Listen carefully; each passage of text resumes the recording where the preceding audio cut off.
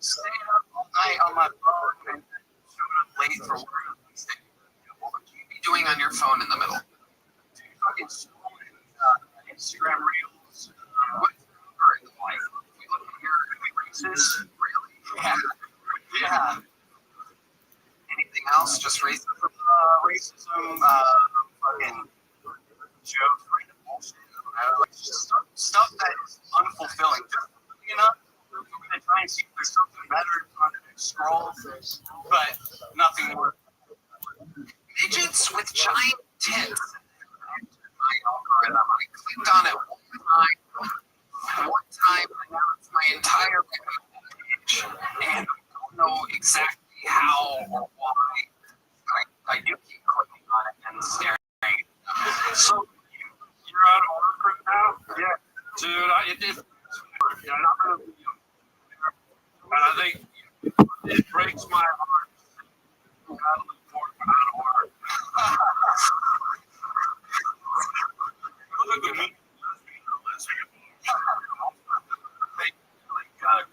You probably get a job at like medieval times or something like that. Like, hopefully, I can't jump over. I saw the front of the Tesla. So. What are you what? Because that's the biggest area for his giant. Not with more, but something else. Okay. What is your flight order? Where are you into? I mean, honestly, I catch a lot of lesbians. Seriously, recently, my only options are like dating apps. I feel like the fucking there's like events, so I don't know. What's the last date you went on? Last other people, perhaps. Fucking 37-year-old lady, like South by Southwest, and South by Southwest, like there on location, where you met her. That was like a overstretch. She was better than what she looked like. Dude, she was white son. Dude, you know it's gonna be good. Dude, she was right, and like under her clothes, but she kind of flexed stomach. It was weird. It was weird when we talked to people. She smelled like corn tortillas and crystal lady. It was pretty nice. And it was is it Latina? Yeah, for sure. Okay. She's been looking up pages for boy's mustache. So where exactly did that sexual hookup take place? At her place? At her place. At her place. Her place.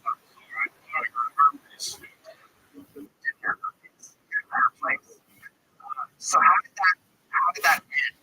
She was oh, okay, perfect. Well, that's not exactly that. All right, Jack. Well, congratulations. Here's a medium-sized grand from everybody.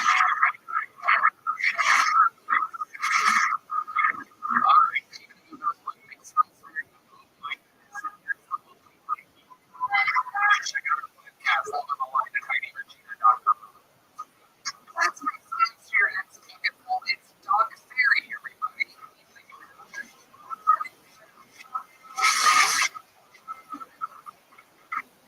Susie, I just can't stand these fucking bitches. I mean, I'm surrounded by females. I got 9 X, only 2 local. I got 3 ex-wives. I got 4 daughters, no sons. I got 7 grandkids, 6 which are girls. So what I'm trying to tell you, ladies, I'm on your fucking bullshit. You fucking crazy. I'm gonna give you an example.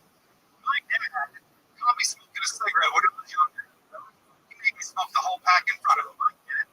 Don't watch my fist. Now my mother, she caught me jerking off in the bathroom. She made me.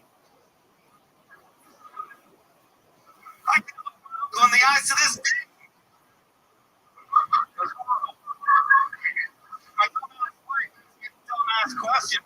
She said, "You have a favorite song?" I said, "Yeah, you want to hear it?" She said, "Yeah." I said, "All right, here it goes."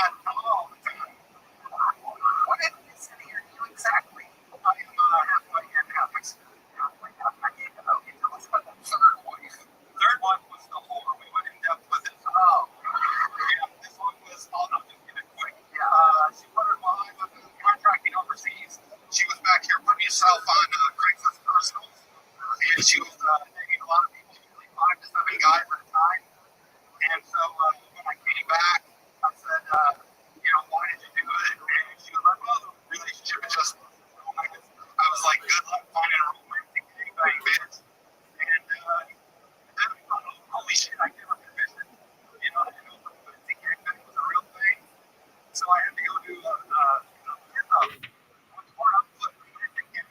search for it. And I'll tell you what, it took me 15 years to have lots of jargon, but it's certainly improved zero. She's right. She's an bitch. Wait, you ended up in the emergency room? You're making a joke? I'm making it. Okay. Yeah, she's a bitch. Okay. No. It's because you seem to really hate women at this point. Right. What's the next date you went on? Have you ever had a positive interaction as a late woman? No. You kind of go into it thinking this is going to work. No, I'm the one that was really talking about. Okay, so what's it like? Can you give us an example of a recent date that you went on where you haven't dated in 2 years? You haven't been on a date now. Have you hooked up with anybody in the last 2 years? No, not since I saw them. Last time I was 22. What happened in December 22? That's the last time I got laid. How did that happen? What went down? She was a girlfriend, and she just got jealous because I live in Murray, so a lot of money over there. So the main house has 7 bedrooms, and so pick up some people sometimes. They live there, so I had a friend who was a female who lived there. Hold on, time out. You said the main house has 7 bedrooms. That's your house. Yeah. You live there. Yeah. By yourself.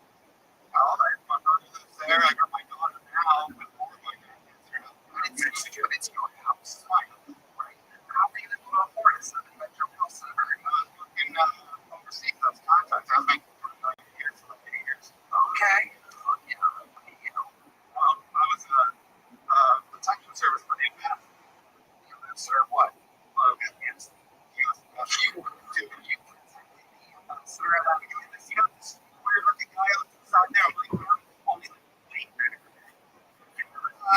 pretty sure that guy would rip your fucking arms out of your socket. I'm pretty sure he just absolutely did whatever he wanted to. I'm getting used to be a little bit more sure anymore.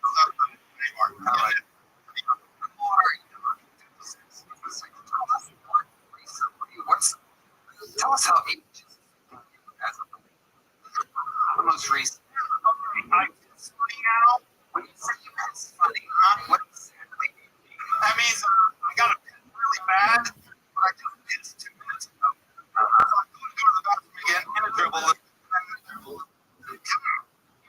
comes out. And then I go back and then I go for an hour. And then it's just going to go up and down. So I don't know what's happening. I didn't even think about this. I got a DP from the urologist. Tell us about that.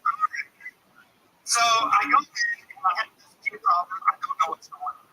So I'm like, man, I'm going to try it. I don't know what's going to happen. I think you guys are doing my dinner. I don't want to hurt them. I'm trying to stay away from things like that. So I go in, go into the room, move the lights, I'm not on it. I'm on my side. There's with the on there, and they shove it in my ass. You're a Ruth Chris.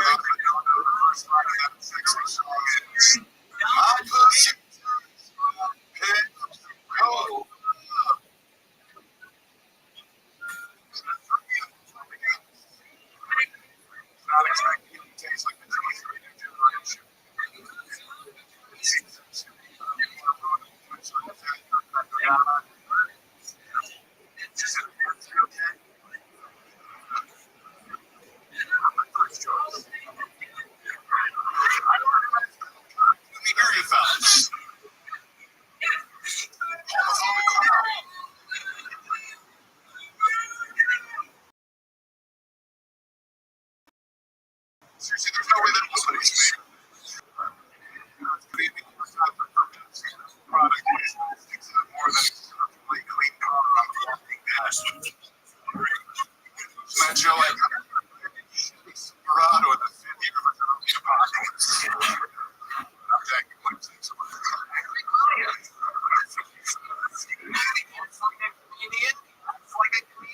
moves like a comedian, doing jokes. Yeah.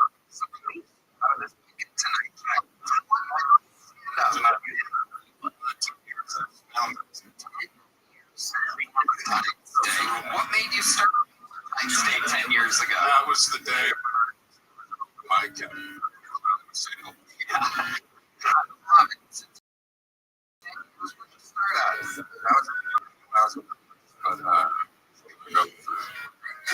Okay. So I'm in a girl.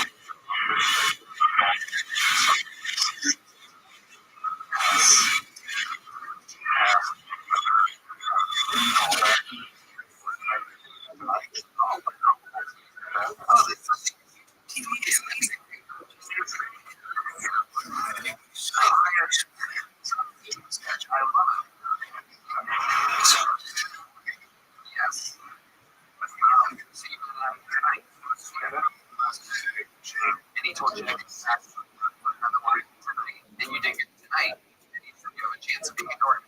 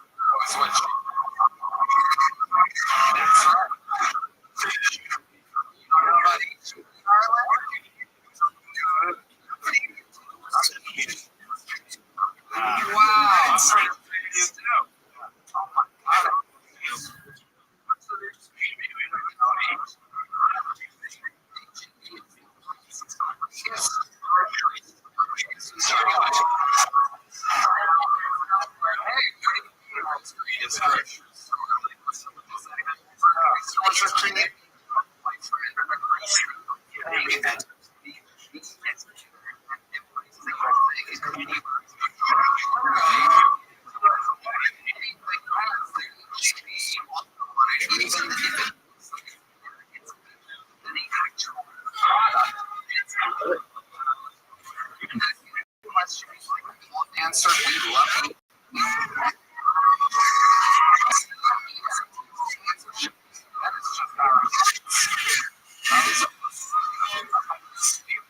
I tell you something.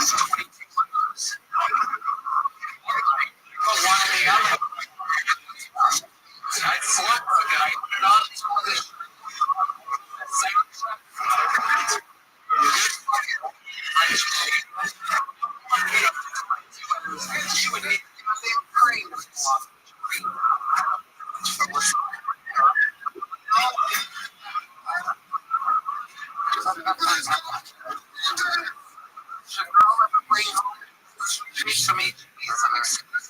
perhaps jalapeno stuffed.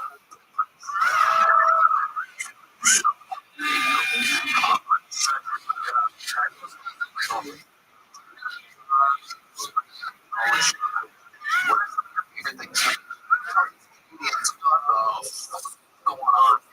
Let's see. I haven't tried.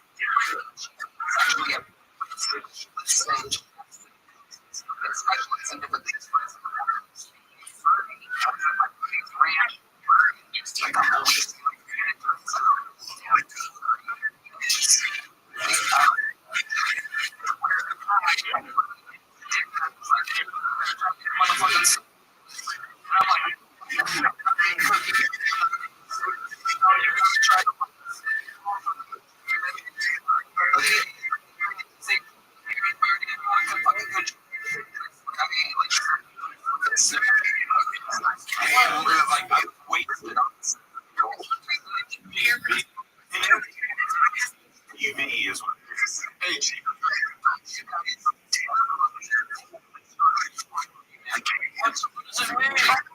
long.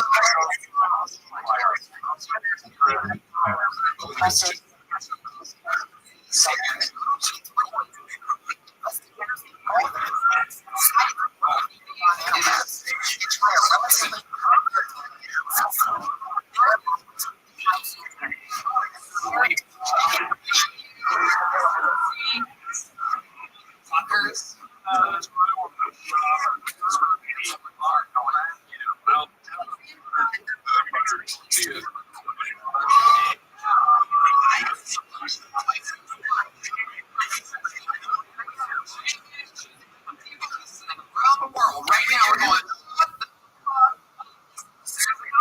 You guys have a superior version.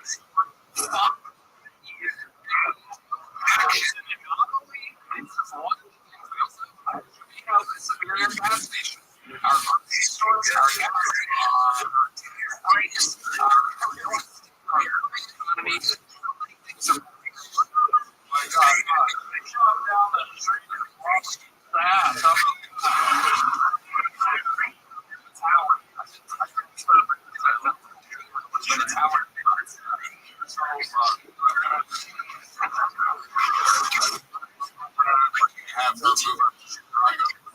so gonna work where I'm gonna shop. Moscow, but that's starting.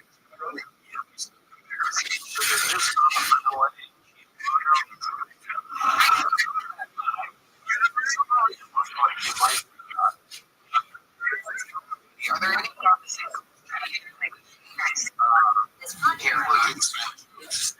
see you anywhere? You're fucking back.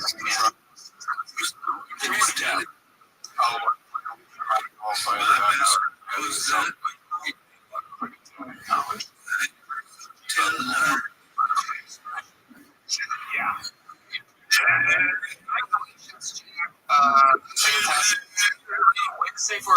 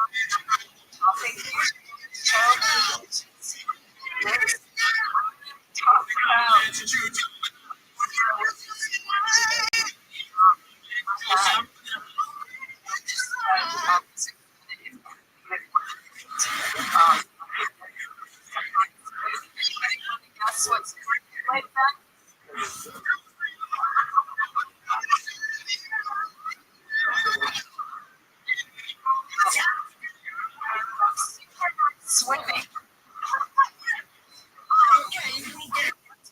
Question the Olympics. If I could do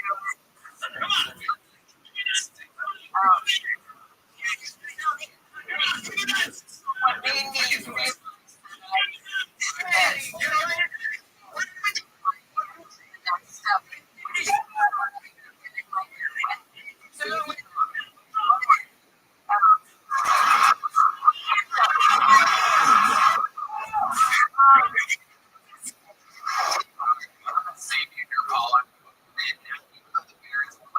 do the one more. How long do you think the one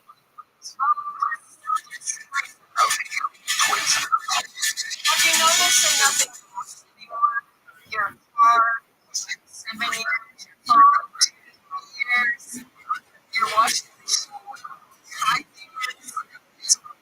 doors. I think it all started with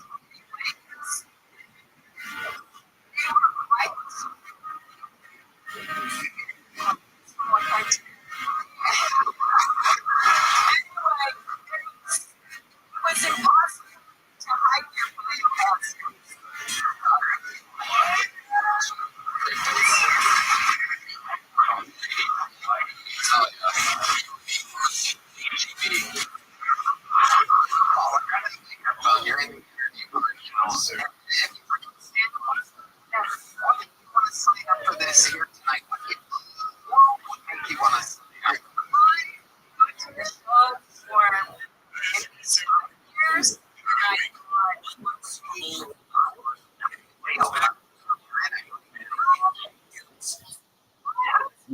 it's bad there, but it's okay.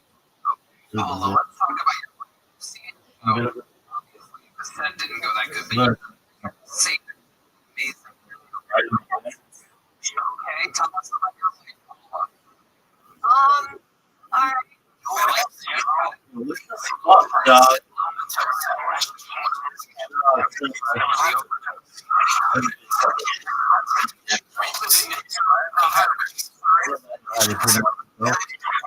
All right. Child catcher.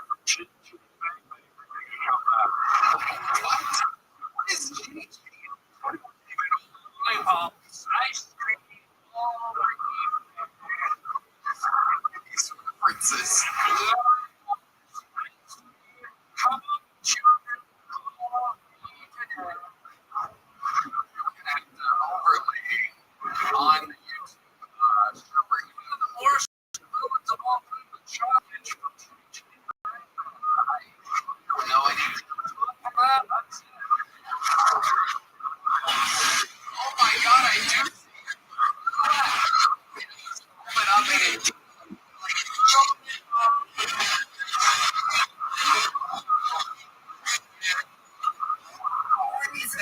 Absolutely amazing. Children. Okay, Dude, where are you fucking watching? by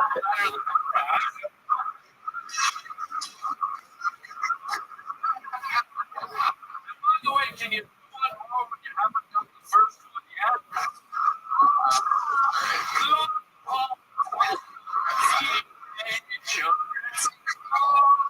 Harley is so funny that he's able to kill with an impression that nobody's ever even seen before. This is amazing. So tell us about your life. What's a fun fact about your life? My dad's brother was killed by the mob.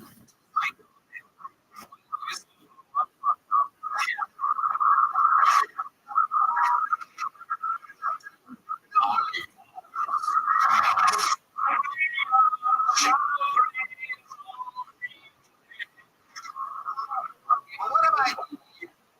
Let's talk about you. You've been through about 9 or 10 divorces or something like that. No, I'm kidding. All right, let's hear it. What you been doing with your life? I've been on Steve Harvey. What were you doing on Steve Harvey show? Pyramid. She said she was on Steve Harvey. Put it together. I submitted Steve. Okay. And they called me and they interviewed me and then we did that on the show. Okay. All right. What was the point? It was probably back in like 2015 or 16, but it was something about it was when one of our kids was in college and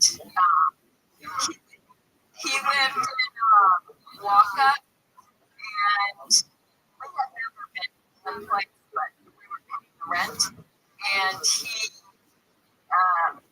wouldn't let us in. So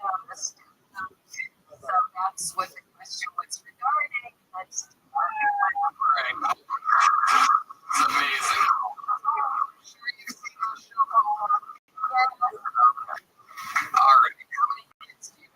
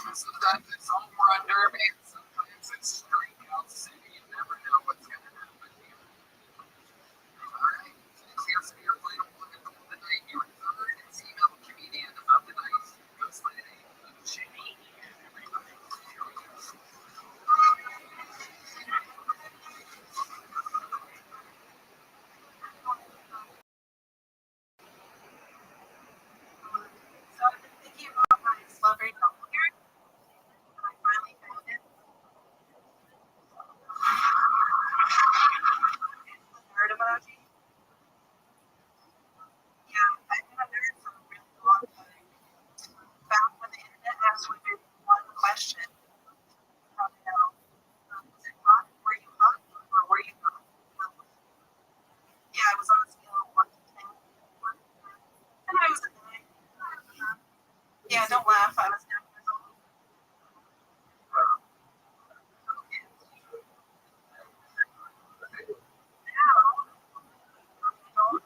Ask me more questions like, what's your social security number? Are you a girl boss or are you a truck boss? And I'm like, I'm single and tired. I'm so exhausted. I don't see my friends.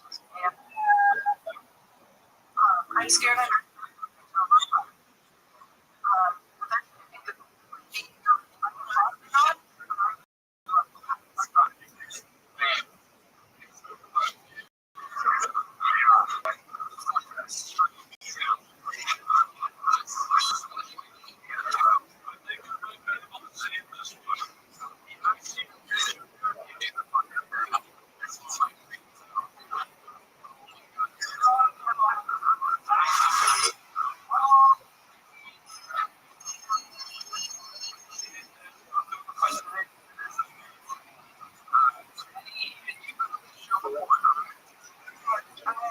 so that's 69 last time.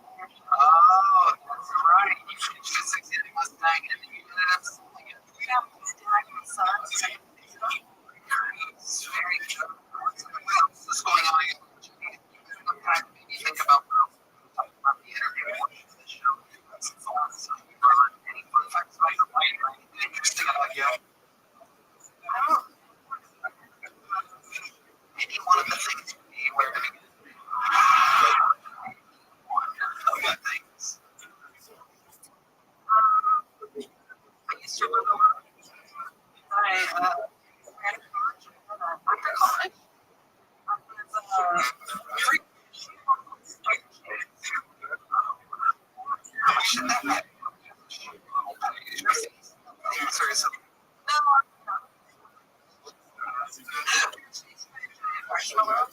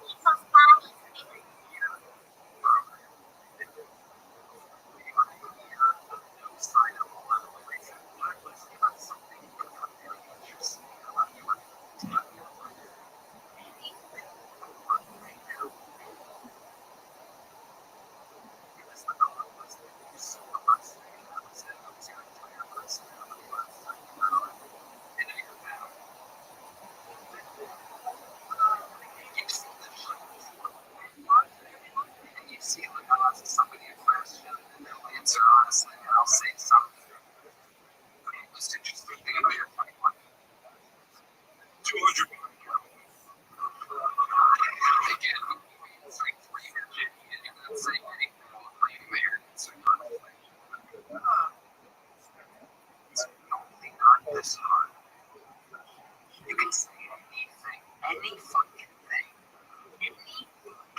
about your fucking life. I think it's interesting that I'm still like that. She you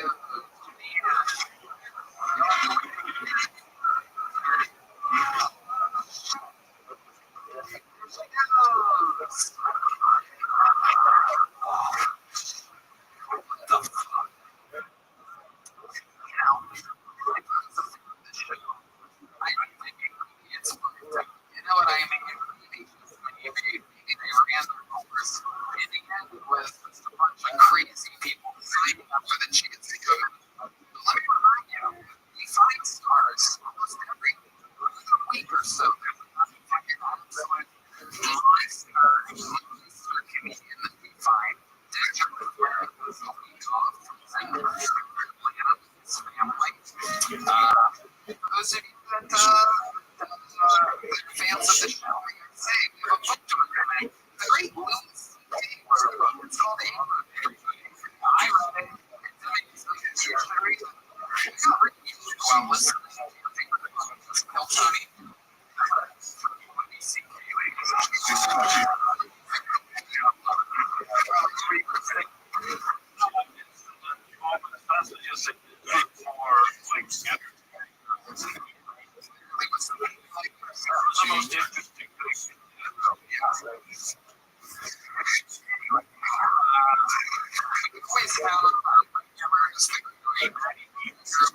And the only way to end the show is with these old fans the record for the most appearances on this show. Most interviews during the show. And the show's history. It's here again, ladies and gentlemen. It's the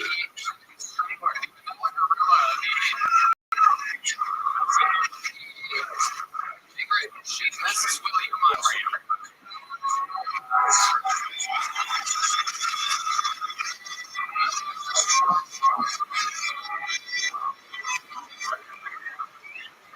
Did you know that a woman discovered caviar?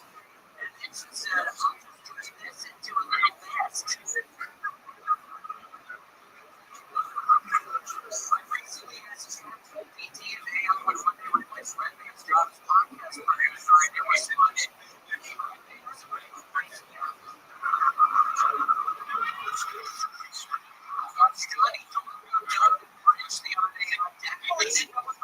what's going on?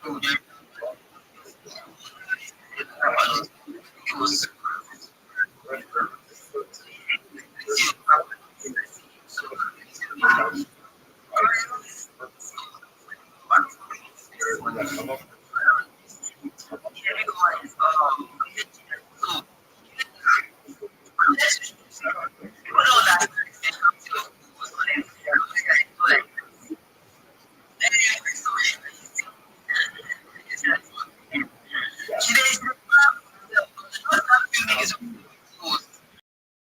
You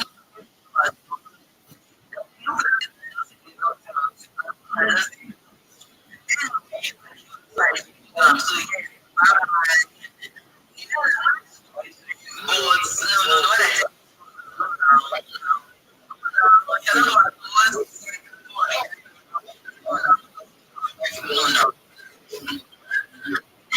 anyway, I'll let you Rabbi,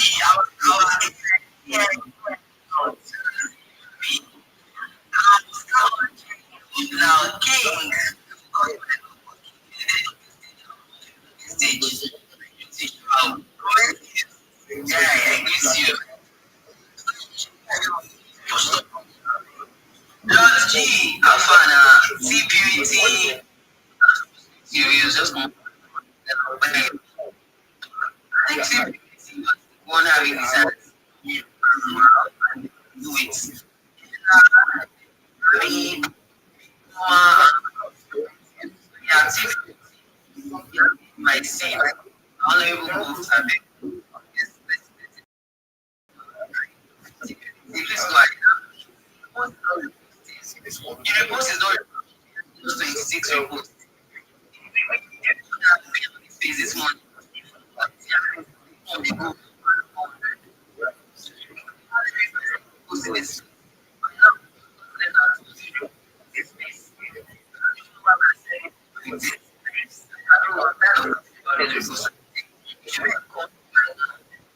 Culture right now. I don't know. So they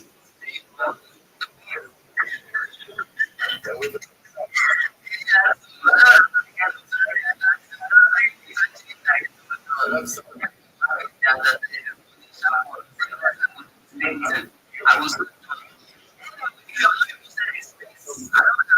I don't understand. When they carry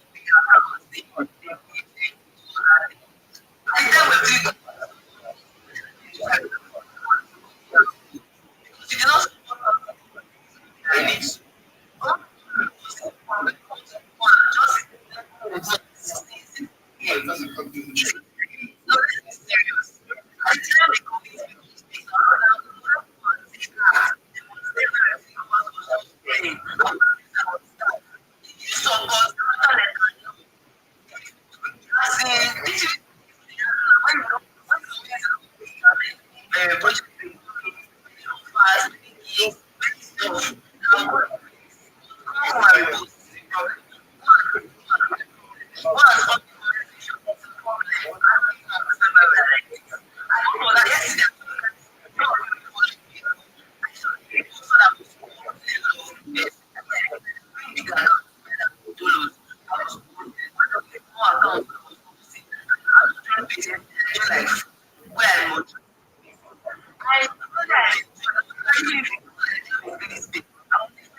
That's why I don't repose.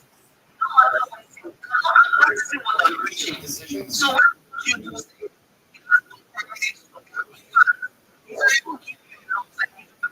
support because human beings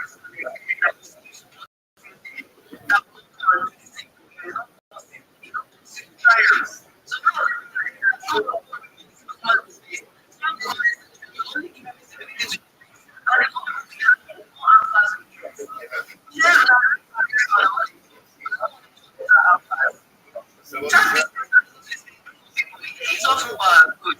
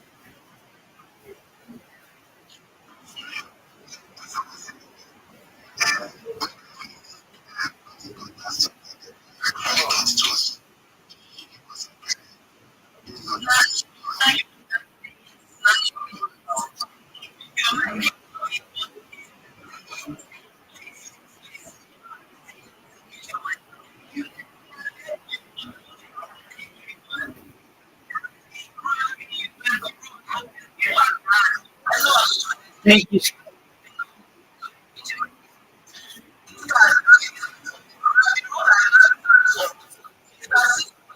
Absolutely. Thank you so much for the opportunity. You should all know that you sound wonderful. Let's not fight over it. Okay, you all sound great. First and foremost, I've done my best to follow every single person in this space. I appreciate it if you follow me back. I have hundreds of thousands of followers on social media. I'm a KOL, and you want to connect with me. Secondly, you should know that I have spent more than 360 days live streaming on Spaces 24/7. You don't know anybody else on X who does 24/7 Spaces, let alone video streaming. So you want to connect with me for that reason. And most importantly, if you don't know who I am, I'm Rabbi Rothschild. You will. I stream on like 24 hours a day, 7 days a week, 365 days a year for world peace. I've been doing so for more than 4 years. My streams go back to the pandemic. We've seen the death of a queen, the birth of AI, the coronation of a king, and everything between. This is a real life Truman Show, real life Big Brother. This is a timeline and a time capsule of human achievement. In the 1990s, the phrase content is king was coined, and I'm making it true today. I'm king of the internet. This is the biggest event in global history. Here's why. In 2018, The Economist magazine stated that data had overtaken petroleum as Earth's number one resource. I have more data archived on the internet than any person ever. And that means I'm going viral. And when I do, I want to make you, your friends, your family, all financially independent if you're not already. I want to ensure that you have generational wealth if you don't already. And I want you to be able to start charities and philanthropic organizations of your own. I'm unlike any influencer you're ever going to meet. I'm not live on one YouTube stream or two YouTube streams. I'm live on over 20 simultaneous YouTube streams, 24 hours a day. You can view my life from 360 degrees. I even have a ceiling cam. If you want to view my YouTube, the link's available in my profile. Additionally, you'll find it in my pinned post. You'll also find in my pinned post the link to my link tree. I dare you to look at my link tree. Nobody dares you to look at that link tree, but I do because I have more social media than any person ever. I have more content than any person ever. Additionally, you'll find a link to my Discord, discord.me/rabbi. I'm proud to say that we have over 2,800 people in our community and continue to grow each day. In addition to being extremely wealthy and wanting to promote world peace, I want you to know that I want to end world hunger through the use of technology, such as agricultural drones, floating greenhouses, saltwater greenhouses, hydroponics, vertical farming, cloud seeding. I want to help end world thirst.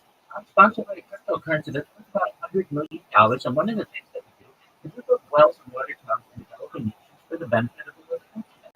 Additionally, I'm an applicant to the Lifestyle program, and most importantly, desalination technology, where we pump Earth's seawater onto land and make it drinkable.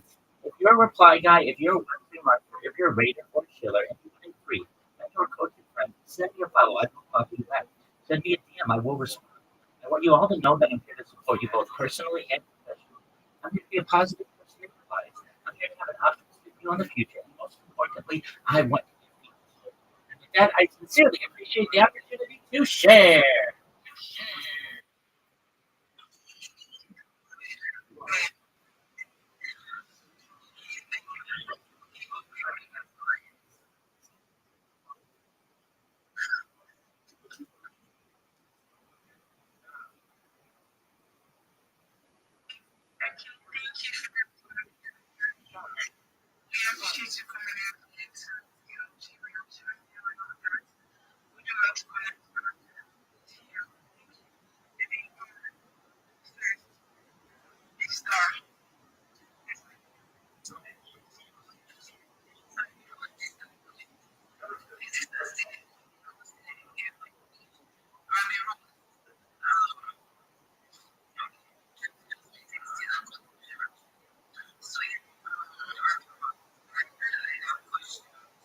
Absolutely.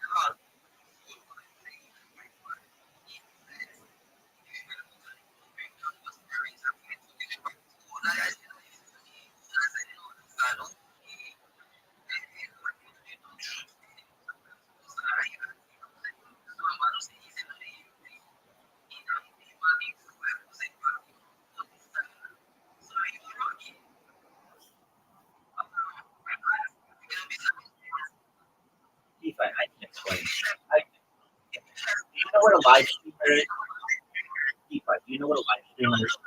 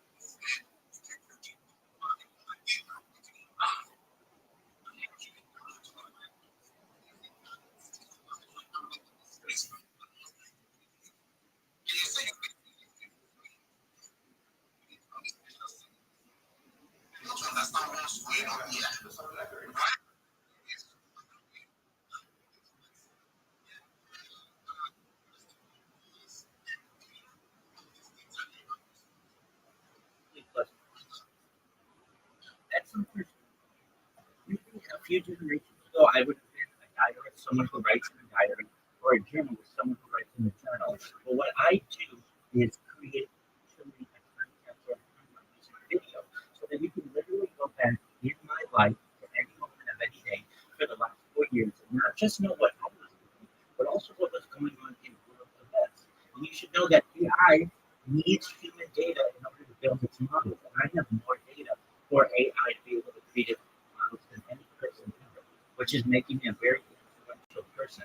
Essentially, all of the data that I'm creating will be monetized in the future. I'm creating a giant library of this. And I'd like to do it for the rest of my life. So essentially, you'll be able to see my life in decades from now and go back in time, almost like a time machine, to see what was going on. It's extremely valuable to humans. Just like in the past, where people would read history books, or people would read someone's diary, someone's journal. I do the same, but I do it using video. Does that answer your question?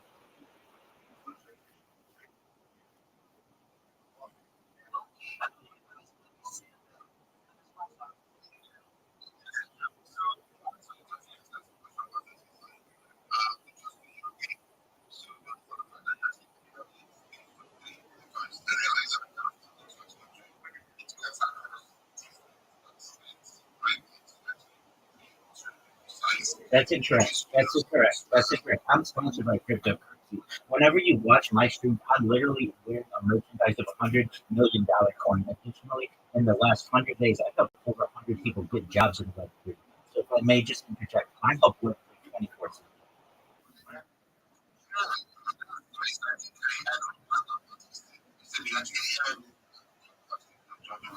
Absolutely. Let me explain what I do. I will help you, absolutely. And that's why I say anybody who wants a mentor, coach, and friend, send me a DM. I'll be there to help you. This is what I help people to do. First and foremost, if you don't have a resume, I help people to get a resume.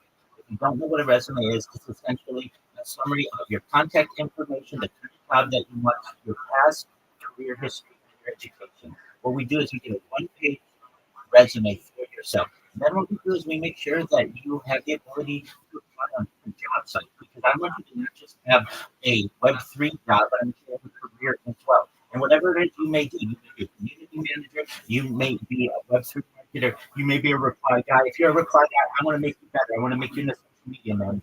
If you are a community manager, that's good. I want to make you a brand ambassador. Whatever you want to do, I want to enhance you. And by the way, everything that I tell people is absolutely free. The strategy that we use is free. I never charge anybody for any of this. A good idea for this would be hard. Additionally, there are a lot of people on here who want to have bigger networks and they don't know how to do it. So what I advise people to do is create a link tree. If you don't know what a link tree is, it's essentially one link that you can put in your X profile that gives links to all of your other social media. I make sure that people create as many social media accounts on different platforms as possible and have the biggest network that they can. This has a five-part strategy. First, it allows you to be able to promote yourself on the most amount of platforms. Secondly, it allows you to promote your clients on the most amount of platforms. Thirdly, what it does is it gives you more than 30 different communication channels to get new clients. Fourthly, what it does is it allows you to rank really highly in social media, in AI, and in search engine. And finally, it makes it very difficult to impersonate. Once people do this, I look over their profile, I help them with it if they need help. What we do is we go and we ensure that they have contact on their different social media. Then what I help people to do is be able to pitch themselves with a 30-second, a 60-second, and a 90-second pitch. So that they can go to a face with very little experience come in and say, hi everyone, I'm a website marketer and I'd love to promote your project on my 30 different social media platforms. That means you're going to get more DMs about your project, more people about your cryptocurrency, more people interested in your NFT. If this sounds good to you, please send me a DM. I'd love to work with you. And then I give people a menu that they can essentially send to their customers in order to make 10, 20, $100 a day if they want to, depending on the project. So I do my best to help people to become more successful in the Web3 space while simultaneously live streaming my life. Thank you for letting me do it. That's amazing.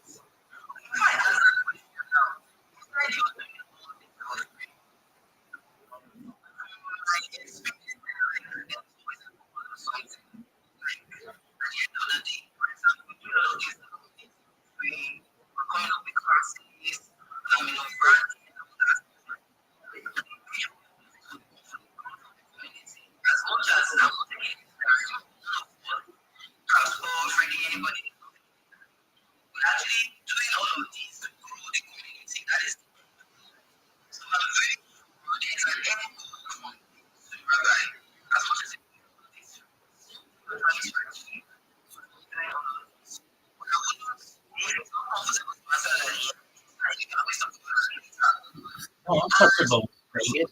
I have the heart of a teacher. I'm a teacher, and I like to help to educate people. I'm a certified project management professional. I have successfully launched apps on the App Store and Google Play with millions of downloads. That has allowed me to have financial independence. Additionally, I'm a rabbi. The term rabbi means teacher in Hebrew. I like to teach. I like to see people better themselves. If you join my community, that's great. But I don't demand it of anybody. You don't have to. If you just want to DM me and get information from me, that's absolutely fine. I don't ask anything from anybody. I absolutely understand what's the reason why you do it. If anything, I like to see people better themselves. But if it is 100 people who I've helped in the last 100 days, not one of them has ever been asked for anything. I do my best to improve people. And really, the joy that I get out of it is to see people become successful. When they come back to me and they say, Rabbi, I got my first job. That's great. And they're like, okay, but I don't even know what to do. What do we do? And I help them and we strategize. That's a great feeling. And so, if anything, I enjoy the feeling I get when I help people.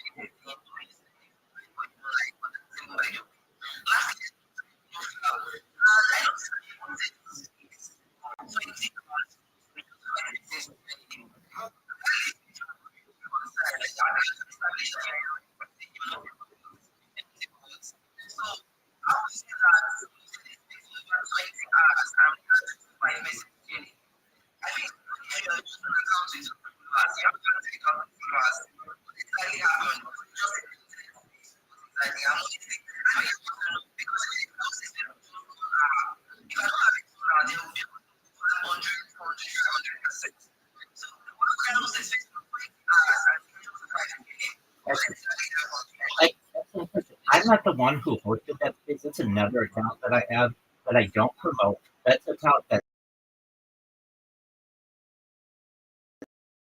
simply records and live streaming on February 14th of last year. It's coming up on the year. And those aren't like the audio is important, but what's really important from those videos or from those spaces, you may not be able to see it if you only have an Android account, is it's video. So if you go to that space with an iOS device, you'll be able to see me for 20 hours straight. That's extremely important in my project in archiving the life of a human being. So I don't promote those spaces. I mean, I did repost it recently with one of with this account, but that project is not really promoted by my favorite account, which is this one. So for anyone out there, if you ever want to find that space, you add spaces search, just take Rabbi, and you'll be able to watch my life 24/7 if you're bored. Come check it out. I don't promote that space stuff and just let it go, and it's been going now for more than 350 straight days, which is quite an accomplishment. And here, I do them for 24 hours usually, and then I restart them. So I don't promote them. I don't ask people to join them. The 5 people who join were just random accounts that join. I don't do that because I want people to join those spaces. Where I host the space, I get hundreds of people in the space. When I have that account join the space, it's really just archiving the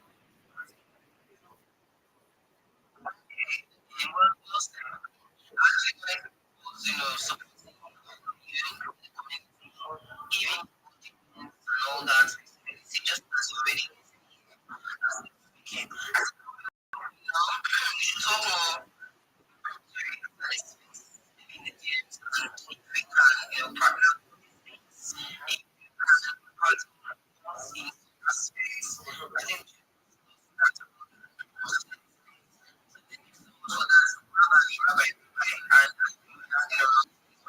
just in case. So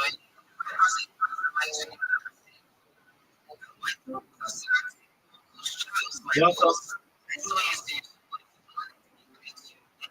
welcome.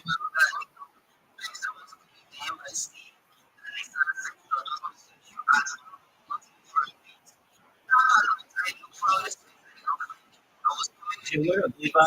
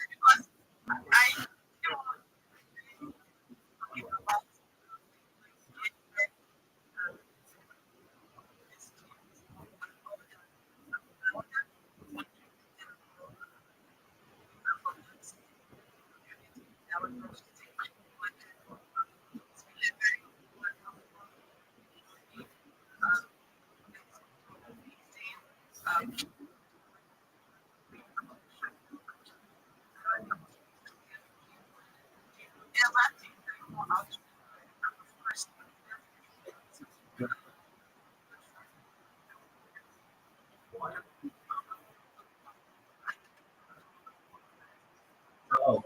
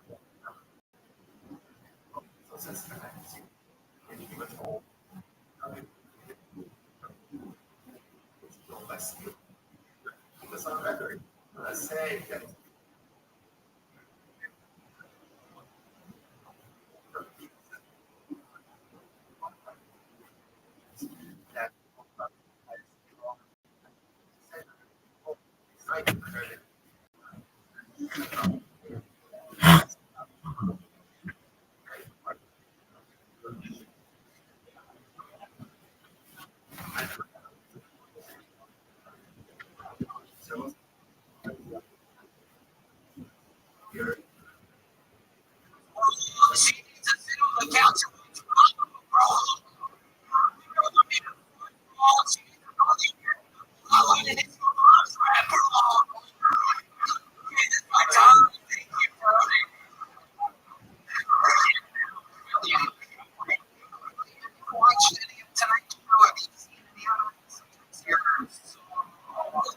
Just a little bit.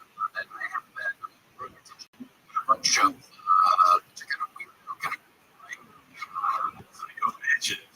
Some bitches that last night she seemed strange when she was looking out. I just touched her shoulder, just trying to be nice. And with what I was doing, I took her, she was just sitting there staring at me as the cooking bitch keep walking.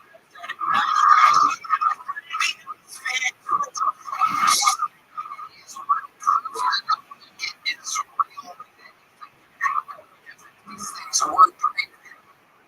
Produce it all. Nearly like Demo job. It's extremely man. And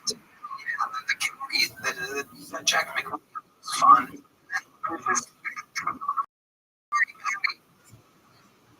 Well, so busy hanging out and also my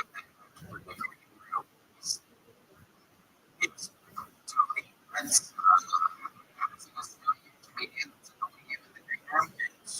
really no.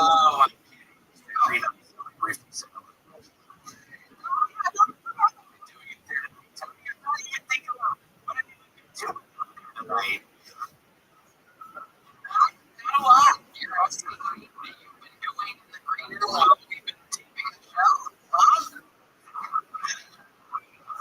William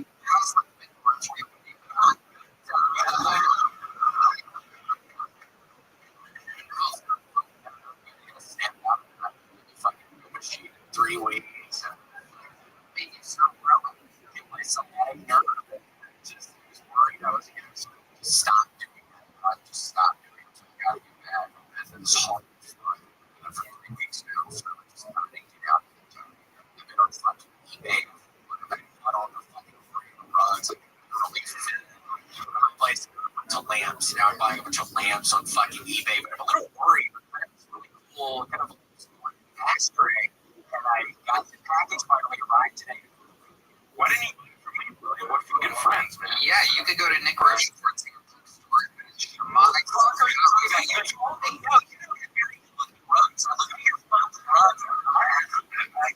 good looking rugs. He has great rugs. See, IX house. Shamanic house. What a fucking smell like shit. Smell like shit. You also smell moldy. What kind of lamps on eBay this week? Oh my gosh, I got one that looks like brass looking duck. One that looks like another one. It's not a real.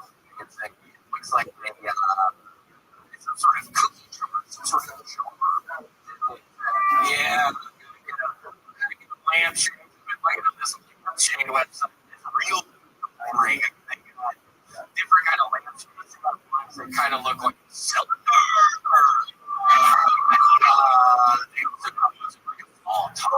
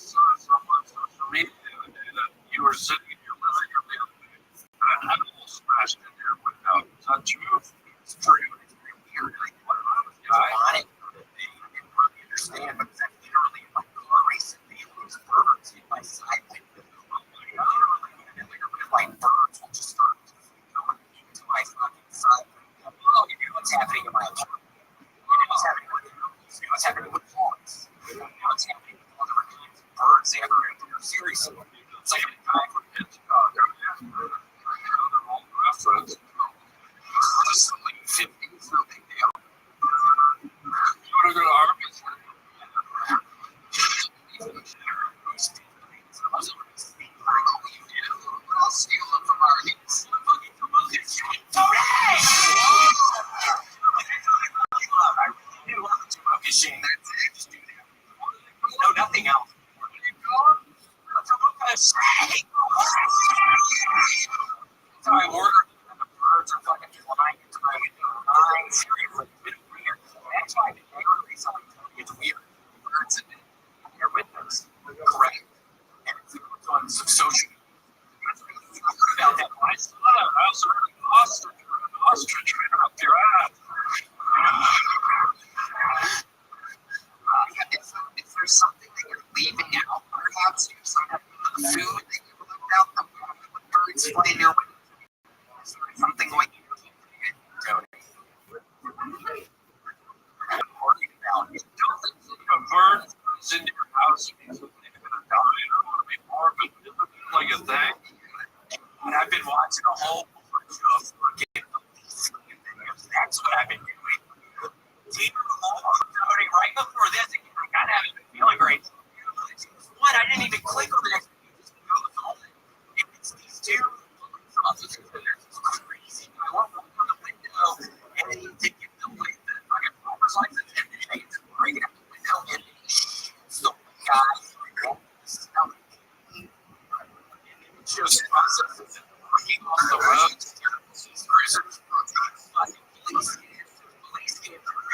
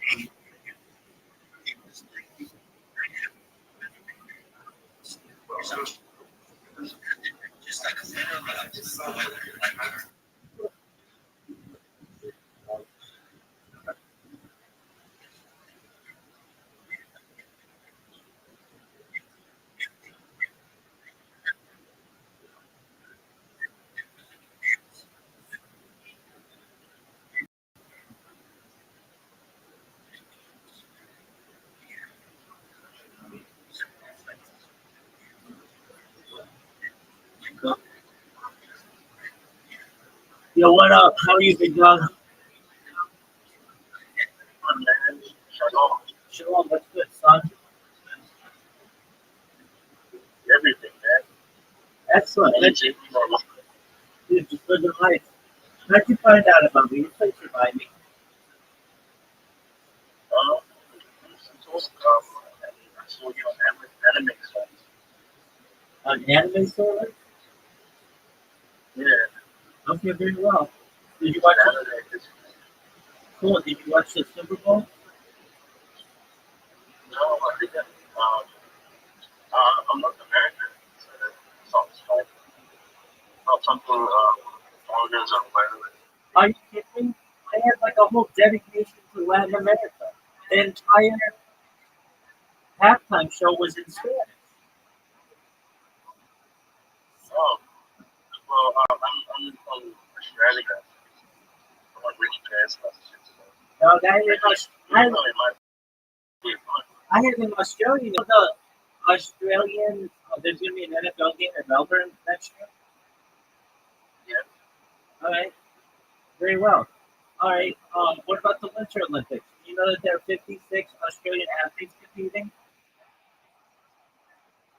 Oh, you're into all the Baby, I'm into everything cool. I'm more into like finance, money, and politics. All right, well, Like, well, I'm into everything. That shit's cool too.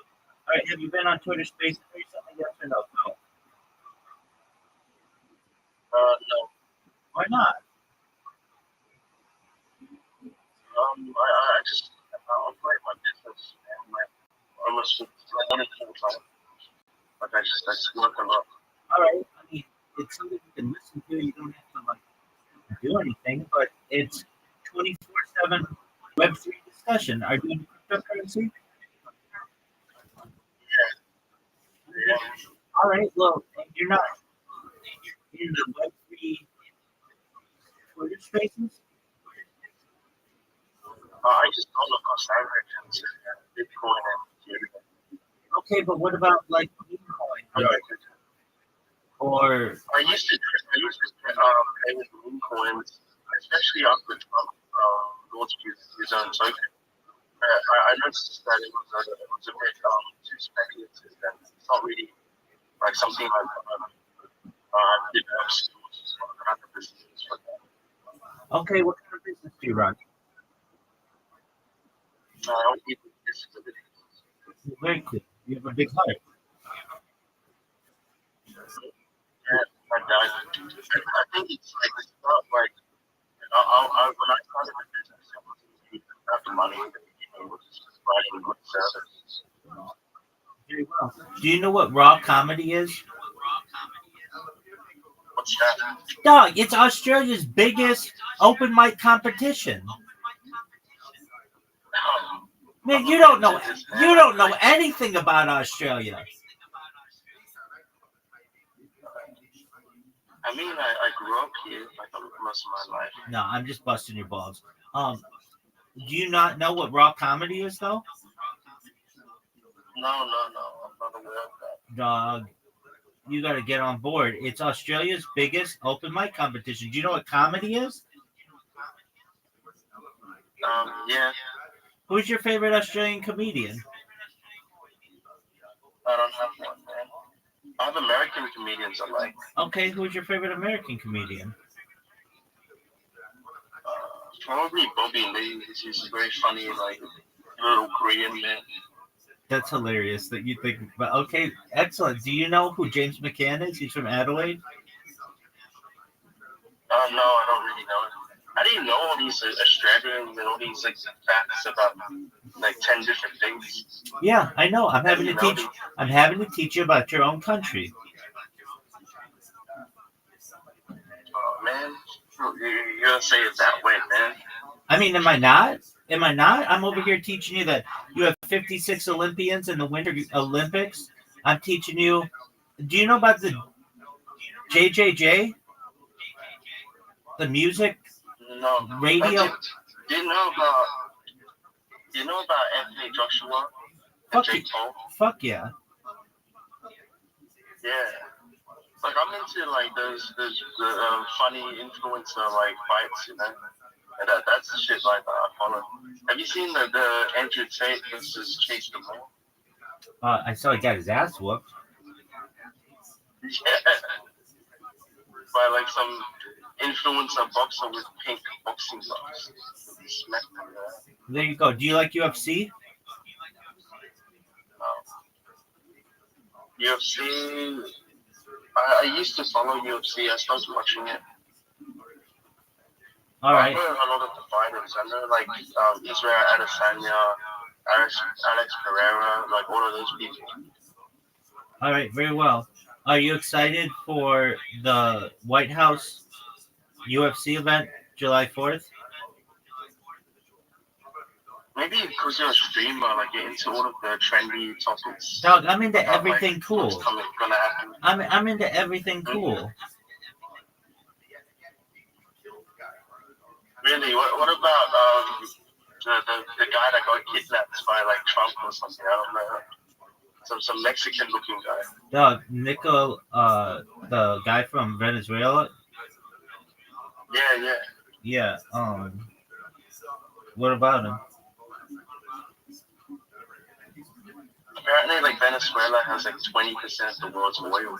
Yeah, dog. We've known this for a long time.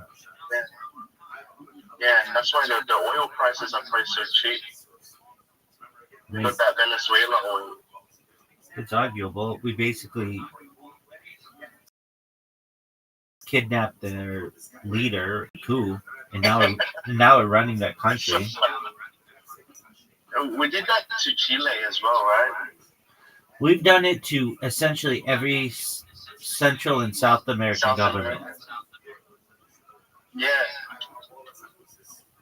Yeah.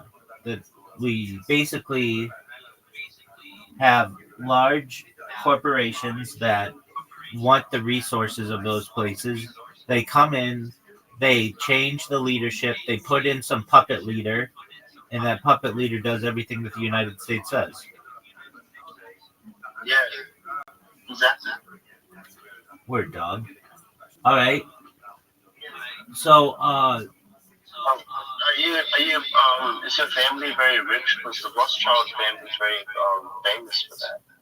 Yeah, I mean, we're all related. We're all related. There are over 3,000 of us in the United States alone, thousands of us globally. It's a pretty common name within the Ashkenazi Jewish community. It's like having the name Kennedy as an Irish person. Mm-hmm. And you're not part of the main Rothschild and Co. family, right? Baby, That branch. baby, they're a part of me. Like, oh, but you're not like connected, like. By DNA, Like, do you have like social connections with them? I have familial connections. That's even closer. Familial. Oh. And what are you doing streaming, man? Baby, this is the biggest event in global history. I don't work. All my food's taken care of for me. I'm financially independent. I mean, what more do you want me to do? Probably like I guess you can chill. I guess you're set and then just do whatever you enjoy. If I enjoy This is what I enjoy. like me, no one's forcing you to stream, right? You're doing it out of your free will. 100%. That's good, man. I could be traveling the world. While I enjoy traveling, I really am a homebody. I like to learn. I like to be entertained. I like to be comfortable more than anything. So I make my time streaming my life 24/7 and meeting new amazing individuals who don't know anything about their own country like you. Now, let me ask you this, my man. I'm just busting your balls. What are your thoughts on Robert Irwin? Oh, wait. I don't know those people. You don't know who Robert Irwin is? Dog, he's like the biggest celebrity in Australia. Like I don't like. I feel like these people like I don't really connect. Like I'm not in the entertainment industry or these things. You know, like it's not like it's not like in my area. You know what I'm saying? Do you know who Steve Irwin is? Yeah, I know. All right. So he has two children. Bindi Irwin, his daughter, and Robert Irwin, his son. Oh, his son. Yeah, dog. So just living like a pimp. That's what I'm doing. Going into Twitter Spaces, telling people about what I do. And do you know any good investment strategies like right now? Like, I think the world's gonna change a lot in a couple of years. Well, of course, it's going to change in a couple of years. Yeah, I know the best investment strategies in the history of humankind. It's called data. Aside from data, though, make a quick buck really as fast as possible. Get into pump fund and just whenever a coin is launched, buy it immediately and sell it within like 3 minutes, and you'll essentially every single time make at least like 1 or 2x, and then you just keep doing that. And no, most of them do. Right when they launch, they all go up, and so you just buy them right when they launch, and then you sell them within a minute.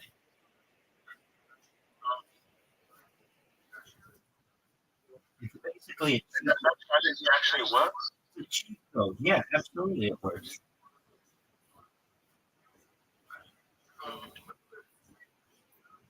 Because I lost a lot of money. Well, yeah, because you didn't sell soon enough. Right? Exactly. So basically, you say to yourself, I'm going to ape into a coin. I am going to only be in it for 1 or 2 or 3 minutes until it's 1x's, 2x's, 3x's, and then I'm going to give up. Yeah. And so you just have to be happy with taking small exactly, but that adds up very, very quickly. Yeah. It's a cheat code, dog. I didn't know. No, I know all the cheat codes. Again, data's the biggest cheat code of them all. Data's more valuable than petroleum. What can you do with data? Train AI with it.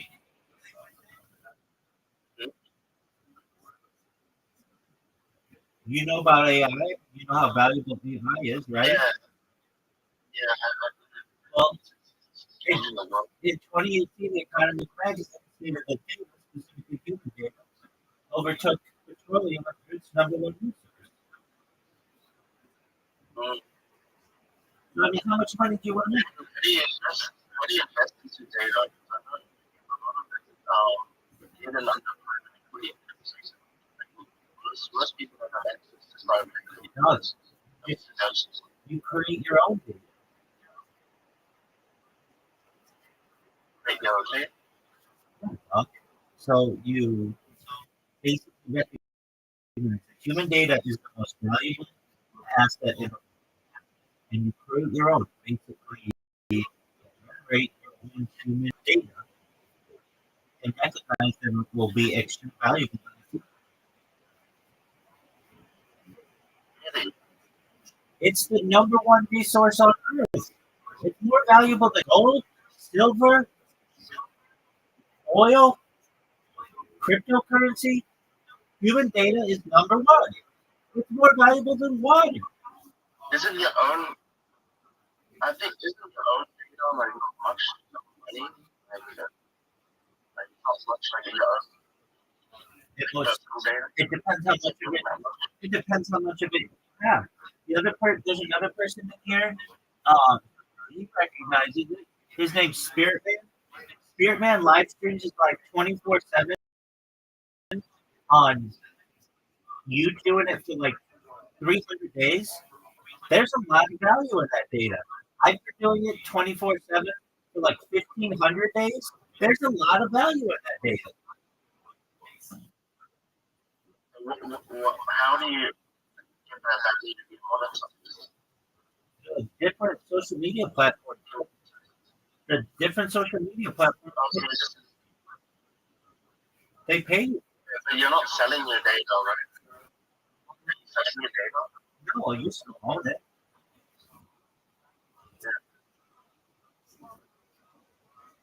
So I mean, they collect data from you, and then they run ads to sell you things. And like companies that run ads, they big social media platforms for your viewers and something. Take it up from that. Right, and then you get paid from that.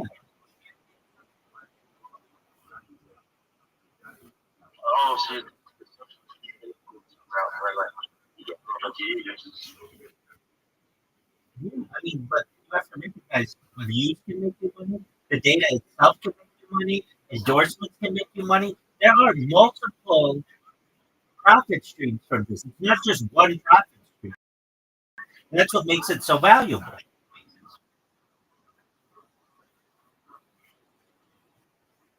think that some people who are able to value and others kind of actually he seems like he's doing very well.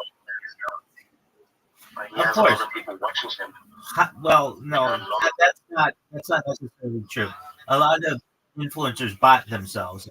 The majority of influencers bot themselves so that they have what's considered a larger audience.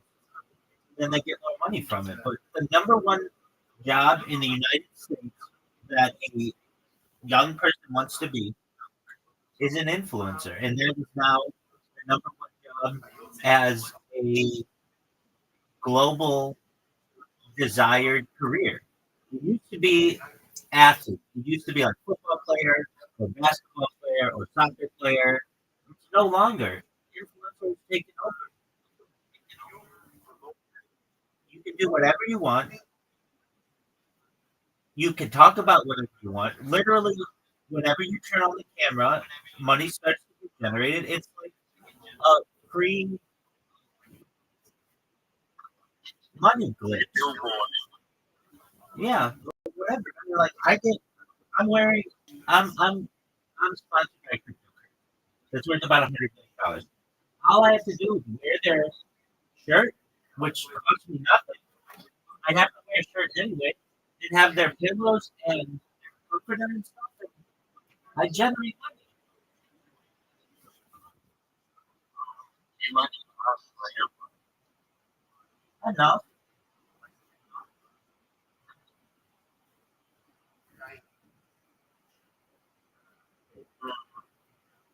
like there's so many ways that gradually generating it. you can monetize, right? So the need to They don't. All you have to no. I agree with you on that. What it takes is consistency. Consistency is the key. consistency. Yeah. I mean, if you want to consider consistency as a skill, I agree with you. You could be someone who has a million views on one video, which is fine. You can monetize that. But what's much more valuable is 1,000 views over the course of a year. You might say, but why? Because you have a lot more content over if you create an entire year's worth of footage for people in the future to be able to study. Absolutely. Like, let's take it like this. You could have like data is very important. Like in the past, okay, let's put it like this. People in the past would write journals and diaries, and they would say like what the weather was like and what was going on in the world, and they would talk about their passions and their dreams. And you could have perhaps 100 pages of a really famous person, which is valuable, or you could have a lifetime journal of someone with maybe 10,000 pages worth of journals, and maybe they might not be famous immediately, but the fact that they had so much content over the course of their life becomes the backbone of many of our history interpretations. Like they're able to shape history due to their words. Maybe they weren't president, or maybe they weren't the king of England. there's a whole movie there's a whole movie that recorded every single TV That's exactly right. news That's exactly right. From the 1970s until the late 20s, like the late 90s. And so for like 30 years, that's become the backbone of global television time. And she worked for Apple Computer, and she and her family basically used the funds that she made from Apple to be able to take on this project. And now the reason why much of our video archive exists is because of her.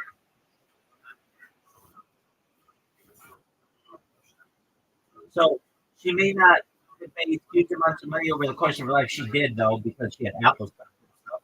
She lived comfortably. But in 100 years, she'll be seen as an icon. yeah I do the order that video footage and the long That's exactly right. And already, I can get AI a 12-hour video of mine, and it gives you minute by minute timestamps of everything that was going on, an analysis of the language, and summaries. I mean, it's incredibly powerful.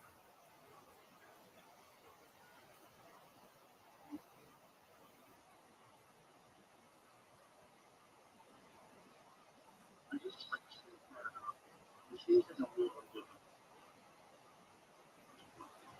video, but we still buy like that we still get we still buy your data that you use and stuff. You have to understand it's about influence.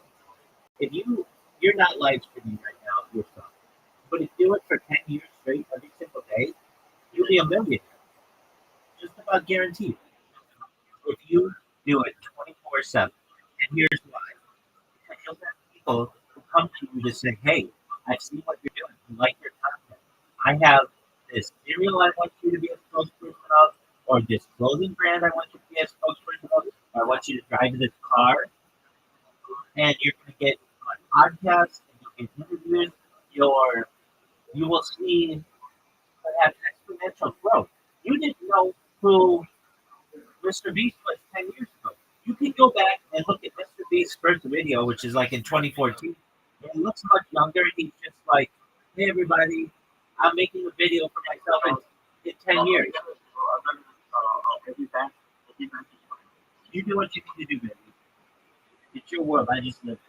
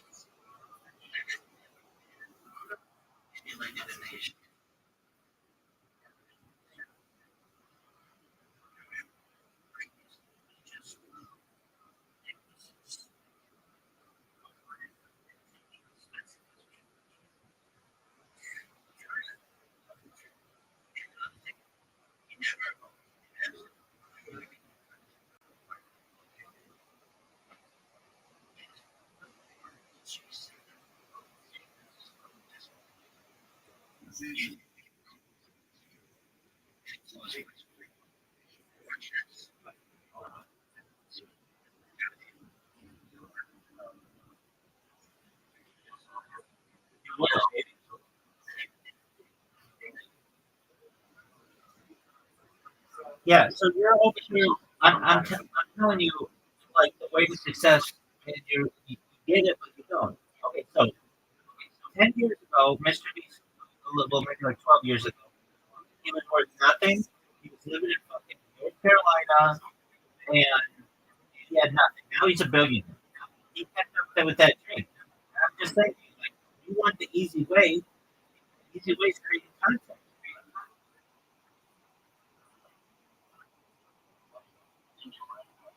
Yes, about AI, because AI, So you have to recognize it's the idea that it is human content that makes it valuable. AI cannot replicate human things. People think of it like this. You know how people pay a lot for handmade things, like watches and cars? But the most expensive cars are the ones that are made by hand. The reason why is because it doesn't involve machines. People are willing to pay a premium. It has more value. Additionally, look at art. Like people could be like, well, art can be created by humans, and it can, but it's not as valuable as art that's been created by great artists. And the reason why is because people value the human touch, and the same is true with content. Yeah, you can create really cool videos using AI. There's no doubt about that. I think it's great. I do it all the time. However, no machine can recreate your reaction to it accurately. It's not real, and people recognize that when they know that it's AI generated. They know that it loses, at least for human beings, it loses much of its appeal. That's one of the reasons why people value going to concerts and being able to see the actual artist as opposed to listening to AI music or computer produced music. It's because they can connect with the human. And we're at the point where, right, if you've heard of the theory, it's known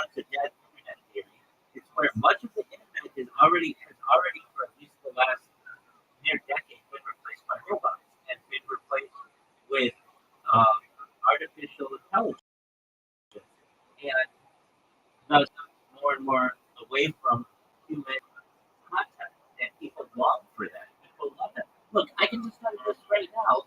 I've got one, two, three, four. I've got like five different people in this stream who just like being around a human. They could be just live streaming to like some AI model or whatever, but they don't. They like the human connection. And that's just in this Discord. I've got another 20 different YouTube streams that are going, and random people in there who just literally like to know that it's a portal into someone's life, that it's real, that anything could happen. That's the thing. It's anything could happen, and it's real. It's part of history. Anybody could say like, "Hey, we're just going to, play anime or play a cartoon or play perhaps a movie," but that's predictive. It's generated. Anything can happen in the street. I can say anything. Any random person can come in here, and that's exciting.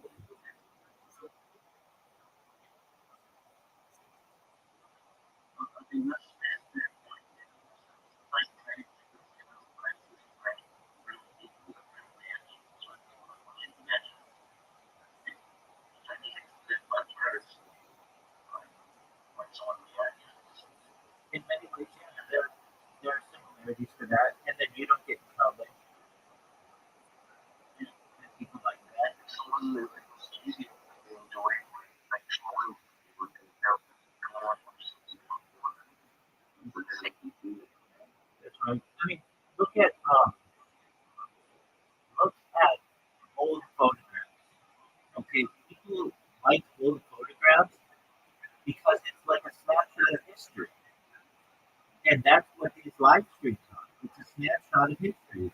People will study this decades and centuries and millennia into the future to understand what life was like in 2026 and 2025 and 2024 and 2023 and 2022 and 2021 and even the pandemic. I mean, that's going to be really important for society.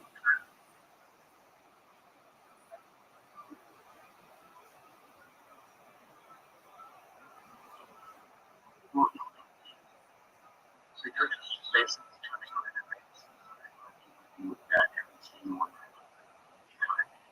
In many ways, but it's not just about my life, it's about world history events. 24/7, I keep the radio on in the background that captures the news world events because there's been evidence of historical revision, and I don't like that. I like historical. I like historical accuracy.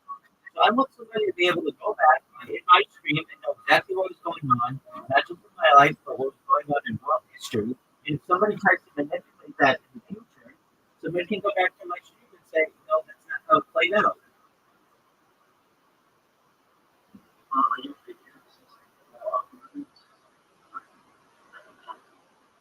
Yeah, I mean, 24/7. I'm right here in my computer. Dude, you don't even know this? Okay, go to at the top of this screen. All right, pardon me. At the top of this Discord, do you see on the red circle that says 24/7 YouTube? Yes. Okay, click that, and then you see a link in there. Click that link. Look how many live streams I have going on YouTube right now. Just do them. Right. So you can see my life from 360 degrees, 24 hours a day. I only have like 100 followers on each account. I know. I recreate an account every few months or so that I don't lose it all. If somebody wants to come in and ban my account for copyright or some other misinformation, whatever they may want to do, I don't lose all of the data. So it's basically redundant, and I have many different streams. And that I get paid for those on some of the platforms.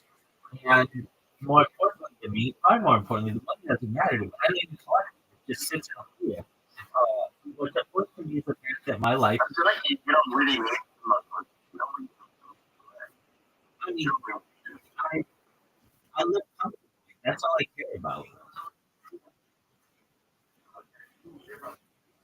Like, are you paying like rent? Like, I'm taken care of. I don't have to worry about I don't have a boss. Nobody wakes me up. That's the key. That's the freedom that I enjoy. I don't have a boss. Every single person in this world has a boss, but I don't. Exactly. But I don't. Nobody wakes me up. I do whatever I want. I wake up whenever I want. I do whatever I want. I'm able to communicate. You have the freedom. Like anything. I mean, I'm religious. I have religious, but those are ones that are, imposed on me traditionally. And if I wanted to, I could break them. I recognize that I have the freedom to do that, but I enjoy the fact that I'm part of the religion. That's important. Um, and I just had each of my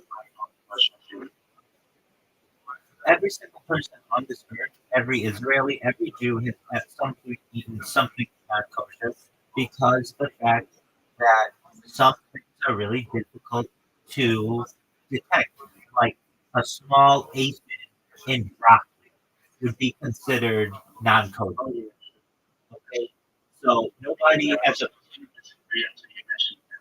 so nobody has a perfect record in this world, but I do my best to buy kosher, eat kosher, and maintain a kosher status, and have for as long as I can remember.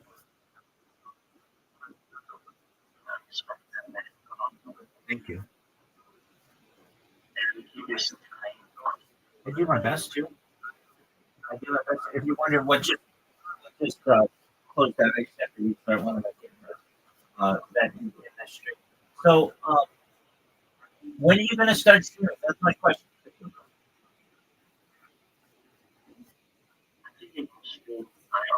I think it's funny because I see a lot of more crazy. Yeah, and you know what? If I know people watching 24/7, they say because I don't take it on. Okay, but I mean that's part of the reason why people might like you. No, but I guess what's a risk. Okay, so you're a business owner right now, and you do your best to help. And let's just be honest. In 12 years, you're not going to be a millionaire, right? Maybe. I don't know. You want to be, but there's like, come on, be a realist. You're not going to be a billionaire in 12 years through your business. Like if you no, wait, that's a very good point. But no, come on, let's be realistic. You started a business. You might be a millionaire, right? But even a millionaire, the odds of you being a millionaire in 12 years, I don't know, 25%, 50%, something like that. Okay, okay, multi-millionaire. Let's say 100 millionaire. The odds of you become 100 millionaire in maybe 12 years are pretty low. You'll probably get up to like 12 million, 15 million, 30 million. You're comfortable, absolutely. But if you just said to yourself, you know what? If I just took, I don't know, $10,000 or $20,000, had a nice setup where I could stream my life 24/7, I would be a billionaire in like a decade. I mean, look at Mr. Beast did it. Why can't you? But the art is like what is like. It's also rare. It's not just YouTube protect you. Uh, with, if you find yourself, you could easily be Mr. Beast. No doubt. No doubt. Absolutely. Absolutely. Mr. Beast is the biggest botter on YouTube. He's his company bought them. Yeah, I mean, if he buy the bots he did in the beginning.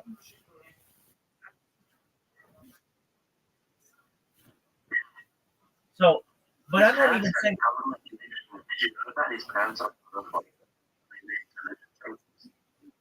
there are arguments for that.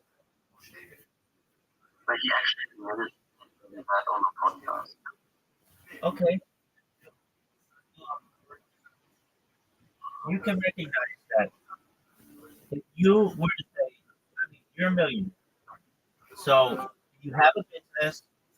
If you were to say to yourself, all right, well, I'm gonna just have live people. You don't always have to be on the live stream. Like right now, I've got like 20 different angles, and of them, I just walked over there. I was on like maybe I wasn't on this one, I wasn't on that one, I wasn't on these, but I was on three others. You don't have to be on camera every single second of every single moment of your life. That's not necessarily what's super important. It's the fact that anytime anyone wants to watch your stream, they can. Even with Mr. Beast, with as much content as he has, if you're really dedicated, you'll watch all his stuff within a few months. Every single video of his. The same is true for my stream. You would literally, to watch every angle that I have to spend a century dedicating your life 24 hours a day, 7 days a week, 365 days a year to watch all the content that I've created. And it would even take longer than that. And that's just this for like 4.5 years or so. Just think about how much content I will have the opportunity to have made if I do this for 50 years.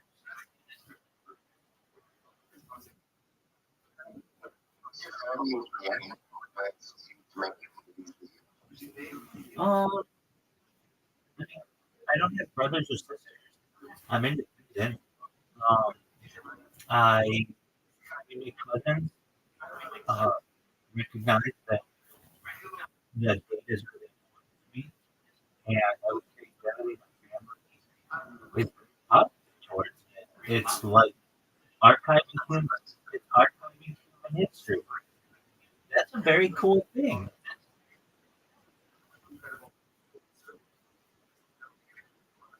It seems like you're archiving your life and you have some stuff in your radio background that is all transcribed. Radio stuff. Absolutely, 100%. That's every single word that comes. Oh wow. You can even get it now. This is pretty. I think phenomenal. Like there are some more advanced YouTube videos that I have. Like basically, YouTube is always adding different features. So in the future, they'll be able to make it so that all my videos are 18, and they'll be able to make it so that I've already seen this where they have voice one, voice two, voice three, voice four, with however many different voices are going on in a different video. You're able to get the transcript of each one of them individually. Yeah, yeah. So like right now, like the radio will be transcribed, but also my voice will be transcribed. And your voice will be transcribed.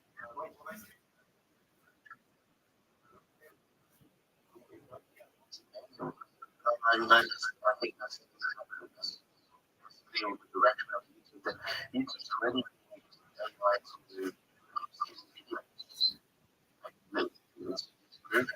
Exactly. And once like adding more features. absolutely. And once you get to 8K, the human eye cannot perceive anything more than that. So we kind of hit a ceiling for what a human could even be able to detect with it. We're not that far away. What? Don't you have a wife or something? I choose not to. Here's why. I mean, I could not. I could.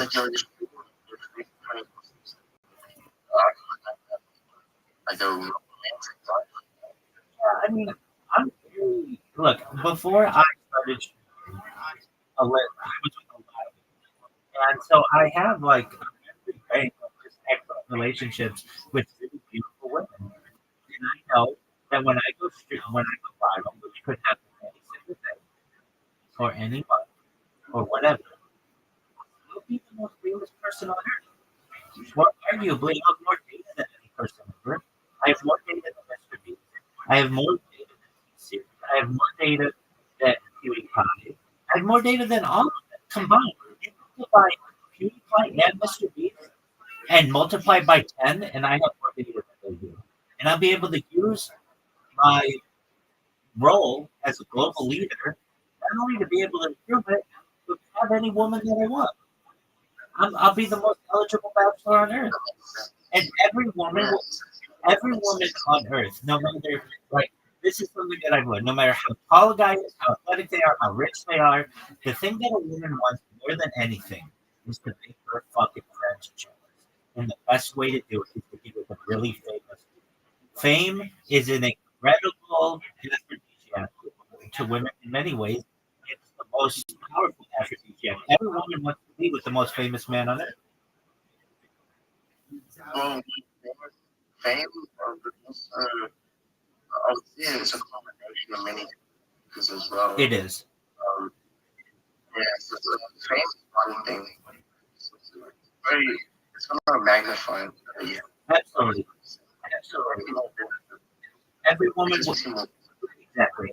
But essentially, what I can give women is the opportunity to be remembered in the annals of history. Just like if you wanted your name in the Bible and you did something, your name is in the Bible.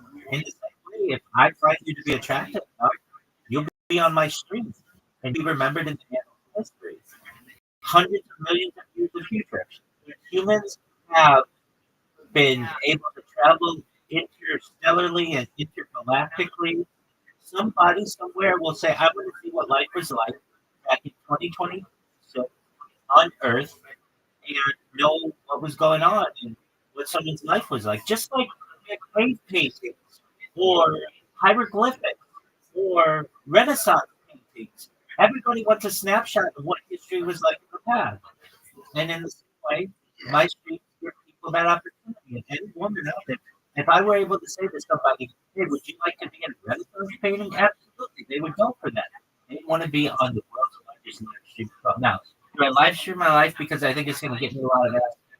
I've had a lot of ass, and it's great. It's wonderful. But at a certain point, there ain't no pussy like new pussy.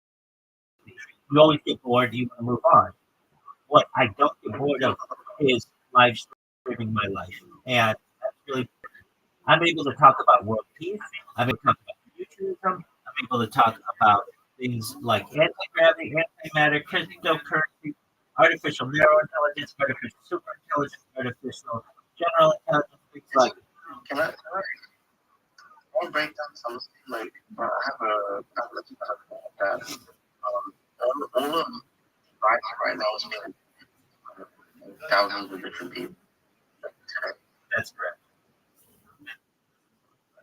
And you have like the stream on you as one individual when it's really a big requirement. So like how do you differ from your back in the market? So how do you Yeah, excellent question. what's your unique Absolutely. People live stream their life. They don't archive the live streams. What makes mine unique is I archive mine. So if you're a Twitch streamer, then that's cool. You're live streaming, and all the people on Twitch are live streaming right now. And that's really neat, right? Their streams erase after 14 days. And if you have a premium account, their top tier is 90.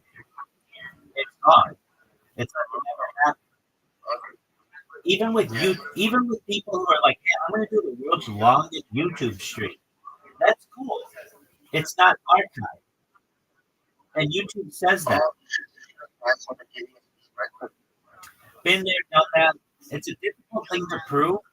And additionally, the Guinness World Record Company is about advertising. And a lot of the things that I stream are copyright infringements. Like today, I watched the Super Bowl.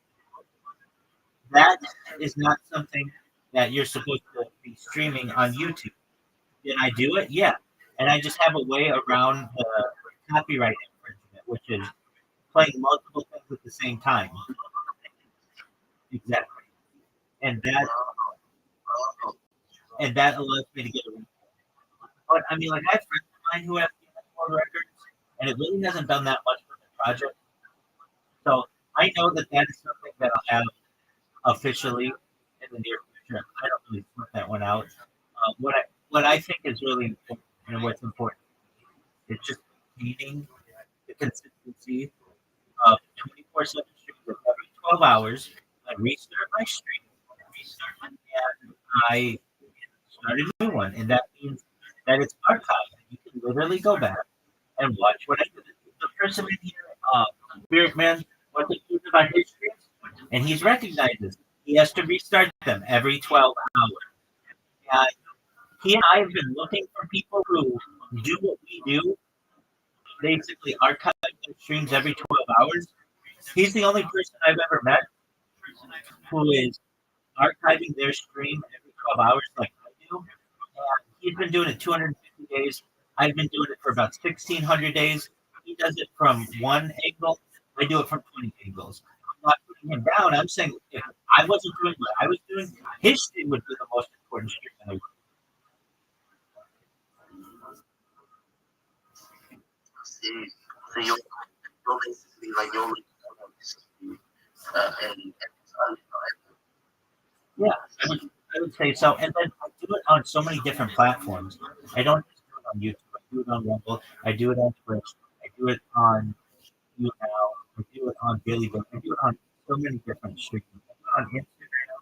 I've been live streaming on X on a video live space of X for 360 days.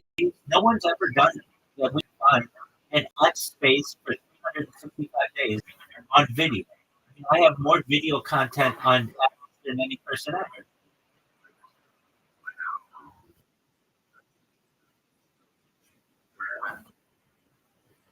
And you have to understand how valuable this is going to be to people of the future.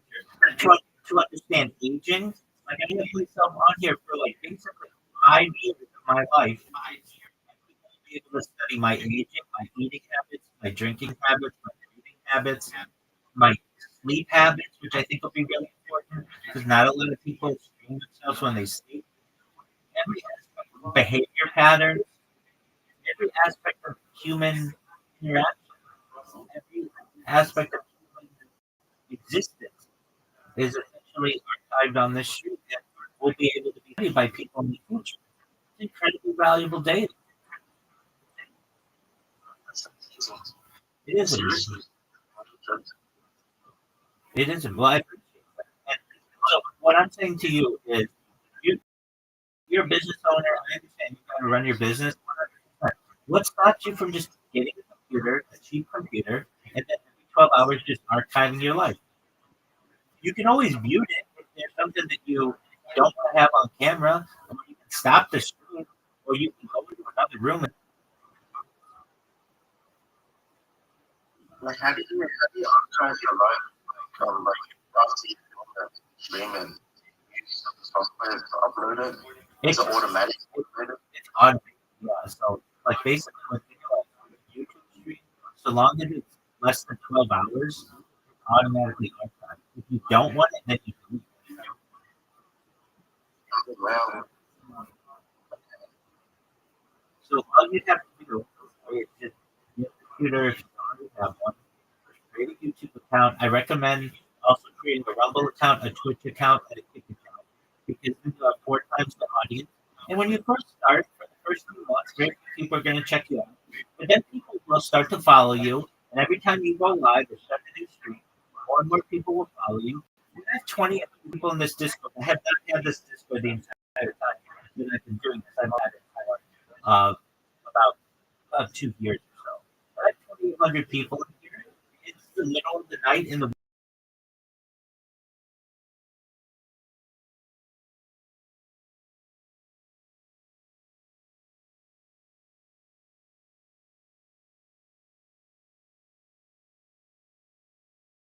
phone. It's really a beautiful thing.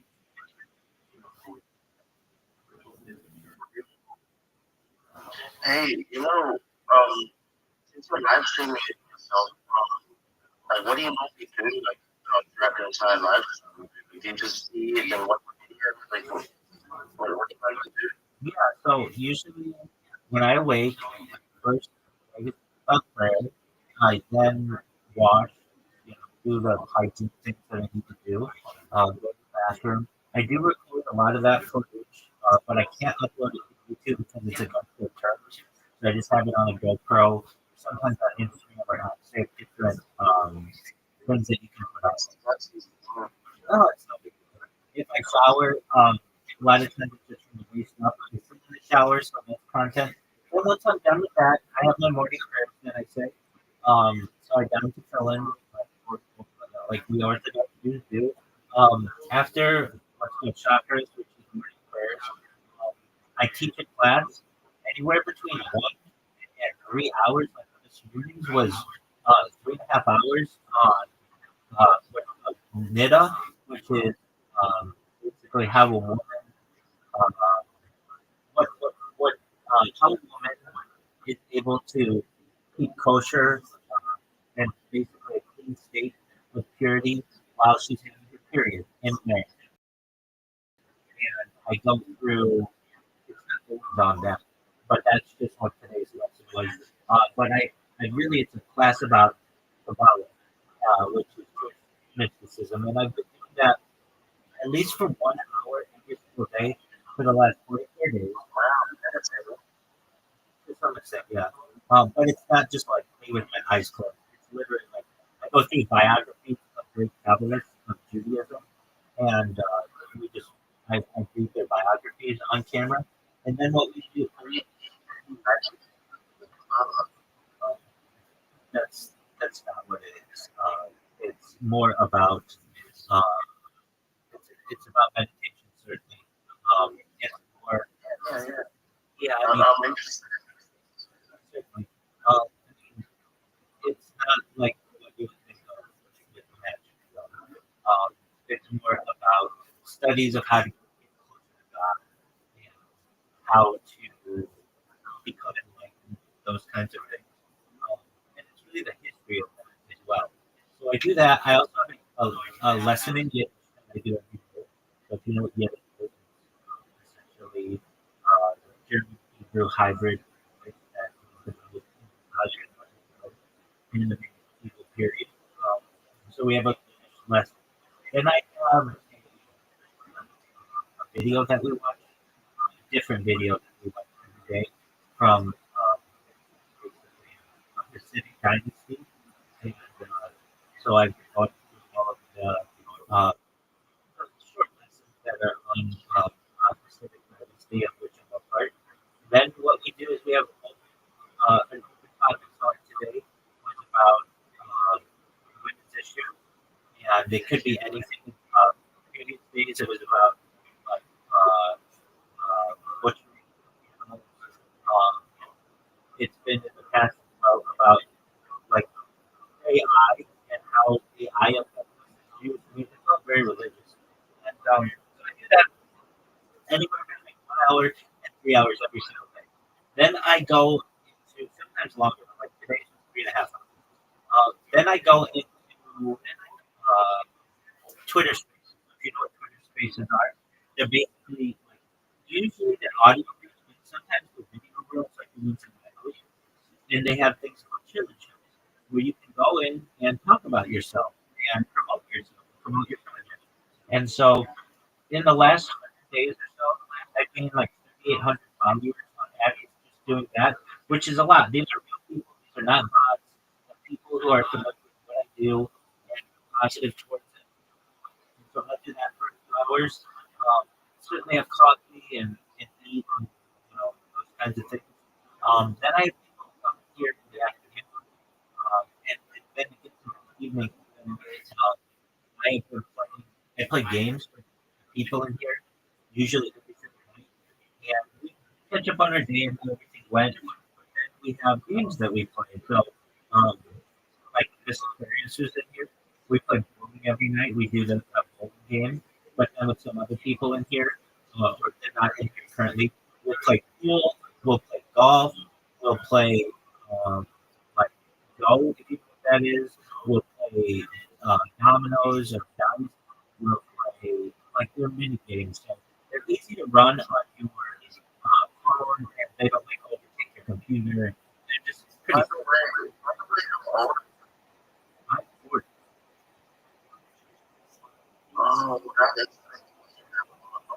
2025. Okay, well, you'll be 40 someday, and you'll have a lot of this knowledge. So we do that, and then basically, then it's time to go to bed. Then before I go to bed, I'll either put a podcast on or some kind of history lecture. And then also 24/7, I have Jewish history lectures going on. So we'll be seeing that other thing that I have. There's like someone talking on there who's a rabbinical colleague and they have these classes that go 24/7. So literally, you can come on stream. And there are a few things going on up there. There's basically Jewish practical law discussion. There's 24/7 as well, radio going that basically the type of global history of this. Then we have podcasts that I watch, like almost constantly. I've also got some other music that plays low in to my home. And then I'm live in a bunch of different Discords as well. So I'm live at 1, 2, 3, 4. I'm live at like half a dozen other Discords. And the people who see me in those Discords either come in here or they see me from YouTube. So basically, you come in and you're like, well, usually when I see that, then people come in. And that's true because it's 2:36 in the morning in the Western world. But if you come in when it's daylight, I'll get over the course of any given day at least a dozen or two random new individuals who come in here and we connect and then I also coach people and mentor people and assist people in Web3 and getting jobs. So I review their resumes if they have them. If they don't have them, I help them to create a resume. I help them to create different job application accounts. And then I help people be able to promote their projects in Web3. And the way that I have to do that is I have them create a link tree and then about 30 different social media platforms, everything from Reddit, Imager, Instagram, Threads. Well, so that they can promote their own token. What this does when they create all these different social media, it's a five-part strategy. One, it allows them 30 different places to promote themselves. Two, it allows them 30 different places to promote their clients.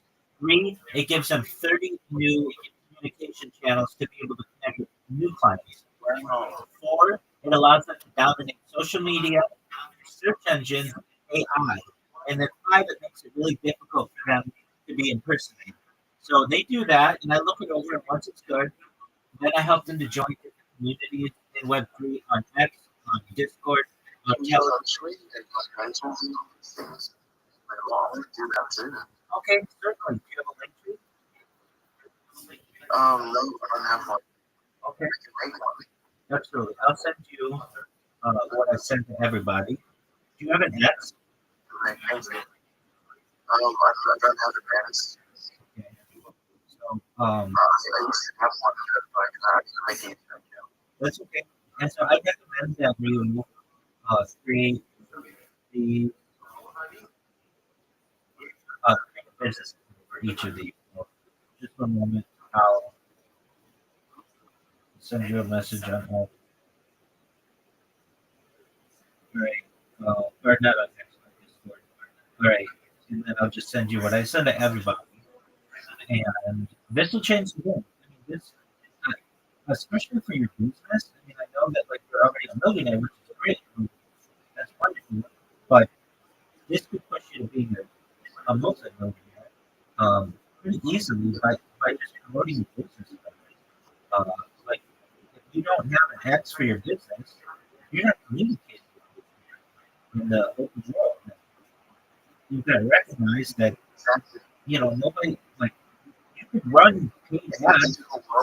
Exactly. You can run paid ads, and that's fine. But why not allow these free websites to do the work for you?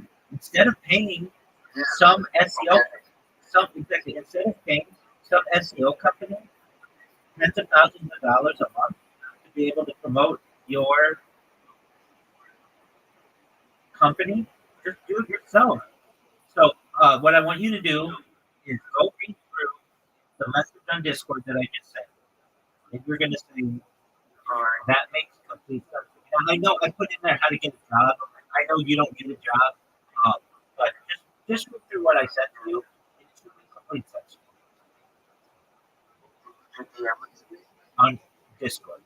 Check your Discord messages. I sent you the request. I recognize that. I appreciate that. I am only allowed to have 1,000 different friends on X or on Discord, and I'm already at the limit. But I did send you a message so I can message you. So go take a Okay. go read what I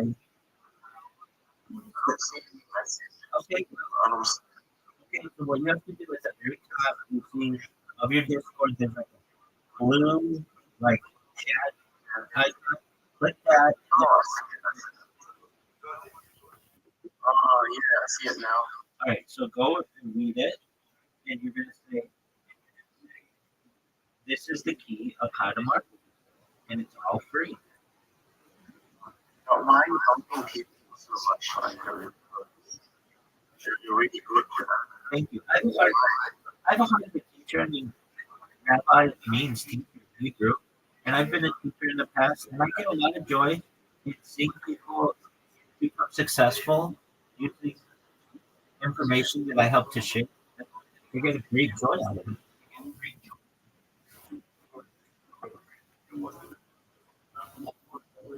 No, it's a shame because people, like, I've noticed that, like, I'm with kids. That's serious. So we can talk about all that. Read what I just sent you.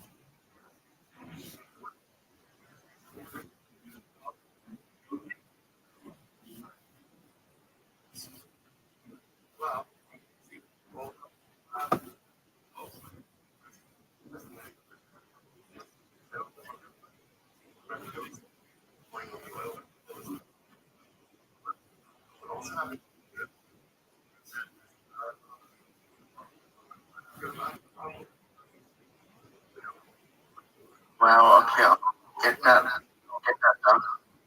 Doesn't it make sense? I'll let you. Yeah, makes sense. All right. You're welcome. Babe. I'm here for you. So you run into issues, let me know.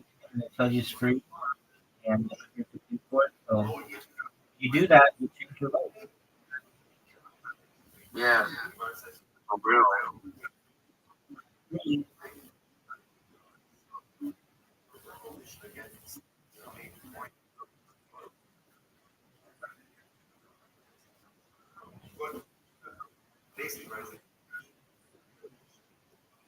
So what kind of jobs did you end up doing when before you started all of this? I'm a certified project management professional. I've launched apps on the App Store and Google Play. Okay, interesting.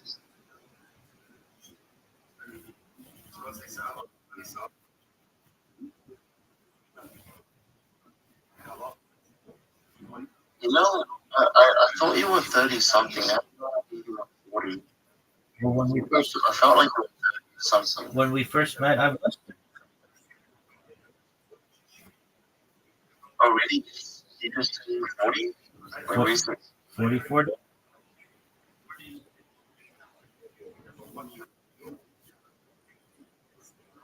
We just met this a few days ago, actually. Oh, Just a few days ago.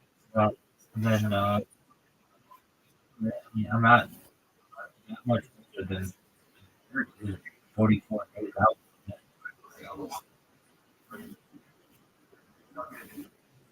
Must be an interesting feeling. Because I remember when I hit 25, like, oh my god, 25. Guess what? I couldn't It's imagine being 30. the same when you hit 25, it's the same when you hit 30, it's the same when you hit 40, it's the same when I get 50. Same, just another day.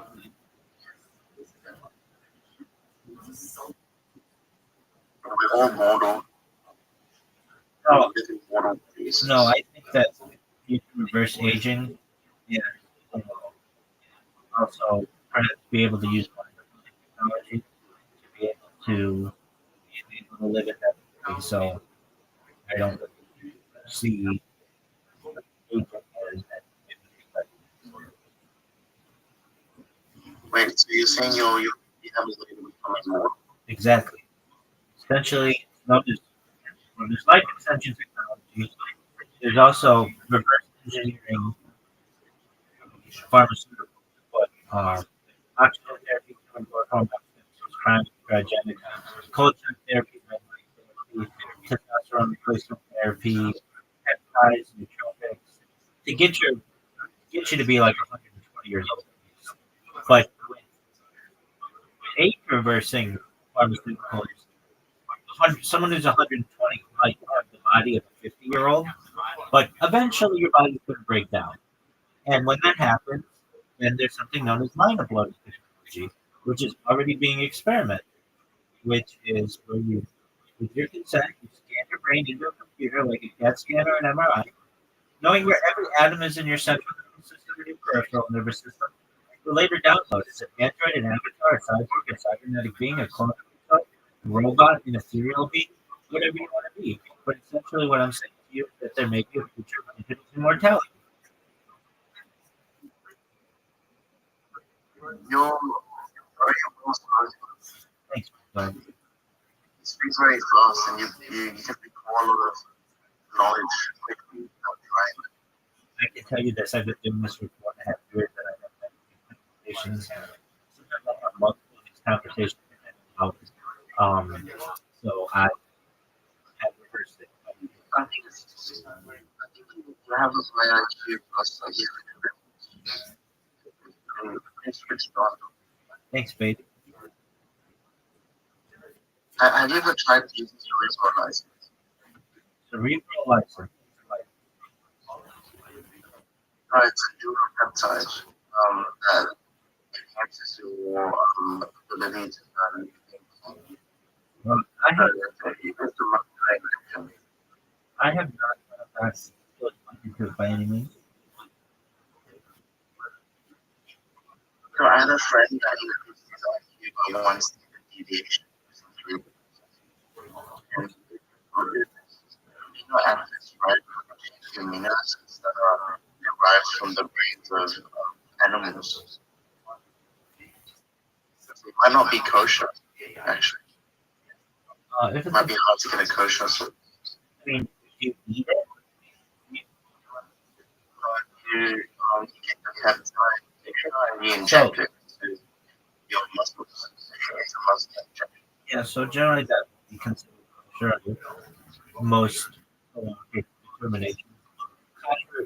Generally, the way that you're thinking it has to do with eating or drinking, and how it's especially if they Injected into your body is not kosher. Is that all right? yeah, I mean, we have many people with Jewish community who have to inject insulin and perhaps they have to inject testosterone. That's what But like the neuropeptide comes from animals. okay, that's fine. What animal? Cerebrolysin normally comes from people. Okay, I can run it too. I can run it too. However, even some vaccines have a type of pig extract. And, human, I think, like, just yeah, there's that. something. There's that too. There's at least within Judaism something called which is the doing something to either for the protection of life. So if you can make the argument that this is the only type of way to be able to protect your life, but that's still probably considered somewhat experimental. And you just have to wait a few years, and there'll be some kind of synthetic version of that we wouldn't have to get from a non-kosher animal, perhaps a synthetic way. All medicine basically evolves like this, and especially to avoid it having to be made by non-kosher animals. I'm not too worried about that. It's something that is just a matter of years for scientists to recognize that there is uh, a market for it. Orthodox Jews who live like this. It's Muslims who keep many of the same criteria through as well. So um, that's a much bigger market for this type of technology than Judaism is. So, um, the people who run these pharmaceutical companies many times recognize that these types of technologies are going to have their experimental phases, especially with animals like this, but eventually there are kosher alternatives.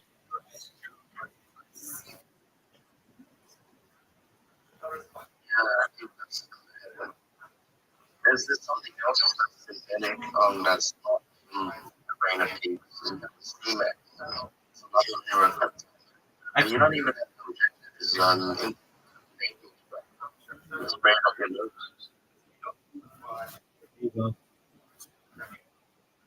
so it's inflation. The different peptides. I went to a rabbit hole like about peptides.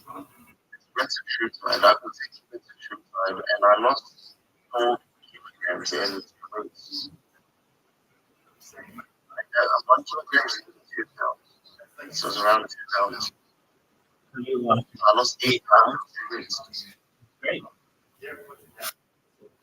And what it does is that it suppresses appetite.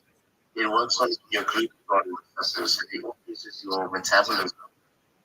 And it has GIP, which is lowers inflammation in your body. It did a GLP-1. No, it's also a GLP-1 appetite.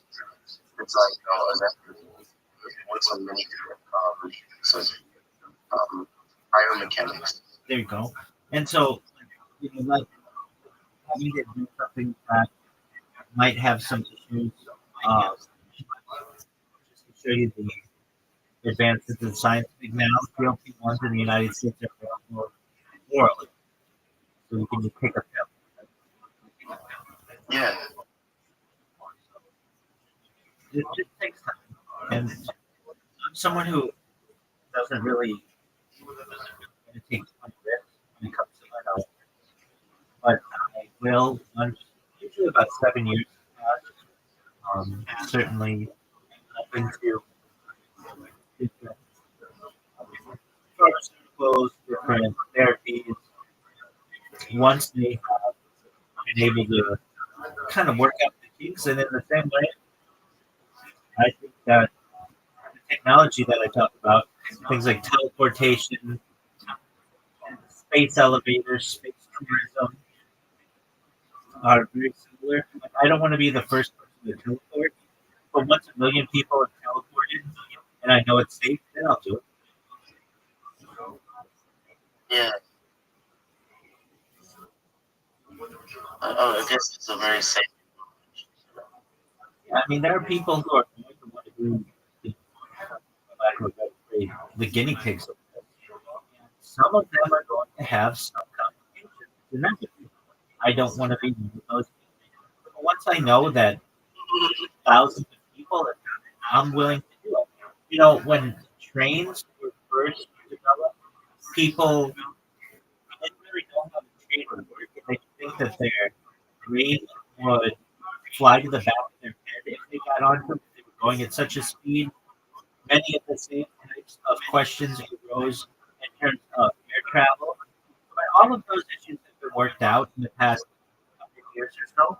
And as someone who believes that life extension and perhaps reverse aging and maybe even mind uploading technology or reality, I'm in no rush to be able to utilize any of these different types of technologies.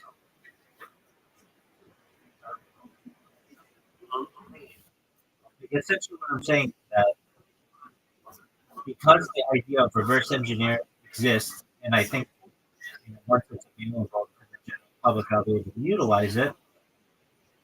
There's no time limit on my life. I don't fear death. I know I could die.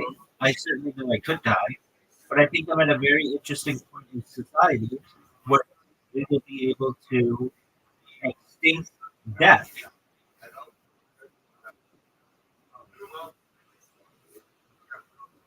Like with us, Well, essentially not dying. And if you think about that, makes us a new type of species. We no longer are Homo sapiens. We're something new because Homo sapiens die. That's part of being human. But if we don't die anymore, we're a different kind of species, and we evolve into something different. yeah, it's interesting to think about. Agreed. All right, so have you created your It's right attention right now. maybe? I embrace solutions. I reject excuses. And you can create all of that stuff within a day or two. Come back to me, and then I'll look it over. I'll make sure it's good. I'll make it professional, Yeah, and we'll move on to the next step.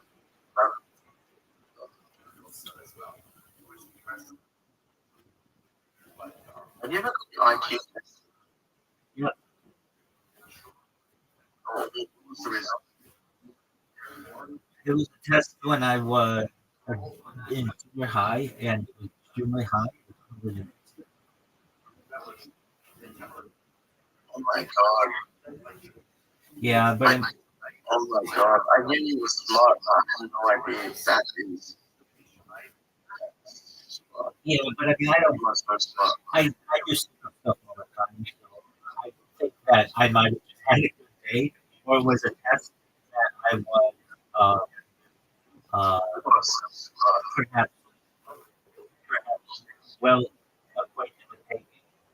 I really think that someone who has an IQ of 160 one day could have an IQ of 130 another day, simply because testing differs.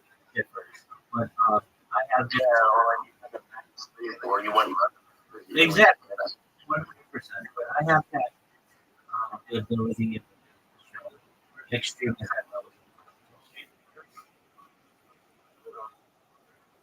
But again, let me with that.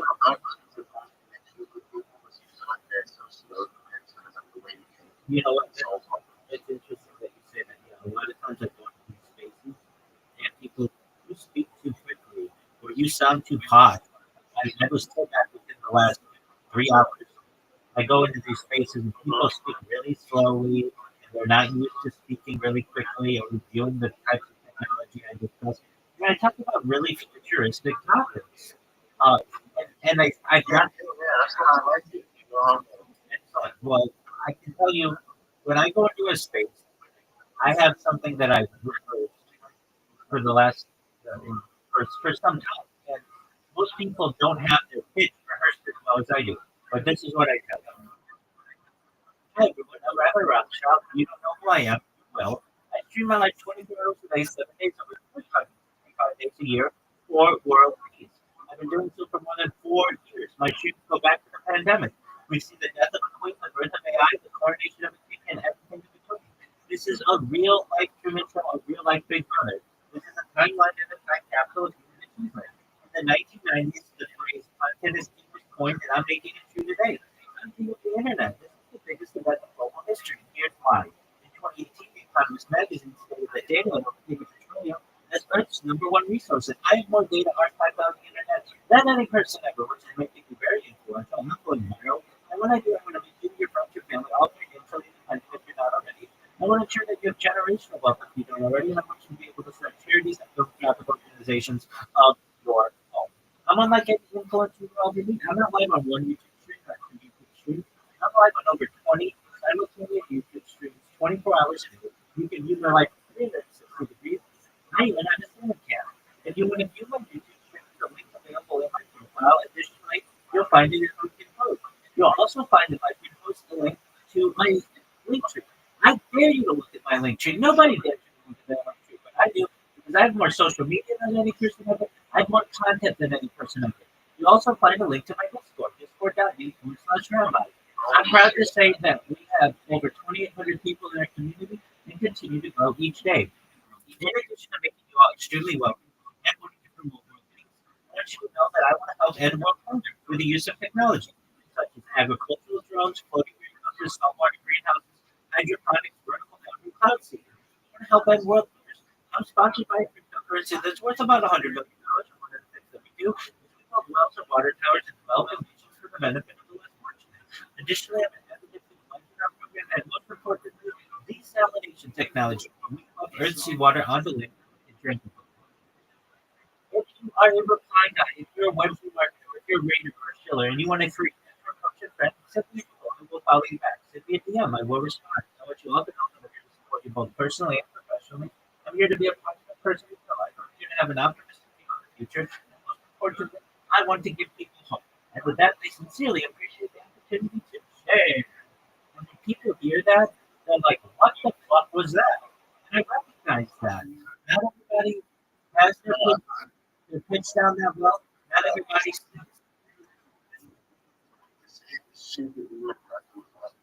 Average like never really sees that in that much. I agree. I agree. In fact, people, I kind of think people coming in, they literally come in and they're like, we know you're AI, but we would not, we know you're not AI, but we would not know that based on how you speak. We literally have to go into your profile and see that you're live on camera for us to know that you are not a robot.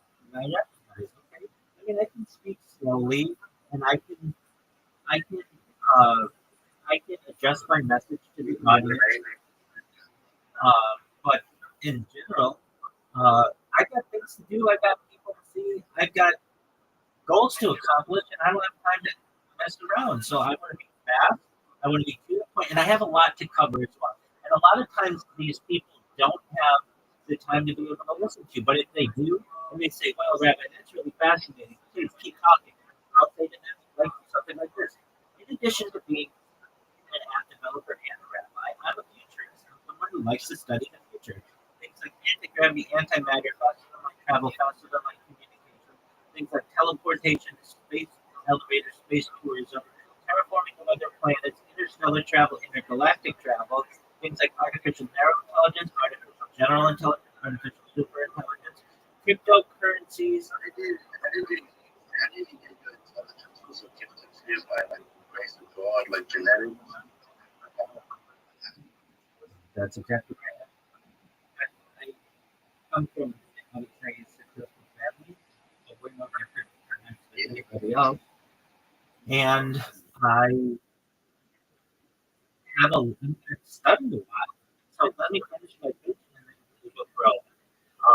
Things like artificial intelligence, general intelligence, super intelligence, cryptocurrencies, things like Santa Claus machines, replication, things like de-extinction. People don't know this, but the first successful de-extinction took place in the year 2003 with the pirating of Ibex, which was a grove located in northern Spain, southern France. Fast forward to the year 2021, a company out of Dallas, Texas, is founded known as Colossus Glass Scientific. They made it their goal that within the next 2 years, by the year 2028, to reintroduce the woolly mammoth into the Arctic Circle, utilizing ancient elephant surrogates. I just think this is a mind-blowing goal, and I'm really excited to be able to witness it. Following the reintroduction of the woolly mammoth, they able to reintroduce the Tasmanian tiger, followed by the dodo bird, which I think is really exciting to be able to archive. In addition to talking about subjects such as these talk about things like life extension technology. When you all were born, the average life expectancy for you or someone like you was probably about age 80. I want to increase that with your consent, utilizing different resources such as oxygen therapy, human stem cells, cryonic cryogenics, neutrophin shock therapy, and corrosion therapy, testosterone replacement therapy, to get to be 120 years old. But 120 years old, you may say, Rabbi, my body's starting to break down. What's the next plan? Again, this is with your consent. If you don't want this, it shouldn't be forced on you. But if you want, you should be able to utilize the type of technology known as mind-blowing technology, where we scan your brain into a computer like a CAT scan and MRI, knowing where every evidence of your central nervous system and peripheral nervous system related download. As an android, avatar, cyborg, or cybernetic, give yourself a robot in a theory of whatever you want to be. But essentially, what I'm saying to you is that there may be an opportunity at digital immortality. What are your thoughts? When I say that to people, I can tell you, I got it for her. Like, you can tell, like, at first said it more than one time. But people are just like, oh, what would you be? The fact that we won't die, perhaps, in the future? What's not? That's amazing. Every civilization. Even most, I feel like most people don't like it's like I understand how much how I have been thinking after the experience to come to those conclusions that most people like I know nobody can actually. Absolutely. They want to know about the next meeting point or the next token, or how you can get them, $5 for a job. I'm someone who doesn't give fish away. I teach people to fish.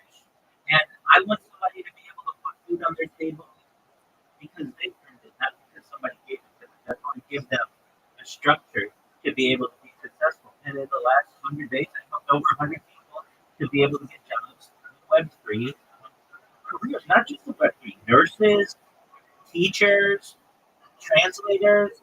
I mean, one guy is from Iraq. He was in construction.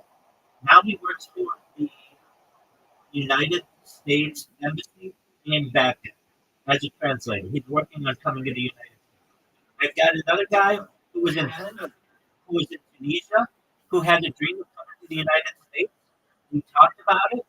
A year went by. He came into the stream. He's in California. We're basically neighbors. Basically, like, I'm able to change people's lives. And that's what I said.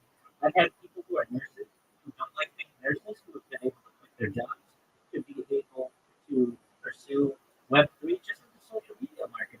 People pay them because they created 30 different social media platforms, and people pay them to promote their different projects. I'm about solutions, not excuses. And so many people are about the here and now and making a quick buck. And that's cool. I understand that, but I'm playing out the long term. I have a mindset like someone similar to Mr. Beast.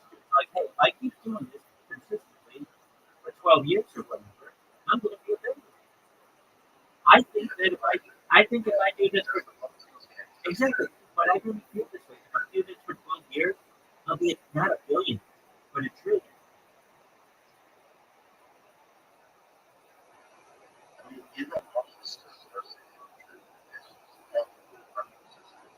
Oh, 100%.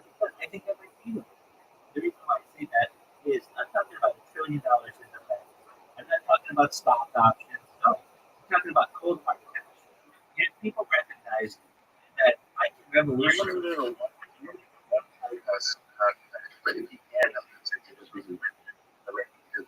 Yeah.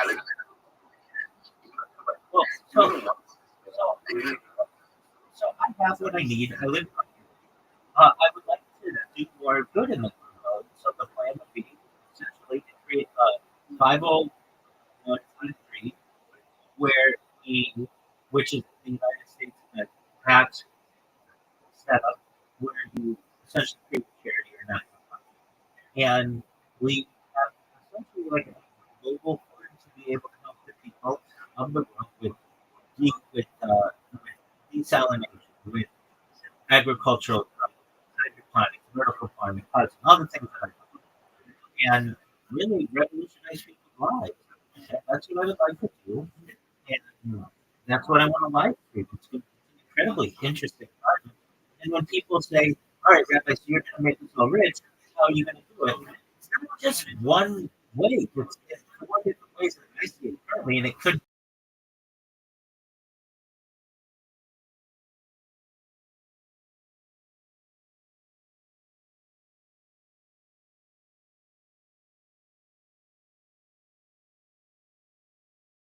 the data that I have. Secondly, there's the social media. I have more social media than any person on earth.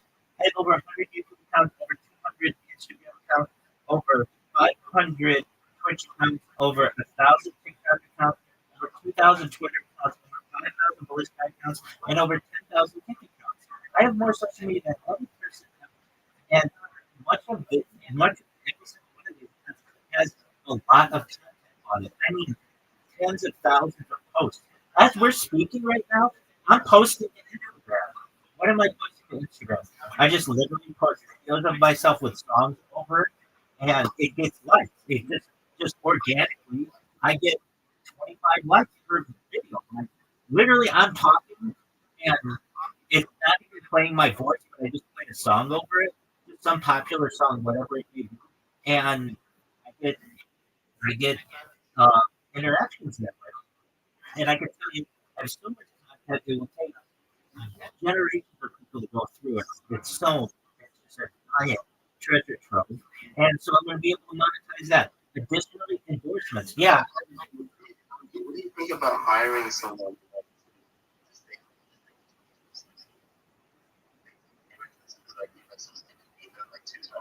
no. US an hour? You want that.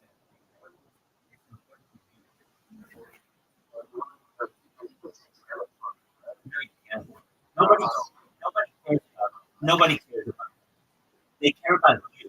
You're the character. It would be like this. Do you know what Sesame Street is? Okay. You know what, like Big Bird, Cookie Monster, Bird Nerdy, and all those guys? Yeah. Okay.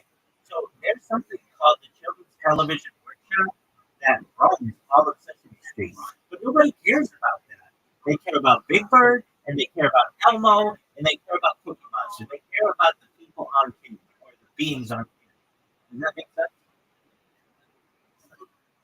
So let's say you were to pay some Filipino person $1 an hour, $10 an hour, whatever you want. That's fine. That person is going to be the one who becomes influential, and then they'll eventually break off. They'll eventually break off and do their own thing independently and just live stream their life. You will have given them all of the tools to become influential, but you won't have any of the tools that they have. They basically will have been able to be the creator.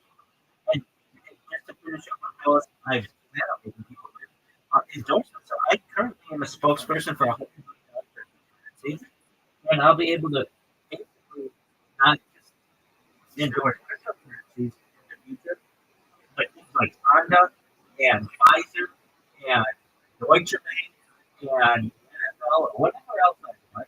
And I really anticipate wearing like an F1 suit, like an F1 unity, and just while I'm on screen, be able to promote these different companies 24/7, take all the money from that, and put it in the 501c3, basically a big pile of money. And then the final way I'll be able to do it, I'm at the epicenter of cryptocurrency. Cryptocurrency is a multi-trillion dollar industry. And what I say will turn to gold. I'll have the minus spec. Basically, any single cryptocurrency that I endorse is going to be there. Yeah. So what I'm saying to you is, when I say that there's a very good chance that I may be worth a trillionaire, and even be Elon Musk, because you may say, wait, but the Tesla stock's worth a lot. Okay, I understand that. But I'm saying he doesn't have a $1 trillion. I'm talking about having $1 trillion. That's what I consider to be a trillion. I don't care if you have real estate corporations. I think if Elon Musk like you would probably get like Yeah, that's fine, but he doesn't. That's the thing. I'm not talking about perhaps anticipated profits. Look, if the Queen of England, Sounds very big. he is generally secular. He does not have a Jewish background. He's South African. Oh, exactly. Like, you know, sounds like Jewish. Okay, what about it's not Jewish?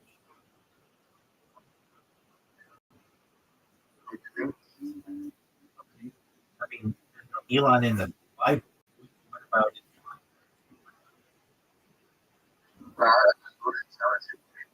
Oh, I mean, I can say that it has heated water.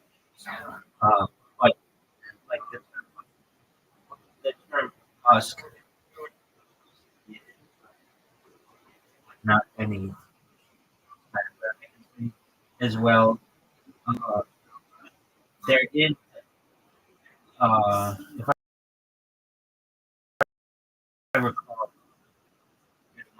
there maybe, yeah, I think it's just maybe, but it's not like a popular Jewish name. It's not David. It's not Mordecai. It's not Chaim. Not Michael. It's not Moshe. You know what I'm saying? Like it can be. I mean, it's really it's either Americanized, Anglicized, or some Hebrew name.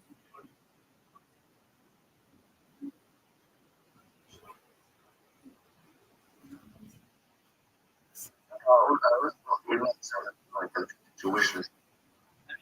It has it has Hebrew roots. So, but is it a popular Jewish name? No. It sounds like Now, that's absolutely true.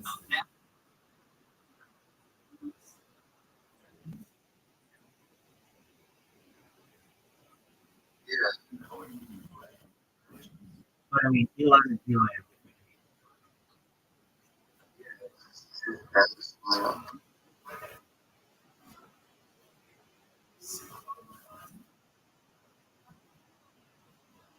I think people don't know big of like IQ hundreds, 160 years. Like you said, you're 160, right? Like you did a long time. I was, Like, yeah, exactly.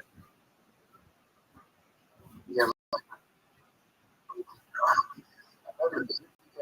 I don't know because like when you can be like bros with because like you know, you kind of gotta like slow down. You can't speak really fast and get through the voice. Without explaining. Um, I don't feel that when people can. I've got who literally with me.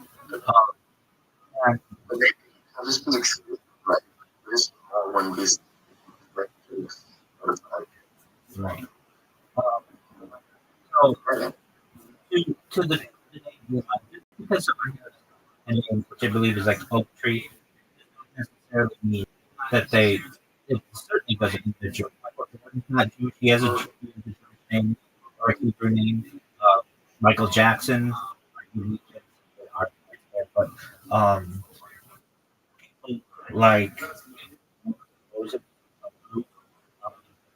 Hebrew is one of the languages of many people for the last 3,000 years, but there are also many variants of it. So I can tell you this: Elon Musk is not open to a Jew. He has Jewish children because he introduced to Jewish women, but he himself is not openly known as. Even though I think it's also you said on the podcast something that it's Israel or something. he has. I mean, I don't know if he cares how much Hebrew he knows, but just his first name is of Hebrew origin. Does not make only way that Sure. the only way that he's Jewish, his mother's Jewish, or he's had an Orthodox conversion. That's, Not difficult for him if he wanted to. no, so basically, you have to live in an Orthodox community for a year and keep kosher and essentially learn Torah, learn Talmud, not at all, but at least dedicate yourself to that. It's really not that hard. The big thing is, Yes. it's not, just not, he wouldn't be able to drive on Shabbat, and he wouldn't be able to work. I mean, there are keep kosher, those kinds of things, but he wanted to dedicate himself to that. He actually became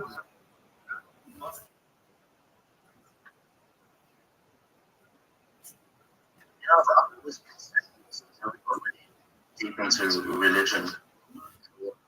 This is a beginning because that magic and all of that esoteric stuff.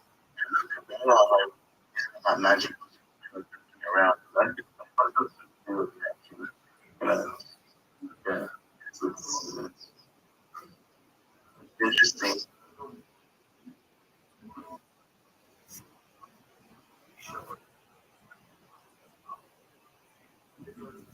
well. I'm trying to get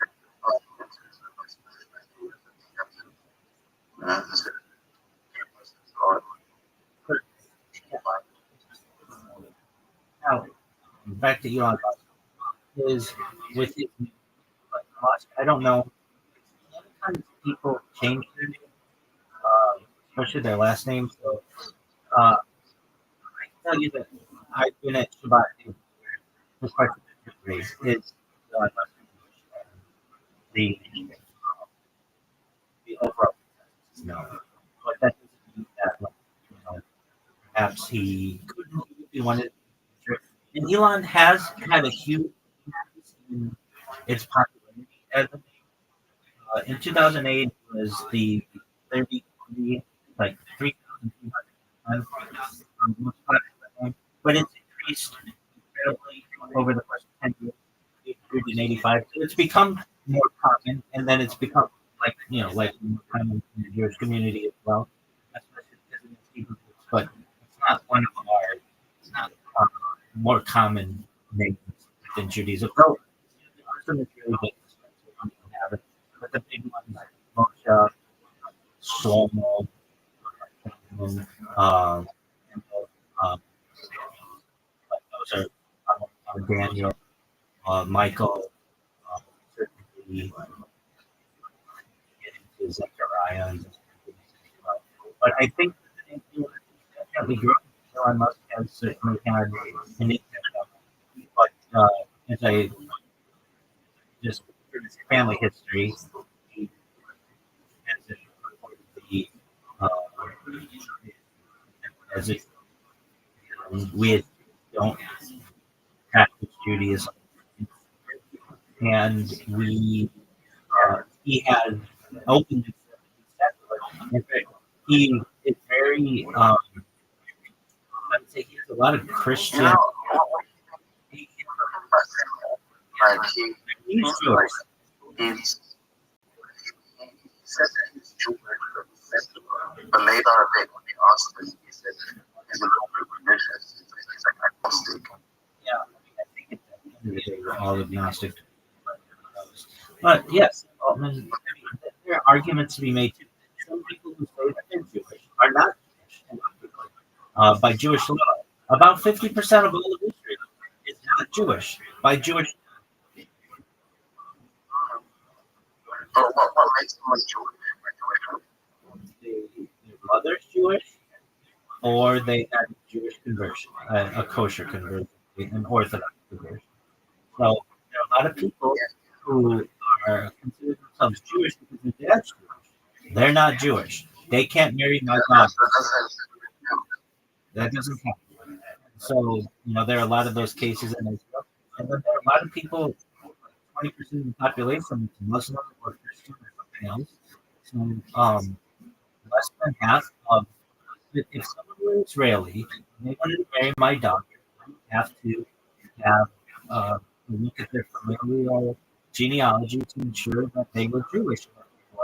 They would need a kosher conversion.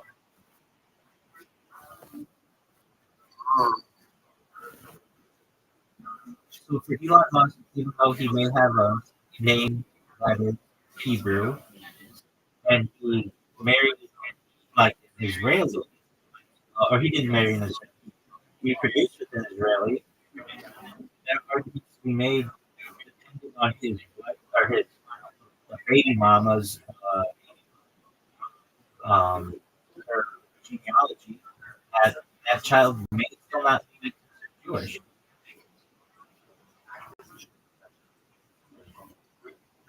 It's complicated, and things happen, especially when we get into migration of people, especially from the Soviet Union to Israel, or reform or conservative people who make Aliyah, which is essentially moving to Israel, and they recognize that their children cannot marry a lot of Jewish children. They have to, so a lot of them go to other countries and just get married, which that's fine. They're allowed to do that, but they don't have Jewish uh, marriages. Or, yeah, they don't have what these with that.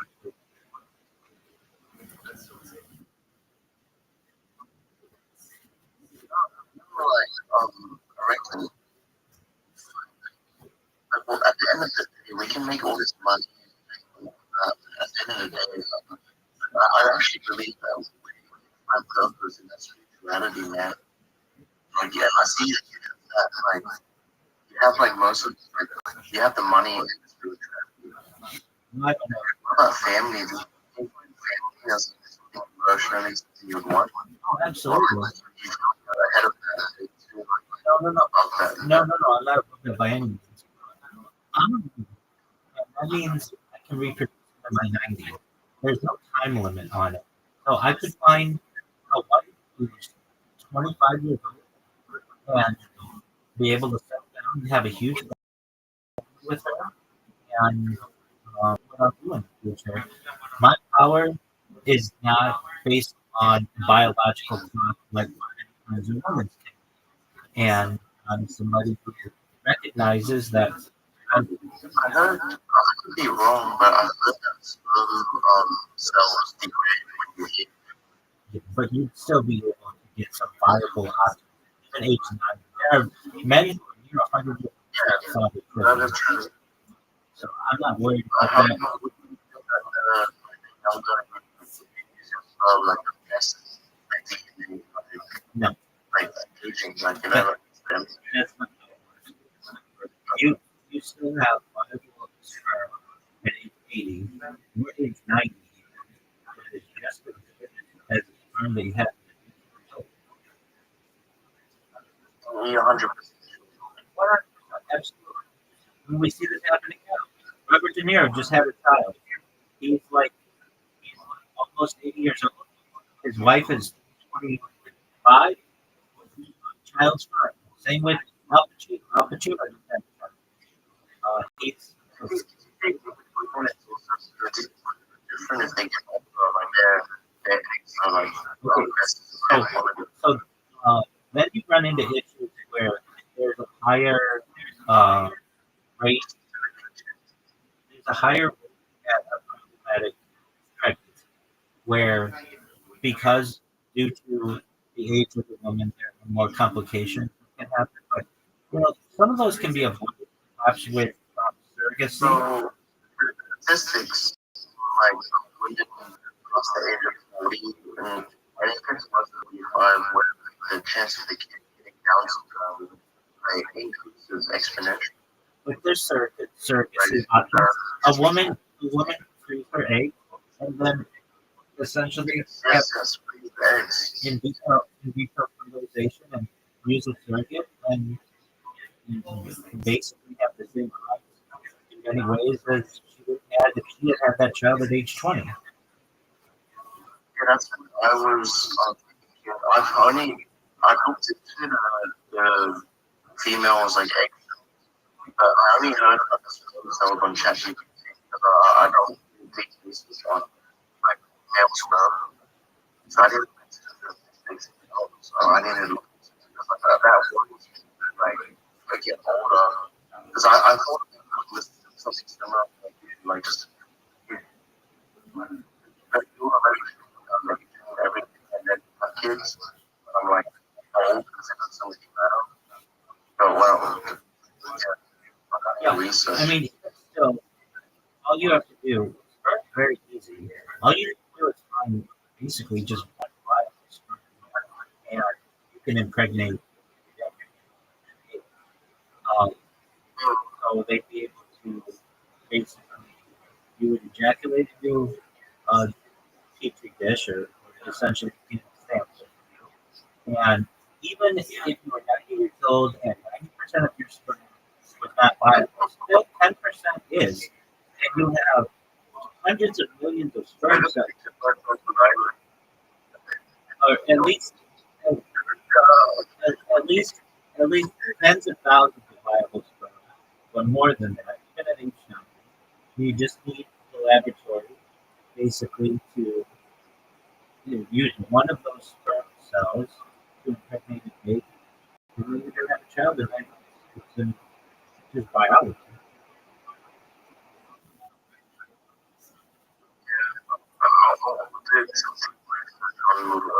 Reproduction is interesting.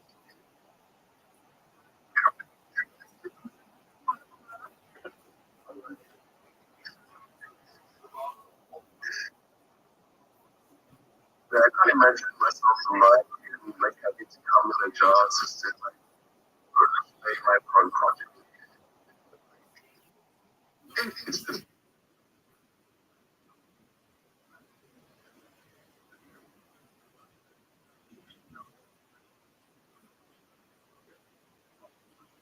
So like having to do it like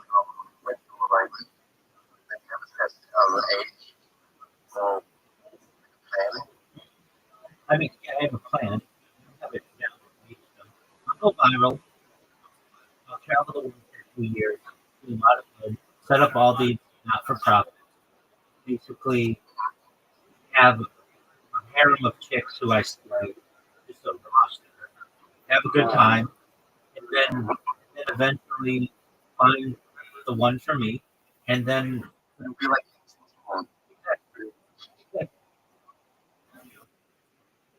and I would not be able to do that without you. In fact, you have like 900 concubines. if I wanted to, absolutely. I think that every woman would want to reproduce with someone. And I do it for good reasons. One more thing is You like women understood women a lot of the women understood that. I feel like some you know, I have less hate, for lack of a better term, but less, I don't find food to be as important as emotional intelligence. To me, emotional intelligence is far from I can even cover emotional intelligence.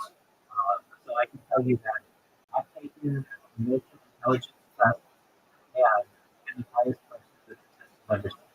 Now there are ways to play that as well. So I was kind of going for it during high school. But if anything, I have extremely high emotional intelligence. And what that allows me to do is be able to empathize really well with people, to be able to communicate really well with people, to be able to teach very well. And to me, that interpersonal communication is far greater, a far greater determinant of success in the world than simple IQ. We see a lot of people with extremely high IQs in society who are nomadic, who are antisocial, just because they may be able to calculate something quickly or accurately does not necessarily mean that they're going to be successful. What we do see it's like a combination of many factors. I'd like to also make a point that the majority of content is like 140 plus, and that's like the top 1% is IQ. So many of them do, but it's not necessary. And some of them don't. Some of them have perfectly average IQs, and they just get set up well. And I would tell you this right now. I would say I think my IQ, is not as high as yours, definitely. So I have a crystallized intelligence, not as much as the word. I noticed that my research, I found out the biggest factor that would affect your income, besides the biggest factor besides location, like the same job, same location, like it's IQ. That would the higher your IQ, the more money for the same job. I would disagree. I think emotional intelligence is more important. But we could argue that one. But basically, once you get the job, it's about how you're able to network within it. And emotional intelligence, if you're highly sociable, you're going to get more promotions than a person who's just smart. I think that the promotions would get into a different job. Since now it's not about performance within the same job, it's about rising the hierarchy. And that's absolutely. And that's how you become better. And then there's also other factors like your income. Also, as you invest, the lower your ratings, it seems like the high income as well. What about agreements? I wouldn't necessarily say that Well, that's not like there's a trade-off in agreements, but if you're like low enough that people don't really hate your guts, like it seems to be better than if you were higher than you. certainly. I mean, there's some cutthroatness in that. You need to have fortitude. You need to have determination. You need to be aggressive. Yeah, and I think risk taking certainly hasn't um, plays a role in that. I I really wouldn't underestimate emotional intelligence. Give me someone with a really high emotional intelligence in a job over someone with a really high IQ any day. Here's why. They're going to be able to understand the environment faster. They're going to be able to make more people happy in a shorter amount of time.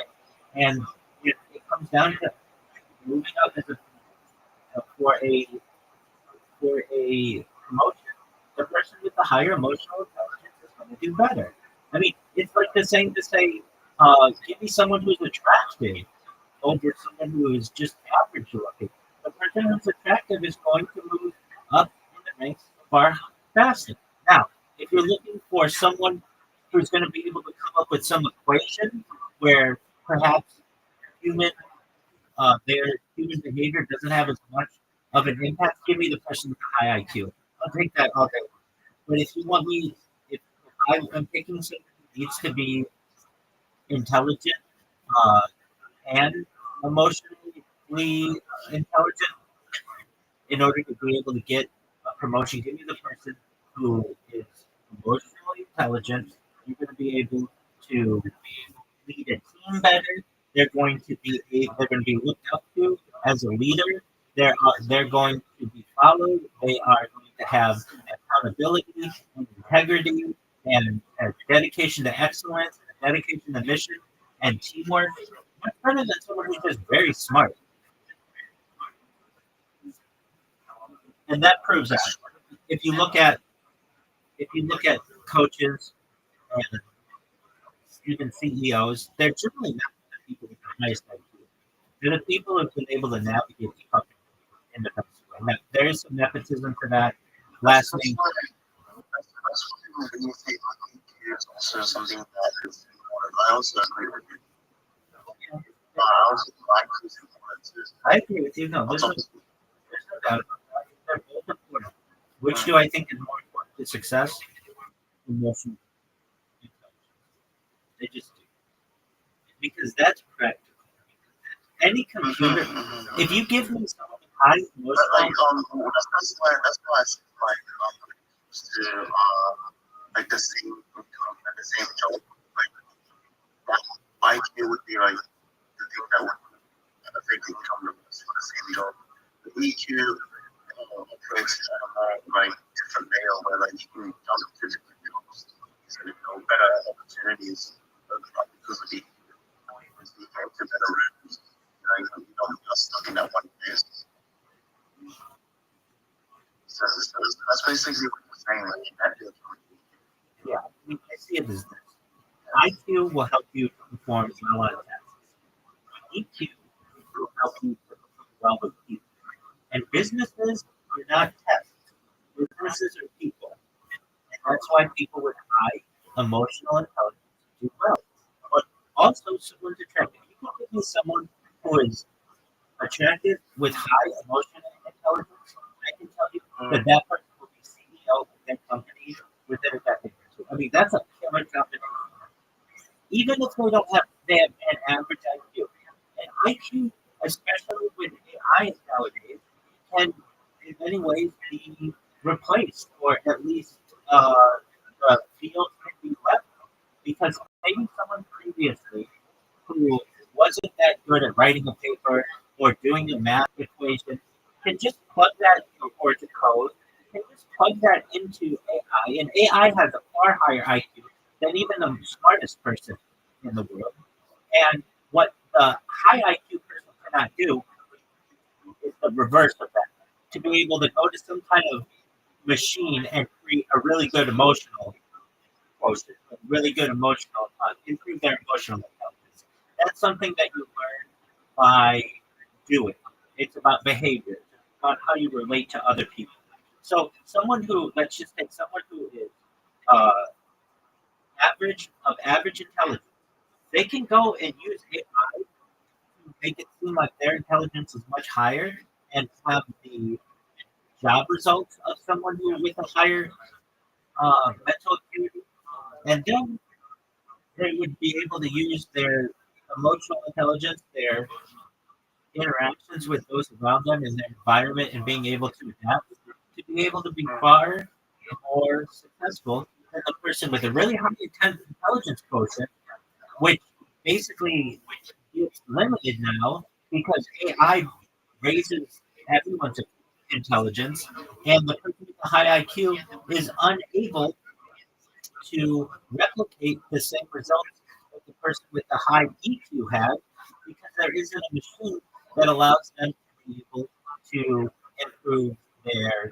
emotional intelligence. that's when that's what happens when I think that now there's still good because we're not fully mirror linked. But once we're mirror linked, then having a high IQ means shit. I'm in agreement with you. I'm in agreement.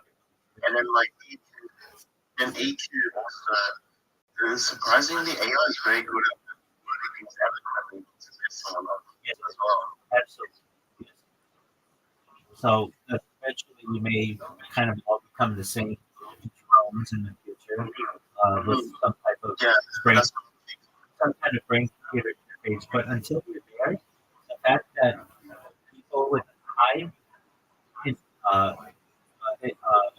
emotional intelligence can have a high IQ using AI is a game changer. And I can tell you this: if you gave me someone out of college who had, let's say, average, like what would I think? Would I rather have extremely good looking, extremely high emotional intelligence, or um, extremely high intelligent IQ? I would take extremely attractive over both of those other two. There's something still about aesthetics that are very important to society. People want to be around good looking people. So even if somebody's not that smart, that person may rise to the top because they're very good looking. But what, especially with plastic surgery and different therapies and such, you can cheat. Exactly. So that it depends how much money they have and basically what they want to do. But Give me someone who has high emotional intelligence, who utilizes plastic surgery to be able to make themselves as attractive as possible. That's a killer combination. And then give that person AI, which basically raises their IQ, and they're going to be a very successful.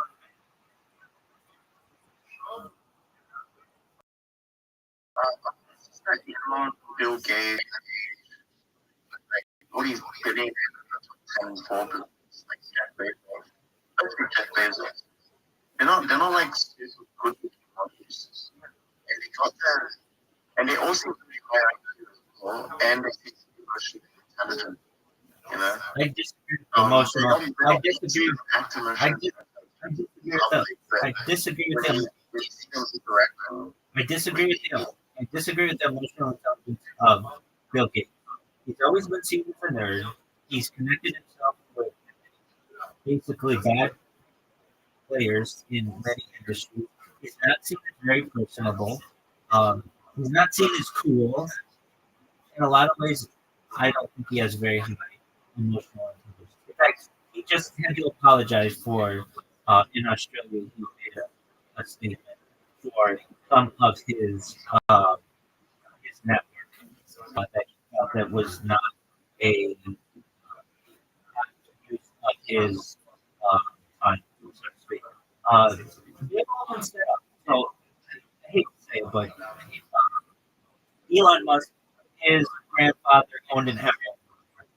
Bill Gates, his father was one of the heads of Planned Parenthood, and his mother was a trustee on the board of trustees of the University of Washington. His grandfather was a banker. Jeff Bezos, his grandfather was one of the heads of DARPA, which created the internet, which created GPS, which created a hologram technology, like basically really advanced things. So he's been set up. His family comes from extremely wealthy ranchers. Sergey Brin, Larry Page, they, they basically were set up in many ways with uh, Also, maybe. over they were basically put in some position.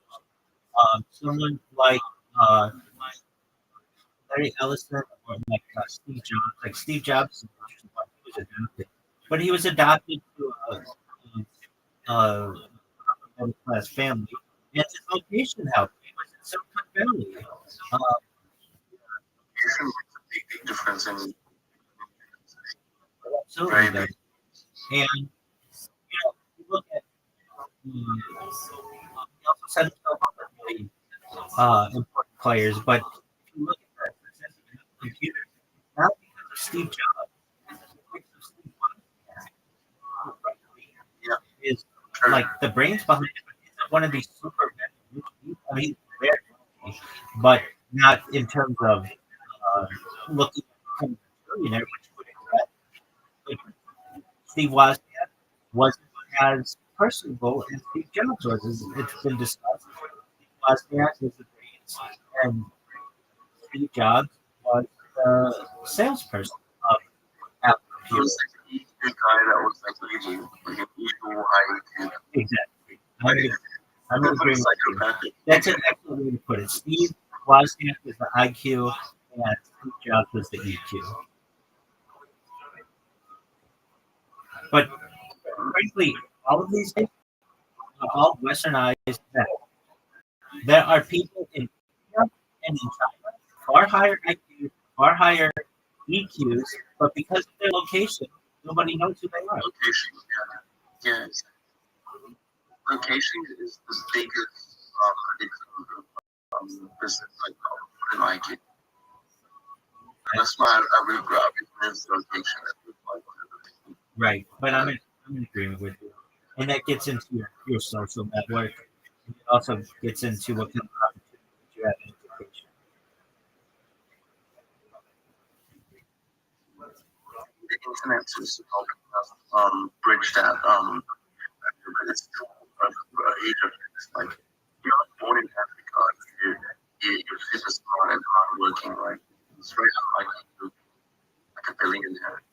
Look at Elon Musk. He was born. Look at Elon Musk. He was born in Africa.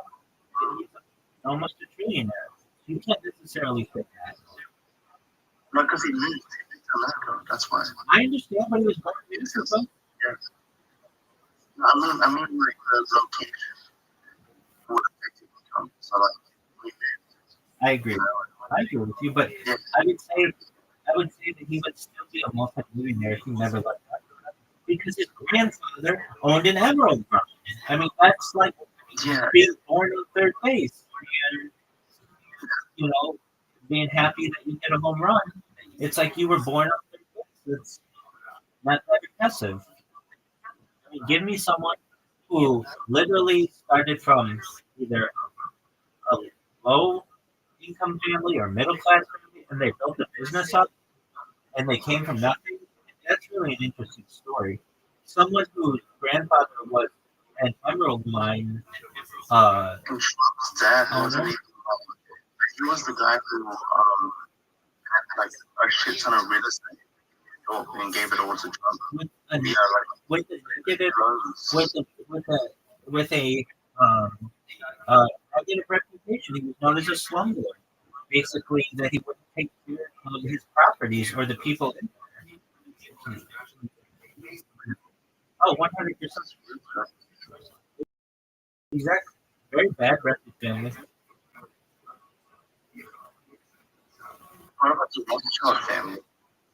Well, I mean, we take our beginnings certainly biblically, but back to 18th century Germany, and it's been about connections ever since. And we're a superpower within the world and have been for 50 years. Big Absolutely.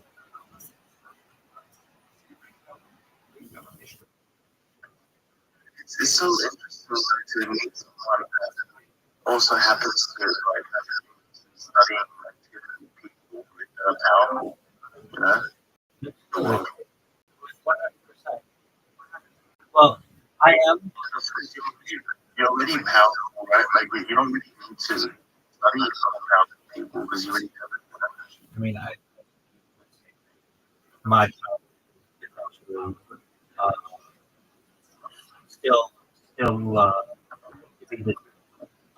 Let me add, I am my friend here, Riser, and I know you said it was getting late for where you are. Riser, I am from Australia, but I have to rip on I am does not know what raw comedy is. So we had to teach him about that. We had to teach him about the funny people in Australia. So he's got some work to do. Riser, how you doing? Yeah, you're awake. Yeah, I'm awake and Yeah. yeah.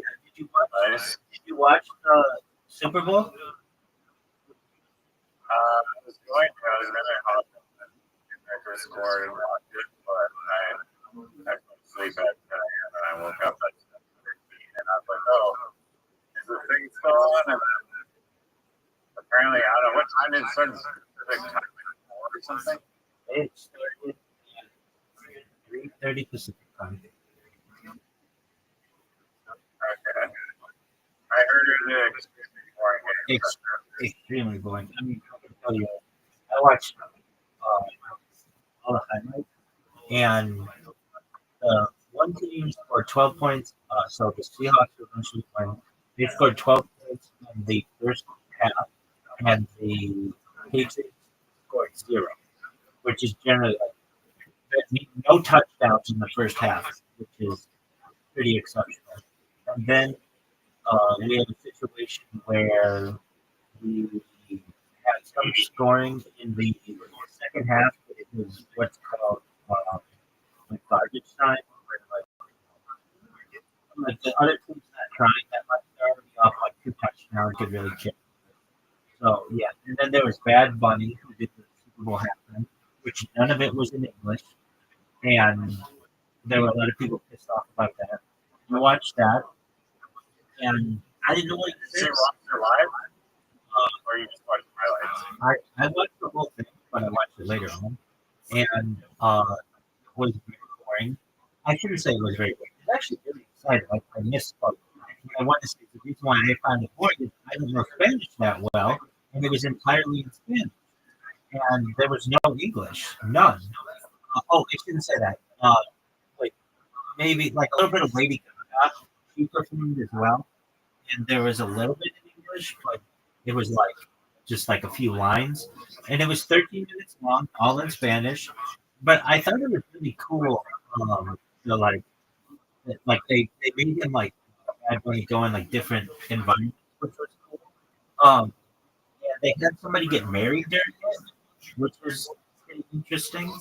But here's the thing: it wasn't supposed to be Bad Bunny. It was supposed to be Taylor Swift, and the reason why Taylor Swift has didn't perform at the Super Bowl, nor has she ever, nor was she ever, perhaps, is because when you are a Super Bowl performer, there are some caveats. You don't own the footage. And Taylor Swift, as you know, is like really big on owning her own art. But the NFL is a bunch of billionaires, and they could care less about Taylor Swift. She's just like one billionaire person.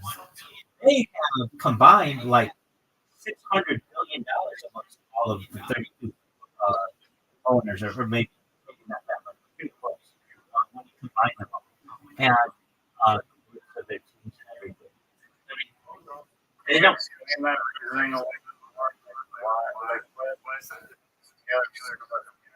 From having the rights to performance. Like, even if she's built for herself, she's showing from different angles.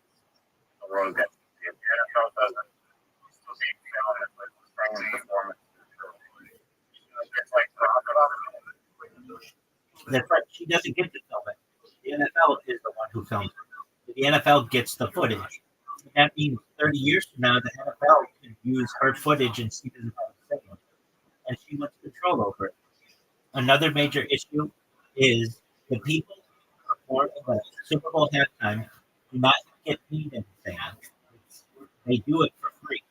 The reason why they do it for free is because it automatically essentially makes their music the next day become number one on all the streaming sites. So they see the performers see the benefit of it. And Taylor Swift is already basically number one in most things. It's not like she needs more record sales or anything, so she doesn't see it as beneficial to her. And she, as you know, she doesn't care. When that reviews it, they just don't care for the pyramid anymore. They all want to become billionaires. She already is a billionaire, so she doesn't necessarily need that much more money. To her, what's important, from what I've read, is control. She wants control over her art. That's why it was such a big deal when she bought her music from Scooter Braun, that conglomerate, that she had control over her art. It just happened within like the last year, and she doesn't.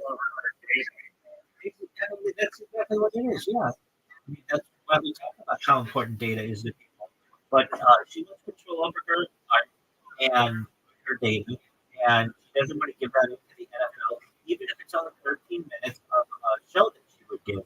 She wants control over it. See, the thing is, she wants to be able to use the halftime show to promote herself, and the NFL does not allow you to do that. She wants to be able to take different highlights and use them in the future. Hey, this is when I performed at the Super Bowl halftime show. Here's a song that I used. I want to put out an album for that.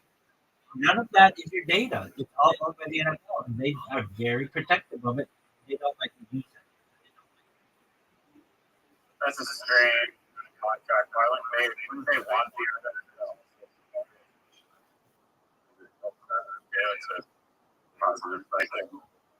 Well, a lot of times the NFL is really protective of what people say in regards to what they call the shield, that NFL logo.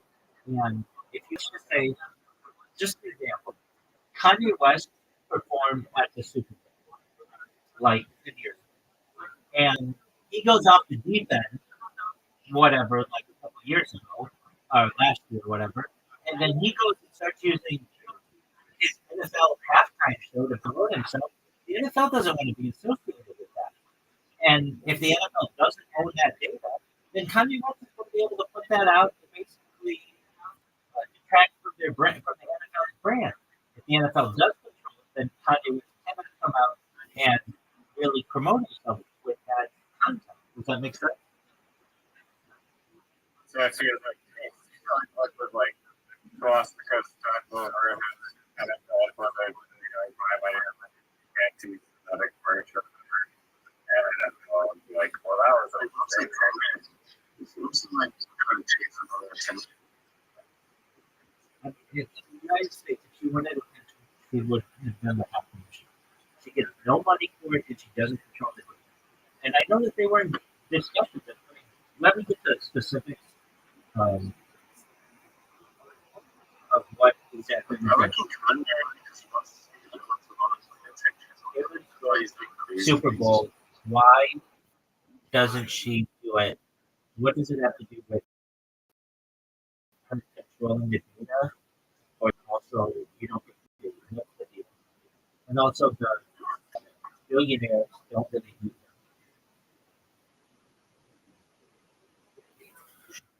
All right. So Taylor Swift has not promoted the Super Bowl halftime show, and her decision stems from a combination of factors related to value, respect, and personal priorities. All right. Hang up. While the NFL does not pay halftime performers, relying instead on the exposure and global reach the event provides, Swift reportedly rejected the opportunity because she didn't want to perform for free, especially given her status as one of the most influential artists in the world. She doesn't need exposure, as she commands massive audiences and record-breaking sales. I disagree with the exposure thing because you're still at the value of like I guess he doesn't need money, but still like it doesn't hurt get the exposure of hundreds of millions of people. There were reports that she requested ownership of her performance footage and rights to promote her own project during the show, which the NFL reportedly refused. This aligned with her long-standing fight to control her music mascot, including her recent acquisition of the rights to her first 6 albums. For Swift, ownership isn't just about branding, it's about creative and financial control.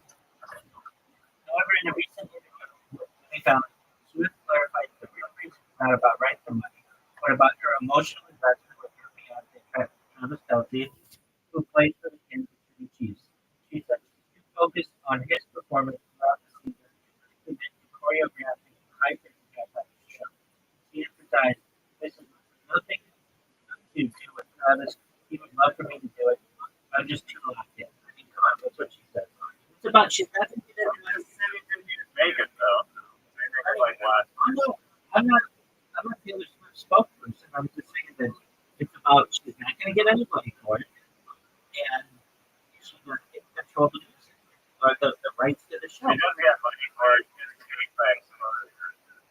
a big contract or whatever. I get that. But I don't think football fans are less than anyway. That's great for bringing in like a team. I would. I love Taylor Swift. Really? I mean, they're like I have never heard, but I've heard something like that. she has like maybe 5 songs that I really like, which is a lot for an artist. Do I buy her shit? No. Do I listen to her shit on Spotify? No. But she has some classic songs that I really like, and if you look at my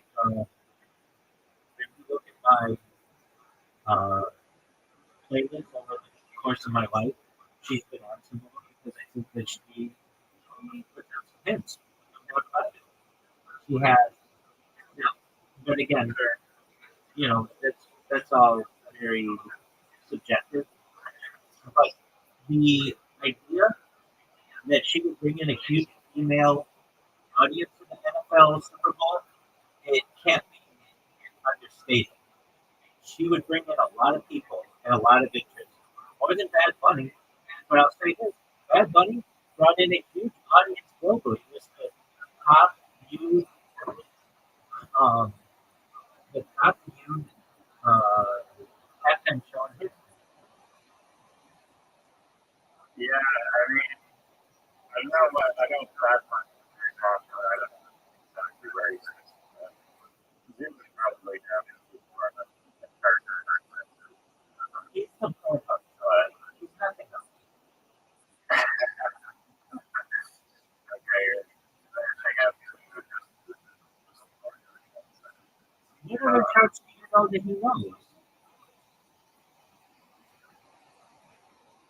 fair point, I guess. I mean, I don't know. You might know more about places than I do. Oh, I think he does. I think he does. But I don't know. I don't think he knows tricks on that one. Yeah, you're right. I mean, Oh, wait. I when you do. think of you don't think of like he just knows chart. Right. Hold on. Kind of. Yeah, he is. That's He's good with Instagram. He's good with Instagram. If something happened on Instagram, he's good enough. He knows about um, Australian pop charts. I'll give him that. We have had that discussion. And then he and I went through the Billboard Top 100 for the last year of 2025 to see who would win the top song in Australia. Like, we have that discussion. Not, but he is not some like I don't know if he could make 5 bad bunny. no one. I agree with you. My question to you is this: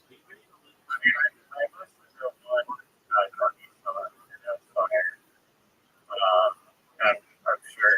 I don't know what's on but yeah, well, do you think that the NFL considers this like a Spanish, like conundrum, or are they doing? They were like, hey, I have the Spanish audience, where do people watch it? Viewers, you already have everyone in America watching it. that's correct. That's correct. They have been expanding the game, especially in Latin America. Like they and just globally.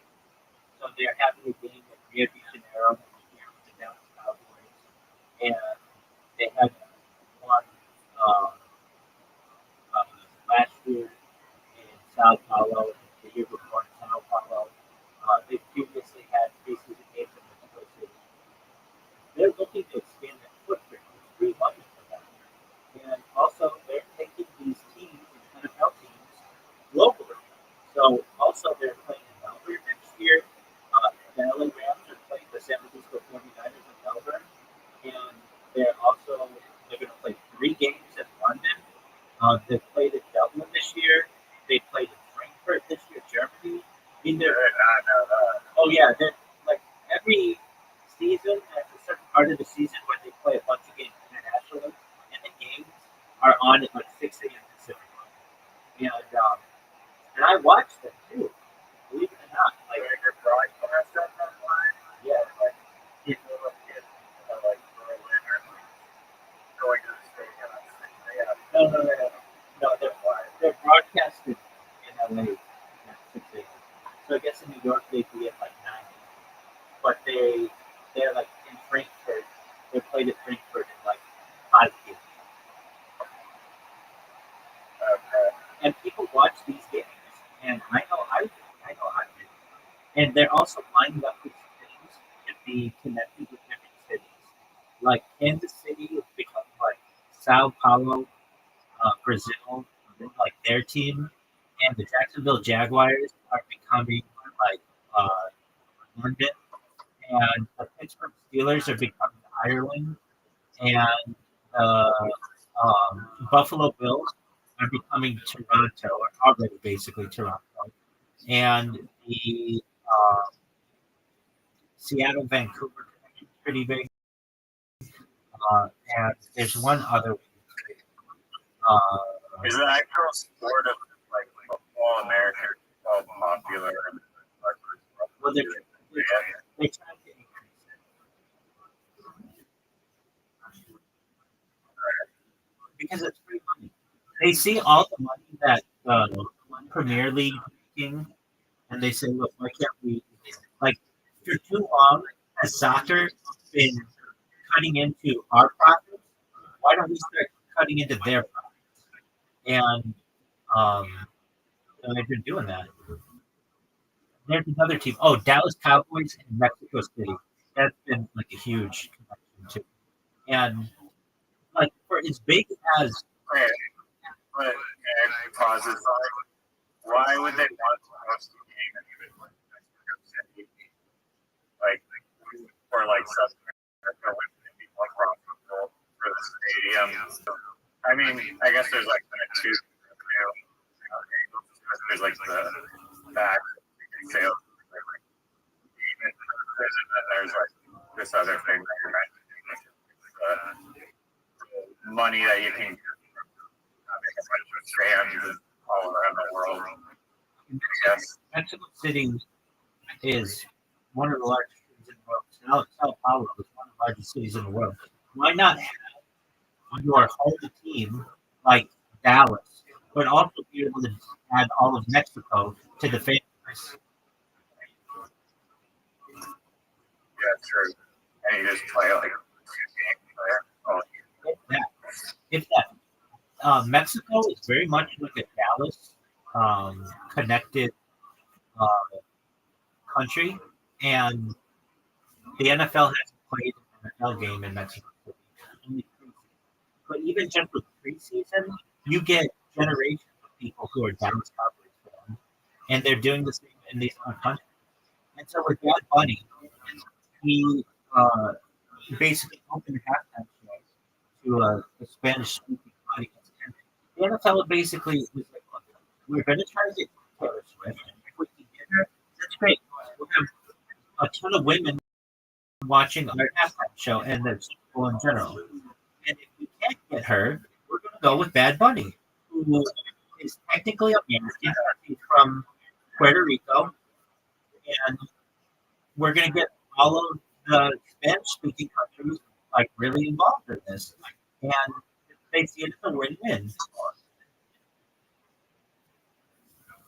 Now, my question to you is this: are you ready to lose at Strap? yeah, one. Excellent. Excellent.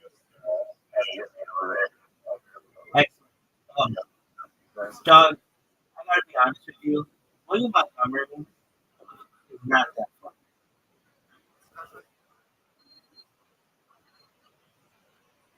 Can you hear me?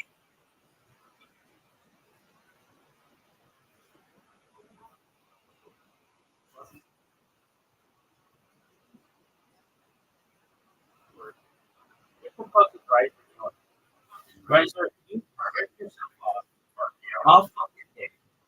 You sleep 13 fucking hours. They give you open invitations. You decide to come in at 4 fucking in the morning to jerk yourself off publicly. It's incredible. But isn't it amazing? Riser, can you hear me?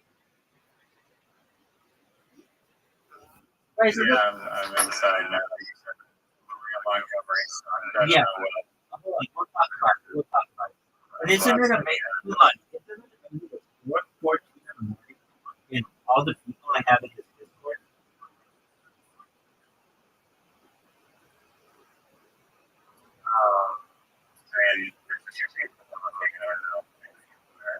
But the other people are good people. I mean, I can tell you, I've did this for a long time, just alone. And it's really nice to have other people for it. All right. So here's why William Montgomery has been suffering. He is not a very consistent performer. Here's a few reasons. Number one, he doesn't memorize the set. I understand, but he comes up and he just reads off the note card. And also, he misses about 1 or 2 performances every month on Tilt nowadays. And it's because he can't come up with. He's probably touring. No, it's not because he's touring. He has a contract with Tilt, and he comes up with the excuse that he's sick because he can't come up with material. And So you're telling me he came up with jokes every week for years, and now all of a sudden he's super popular. He's not going to come up with jokes. well, he did it as an alcoholic and a cocaine addict, which That sounds like it. Yeah. Get in.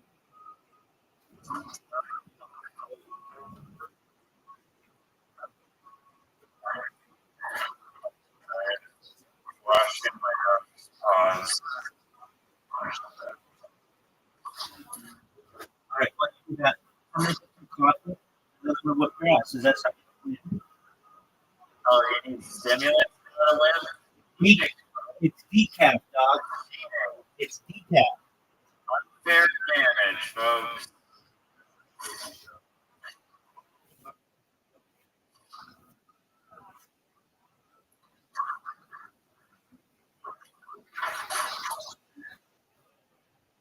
Openly admits that he needs performance enhancing.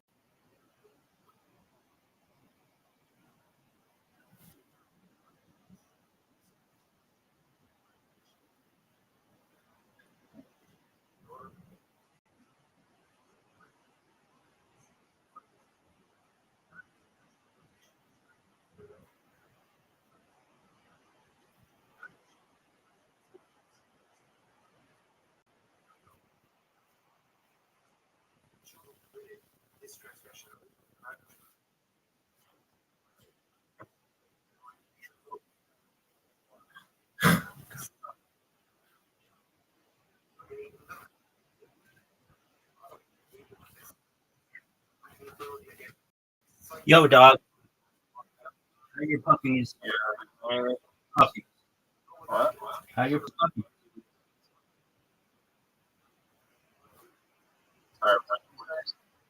Your puppies. It's a pun.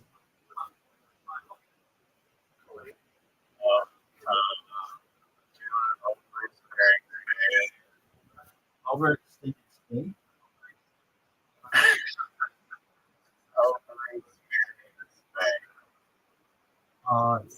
Is this with the dog? And they keep the ovaries, but still get neutered, essentially. Yeah. You know, whatever. Space.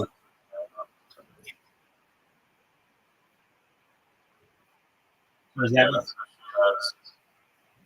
She still has uterus. That does a ovary sparing spay, surprisingly, and ovary sparing spay is important because hormonal? yeah, there's a lot of hormonal things that happen that the ovaries are important for with the overall health. I don't know. So basically, like she had a hysterectomy.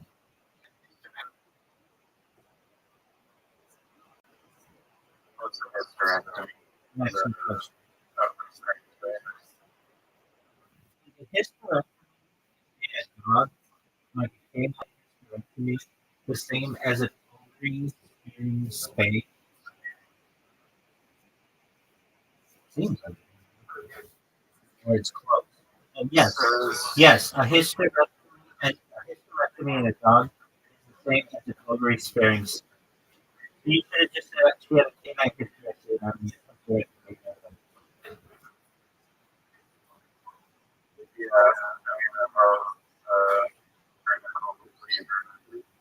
procedures for but yeah, as you know, apparently that keeping the hormonal balance of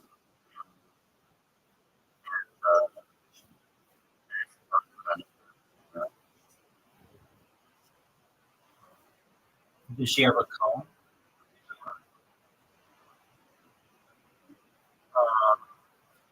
she didn't have a cone. Like this time of like Did she still get a period? but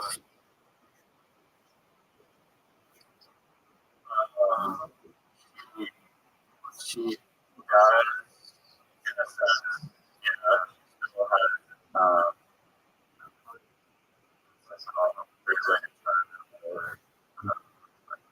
Does she read around your house? she used to, and I had to put on diapers for a time since the it's not never breathing, but it does. It's like when it's whatever. So yeah, there's no bleeding anymore.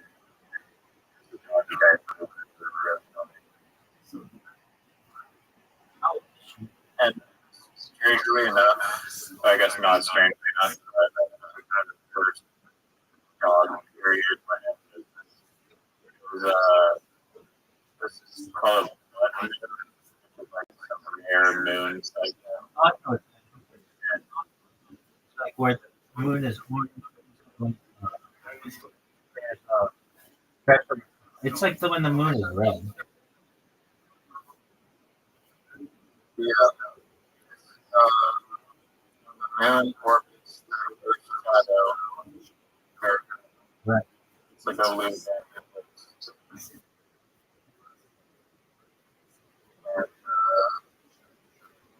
it's very rare that that's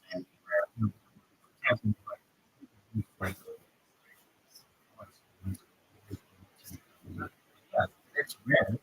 And roughly every 2 to 3 years. When I was like the first it just like really I've never experienced like our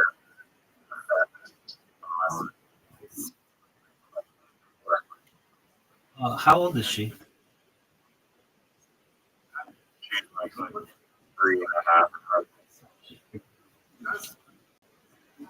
Here's my next question.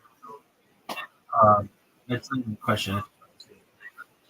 So normally when I make my fucking videos on that one account, like only you have that I don't promote, I just signal. I normally never get anybody with a question, and I kind of like it. Don't want people to know about that account because it's kind of like I don't want to say secret account, but I don't want it to get banned. Okay, but I recently, just in the last like 48 hours, I did just you know what? I'm gonna just instead of me lip syncing all the songs, I'm just gonna have the music going over my video of me just doing whatever I'm doing. I'm gonna get so many fucking people who like my shit because I'm putting out so much content. I've got like follows on that account in the last 24 hours. And, like 150 likes, something completely hard. And I think it to be interesting. All right. Next thing I'm going to So, are you doing? Use it? do. Okay, so No lip sync? I don't do lip syncing though, just because it takes too long for me to make sure my mouth is moving at the exact same time. And, like I'm making the videos right now, but I'm talking to you, and I play a song over the video. Like, at least go to that account and you can see what I'm doing.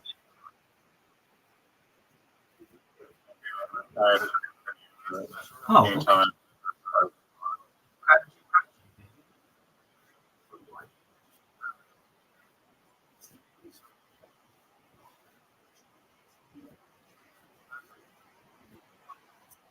One.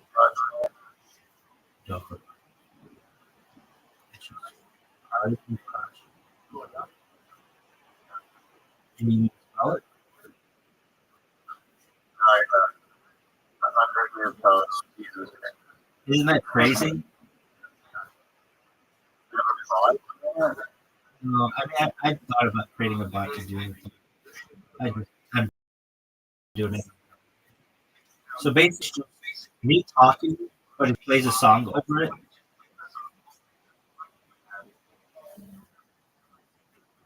Yeah. Interesting. Here's the thing, I just get a lot of interaction.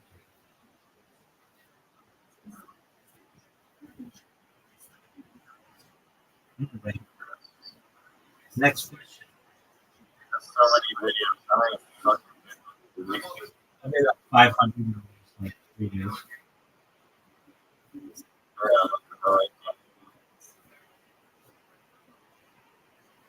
So I for 10 No, it's not. Well, each video takes me like a minute and a half to do, and I don't have to do anything. I just have to have it. I just have to have it. And I'm not doing it for people to like me. I'm just saying a lot of people do. If I look, okay, I'll just give you statistics. Last month. And keep in mind, I've only been using this strategy for like the last few days, but yeah, another person. Bunch of hot chicks too. We've got let me go to my right. Right.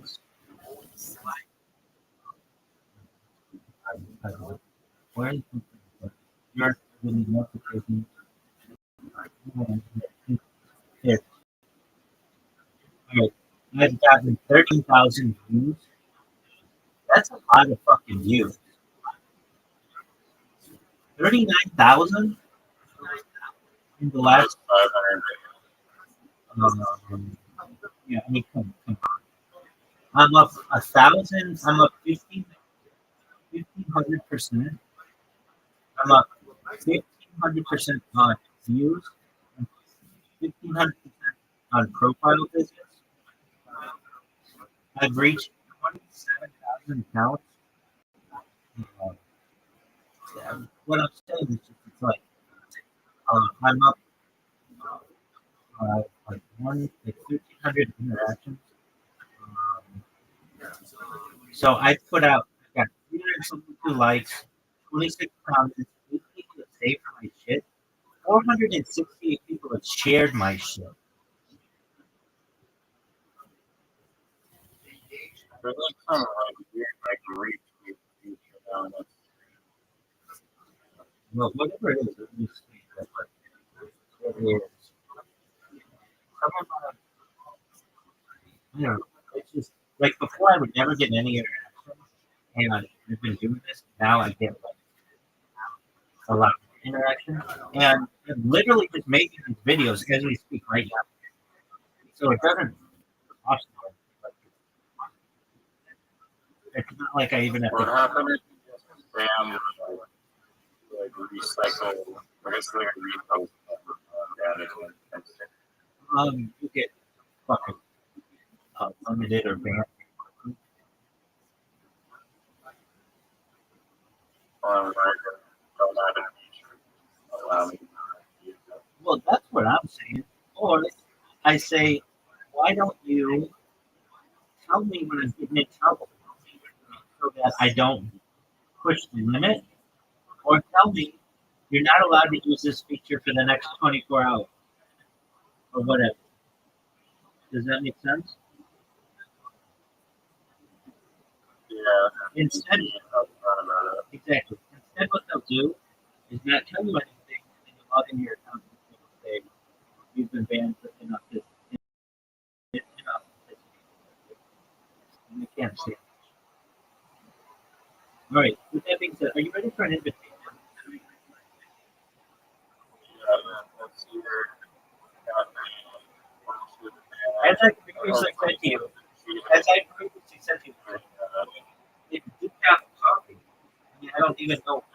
No, it's reverse caffeine coffee. I put depressant in it. No, it's got tranquilizers in it. Huh? I put extra tranquilizers in it.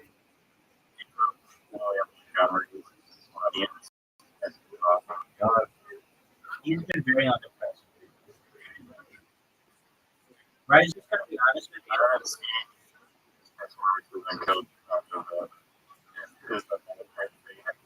Yeah, look at it. And I'm not saying that they won't. They're not going to do a contract because he's still. I have the worst fucking thing. Because he still is someone who is like uh, something that the audience still likes, but he's just not as funny. He used to be funnier, and you feel like you mean to say that cocaine and alcohol made him funnier? Yeah, he played more along the time. He's got like a few bits that he does. Like Tony he'll be like, all right, William, what have you been up to recently? He'll be like, Tony, I've been doing my roller skating. Like, oh, cool. What else have you been doing? He's like, and I was doing puzzles, and I was on eBay. And like, what else were you doing? And he'll be like, I was hanging out with my dog, and like, all kinds of shit. That, like, he'll get really excited, but he doesn't do that stuff as well anymore. And are you gonna go? Here. Oh, you're not even gonna go?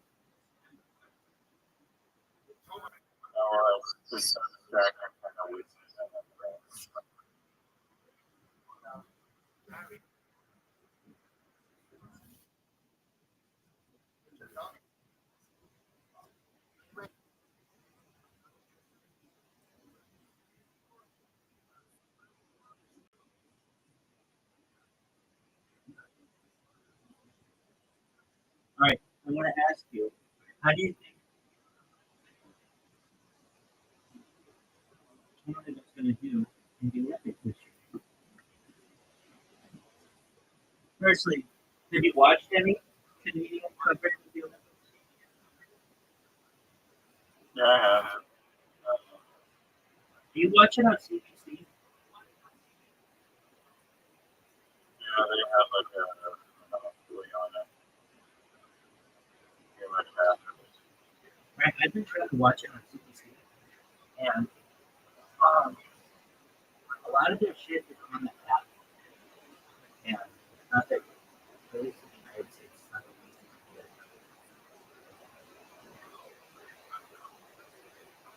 I have really been trying to watch it, and I haven't. Really had So you're looking for watching it on the US stream, Olympic stream. so long as it's in English, I'm okay with it.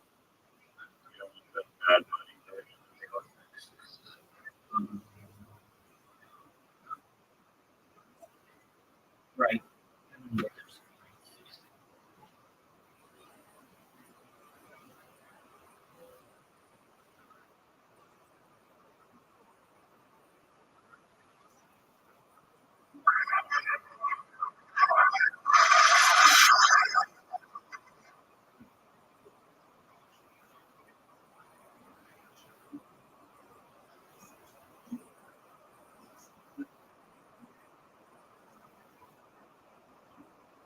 This is going to change Bad Bunny's fucking career. I hear him on the radio right now, and they would like never play him on this station. They'd only play the English speaking. Another fun fact, was a flag years ago. Jackson was very But I'm listening to that station. Like they never play music. I love it. Like not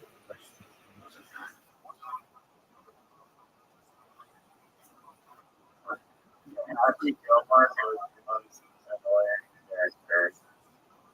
you know, I forgot. I forgot he was. I forgot he was in it. What did he do?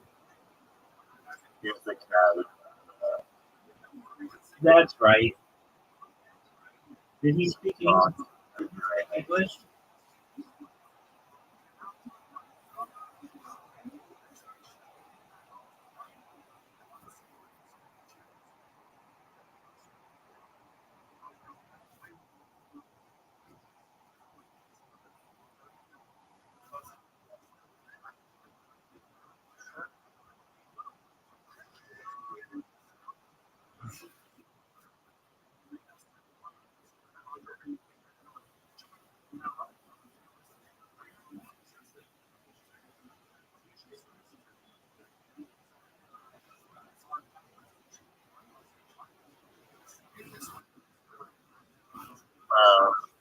With an MMA or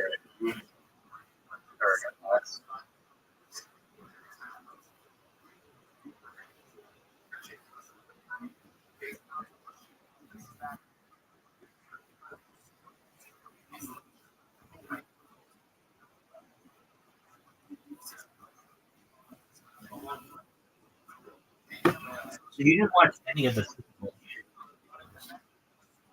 I slept through the whole thing. I was gonna jump in the Discord and watch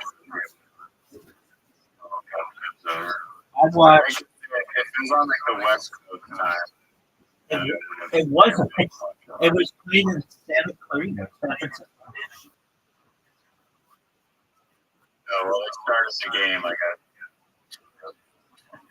normally they started. I guess it depends early.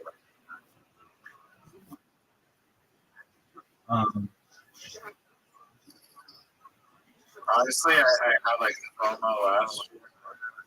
Previous years, I really wanted to watch it, but this year. Well, I'll tell you this. I watched the first drive, and I could tell it was going to be a blind game. And I slept, so don't consider yourself missing out. But then I did something really interesting. I don't know why I don't fucking do it. I mean, I guess because it's cool. But then I watched.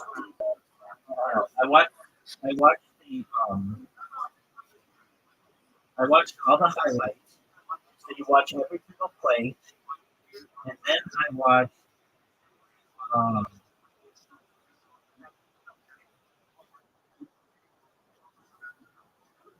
I watched every play, and what else? I watched every play, and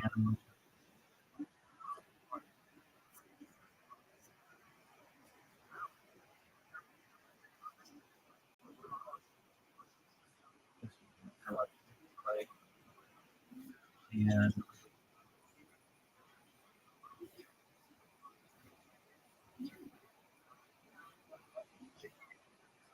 oh, I watched every play, which was 23 minutes of footage. I watched That Funny with no commercial, which is 13 episodes. Then I watched the top 10 commercials. They were terrible. So I was like, wow. In like less than an hour, I literally feel like I watched the whole Super Bowl and I didn't have to watch any of it. And normally I like to watch it. It's like an American tradition. But frankly, I don't know any Bad Bunny. The two teams aren't of interest to me. So it's just one of those things. You're right. And I could kind of tell that. That's why I started watching it at the beginning. And I could tell just how the teams were playing. I really could. I was like, oh, they're not very good at all. I mean, for the people that great. I mean, more entertaining. Yeah, and then last year's game is like the biggest blowout in Portland Super Bowl history. So it was. They haven't had a good game in like a few years.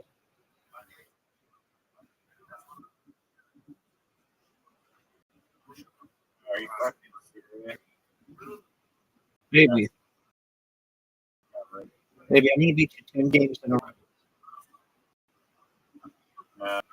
Oh yeah, for sure, no doubt. No doubt.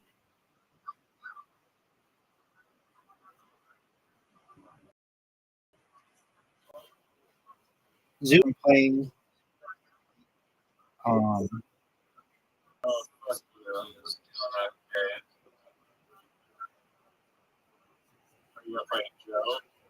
You're gonna play Joe. That's what I heard.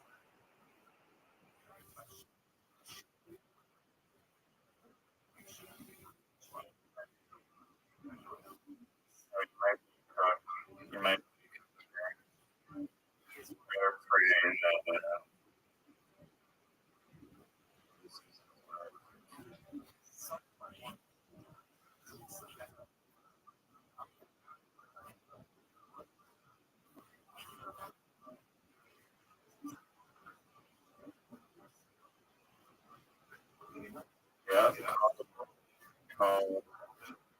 you're good at doing that. Yes. Okay, good. I got it.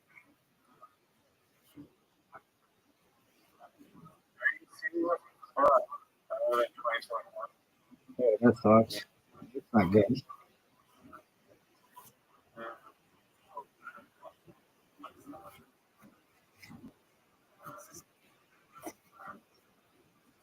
How many of any sport of any country? How many Olympians, Winter Olympians, can you name?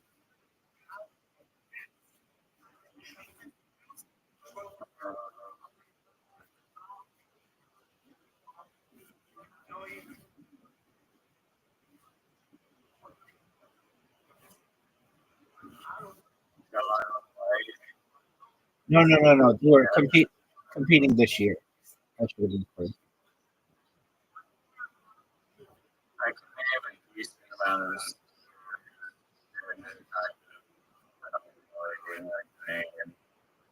Zero figure skater.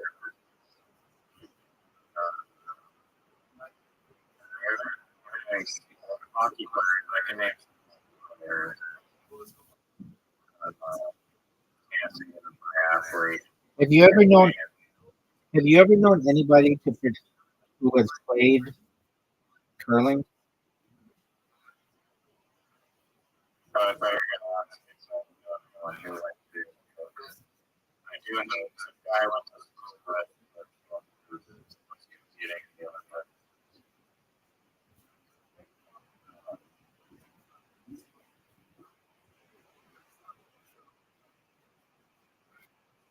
But I mean, have you ever met anybody who has been a curler?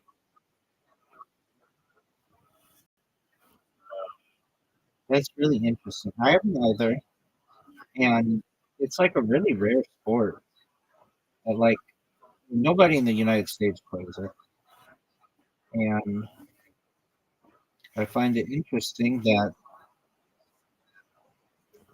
basically it's just so rare. Like you are somebody who is like in the art of fucking Winter Olympics world, and you can't even name somebody who fucking plays curling or whatever curls. I mean, it's like shuffleboard, but it's bigger. Yeah, I know people who play shuffleboard though, but nobody, I think shuffleboard should be in the Olympics. dude. I think we should be.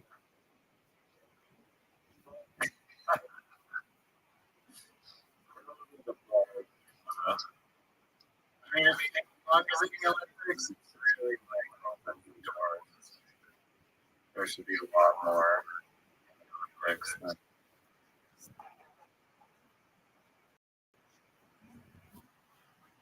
Wow, really? I think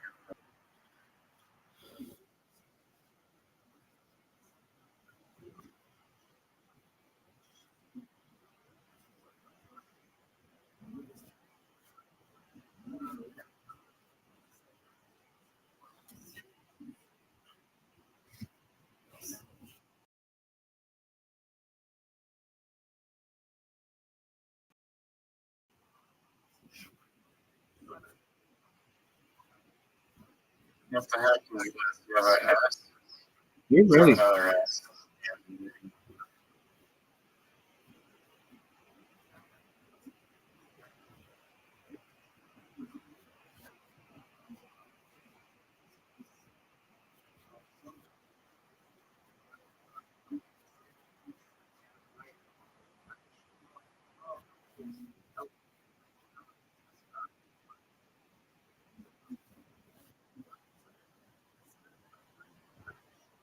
Okay,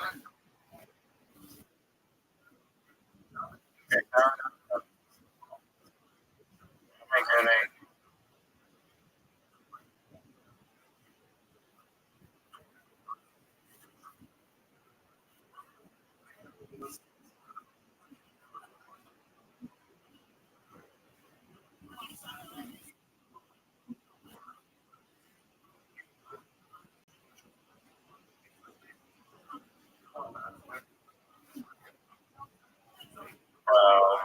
seriously. I mean, what do you want me to do about it, dog?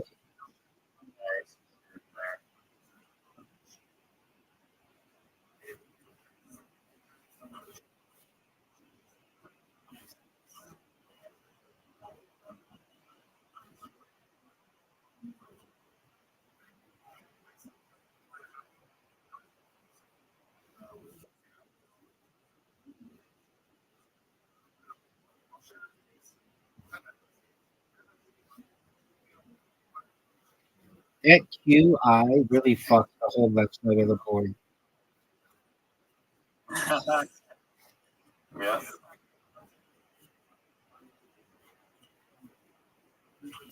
I mean, no, there's still the video of the side that go up there.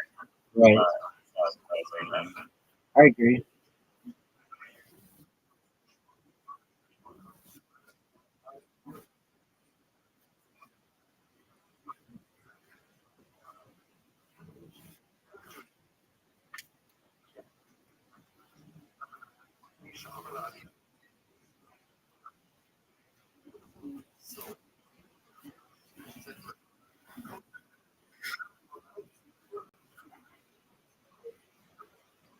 no, because it's never. This is sexy play, right? Uh, I'm ready for it. Hit me. That's a good time. 12 totem? Do you think 12 is good? Just a fine. Oh, okay.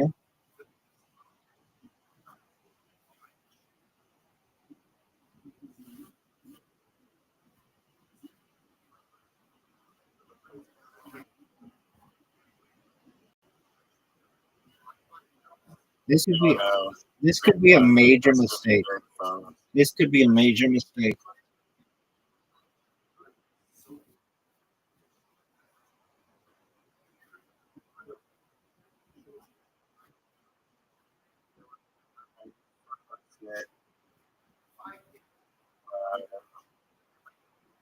Oh shit.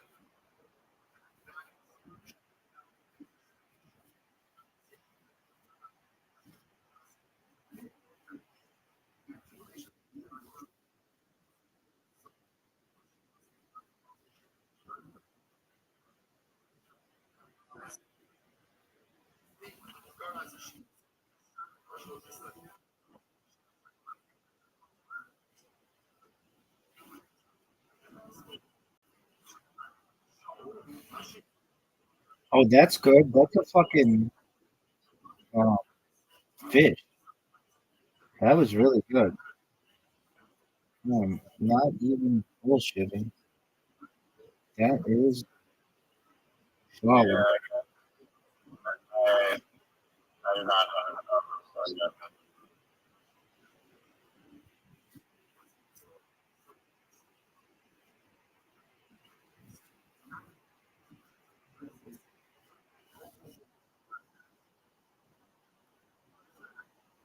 What are your thoughts on this lead that I have?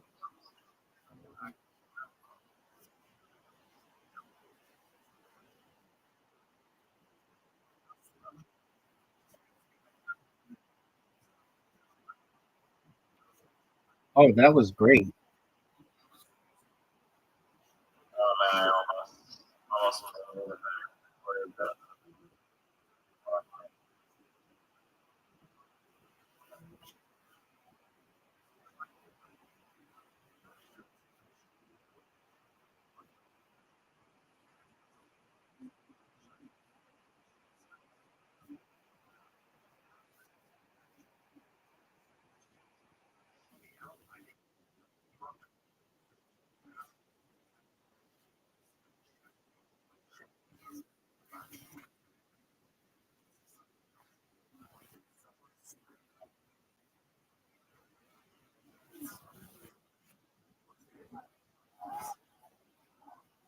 Did you know that there was a streaker at the Super Bowl? Uh, did not know I also, there usually is. I don't know, sometimes. I also saw a thing. I don't know if this was really true, but a guy that and won like $300,000 by getting someone to run on the field, and he was actually the person who ran on the field. I don't know if he got to keep the money, but that seems like a really easy way to make a lot of money. Yeah, no, I don't know why I've talked about that before. I would not break that. Pay some guy like $1,000 to go around, you know, walk around. Dude, you could fucking destroy me. Oh my god.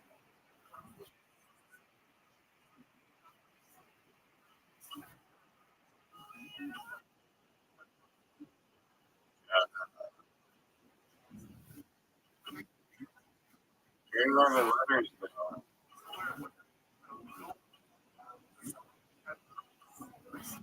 Good.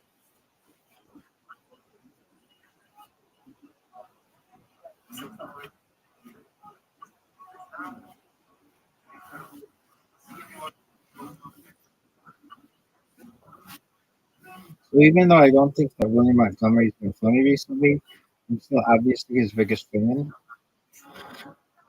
But he's not. He has not been that funny recently.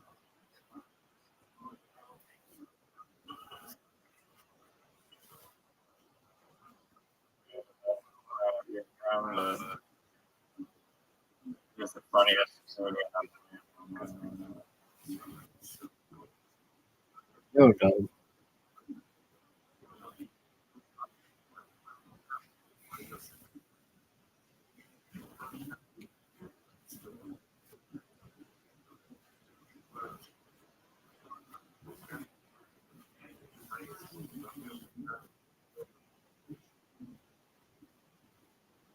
Big dog, you're up. The guy who streaked this year though was smart. So he didn't get a public indecency charge. He kept his pants on.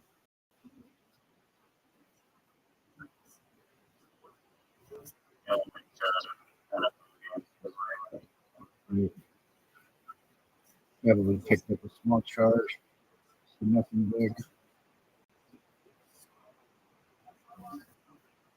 was it in the middle of the play? Yeah. Well, like it was in the middle of it didn't interrupt the play. Maybe. And how long was he running for before he got attacked? He made some moves on some guys, and that's one game in a row. Just in case you were keeping track of him, he was able to dodge some people, and then they eventually he like slid down and they stopped him. I want to see someone on like electric rollerblades, just like how too much so this advantage, like get away with it. How do you have rollerblades on grass? Zoot, zoot, cutthroat. Zoot, cutthroat. Oh, you started the game. Don't play anything. Don't play anything. Zoot, cutthroat.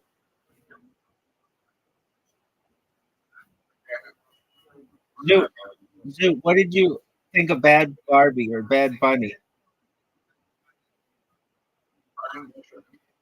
Yes, you did. We watched part of it together.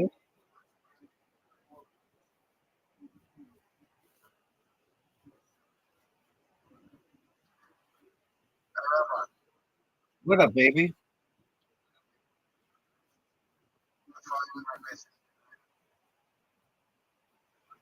What happened? 3%. Yeah, it's 3-person, and it's trick shot. Look at that. Yeah, that You- gets place and honestly, my ex-girlfriend. Doug, what are you talking about?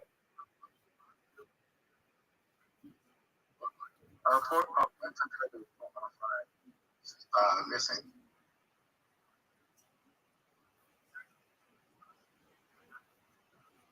And your ex-girlfriend was there? Was it the girl from the adult bookstore?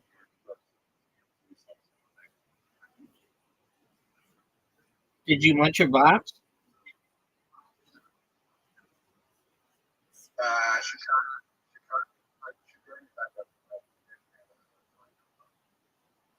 Oh, so she's down the fuck. Wait, this is the crazy girl, though, right? yeah. Penalty. Penalty. Because it is. Next question. Oh, yeah. What do you have to do? I don't know. Oh, yeah, you're right. Is that how it works? So it's not like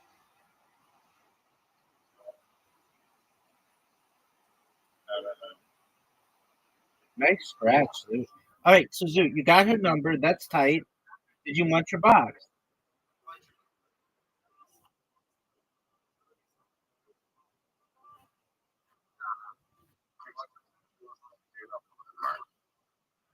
Isn't this the crazy girl who stole all your money?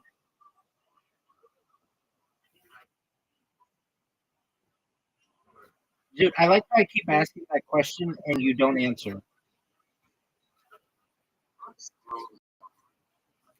You had to pay for her heroin habit.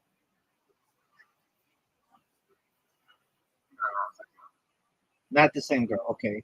So who is this bitch?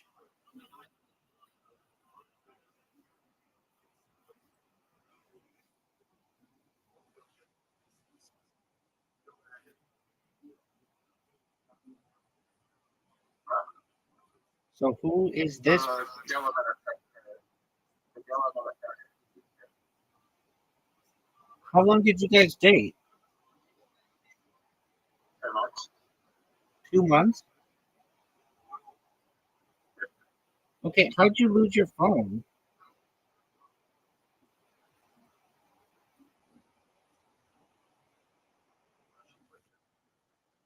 Yo, Doug, remember that time I asked you a question and then you were dead fucking silent? Like, why are you such a bad communicator? How did you lose your phone? I was at the theater. Oh, hilarious. What are you doing at What's an adult theater like? No, dog, it's where it gets blown. The orgy place. Like a brothel? No, it's where it's an adult bookstore. Yeah, it's like theater. And See, what is an adult theater? Place where they play. Citizens, they play. and you lost your fucking phone at this place, and you had to admit where it was. Did you tell the police where you lost it? Or not? What did you do last? Oh, Do you think somebody? I phoned out. I thought someone could probably make it to the police. I got that. Oh shit. That's what I was like. Oh, by the way, I lost my bed. In my bed.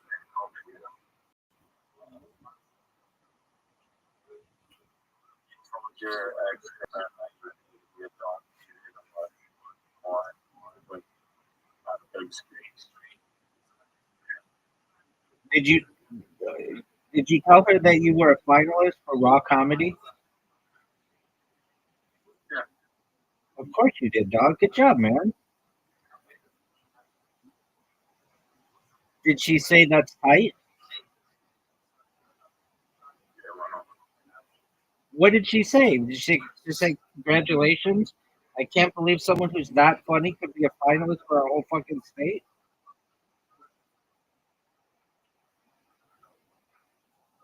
I can't believe someone who doesn't know how to respond to content make it funny. Yeah, I personally am. That's the way we do it. Are you in love with this bitch?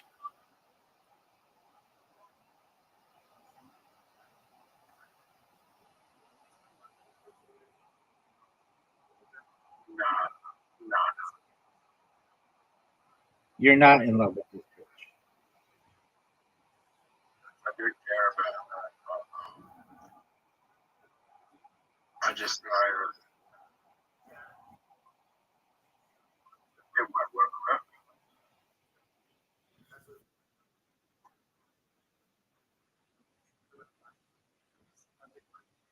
sounds crazy, Rebel. What's that, baby?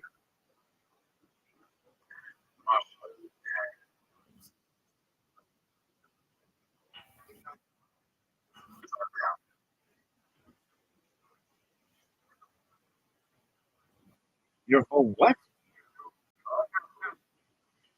I like how I need to know. He's about to fuck up. How come? I don't know if I can fix that. You see that? Do you want to know what it is? Yeah, if you could explain it. That. You see that line? But, yeah, she kind of Dude, there are a bunch of types of. sometimes don't believe it. No, you should. He's not. Lying. He's not. It's not worth that much, but it'll be worth 10 points. It just makes it really difficult. Okay, so there's a kiss shot. It turns off the like protractor thing. The like line.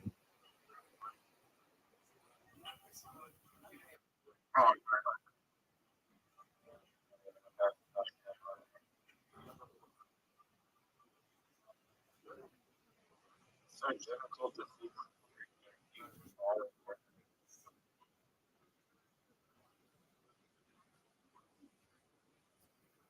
All right. I agree. It's cutthroat. You are winning. No, crazy. Rothschild made harder. Well, to be honest, I don't know how to play either.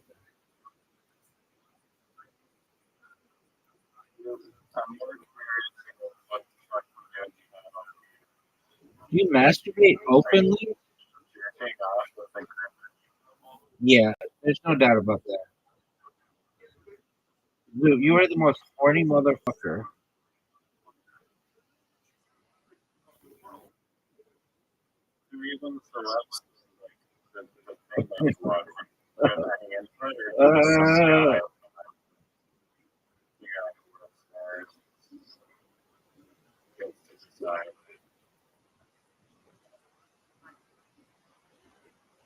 I like how Zoot's quiet. What'd you say, Pink?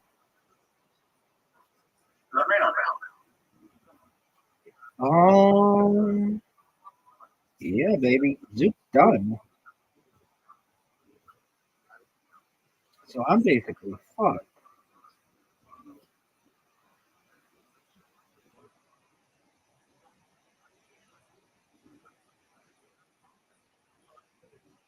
No, you just need to get a pass.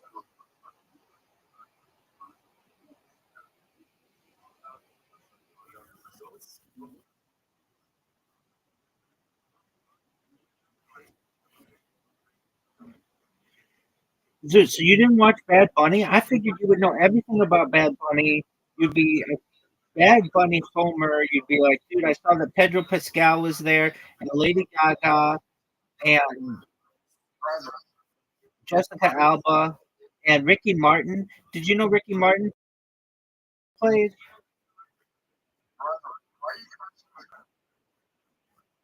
What you do?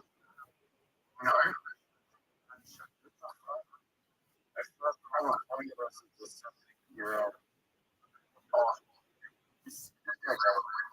Oh, he did.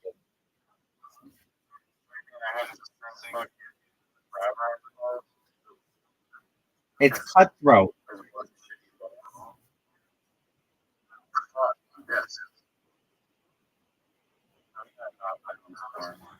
Dog, I'm about to dominate.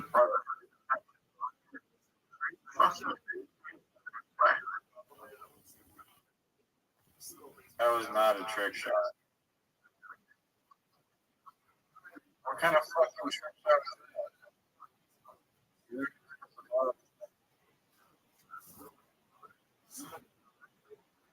Did I lose because of that?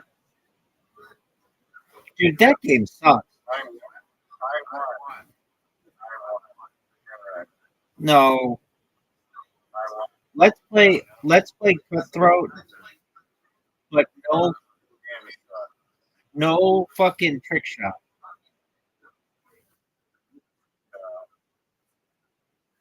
Yeah, let's try it.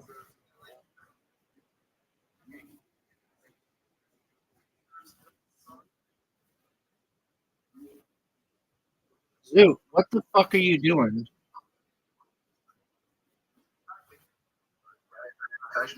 Okay, well, it's not doing Did you? First time you're fucking island and like I don't even want to. How are you playing this game right now if you lost your phone?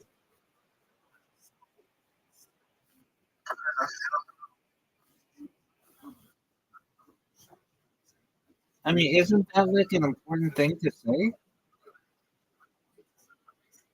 Where did you find it?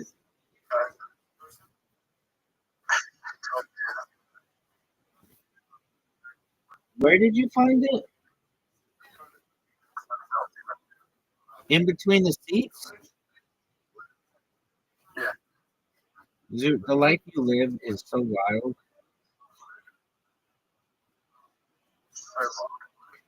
Yeah.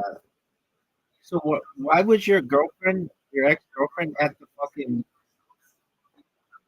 Riser? Go at the adult theater. What a shot! Because that partner was she was on the PlayStation. She was her partner. Her partner. So she's in a relationship Yeah.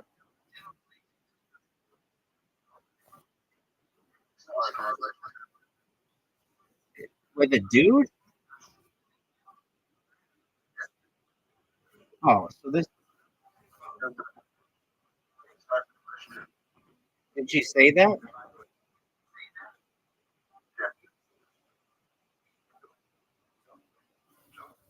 Scale of 0 to 10, this bitch.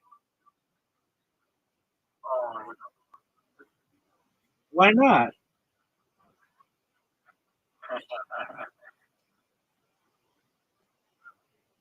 Riser. Oh.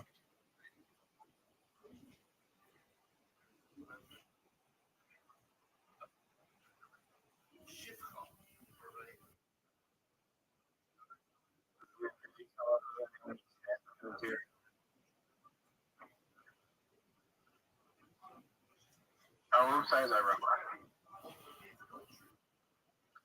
Started at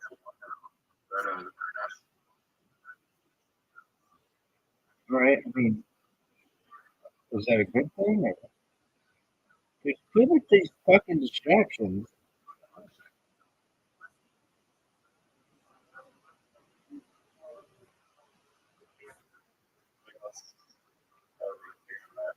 Dude, STFU, dog. You're not helping anything. So this goes a 4.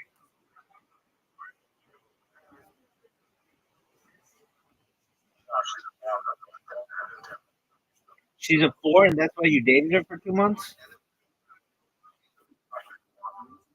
She's terrible looking. All right, so she's a 4.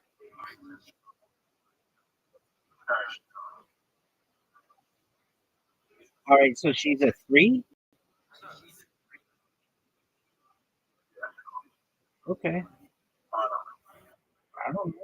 I mean, so was she a 4 when she had brunette hair? Right, she's a 3.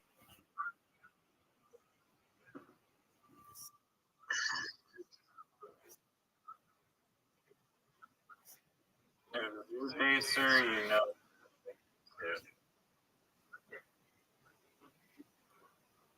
Awesome. Well, I can tell you, Zoot dates her. She has a terrible sense of humor. Like, just awful.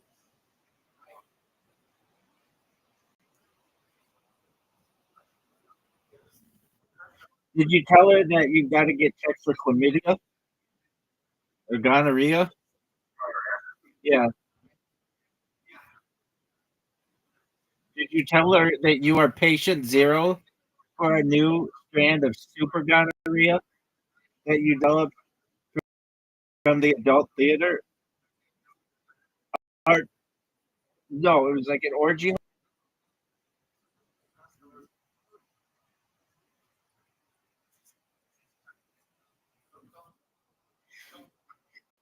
Dude, in Australia, did they not teach you to answer questions when people ask them?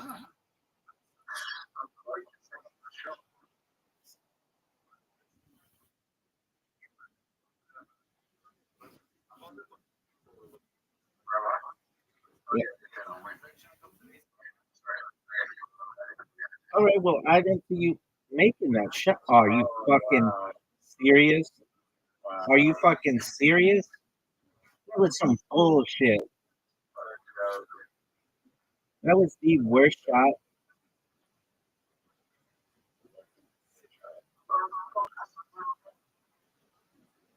Good job, Zoot.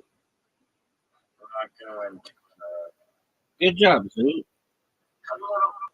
How did I not realize that was Baby, I don't know. You're the same guy who lost his phone at an adult theater and went to the police over it, and you thought you got pickpocketed. Who the fuck wants to stick their hand in the pocket of some dude at an adult theater?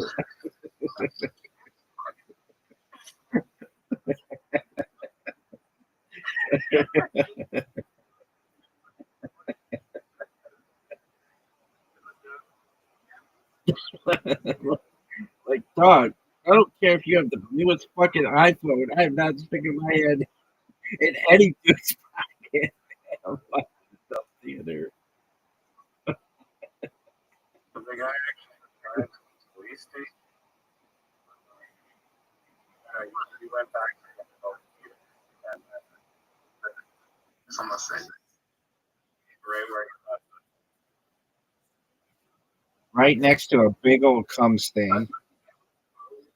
So, do you masturbate openly at this place?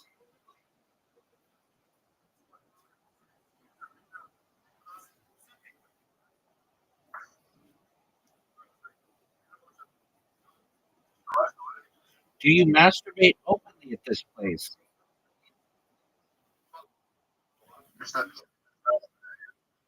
That's absolutely disgusting.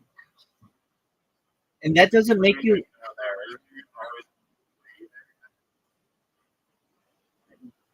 Is that legal in Australia to openly masturbate in an adult? Gentleman lost his fucking career in the United States because he got caught doing that. He was like a giant children's television star who got. Oh, are you fucking serious? That was unreal. That was an unreal miss, Zoot. Zoot, you had the win. Zoot, you had the win.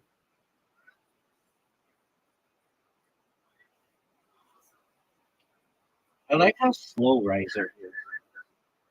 Riser, you gotta. And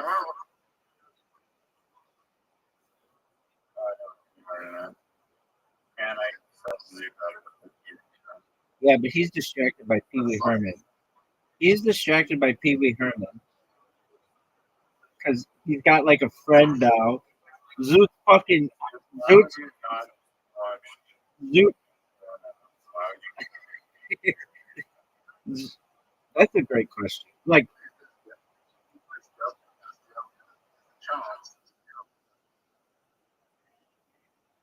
There's like one in a billion chance that you'll find love. That's where you're gonna find love. you have a better chance of finding love at the fucking police station. How does that go?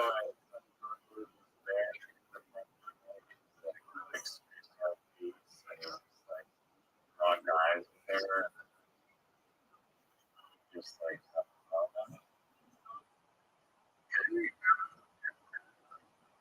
He had it movies and TV show, dog. His name is Paul Rubens, and I know he's now your new hero. Zoot's like, it's not weird to masturbate in adult theaters. Pee Wee Herman did it.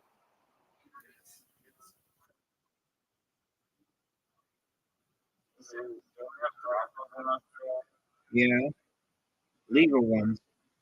Right, sir. Zoot, what the fuck? Get off of Wikipedia and get in this game. Zoot, what the fuck are you doing? Zoot, Zoot, you have 10 seconds, 9 seconds, 8 seconds, 7 seconds. Zoot, come on, man. Zoot, what the fuck? Zoot is so in. What is the word? Zoot is. What the fuck is the word when you don't care about others? Zoot is so inconsiderate. Thank you. Zoot, you're so inconsiderate. Zoot, I have to say though, that was like the most baller shot I've ever seen you have on this field.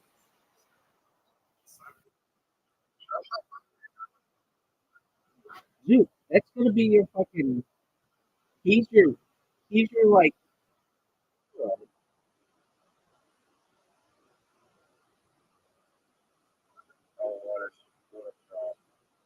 Are you proud of that?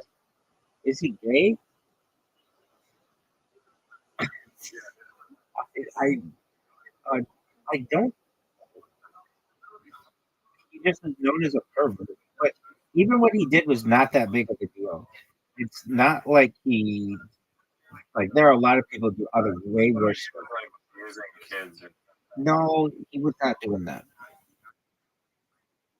He just got caught masturbating in a in adult theater. Public movie theater or adult movie theater? Adult, Adult. adult, just like Zoo. Designated adult theater environment. I think it was in Florida.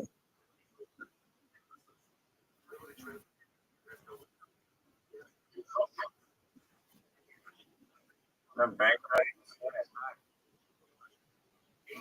you just fucking Give me, give me this fucking win. Give me this fucking win.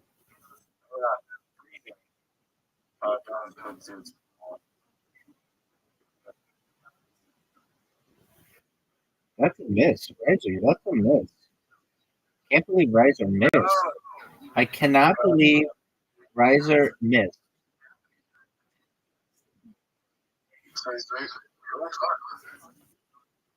I like how you refer to yourself. Nobody understands the who gets to go when.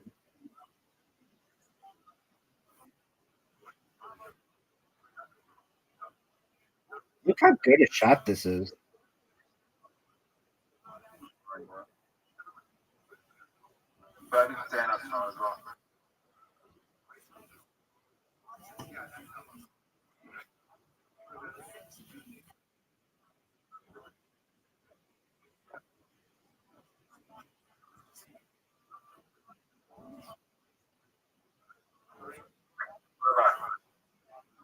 Yeah, baby.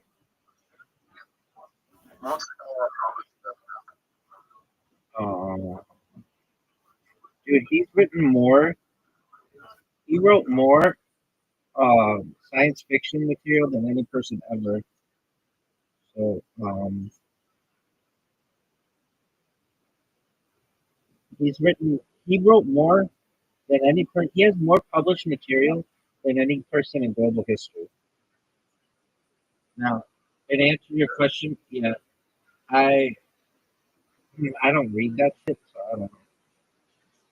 Not to say I don't read science fiction, but L. Ron Hubbard is his own like religion, so I don't get into that.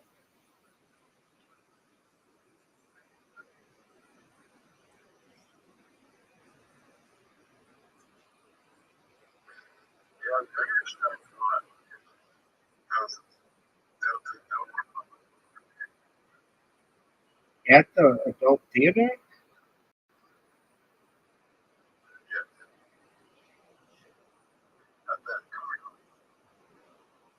so you went to adult theater, the comedy club, and the police station.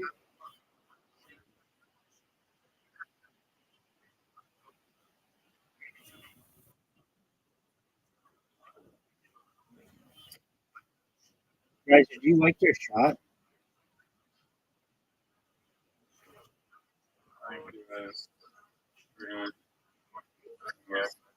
Do you really?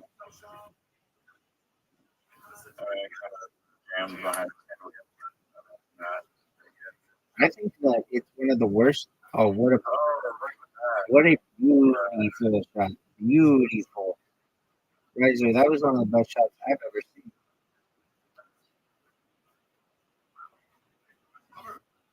Are you fucking serious?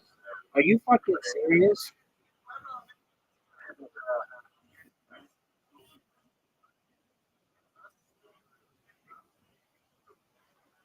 Riser, how many athletes from Australia do you think are competing in the Winter Olympics?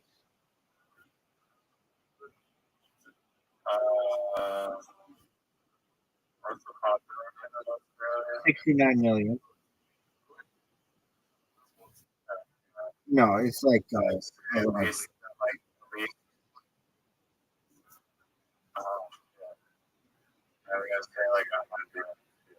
It's not 69 million. It's like 20 million. It's like 20 million.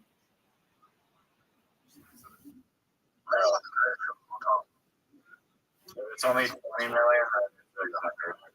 It's like 54, 56. How you guys? How am I in front of him?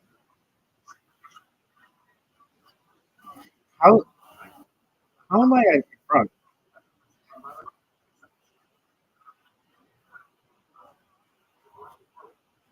Wow. How am I in front? Oh no, I'm not in front. Zoot and I are tied.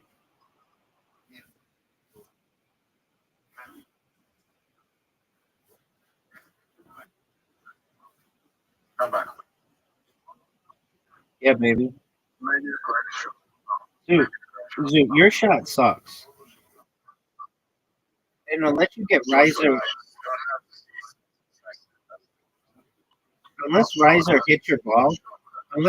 hits your ball, I'm gonna put you out of your misery.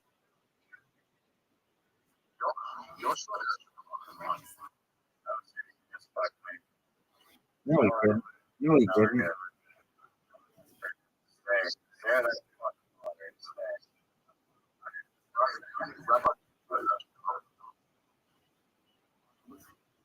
Are you sure about that, son?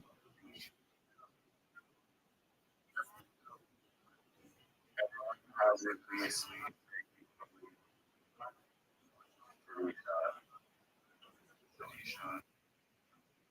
Hit my ball, Zoot. wow. Just the absolute worst thing that could happen. Basically. I don't know what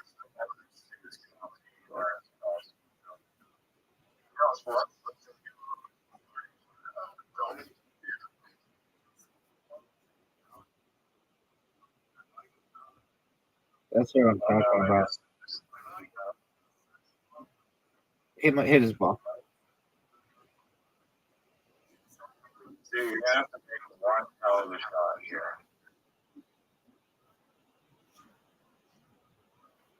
Are you fucking serious?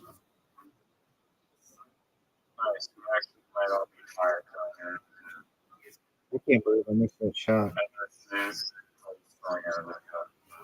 There's no way Zoot makes this shot. Come on, dude.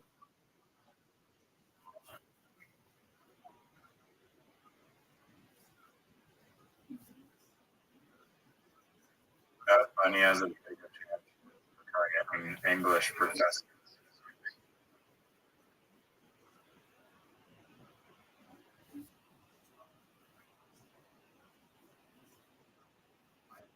Zoot, did you watch Happy Gilmore 2?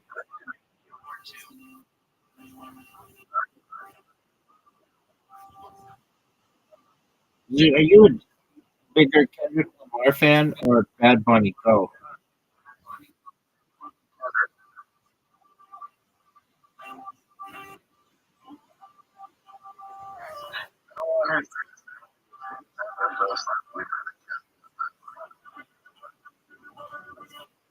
What are your thoughts on that? I don't need to memorize the percentage. It's about feel, baby. I didn't memorize shit. That's a terrible shot, Riser. I can memorize the percentage too.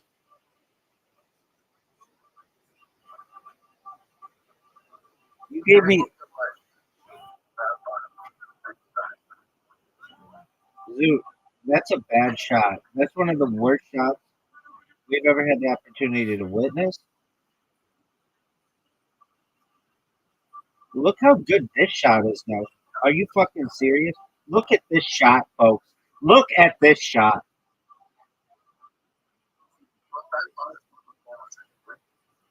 Oh, it is okay if you know Spanish.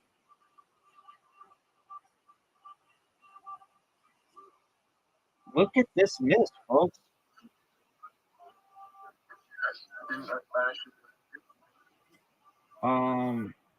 If you didn't, I thought it was okay. I thought it was pretty. It was like had a lot of shit going on. But do I think? I mean, I bet if you were a Spanish speaker, it was really good. But I mean, I don't know. I would want like openly PR like the last 2 days, whatever, he just has these like crazy. I would be He's like Zoot. Zoot would put out the shit he puts out.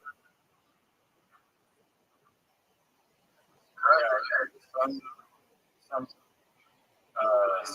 here was like I don't really like the views of what's happening in the US. I don't like I criticize the US.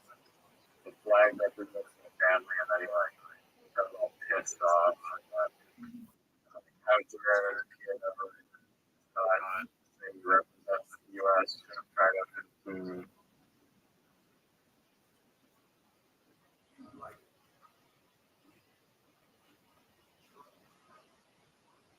but with he said about the bad thing, he was like he was also I mean, I get that, but I I would have preferred it to be in English, of course. But I understand that NFL is going for a certain market, and I could see them having a Chinese one in the future.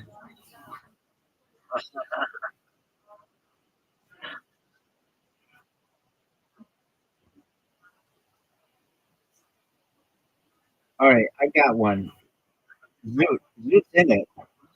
Zoot's already in this game. Riser, you have an invitation. This is only 3 holes. It's just some old game that was started and we didn't finish it. Zoot, you're up. I bet you Zoot doesn't know this is a game, which I understand. Zoot, you're up, dog. Zoot, you're already in the game. Just look at your games that are already going. There you go. Hit it. Go. Zoot, just go. Hit the ball. There you go. That was good. It was really good. Really good.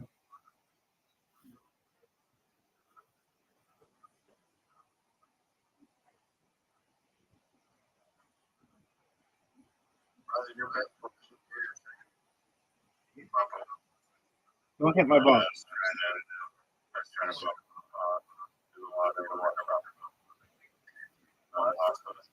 Oh, oh. That was baller at fuck.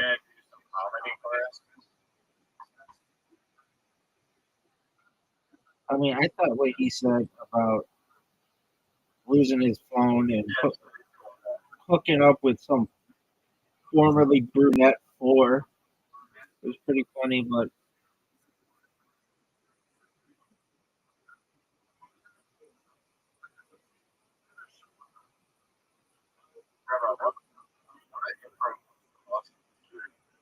they help you to be able to think on your feet. But we could have them right now.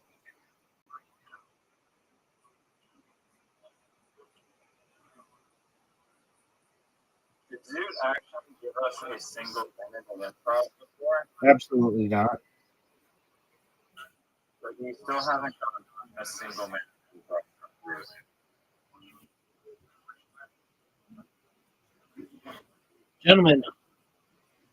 Gentlemen, what do you think of my shot?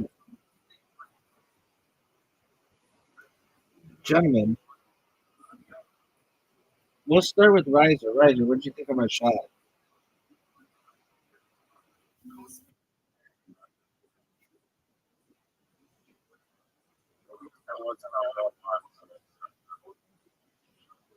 I don't understand. I don't really understand why you.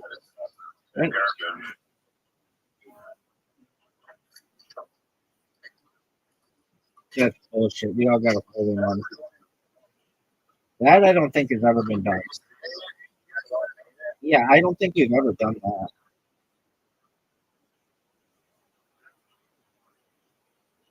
Oh, it's actually a hella big disadvantage to a person, and you'll see why. You're gonna try to water bump me like a bitch? No, I just cut the corner using your ball. There's nothing you can do. Maybe Zook can. Except you can blast me to the sand. Yeah.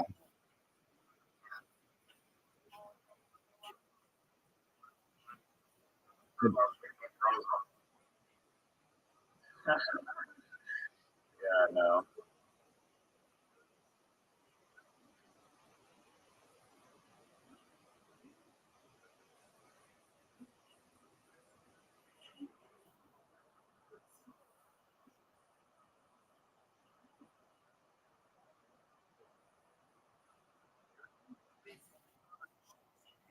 That's garbage.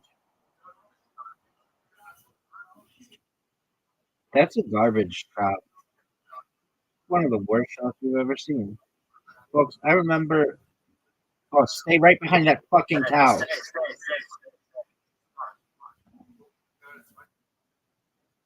Baby. Zoot. Zoot. Zoot being wild. See, water No, you can't water bump me. You know it.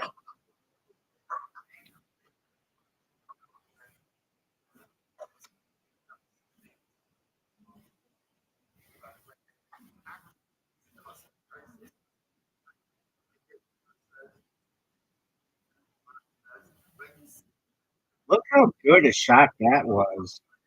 Riser, what are your thoughts on that?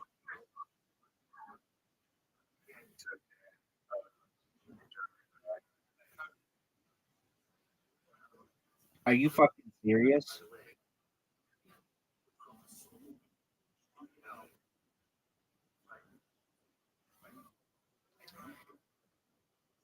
That's a miss.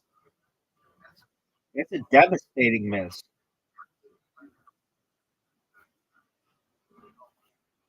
Sexiest shot ever. Riser, what are your thoughts on that shot, baby?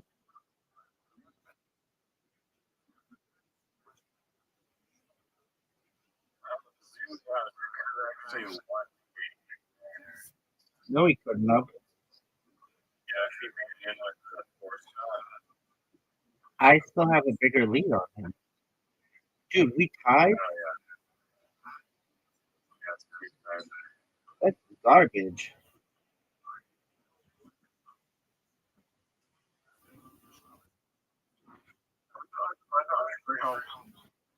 Just shit happens when you party naked. This one has 5. You know, Zoot, as I previously said, it's one of those things.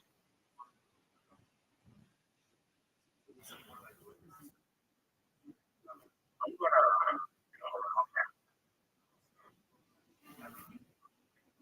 everyone that, oh, I said,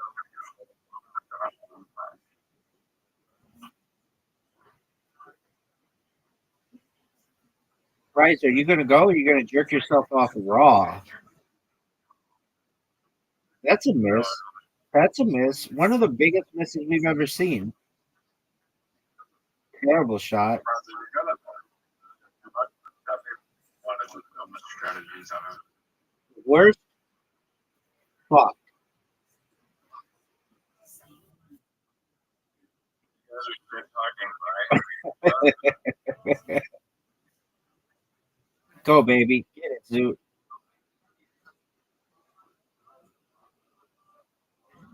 That's a miss. Riser's got a miss. He's gonna hit the corner. I need one of the greatest shots in the history of the game.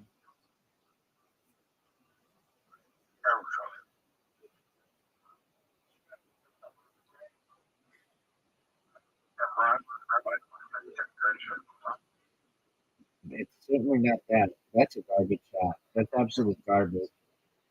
Make it.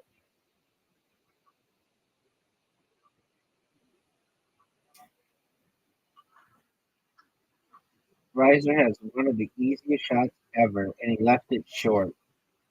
He left it short. I can't believe he left it short.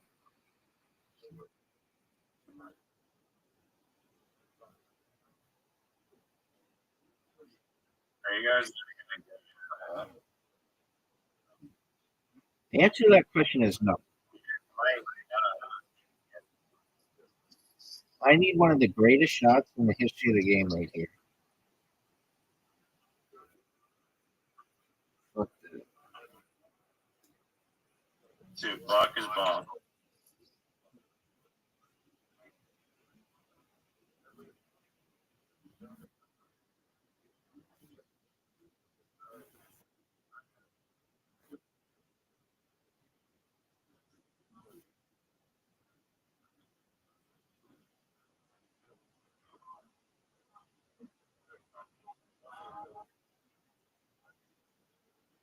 I have not played this ball.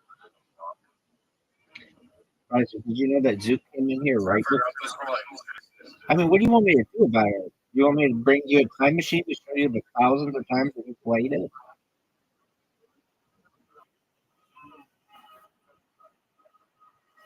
That was the best fucking shot on the floor I think I've ever seen. No, it's not that.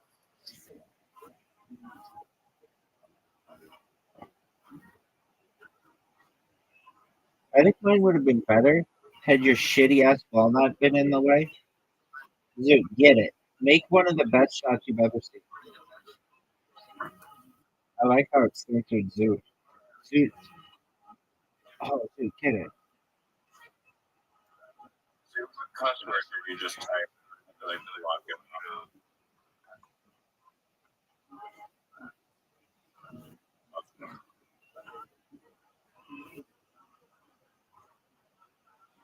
Riser, what'd you think of my shot?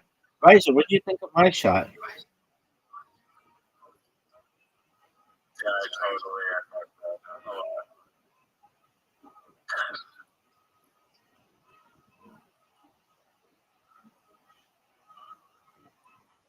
Riser, what'd you think of my shot? See, Doofy as fuck.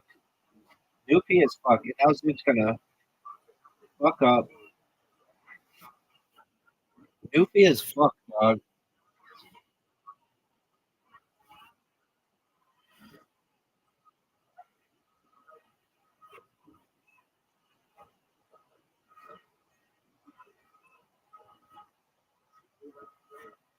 did you turn it off?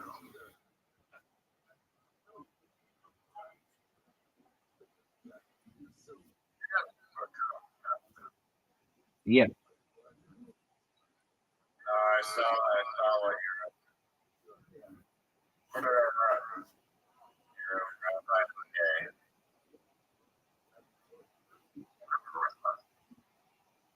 I saw it on my Oh, get it, baby. Get it, baby. Get in the hole.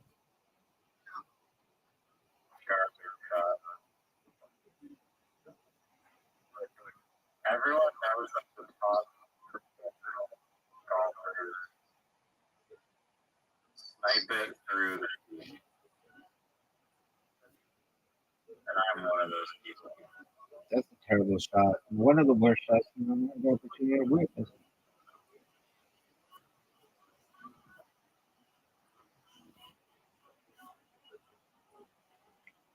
I love how Zook had a terrible shot.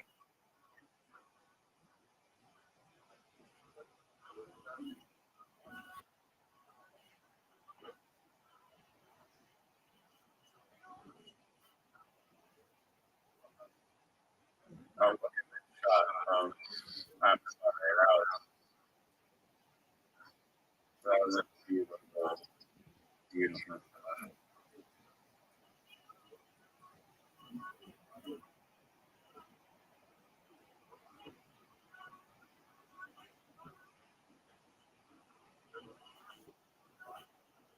One of the best shots we've ever had the opportunity to ever see, ever to witness. This is the Bad Bunny of shots. Did you guys know that I'm the biggest Bad Bunny fan in the history of the world? I loved his performance in Happy Gilmore too.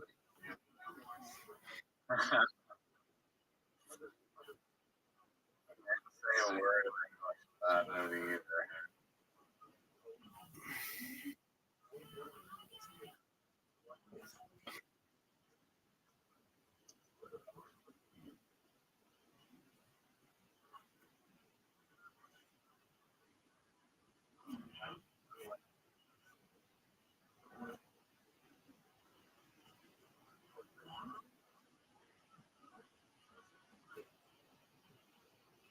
Dude, that's a terrible shot. And I think we all know it. Are you guys ready for the best shot you've ever seen on this hole? Are you fucking serious? That was very close to it. But it didn't. But it didn't. It was beautiful. And everybody knows it. I know it. You know it. Zoot knows it. Riser knows it. That's short. Maybe. Hit my ball. Thank you, Riser. Riser, thank you for the bump.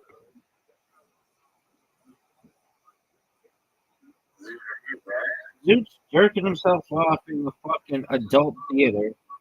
I'm not. Zoot, Man, do- I don't like sound of the creature place. well, his, You know, he has a new hero, Paul Rubin. fucking Wi-Fi. He's fuck. Oh fuck. Why is this like all? Because he data to download number 11 on the Pornhub list.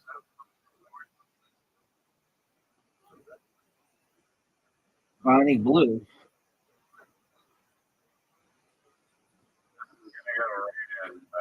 Incorrect.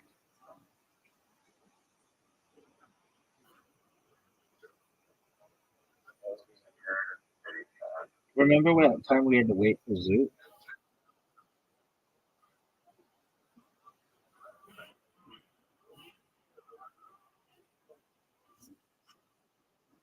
Zoot, you little douche.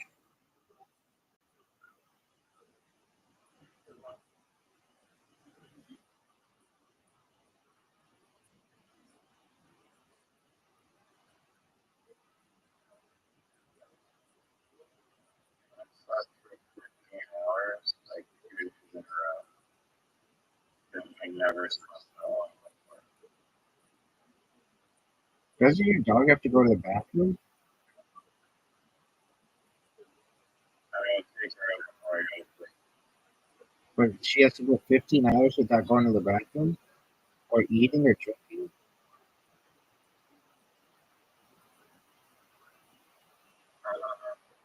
The answer is No, yes. she was tired. She was like going out the door, and I think she was sleeping too. She was good. You fucking love that dog so much, don't you?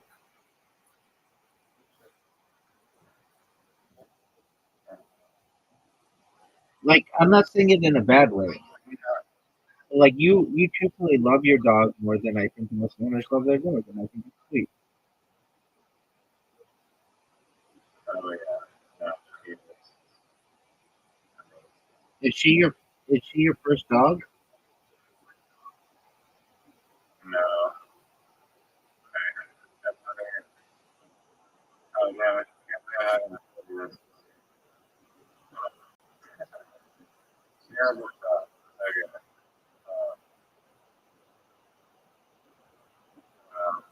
Okay.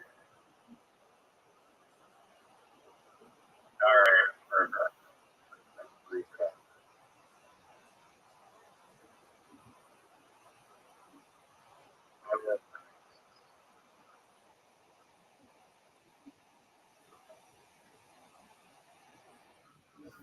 There's no way you're gonna make this.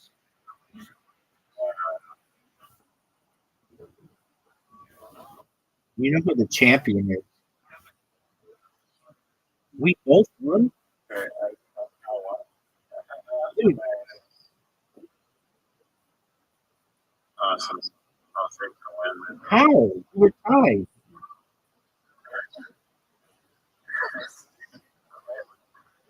lot of like, Dog, maybe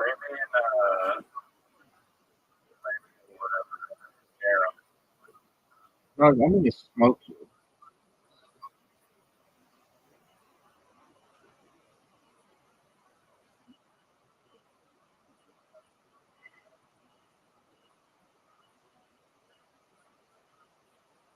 Are you gonna accept my invite, or are you just gonna jerk yourself off raw? Hey, no, I'm not. So you used to have a dog, and you had a That's what I had on like the Canadian was Veggie. and I was just supposed to put this dog and put it on her DJ, drop off the dog, and then for the night in the month. And then he just ghosted, and then we weren't sure if we were gonna deal with the dog. The dog is like super skinny, like super skinny, not one that well cared for. He's super well trained, like not the healthiest dog in the world. And then we were scared kind of we really liked him, but we thought that Who is JJ was gonna come back. who is we? We fucking Who's we? were a little what? Who is we? Like me and my family. Oh,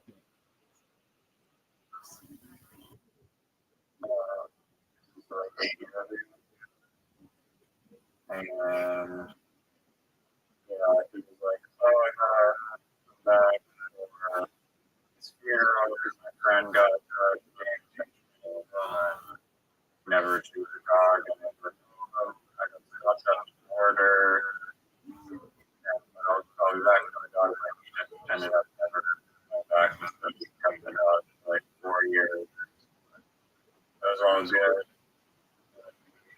I drove to across the fucking country with him. Apparently, he died because of that. And medicine that held him was really devastated and traumatized with that. wow.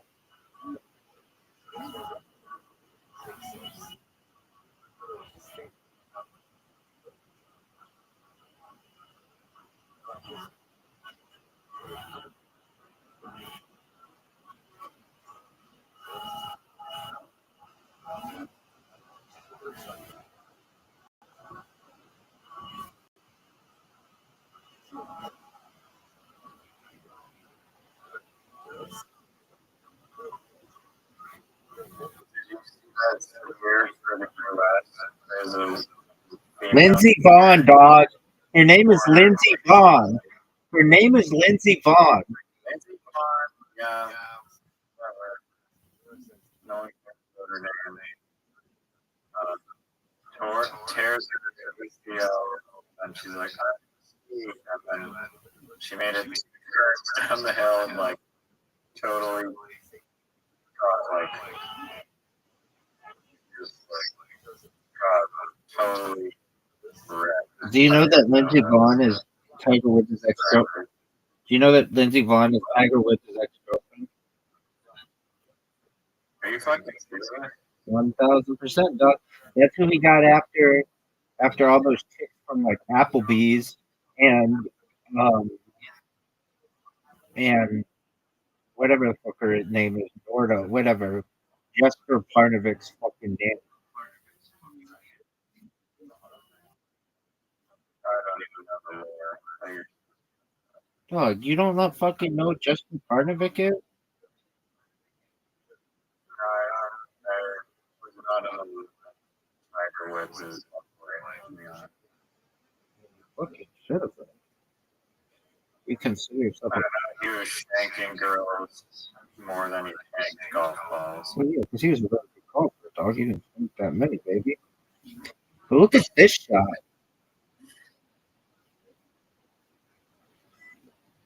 He was shanked the ball straight. That's true.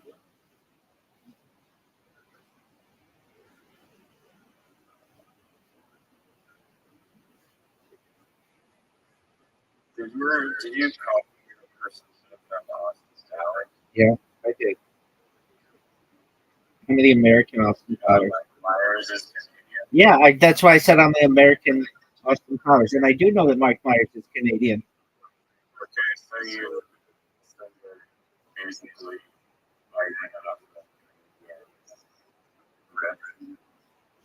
Okay. I'm really biting off James Bond.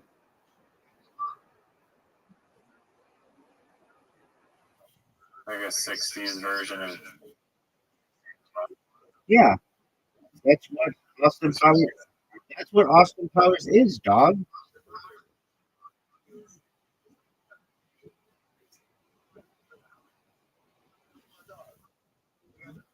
Look at this athleticism.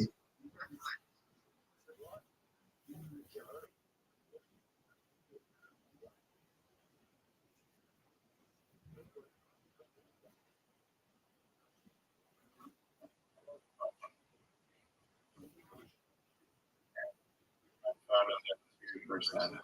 Is that the excuse that you're going to give for your shitty play?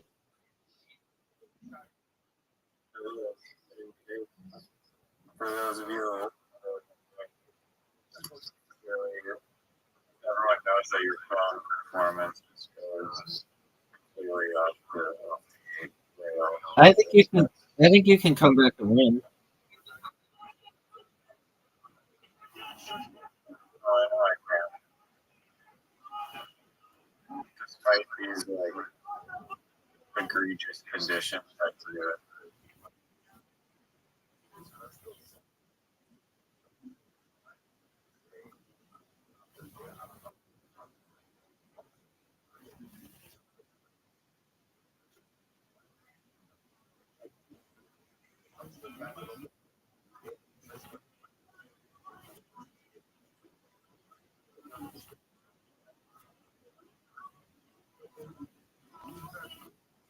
That's a miss, and I'm really proud that it's a miss.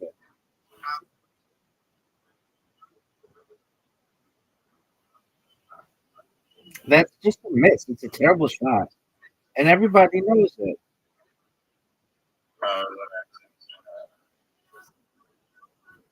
Don't worry. There's no. Oh wow. Are you supposed to stick the red one? Yeah, I was, but I came up with a strategy, a winning strategy, a multi-billion-dollar. Oh, look at that move. I'm sorry. He's got absolute talk. Miss. It's game over for you. Get out of here. Get out of here with your 2%. Get out of here with your. Hey, dog. Get out of here with your 2%. Imagine someone on 2%. That's 2% like when my right hand still for a medal champion. Demonstrate. Can I move?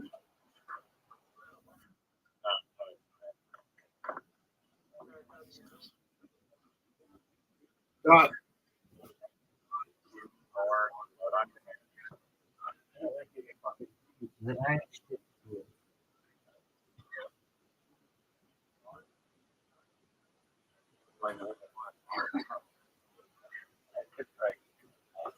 Class, I have to show myself. But yeah.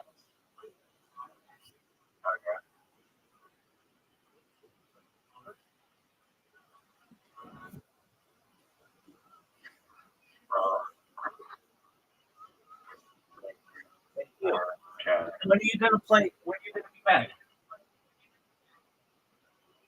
Or you didn't ask me. I did not ask you to leave.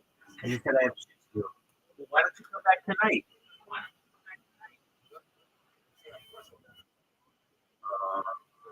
Or are you gonna sleep 15 fucking hours?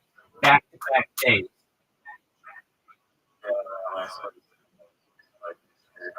Take your time. And it's because of you.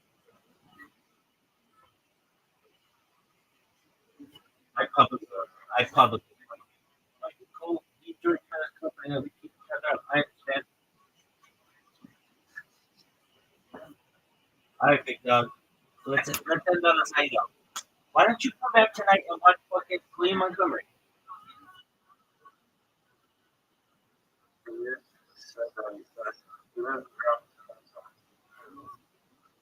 He's on Kill Tony, dude. He's on Kill Tony, dude.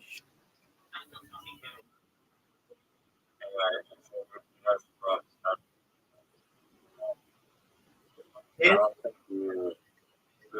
way you spoke about William, no, I'm the biggest William Montgomery fan possible, and that's why I understand. It's like somebody who sees their favorite artist not live up to their potential. They can certainly say that they could be better. That's how you know I'm a true fan.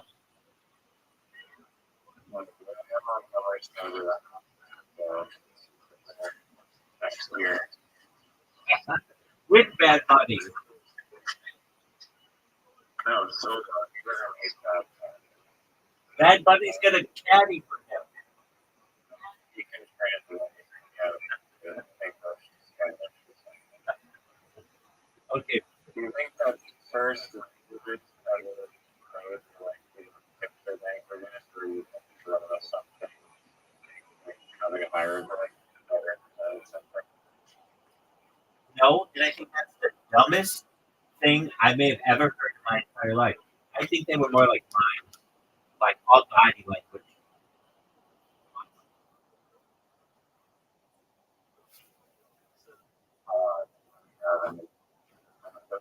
Mimes, you think mimes is a better language? Not what I said. You asked, do you think the first language was like hieroglyphs or whatever? And I said, no.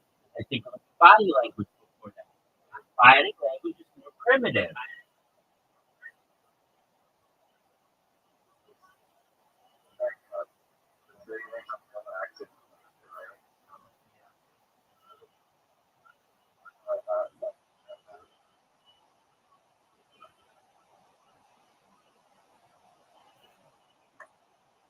So why don't you come back? Why don't you come back for Kill Tony tonight?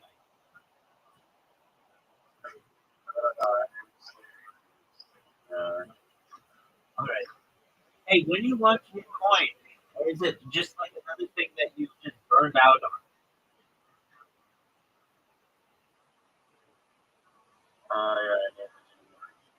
No, you are though. I will tell you this, my friend. You are not a good project founder. Does your project have a Reddit account? Yes or no? Go.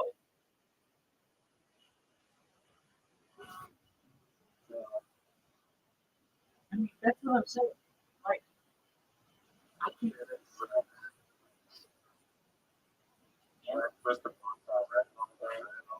No, but whenever you have a post, you can put it on Reddit, or you can post with that account on a cryptocurrency subreddit. I don't think they're like They do. They have some subreddits that are shilling subreddits for meme coins and microcoins. Things like that.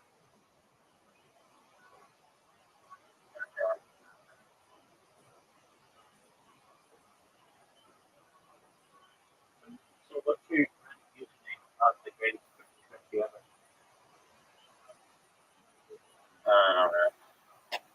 That's what I'm talking about. You're over here sleeping for 15 fucking hours. I've given you the blueprint. I've given you the textbook strategy on how to be successful, and you're like, okay, well, I could just jerk myself off all day, then that's what you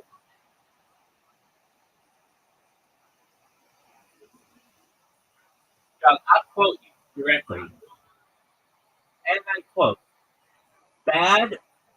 Bunny is my hero. He is the official spokesperson of the greatest cryptocurrency of all time. I cannot wait to create a Reddit and a subreddit to promote my coin. And William Montgomery has had lackluster performances recently. Unquote. That is a direct quote of yours.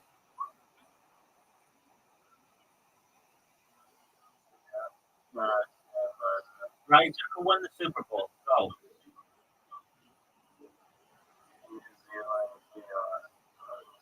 Yeah. That's absolutely.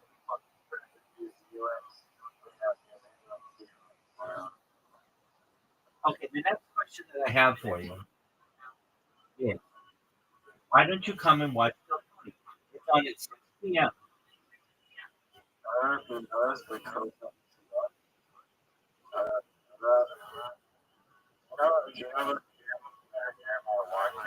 Yeah, I do.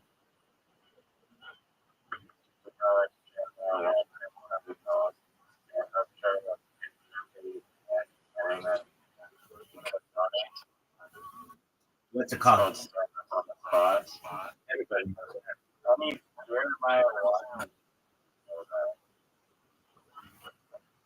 Do you like Jeremiah Watkins?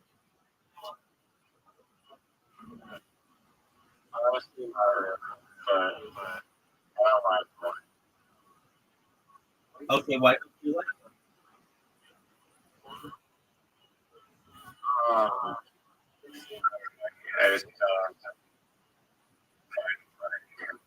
Dude, if you ever watch old Bill Tony, the old band used to interrupt so much.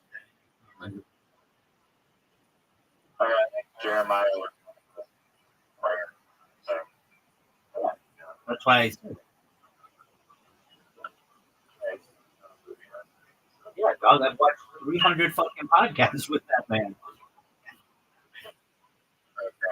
No, he was making fun of No, sometimes it would. Sometimes their shit was funny as fuck, but they just interrupted so much. It would be like somebody taking swings. They'd take 10 swings, one would be funny. The one that they would have that was funny would be really, really funny. But it's like, dude, you interrupted 9 other fucking times. It wasn't worth it. There was a reason why they didn't move them to us to bring the pandemic. They said, like, Jeremiah Watkins did interviews that he just got a call one day from Tony Hinchcliffe, and he was like, yeah, we're basically deciding to go in a different direction, and we're moving to Austin. And we're not going to be, doing the show anymore. Right, exactly. And, but Jeremiah Watkins did have the opportunity to do stand up in the crypto arena. Or it was at the church, and they had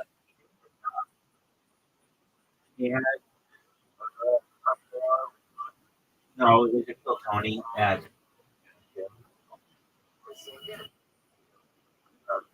they're doing it Phil Tony in May, and the one in LA.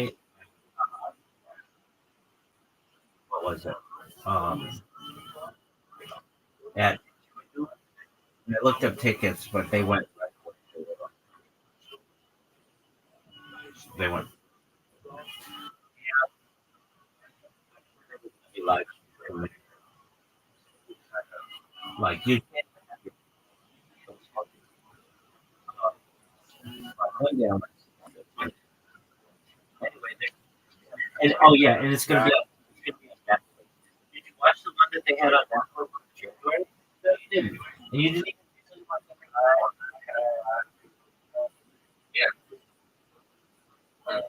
I want you to do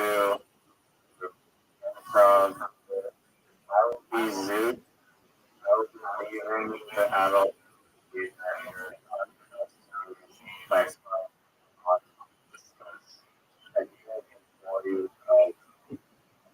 adult discovery.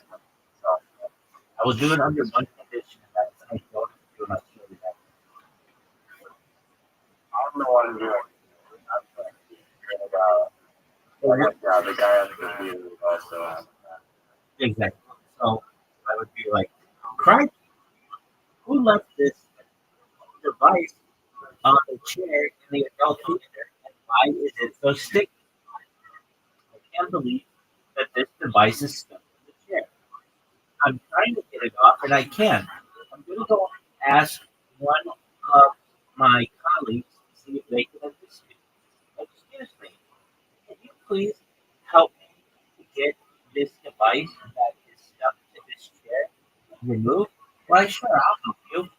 So as we both attempted to remove this device from the cushion, we recognized that this was a bigger job for just two people. So we went and got the manager, and the manager said, "Wow, that is a really stuck device. I wonder if we could get a tool chest and see if we can get a crowbar to perhaps unlock it from the seat cushion." So we got a crowbar and had to use three different people's leverage in order to get this device unstuck from the cushion. Fortunately, we were able to do so.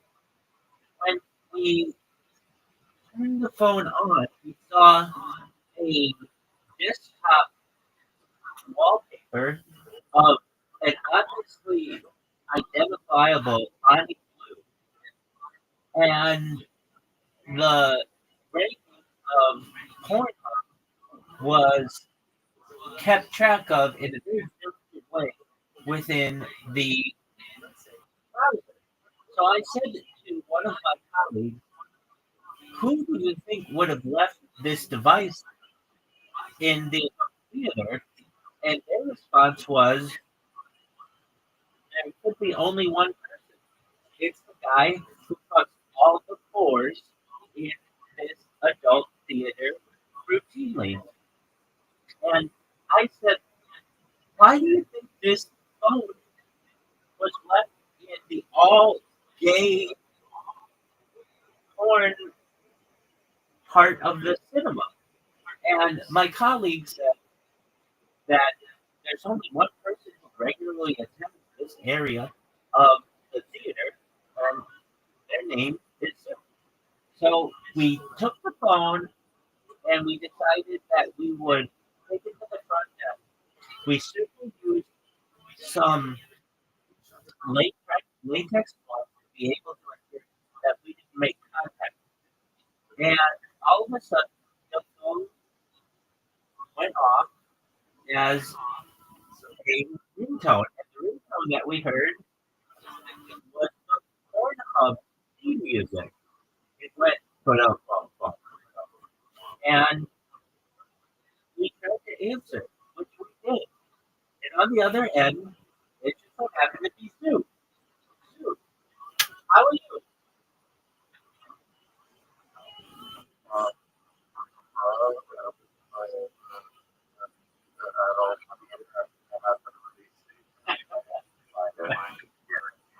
Well, yes, we found your device.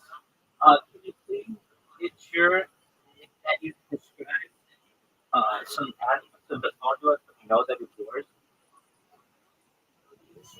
Yeah, so there's a very, very detailed spreadsheet on my phone that takes back to 2020. So, I was top of my very detailed.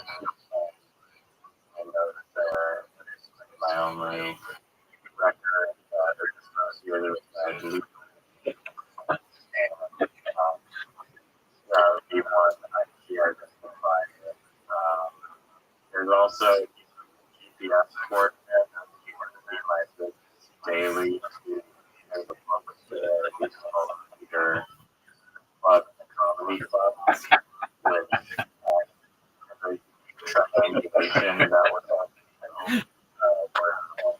particular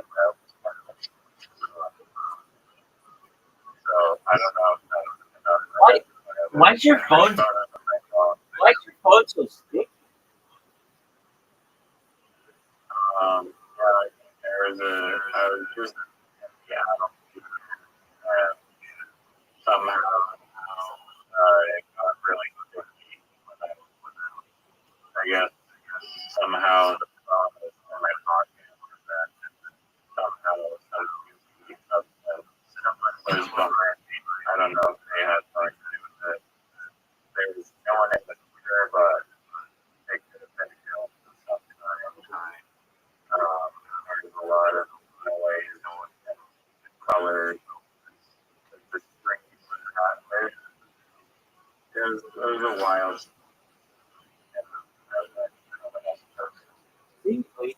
Can you please answer us the question why No, I'm not going to you're in the yeah, of course not. But it seems that you're in the middle of several simultaneous mini games that but you participated in them all. Is there a reason for typically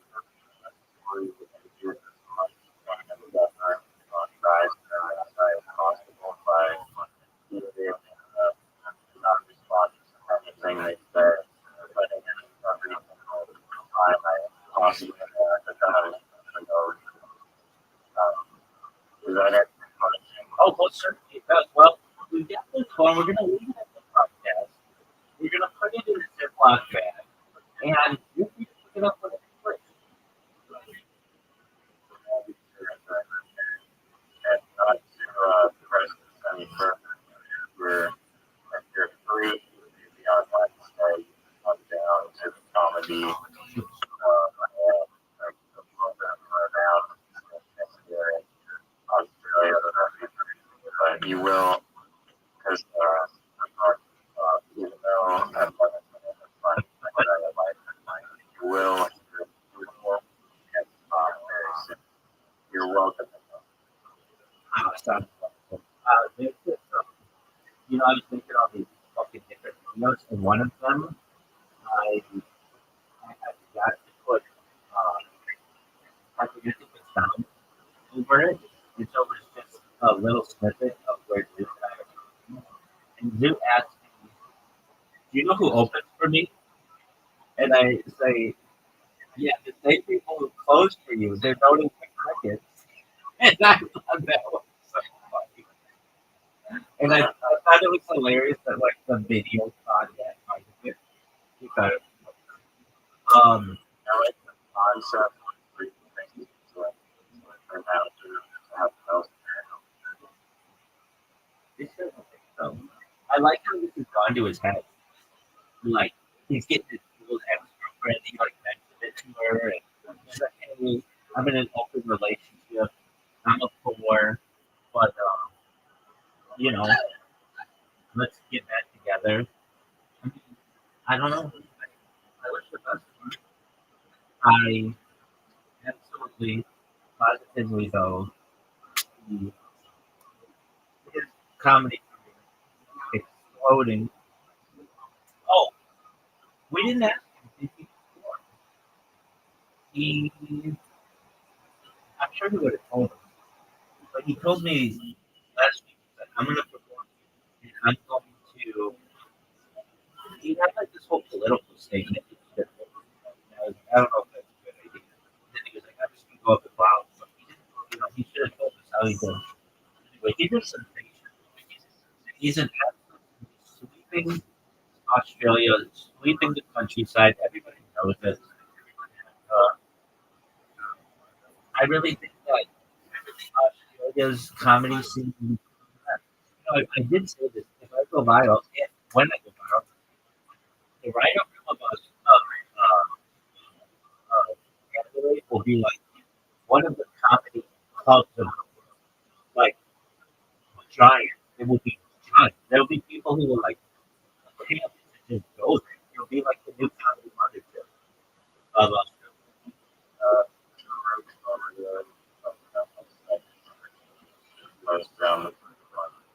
Do you know where he's going to open the second one?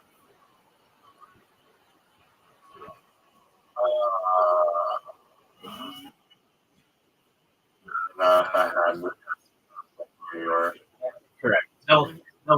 talked about it, but it's not New York. Most recently, okay, guess again. Florida. Incorrect. Guess again. It's not in Texas or it's not in California. Anyhow, like West Street. I'm not giving you it.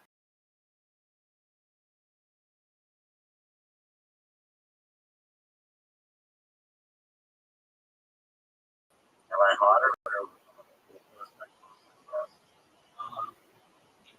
Guess it. You just assumed that he wasn't going to do it somewhere, but I didn't say yes.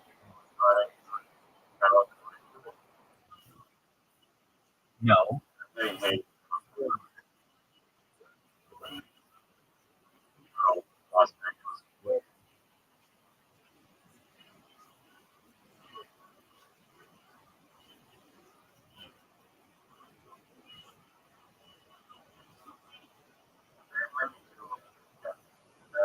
Like 8 years ago, podcast stuff that and I said that like it is it's like over there like 8 years ago. I don't know what happened. It's like the best these projects. They ask like so many I looked into it. We were going to advertise on the podcast in 2016. February. So, um, but I wasn't the one doing it. She was doing it for somebody else. I didn't get that. When I do it, I fucking go right to the source of it. How much is it? But at that time, it was something like we had. He was still doing it for like. He wasn't doing flashlight at that time, but I think he found out. I know he was doing flashlight ads. And he also didn't know who Joe Rogan was. We had an SEO guy who came in and was like, "Hey, I see you're doing billboards. I see you're doing radio ads. Have you ever thought about doing Joe Rogan podcast?" And the owner of the business was like, "Who's Joe Rogan?" And, like, if you don't know who Joe Rogan is, you might not want to pay him. Look into it a little bit. And to see him go from flashlight ad to he can do anything that he wants. Now, I have a question for you. That one guy who was in you right before you came in, he was like I am. right before you came in. There was a guy in here. Yeah. Apologies, yeah. That you're saying yourself. Yeah. And I'm serious about that. I don't understand why anybody doesn't believe me. But if you do something long enough, you will eventually I think, be successful. Now, it's difficult to do things long enough, but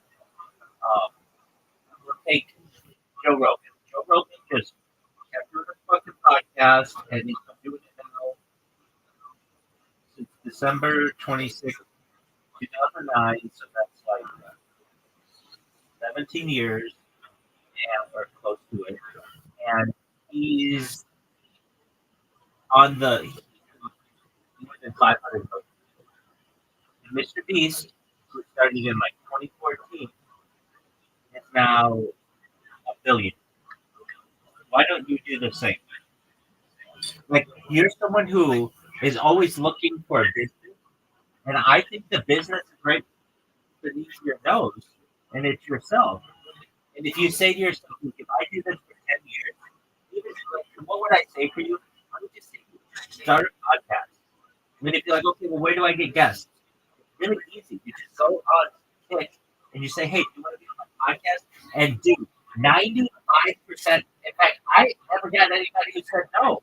Every single person I ever asked to be on my podcast was on my podcast. And if you do one of those podcasts every single day for a year, you'll be the next Joe Rogan in your own way in 10 years.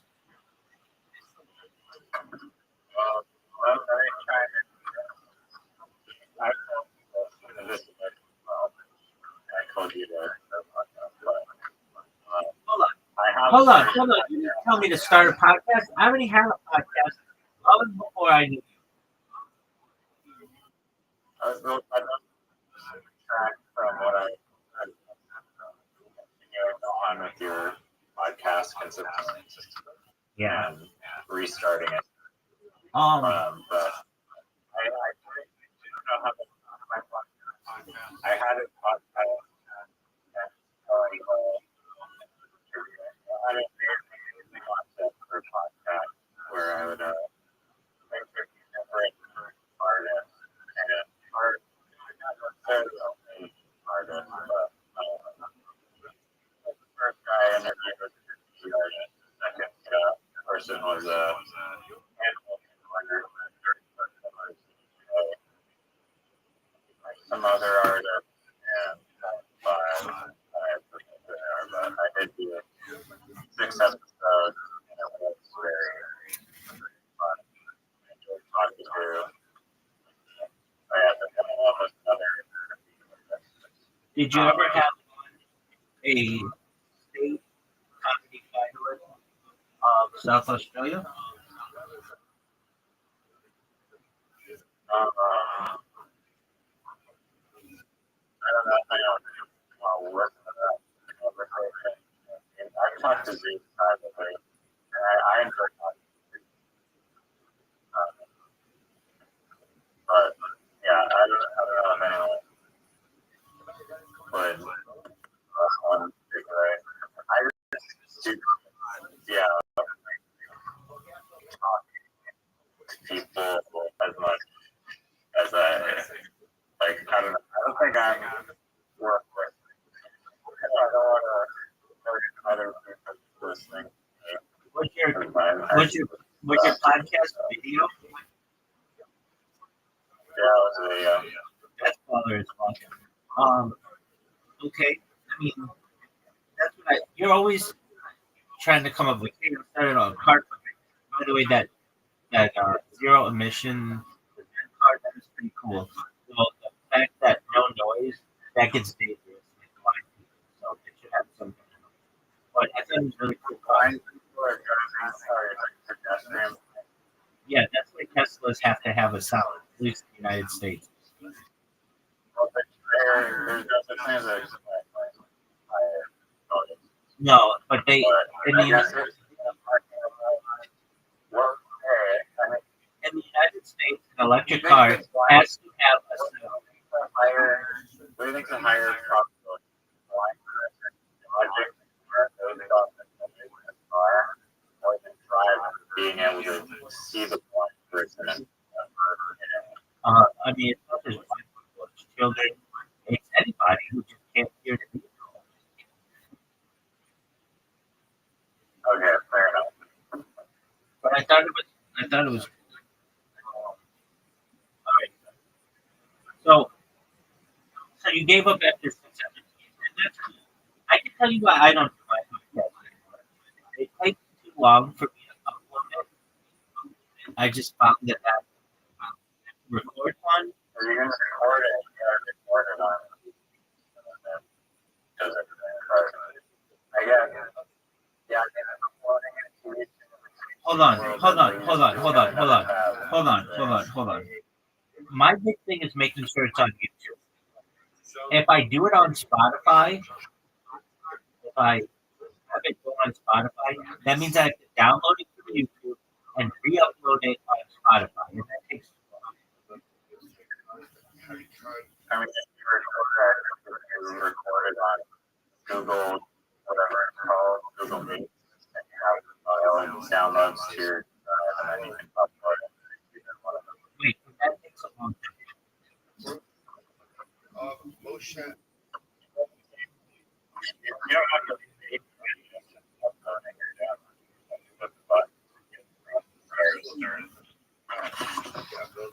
Okay. Oh, I mean, maybe when I did do. Oh, that was another thing. I didn't want people to have to stop their stream.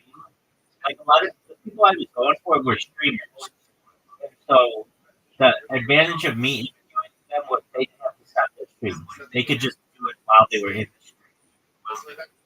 So I didn't have to send them a Google Meet or anything like that.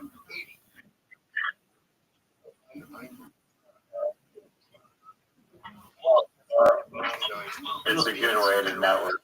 You guys.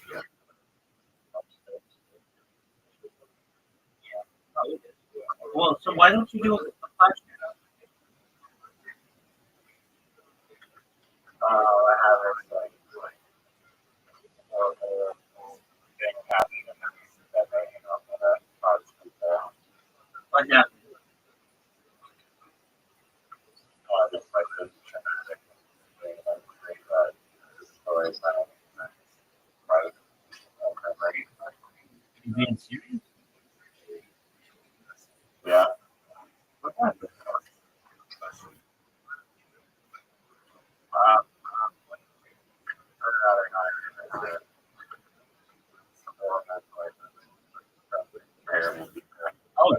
Oh, you're serious. Yeah. Okay, I don't want to. It's uncomfortable. So I thought you were. You had a traumatic brain injury?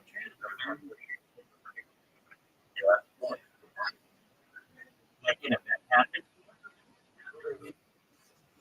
Yeah, no, I wanted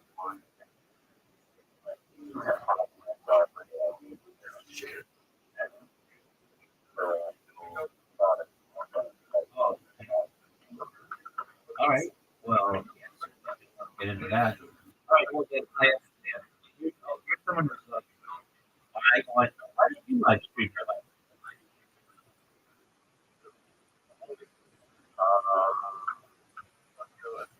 yeah, I don't like entertaining Dude, it's I think a lot of other things. A lot of people are just like they're saying like killer. Like I don't know what it's one of the really and also the podcast thing and inspired me in our class and history and maybe next one.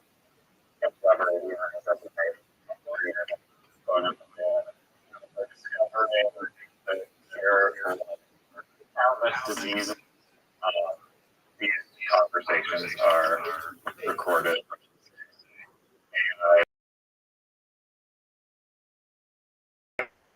do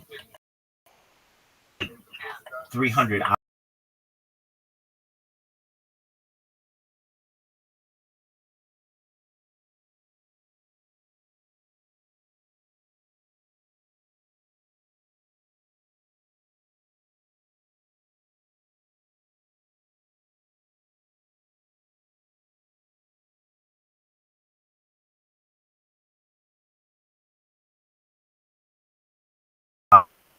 Um, they're, they're scared to, all of our history. Any person has a lot of stuff on it. You should know the guy in here, his name is Spirit Man. I think I told you this. He does what I do on YouTube. He doesn't do it from as many angles, and he hasn't done it as long. But he's done it like for almost 300 days.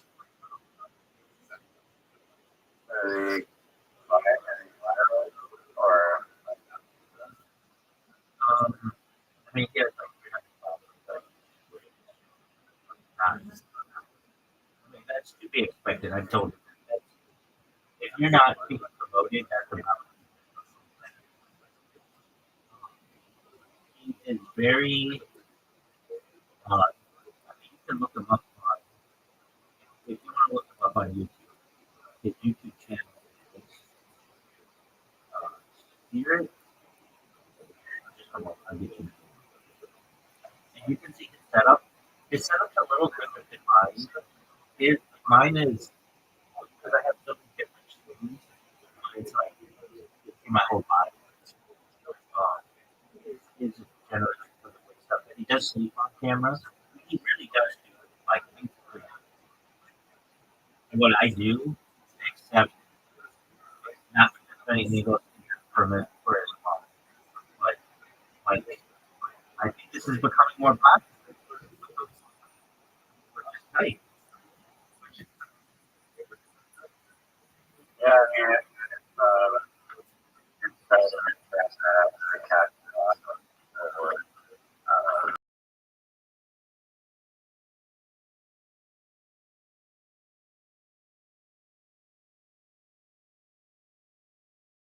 the surveillance, voluntary surveillance. Well, it's the lead. Like basically, if we know anything from Edward Snowden, he said everything can be recorded. So why not just try to monitor it? But I would not be the first person to do this. Though I'm the first person to archive it as much as I do, and in as many things. There may be someone out there. There are people out there who have just done live streams for a long period of time, or like nature cam that are live streamed on the internet, but they don't get archived. And that's what's important about live. The fact that every 12 hours, I restart my stream. That's what's important about Spirit Man. Every 12 hours, he restarts his stream. So you can go back and view any day of his life for the last almost full year on his streams. That's really important. Yeah, They do the opposite. The person that I love on Twitter that is so many and I use any of them. No, no. they're not. Isn't that wild? And it's popular, like people don't understand that there's no way I have a theory that they do have it. They just don't allow people to see it. Okay, so do you want to see his stream and how he's set up? Um, maybe they're saying that, maybe they're going to want their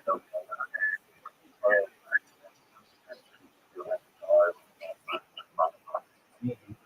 So his thing, if you look up Spirit, Peaceful Revolution, you can see his thing. And he does a hunger strike. No, he eats. So, yeah, he's Canadian.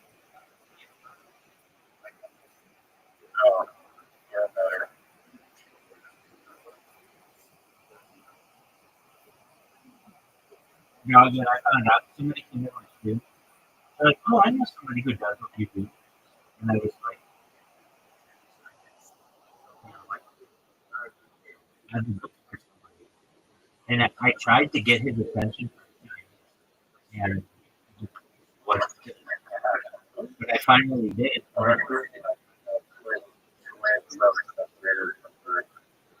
I don't think that. But did you see his stream or no?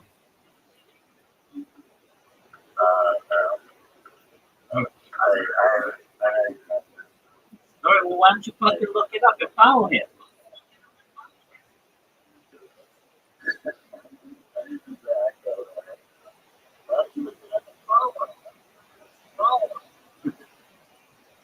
All right, so look up Spirit Peaceful Revolution.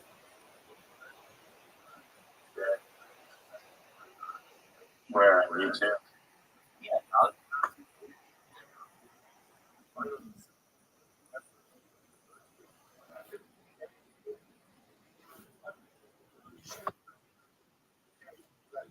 It was so nice to find somebody who goes through the same issues that I go through, like troubleshooting and making sure your mic works and falling asleep on camera and eating on camera, and like he has some IRL video, but he's like, it's too hard to do IRL while you're live streaming. It's a lot of data, it's lighting, it's power.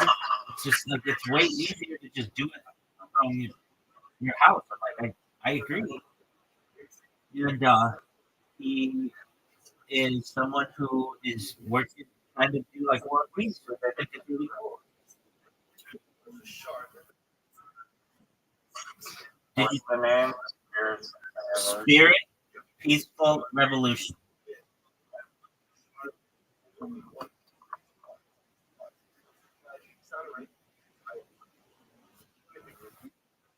Okay, well, that's nice. Thank you.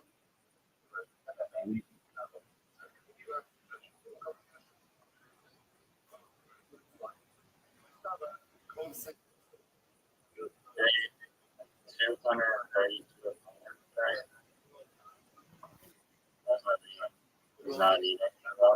I mean, but he eats, so I don't really understand that part of it.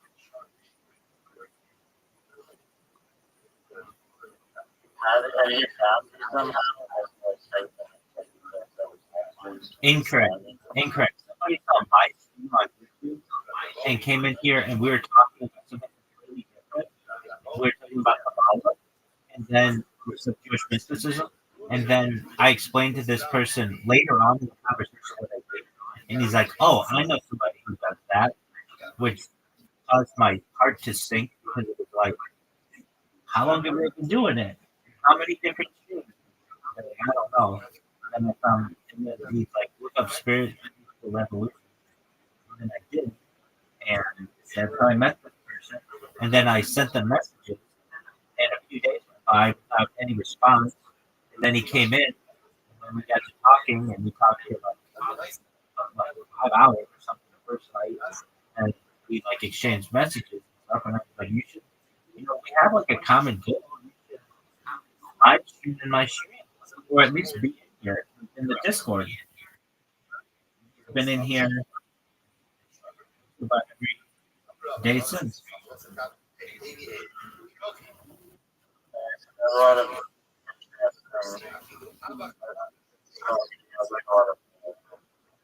interesting on our YouTube channel. You do.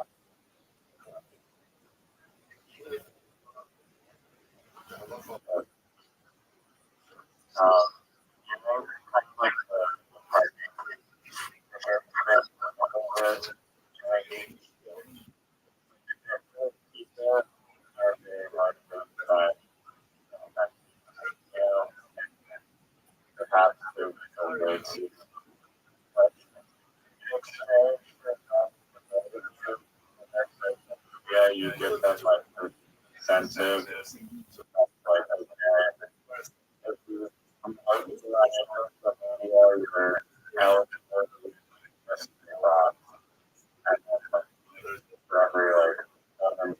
You nail them like a very like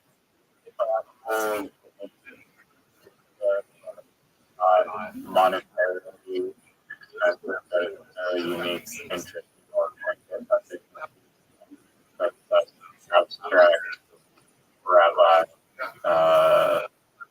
like Tamagotchi and everything. All right. Have you? I mean, or even if there's like a Dude, okay, yeah.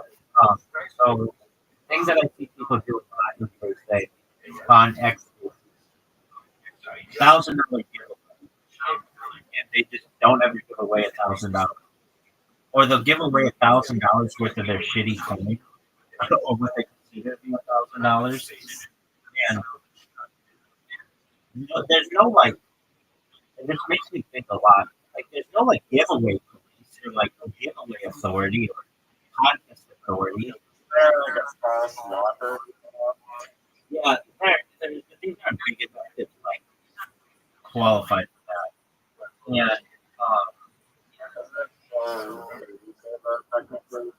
yeah, but these guys are in fucking Nigeria. Like, nobody's gonna fuck with them.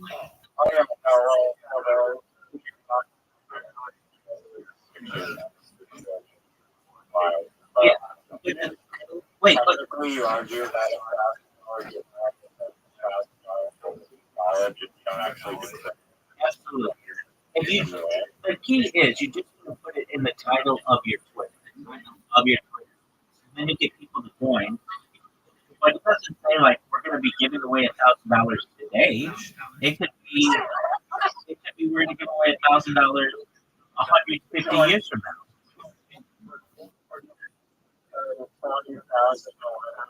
Right. And then they, I mean, that's what I'm saying. Like, basically, people just straight up lie that way.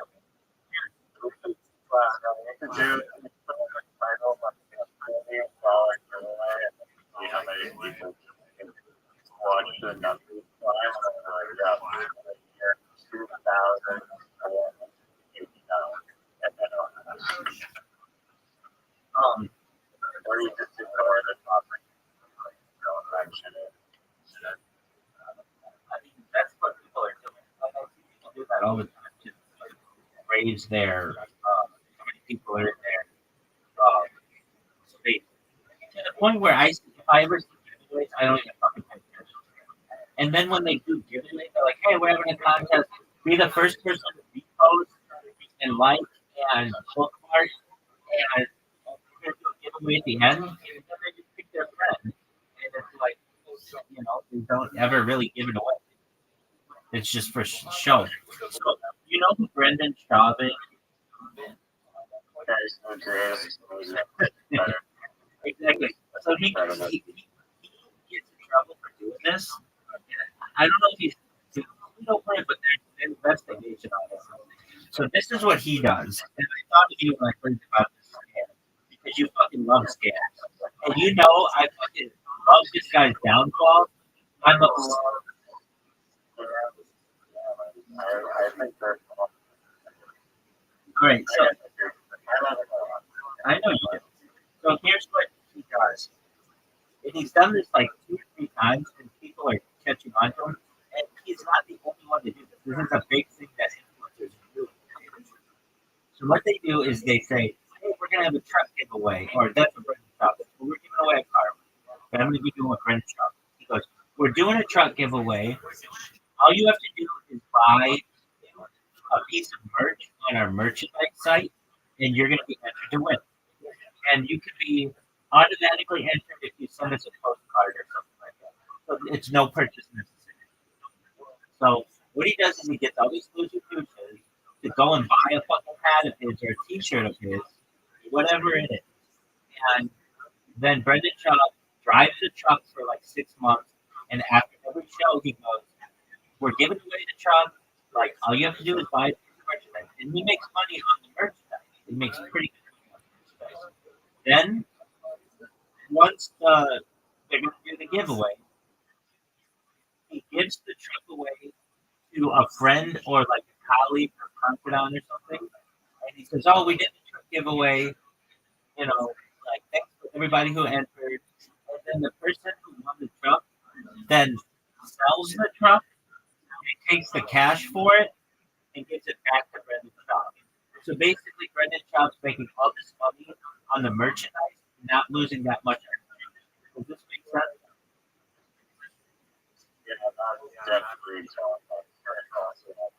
Right.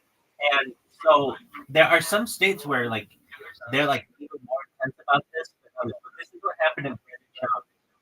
Like I think it was his second trip giveaway or his second thing it was.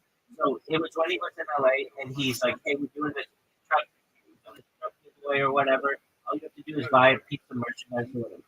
And the guy who won in Colorado. And he was like a truck, what would it call it? Like someone who does modifications on trucks, which is exactly what Brendan Schaub does. And guess from what state Brendan Schaub is?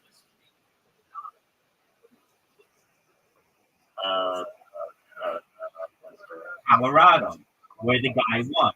And so all these people are like, "Dude, you just literally found somebody who does truck modifications in your like home state and just gave him the truck." So he then moves to Austin. He comes to Austin and he's like, "We're doing another truck giveaway. It's $100,000 truck or whatever." And they do the same thing for 6 months. They just say, "Everybody buy this truck or whatever." Hello. Uh, uh, everybody buy this truck for 6 months, or everybody buy the merchandise for 6 months. And then everybody buys the merchandise, and then they're going to do the truck giveaway. And wouldn't you know it, they give away the truck. And of all the states, there are 50 states, they do Canada as well.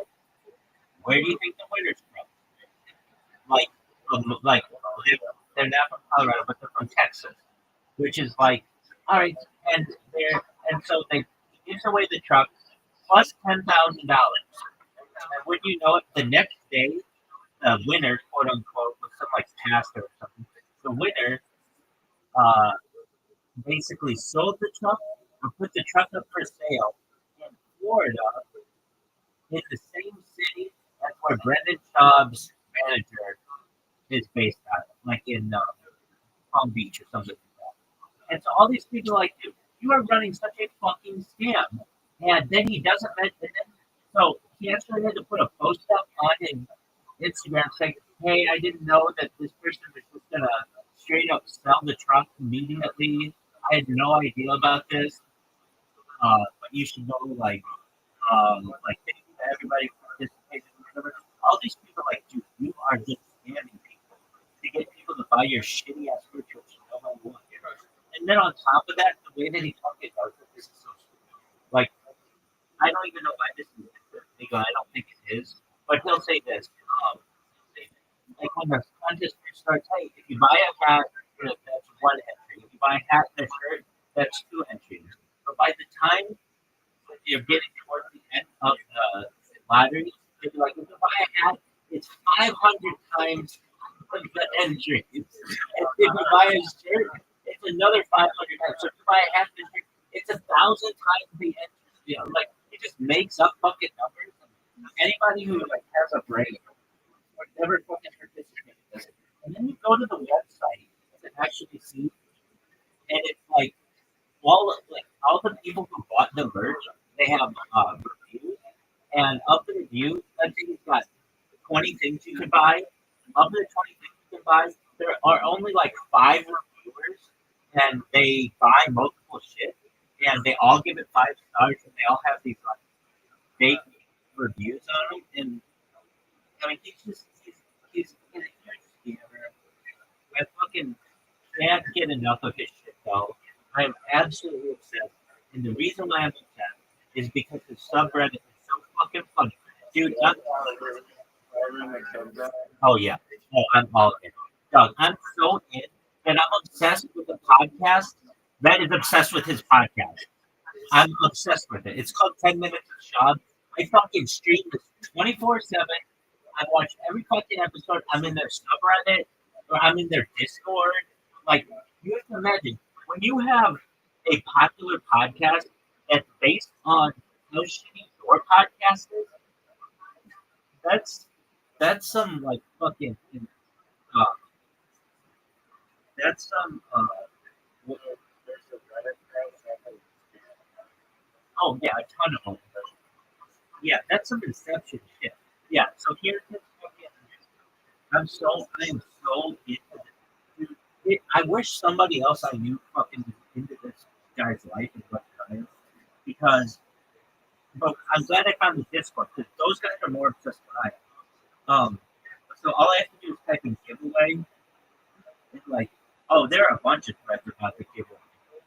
Last giveaway of the week, y'all. Scam giveaway is over. He's already preparing for an anticlimactic winner, and he admits he doesn't even like the car. The car giveaway drift explained by an expert. So they have this guy who like explains like what this scam is.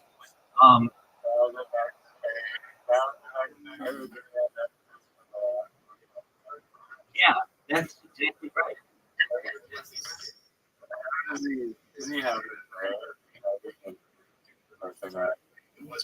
Oh, dude, that's the funniest shit about this. There's a whole language that you learn to speak when you fucking start watching this stuff. And it's even on Wikipedia. It's called Schwabanese. And there's like it's so fucking funny. You literally learn like new English because this guy fucks up so many words. And then people just use it to mock him on subreddit. It is hysterical. It's absolutely hysterical. And the thing is, for as shitty as he is, he's not the worst person on his own fucking podcast. The guy he teamed up with is a 4-time sexual predator, according to the Los Angeles Times. This guy raped chicks, like, and when they like basically they're like Los Angeles Times articles about how Brian Allen he's a serial rapist. Like it's ridiculous. So I've had this podcast, and it is such a clusterfuck. They used to they used to do it when they were in LA. They used to do it from like a really nice studio that Howie Mandel paid like they would rent from him. And it was like, but then Joe Rogan moved to Austin, and these guys were basically losing their notoriety. No one wanted to be on their show anymore because Brendan Schaub is seen as a total douche, and his partner is seen as a rapist. And so they're like, dude, nobody wants to be on our show anymore. Maybe we go to Austin, and it'll change our career. And Joe Rogan said to Brian Callen, move to Austin and change your career. So Brian moves to fucking Austin, buys a house in the middle of nowhere that's way too expensive for him, and he's like having to pay a mortgage in Austin and a mortgage in California because he basically he was married. Then these allegations came out, and his wife divorced him because he was cheating on her, and so he's got to pay alimony to her, $25,000 a month. Like I don't know everything about these assholes' lives, and he has to pay like his mortgage. So he's got two older kids, and then he met a new lady, and she lived with him in Austin. Then there's Brendan Schaub. And this guy has nothing going in his life. Everything he touches turns to shit. He says that he was in the NFL, but he was not. He did play Division I football, like 3 plays, like nothing the NFL won. Then he gets in the UFC, and he goes 10-5 in the UFC. He was on the UFC show, The Ultimate Fighter, during their like really big year, and but he wasn't a very that good of a UFC fighter. But he was the first professional athlete that they say that had a podcast. So this podcast that they had, the fighter, used to be really popular, especially when podcasts were new and Joe Rogan was doing his thing.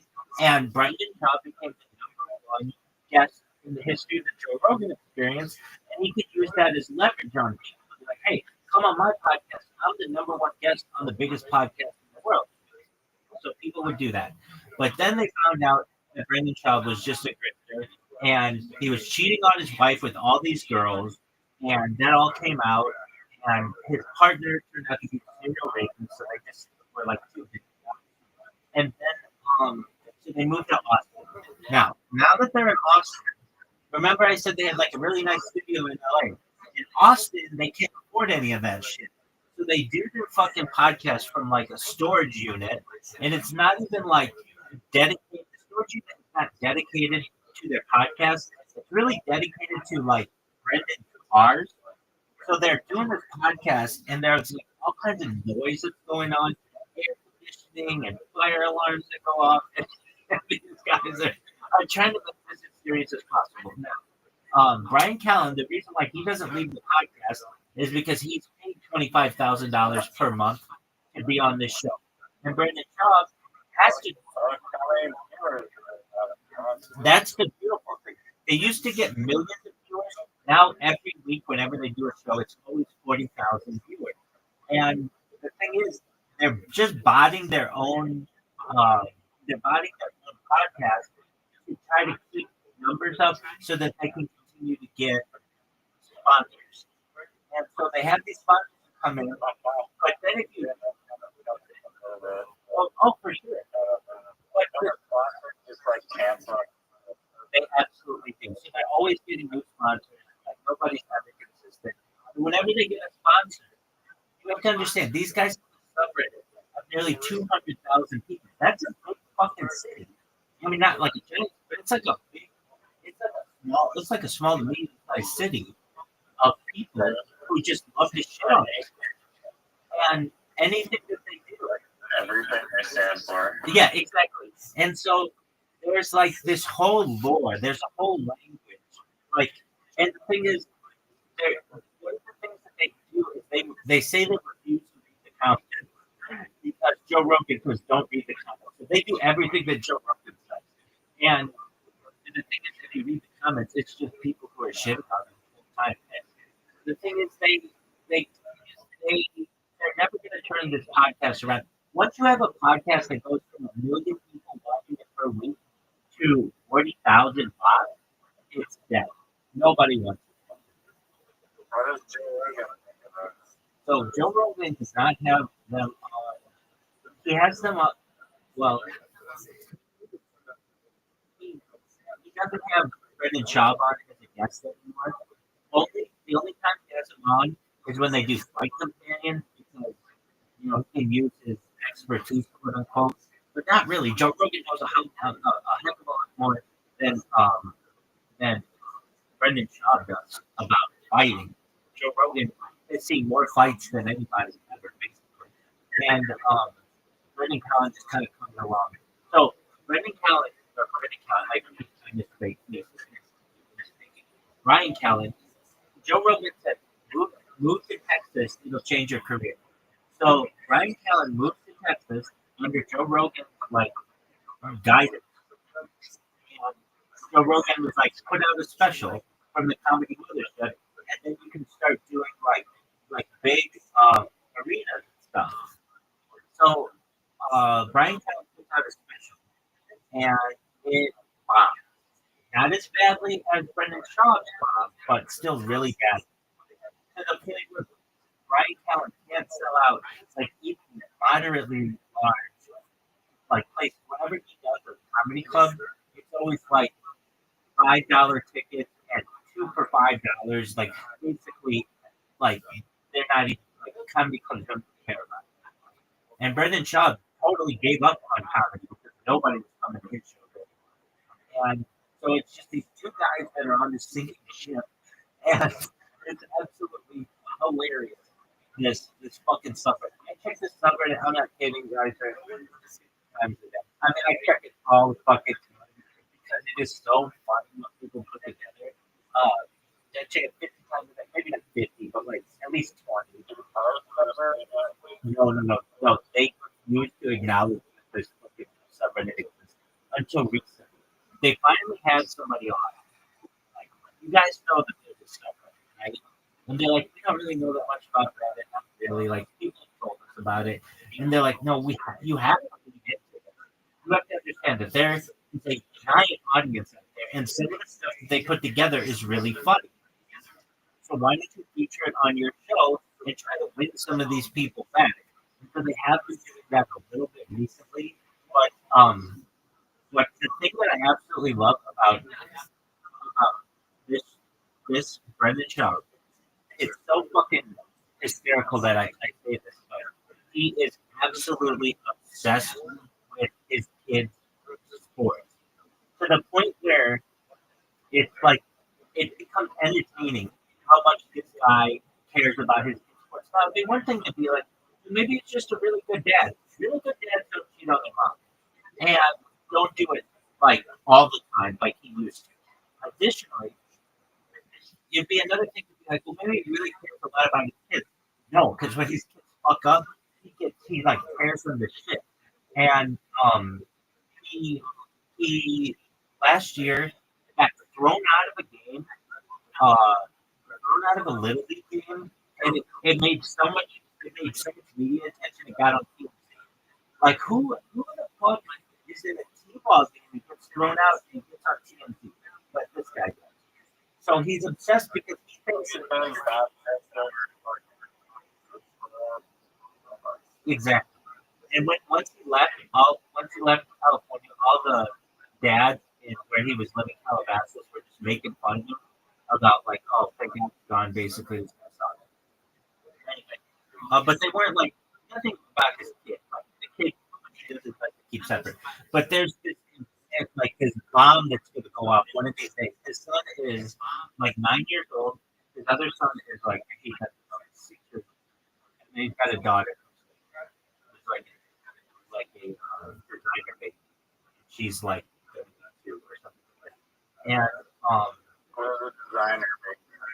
it means that both his parents are the dad is Brendan Schaub, who looks like Turkish, Latinx. The mom is Mexican. They say that she was born in the United States, but then in other interviews, they say she's born in Guadalajara. They say that she came here illegally. It's you don't know what to believe with these people, but yet their daughter is blonde hair, blue eyes. screen and you're able to like choose some of the characteristics of it. And it's unfortunate. Like a true thing. Yeah, exactly. And they the thing is, if one thing if it were like, well, how's his wife? Is she like a nice lady? No, she's like a wannabe Kim Kardashian girl who is like trying to be an influencer, and nobody gives a fuck about it. And so it's like these two. It's like an incredibly messy situation that 200,000 people can't get enough of. And I know it's a lot more than that. And then there are people who are in the comedy world who are watching this all the time. Like Shane Gillis comments on it, and like Steve-O comments on it, and Tony Hinchcliffe comments on it, and like uh, uh, Brian Redband, like all these people know that like this is this is like the worst of it's the worst podcast ever. The people all they do is talk about the most lame shit. They talk about children's sports, and the funny thing is about the children's sports is Brendan, because he's like a failed like football player and UFC fighter, and he failed at there's like this list of things that he failed at. It's like 25 things deep that he is putting all his eggs in one basket for his kid to be a professional athlete. And yes, his kid is pretty big right now as a 9-year-old, but once you start getting into kids like going through puberty and stuff, he's just gonna be a regular kid. And on top of that, when he's playing sports against other kids, and they start to find out that the whole internet thinks that your family is a huge laughing stock, it is a terrible situation for a child. So there's like that element to it that is just implode on itself. So on top of that, the reason why as well I get really into this is because the guy puts out a lot of content. Like there's a reason why Joe Rogan, he puts out 9 hours of content a week, which is a lot. And Brian or Brendan Shaw puts out a Monday show that's 1 hour. He puts out a Tuesday show that's another hour. He puts out he started a new Thursday show that's another hour. That's 3 hours. He's got another show on Thursday that's 2 hours, and he puts out a show on Friday for 5 hours. So he puts out like 5 hours of content a week. So there's a lot to make fun of him for. But the thing is, he's not a really smart guy. He doesn't have any great takes. No one who is a good like podcast guest wants to be on his show because these guys are just like a joke that he just doesn't have anything to talk about. And these people in the subreddit, if the subreddit didn't exist, I would never care about this podcast. But the subreddit is so funny that people make memes about it, they make videos about it. Dude, they do parody songs about it that are absolutely hysterical, and you get into the lore to the point where there are several other podcasts that are dedicated just to this guy's podcast. So one is called 10 Minutes of Shab. They do another one called Raccoon Tweeties, which is semi-related. There's another one. This guy Unique does it. So Brendan Schaub, this is Brendan Schaub's show. They talk for the first 10 minutes about what's going on in Little League Baseball. And then he spends 15 minutes talking about like world events, but not world events, like Instagram. And then he goes to people's different Instagrams and shows their videos on his stream. So basically, he steals other people's content and shows it on his stream.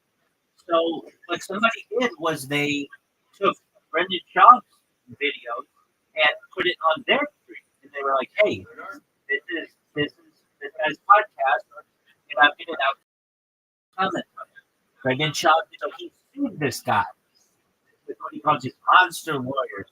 These beasts of legal minds. And this became a really important precedent in actually the YouTube world on like how much content could you use of another person. And Brendan Schaub ended up losing to this small little podcast, small little like YouTube account. And then Brendan Schaub appealed the decision, and so basically, like this guy has a guy podcast. He sues little YouTubers who like make comments on his. He is obsessed with children's sports. His wife would leave him, but she can't get anybody better. She's absolutely vapid. His co-host is a serial pedophile. No, I shouldn't say that. Hold on, that's a different story. His co-host is a serial rapist. He does another show with a guy who got caught texting and sexting underage girls. So he has two co-hosts on different shows. One of them, the LA Times said was a rapist, and the other one is a pederast, or at least somebody who has underage girls to send him nude pics. And this guy's like in the middle, and it's absolutely the biggest question of a podcast. Not interesting. Every time I put it on, I say I absolutely hate this fucking podcast. But once it's done, I go to the subreddit, and it's like 50 new things about all these people making fun of this guy, and it's hysterical. No, Reddit.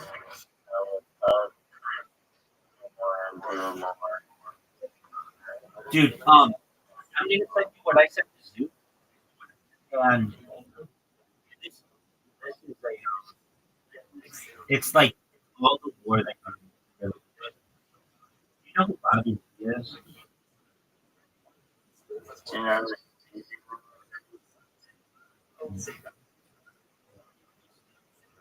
Isn't he a yeah, yeah? He's involved with these people somehow. yeah,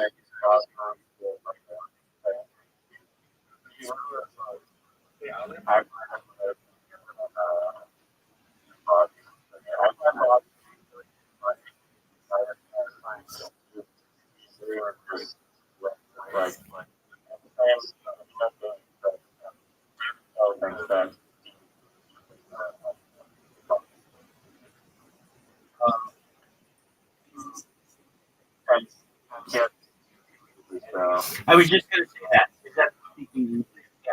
These guys are all related, and there's this huge lore of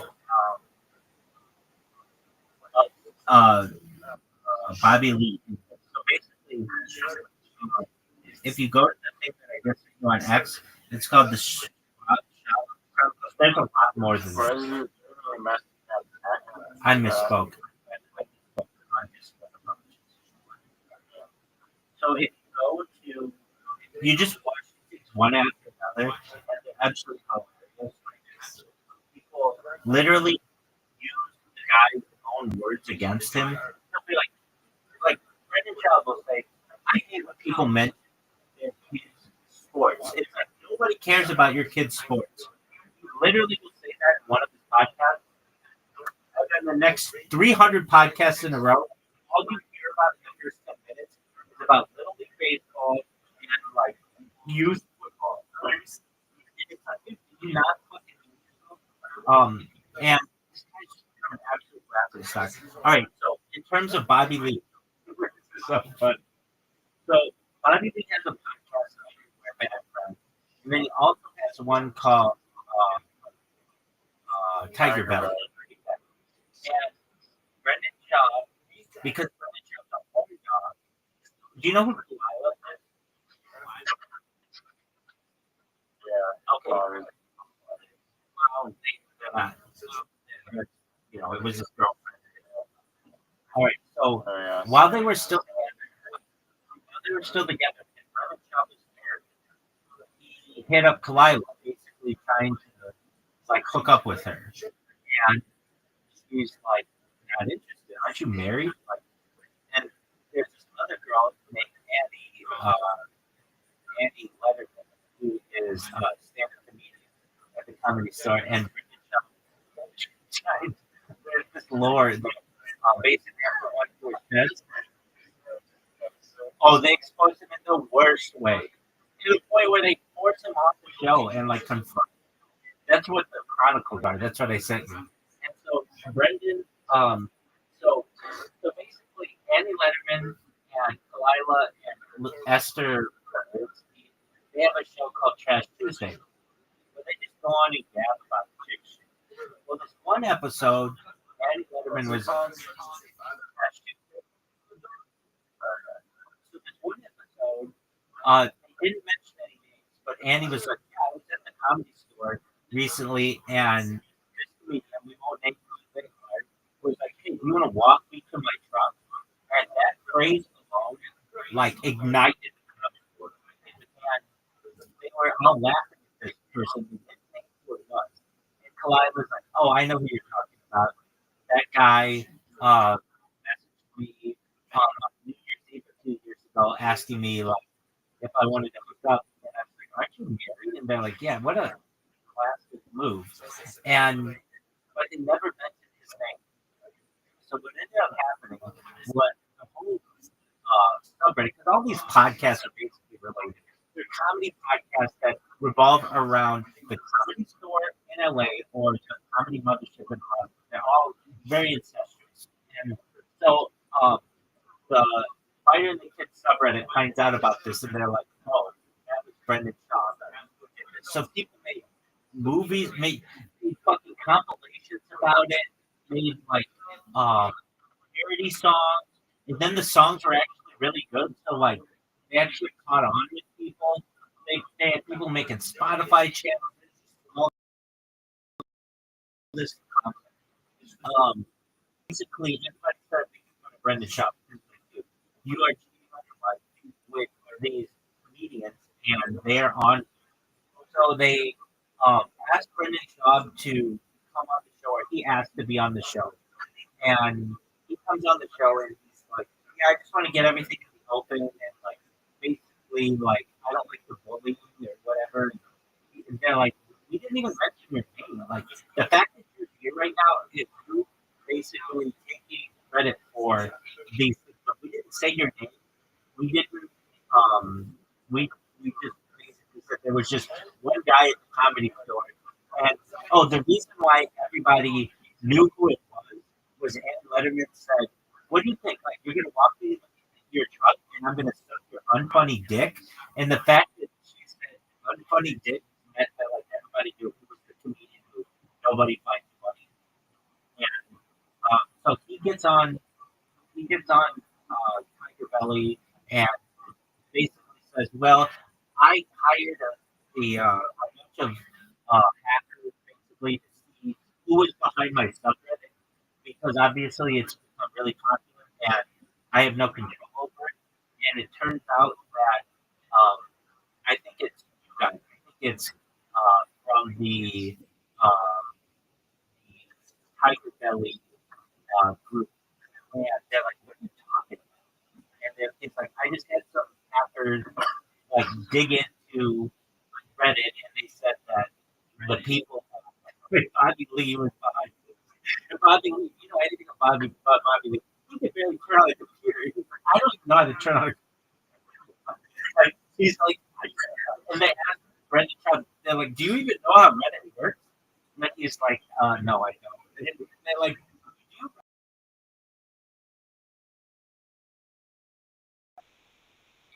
like like happy?"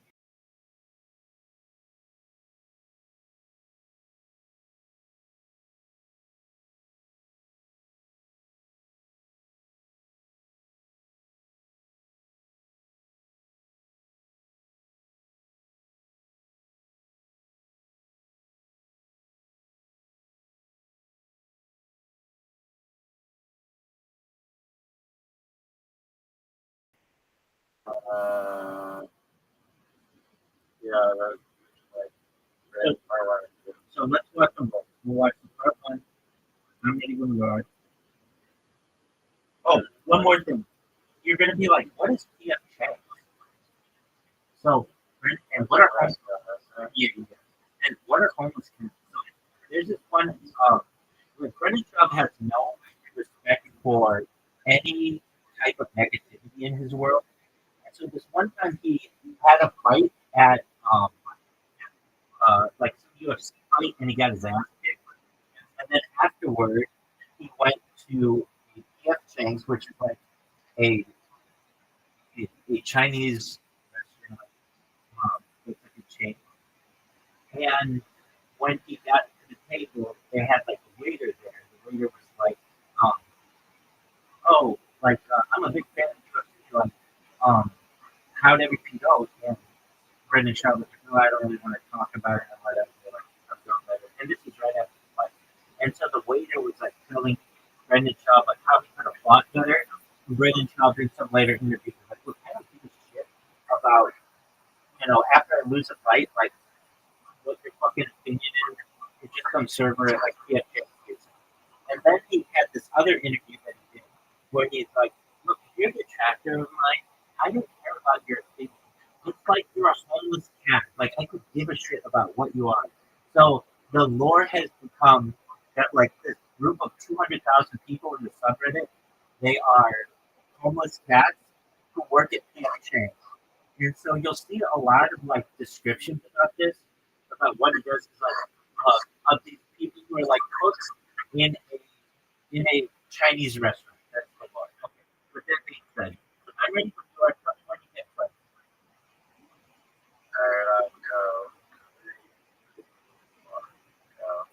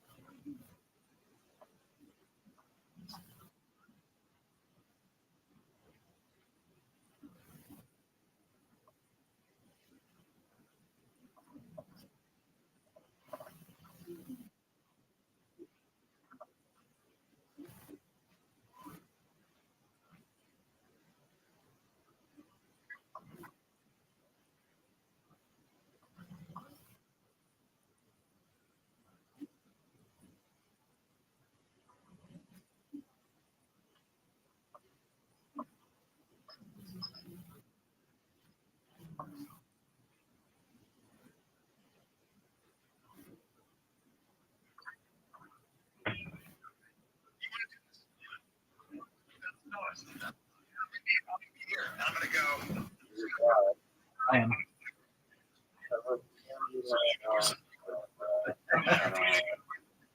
Oh, you're not gonna watch it? I started watching it. It's 11 minutes long.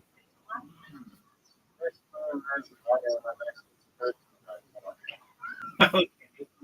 All right. Well, I don't know. all right, well, I'm telling you, there's a lot of content here. I'll listen. Do you know what happened to BBC reporter.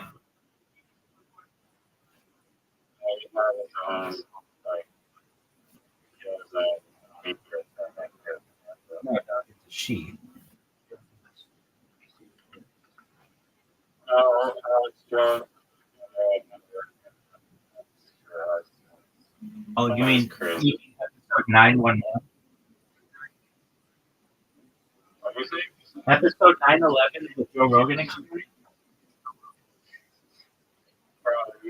he has like a very.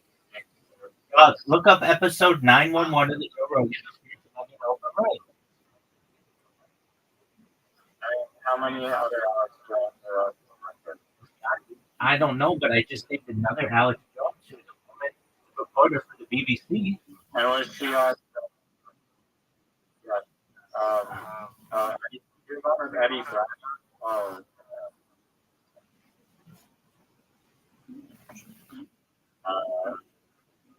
They made it flat. That's yeah. What happened to Eddie Bravo? Do you have any idea? It was just a fucking. I'm getting all the Joe Rogan shit.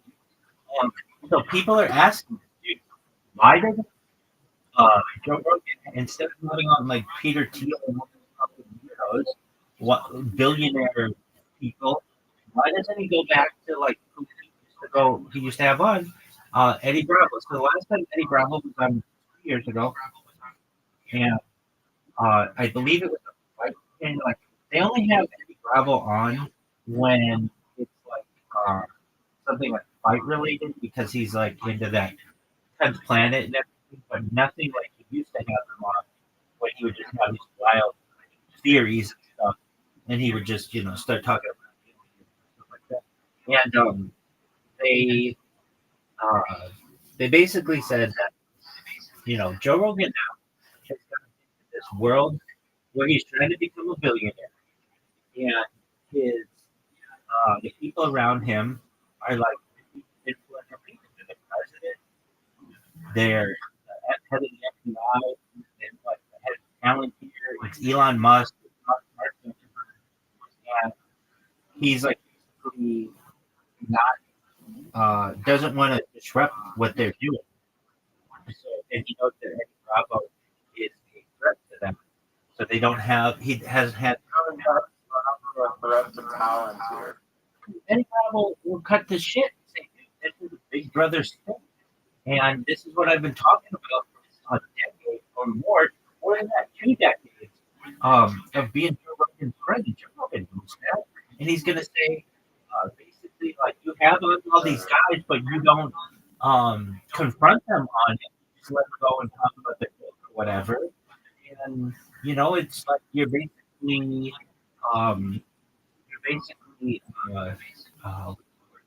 like you're selling out. You're selling out. And Joe Rogan doesn't want. I mean, doesn't he have a point though? A little bit? Are questionable things. Oh, dude, Joe Rogan said that. Pissed off at him. They feel very disappointed in him, and they're like the way that Reddit Just kissing ass without billionaire. Doug. Yeah. If you know anything about the history of the Joe Rogan experience, he used to have his own set of forums that were like Reddit, but just his own.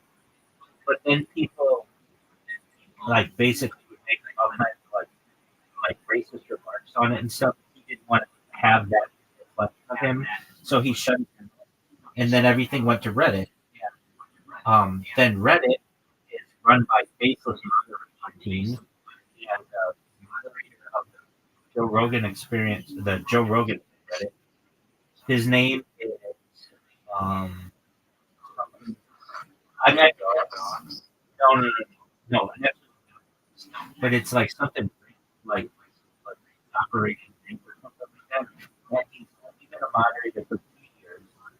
And it's Canadian, which people aren't happy about. It's like, look, this is an American podcast. It's like, why is it somebody from another country that's running this giant, the biggest podcast in the world, but also someone who has a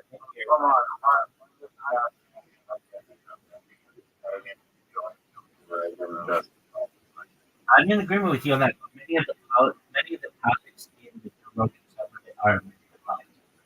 And so they feel like, hey, why do you have this fucking Canadian guy running this? And he's the top mod. And all the other moderators only get that. It used to be much more political until this Canadian guy started running it.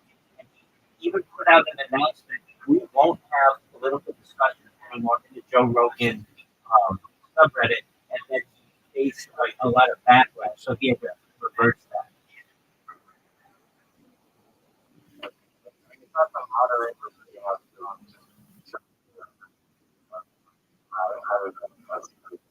I agree with that, but this was like 2 months ago. They put out this big long message because it was mocked in the Fighter in the Fifth. It was mocked. Like all of these subreddits are very similar. Like once you get into Joe Rogan experience, then you get into Bill Tony, then you get into the Fighter and the Kid and Bad Friends and maybe Drunk and the Matt and Shane Secret Podcast. Like they're all the fucking same. Or they're all the same. Like the Rogan verse, the podcast world. Theo, Tim Dillon, they all just kind of the same thing. Anyway, 2 months ago, they came out with this big long letter saying we will no longer allow political discussions to happen. And so all the people who put out like stuff that affects Americans primarily, they wouldn't let any of that discussion happen. When this used to be one of the biggest places to have it. And the subreddit faced backlash. Basically, all these people saying that it's been corrupted and that they have this fucking Canadian who is at the top and he won't let anyone in. When people say, hey, why do you keep taking down our political politics? He says, because the moderators decided on it. But he's the only moderator, basically, who has any say. And if you know how Reddit works, it's very mysterious. Who gets to be a moderator and who gets to be an administrator, like actually work.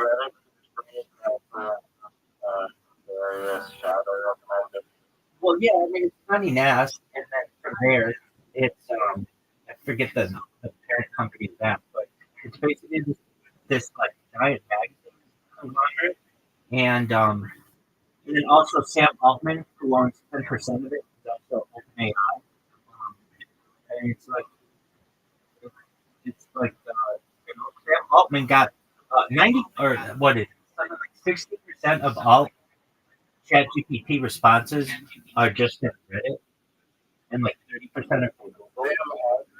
Oh, geez. Sam Altman had some really easy jobs to start up. That was directly, it's not like a standardized, like sports standalone application. That's why it didn't take off. Do you know about a startup? It's basically it's like the notion was that people should will want to share their location in the future and broadcast their location to everyone in the future.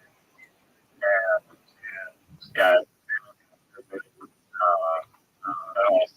also I got the contract to give Snapchat and Instagram, like Instagram, like your location sharing, which I'm not.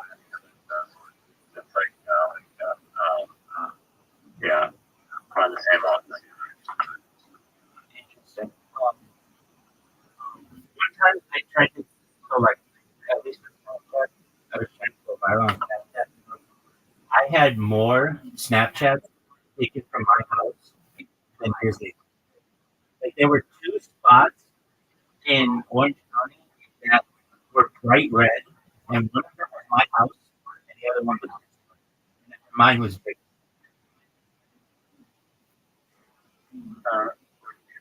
Right, right. So you know how they have like a Doppler map, like it's like a heat map of where people are taking Snapchat. Okay. So there were two dots in Orange County, and mine was bigger than this.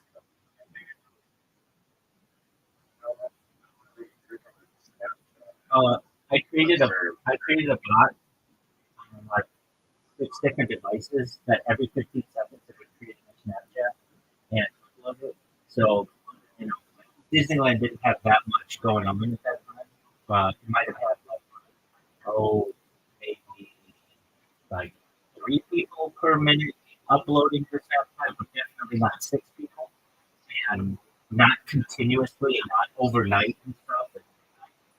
And then I took a and then I took a screenshot of it, and then yeah, it worked. So I was able to create like when you looked at the map, it was like one of the most dense areas for people to be Snapchatting, and the entire work. Like I think it got even pink. Like it had so much. But Snapchat is such a bad um, way to communicate with people. It is like I don't even know how you don't have like a page where people can look at your shit. You know what I mean? Like Instagram, you can look at somebody's feed, or TikTok, the same. There's no version of it.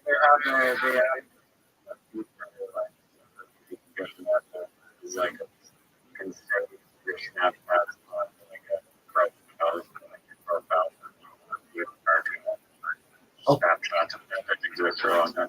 Okay, I mean they could have certainly changed it, but like you can only like save people's Snapchat. You can't create your own content where you be like, hey, I'm gonna well you could make videos, but and so what I would do is I just have this bot that just would create stuff. I have like a significant amount of my life on Snapchat that's just been archived. And but you know how like they get popular snappers? You know what I'm talking about? Like, like there's this section where people like can make money and monetize it. Yeah. And like that's really difficult to do. To go from like anonymous Snapchatter to really popular. I just and on top of that it was like a lot of kids when I didn't want to be like no kid is gonna make me go viral. Who would make me go viral? Some pretty big influencer on Twitter or Instagram, YouTube or something like that. There's a much So I feel like you can't like Snapchat, right? Like the only thing that you can do for Snapchat is like find a location basically and help other people. But no one basically does like underscore that location. yeah, you can do you can do so what I would do is I would create giant groups of people. You can have like 300 people in a group. You can have like different groups. So I would have all these huge amounts of people, add them to different groups, and then spam them constantly until everybody in the group like this this uh this this spell or this verse and like left and then the only people who were in it were like fucking people in the Middle East. Like the Middle East is really big for Snapchat for some reason. Like Saudi Arabia, right? Um, I don't know why, just is. So anyway, I tried that for like a long period of time, and then I even got Snapchat Plus, which was it allowed you to use a computer with Snapchat, and I did all the Snapchat, the filters, all that shit. I did it all. I mean, I know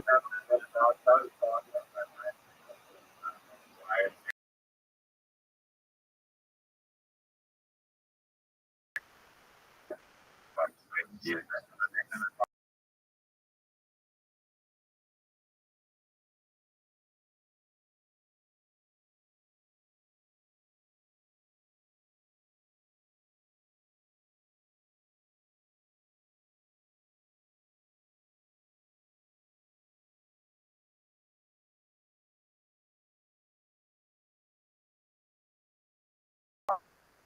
You create a 15-second video of yourself, and then what? Send it to your friends. That's it. But nobody can search that. There's no way to hang like this in a like these Snapchats to 500 people that we talk to them individually. It's really just like a peer-to-peer. Agreed. That's why I did not find it to be beneficial. But I did try like to milk it for everything that I could, which is like, okay, I'm gonna fucking compete with this guy, which was like the biggest thing that I could find around. And I did. I was bigger than Santa Monica Pier. I was bigger than Beverly Hills. I was bigger than Los Angeles. And I was bigger than Disneyland. Disneyland's like the big place where people Snapchat. Now, I couldn't keep it up, meaning, I could actually. I could keep it up. But it was just fucking bots just snapping my fucking life for like maybe I did that for like a week. But nobody cared. Like, I didn't get a fucking like out of it. I didn't get anybody who like reposted it. There's just no interaction. And I was just like, this is basically for people to just share their location and share their facial information. There's no interaction. There's no like let's say you were trying to start a movement again. Snapchat's the worst fucking place to do it. It's like nobody's gonna see your shit. I know they do have like promoted stuff. But those were, I didn't like. You had to be an influencer for like a influencer, and I was one of those things. And so all I found, the thing that I would do is just add a bunch of people to a group Snapchat of 200 people, and then just spam the shit out of them, and then they all disperse, and then I would just do it again. And I haven't found Snapchat to ever be really.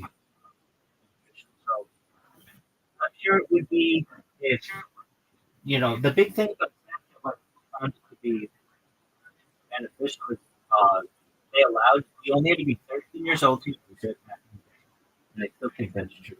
And they said that your facial stuff wasn't safe, but it all was safe, and that people sent shit to each other. That's like, and it hasn't changed.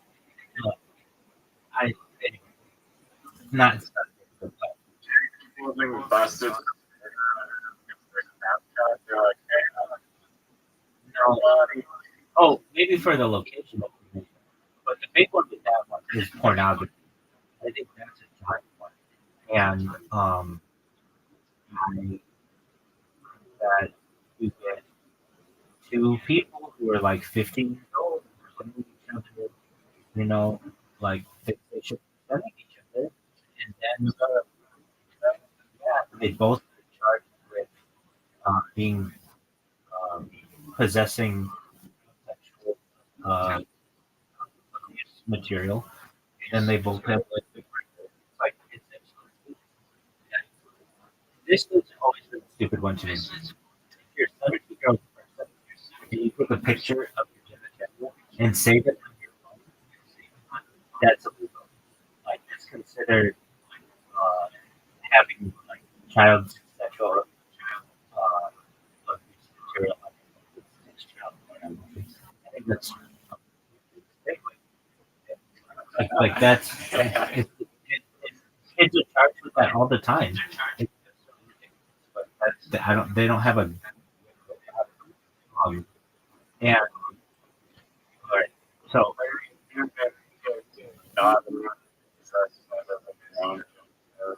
I mean they could. I don't control that stuff, but they don't because it's more people to prosecute. There's that. So I've never found Snapchat to be a viable way to share information. The best way that I have is that. That's and I've been doing this now 110 days. Um, 100, 100. I'm at 100 days. I'm at 99 days, and I've got 3,800 followers. And I don't even do it every single day, and that's really good. Additionally, I'm closing in on one entire year of doing X Spaces 24/7 on video. Like nobody does X Spaces 24/7. Nobody, and nobody does it on video. And nobody simply does it on video 24/7 for an entire year. So I'm pretty jazzed about that. I agree with that. I think that's a cool thing that like literally, A fake number that is. oh that's different. No, that's a great question. You would think that 38 people are watching me simultaneously. No, that means 38 people. Uh, You mean on my X that yeah, yeah. But that's number 30. Oh, damn, yeah, you would think that that's how all the other platforms work, but no. And that's what I thought. Like, that's I mean, now, like, other numbers, say, like,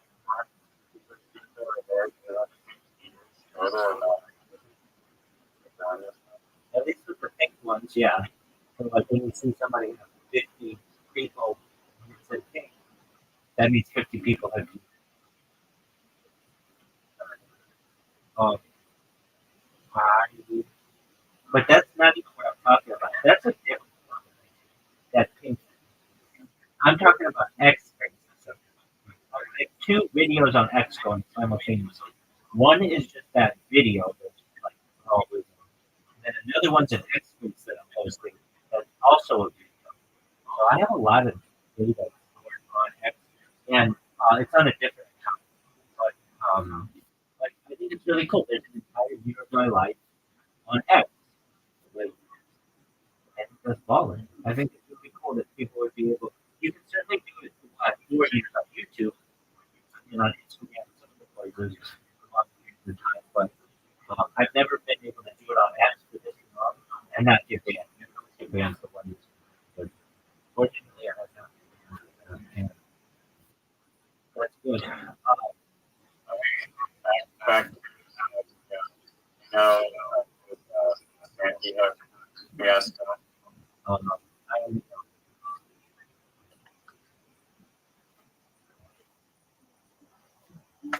what the news is, I don't know.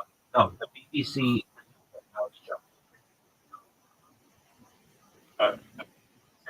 You didn't watch the Russian episode, I don't know.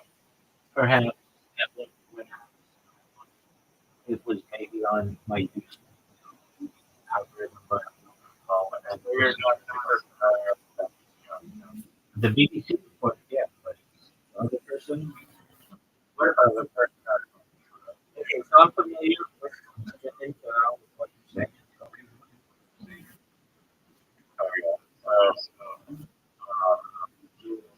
like how they Sandy Hook, the shooting hoax, and do you know anything about the Sandy Hook? you know, Everything's so fast. allegedly, the person in from media company for like billions of dollars that had to lose their website. Elon Musk bought it. All that. Oh, so you know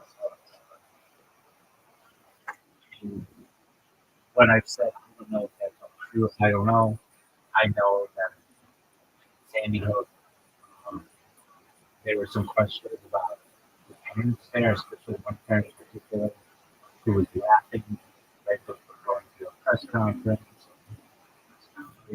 Yeah, go ahead. What about yeah, no, I know I think that's getting a bunch of Twitter and some of this a confirmation of all the things that very questionable that and just something that we like one Karen who was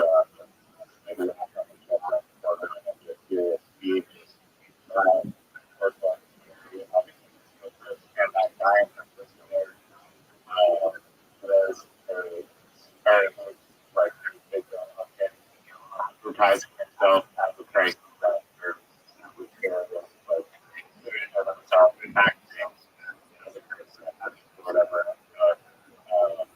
And people just like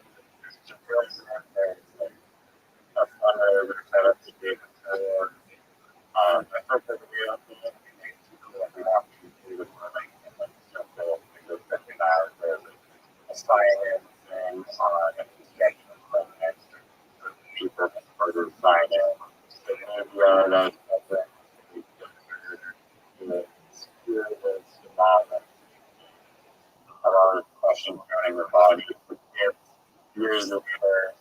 There's photographic evidence of the kids going out to or not actually their housing a lot of like purpose. And as I go into all these very questions, my mind is blown when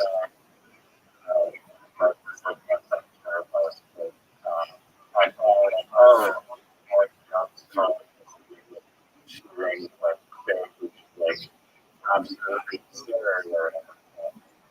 Once I saw that, I was like, guys, it's very suspicious. But I was just, it came to my head that I was watching YouTube trials about stuff and because of the powers of criticize this conference for it. And then the same thing that people showed up successfully with Nokia, with $1.5 billion, and basically how it is like the real get like $1 billion. He was also like finally like singing about the song and he was also encouraging his father to go by the like some friend father company that he could dodge payments basically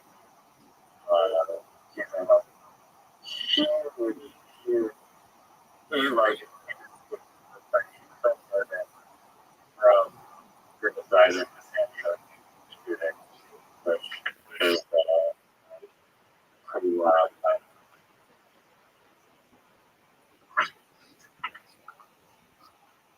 I mean, you ended up at David Shop to discuss that.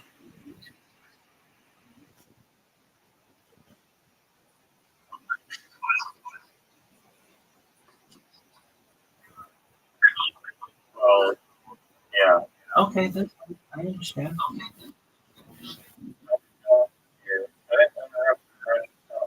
No, you did. You said, I don't want to watch 30 minutes worth of.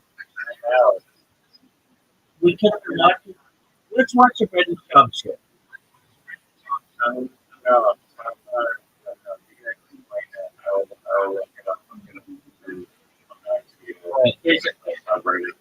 Okay, so if you look for all this shit, Zoo would come to me and he'd be like, he has absolutely nothing, he's just writing shit. Like, he'll just be like, who's the biggest, who's the worst, who's the favorite, who's the, and I get that, but he goes, who's the worst comedian of all time? And he'd be like, well, aside from you, Brendan Schaub, he's got the worst ranked, uh, he's got the worst ranked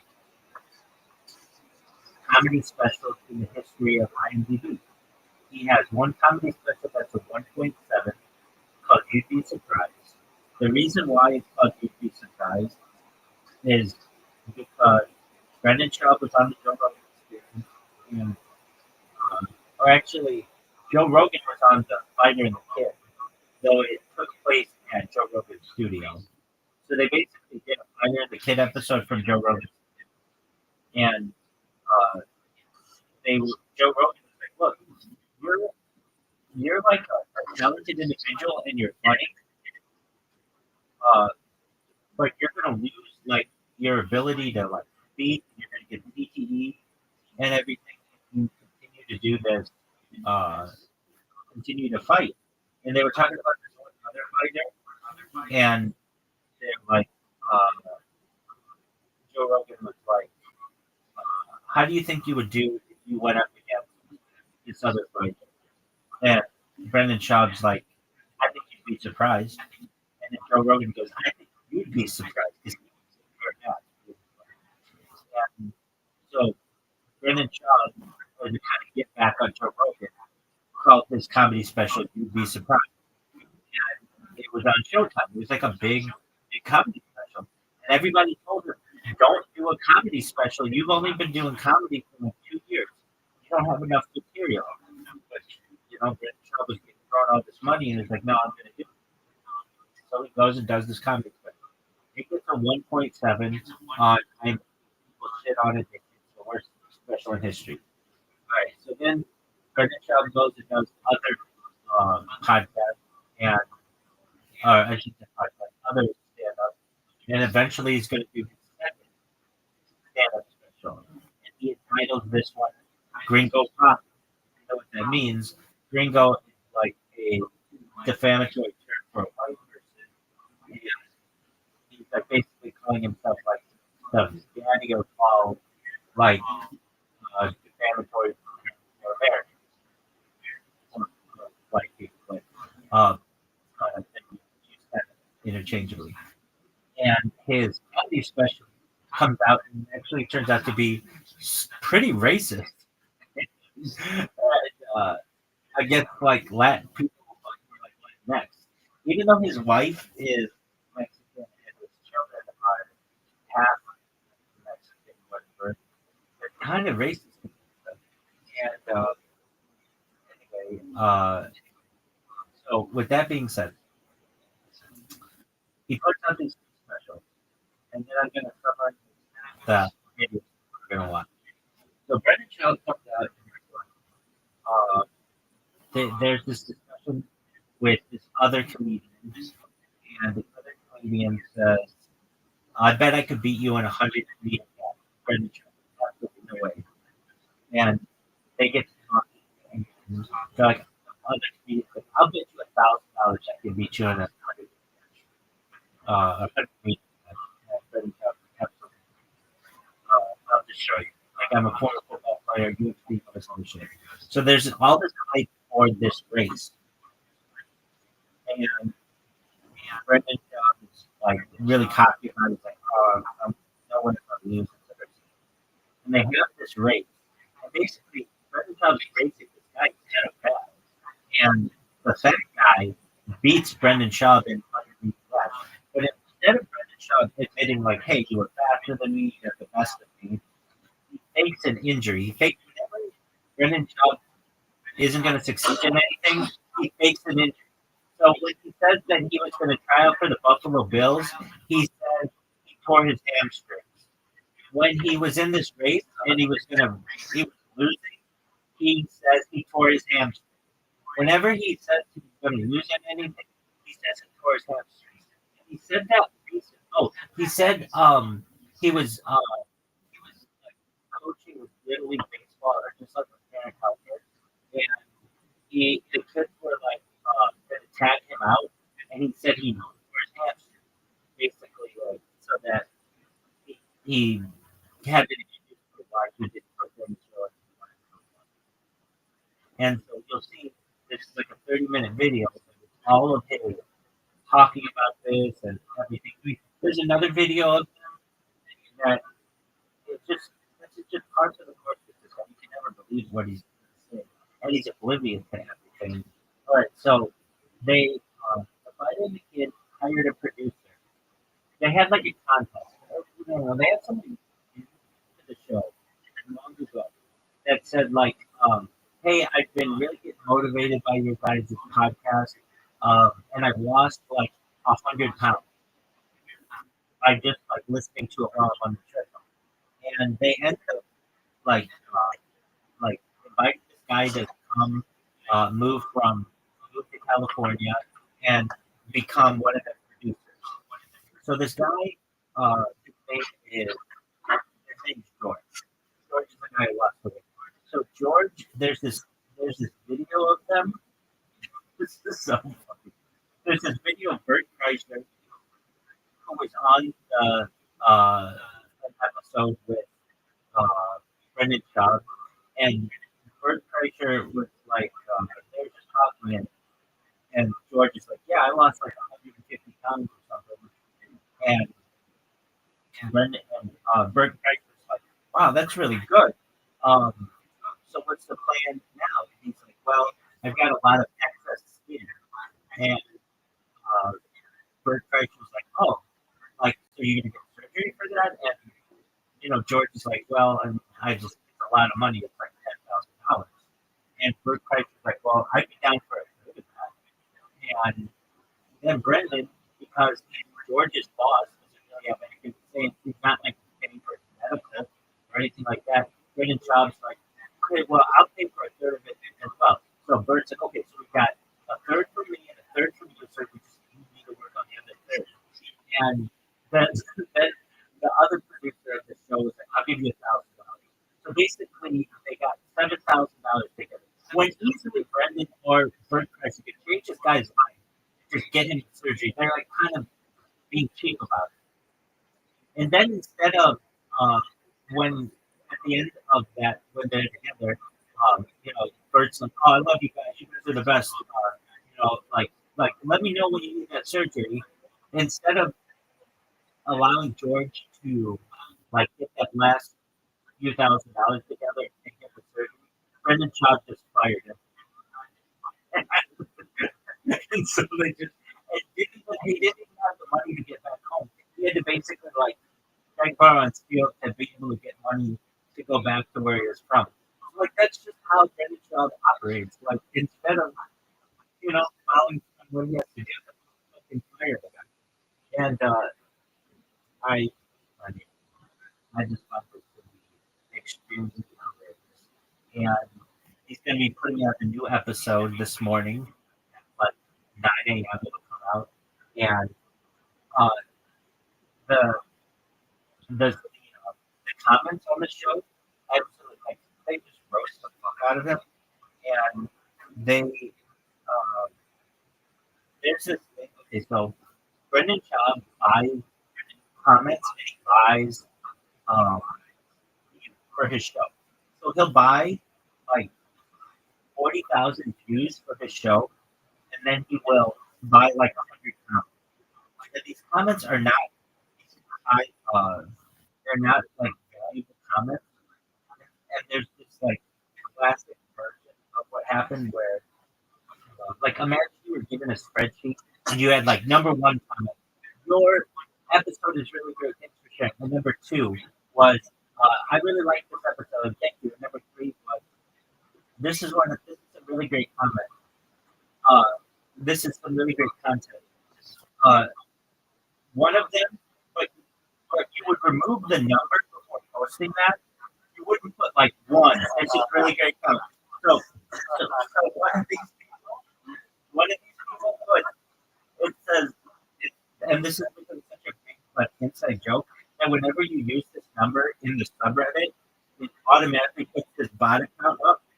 It says, just a moment. Let me find it. Let me find the exact phrase. So you can imagine, like, okay, here it is. Here it is.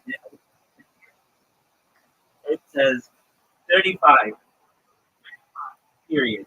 Your YouTube videos are truly commendable, and I must applaud you for your fantastic work. For the fantastic work you're doing. I was introduced to your channel this week, and I genuinely appreciate it and derive great satisfaction from visiting it. I eagerly await the opportunity to see more of your remarkable work. Have a wonderful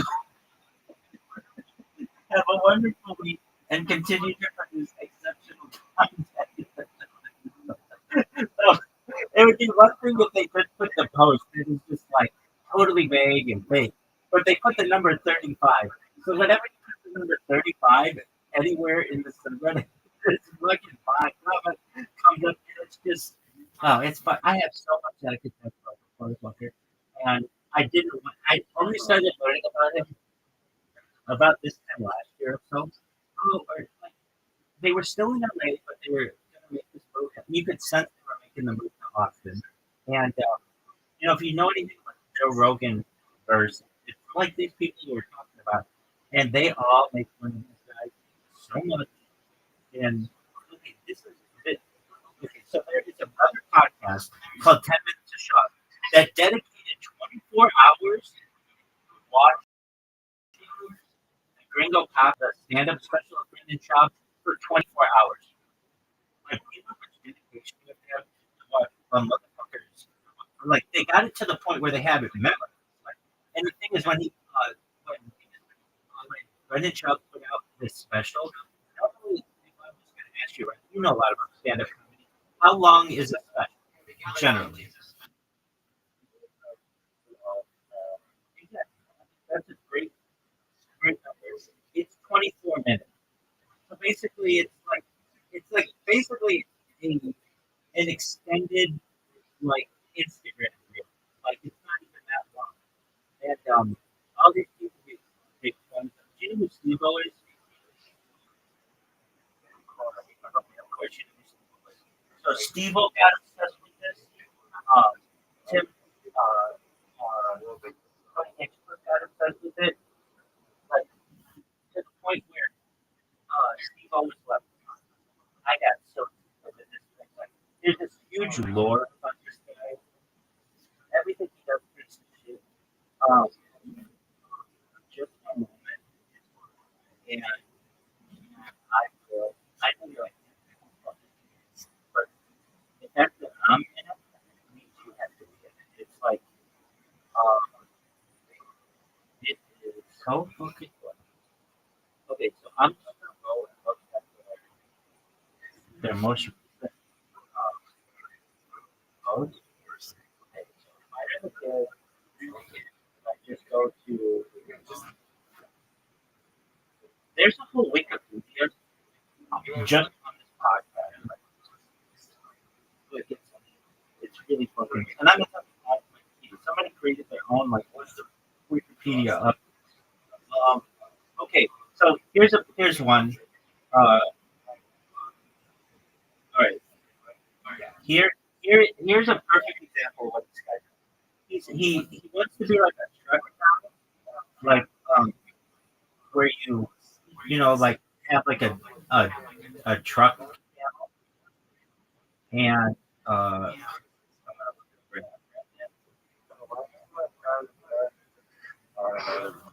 no,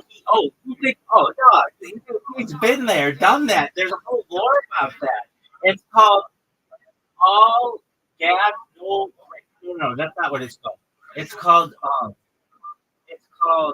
uh drive fast all gas, dude. And it hasn't posted in 9 months, but he does. No, you have to understand. Truck,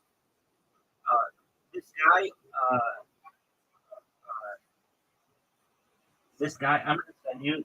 This isn't long, and it's really entertaining. He was on.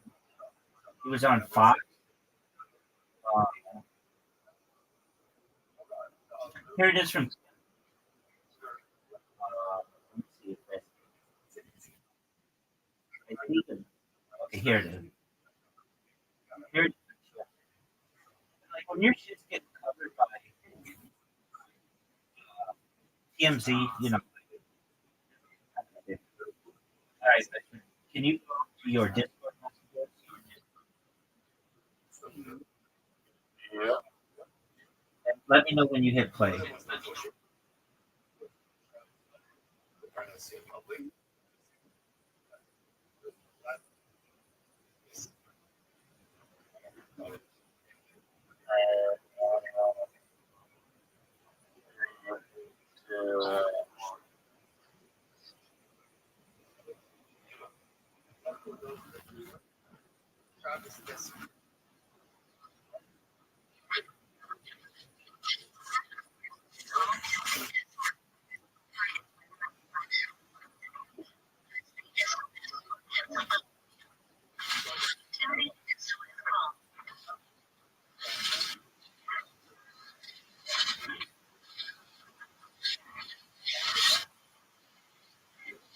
Jesus Christ. Unfortunately, he wasn't hurt, but like he flipped it across the shuttle. No, this is a different one. And he, if you see where he flipped his truck, he just flips it. There isn't a car within 100 miles of him. He flips it in the middle of the desert. And like these guys, just anything this guy does, absolute shit. And it is so funny. Like his okay, here's one. So he had a producer. He's had a ton of producers. Either if it's a female, ends up having sex with the producer, or if it's a guy, it, the guy ends up becoming really successful. So he had this producer named Mark, and what he would do is Brendan Schaub would have his producer Mark be the middleman between like what he calls baddies, like hot chicks on the road who will sleep with Brendan Schaub, or um, he basically went to his producer, and so that there wasn't a paper trail between Brendan Schaub and the girl because he's married. He would go through his producer. So the producer, this guy named Mark, ends up just being this middleman to just basically put Brendan Schaub up with chill. And eventually, Brendan stopped being Mark, the producer, like when he was out. So Mark left. And then Mark has become a very pretty big star. He was in a Super Bowl commercial last year. I think he was in a Super Bowl commercial this year. And he was just on Saturday Night Live, and he's in an ASAP Rocky music video. Like, it's pretty big. Like, whenever you leave this guy, you actually become pretty successful.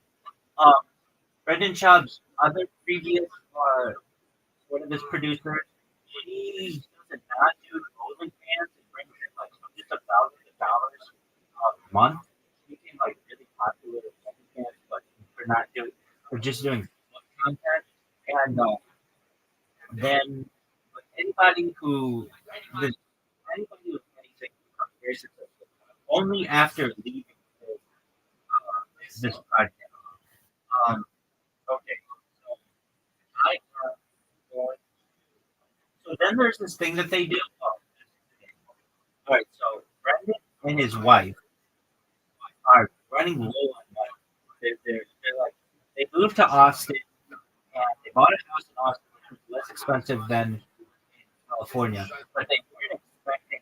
So Texas doesn't have income tax, but it has like twice the property taxes of California. The property taxes, California property taxes are very high, but Texas's are way higher.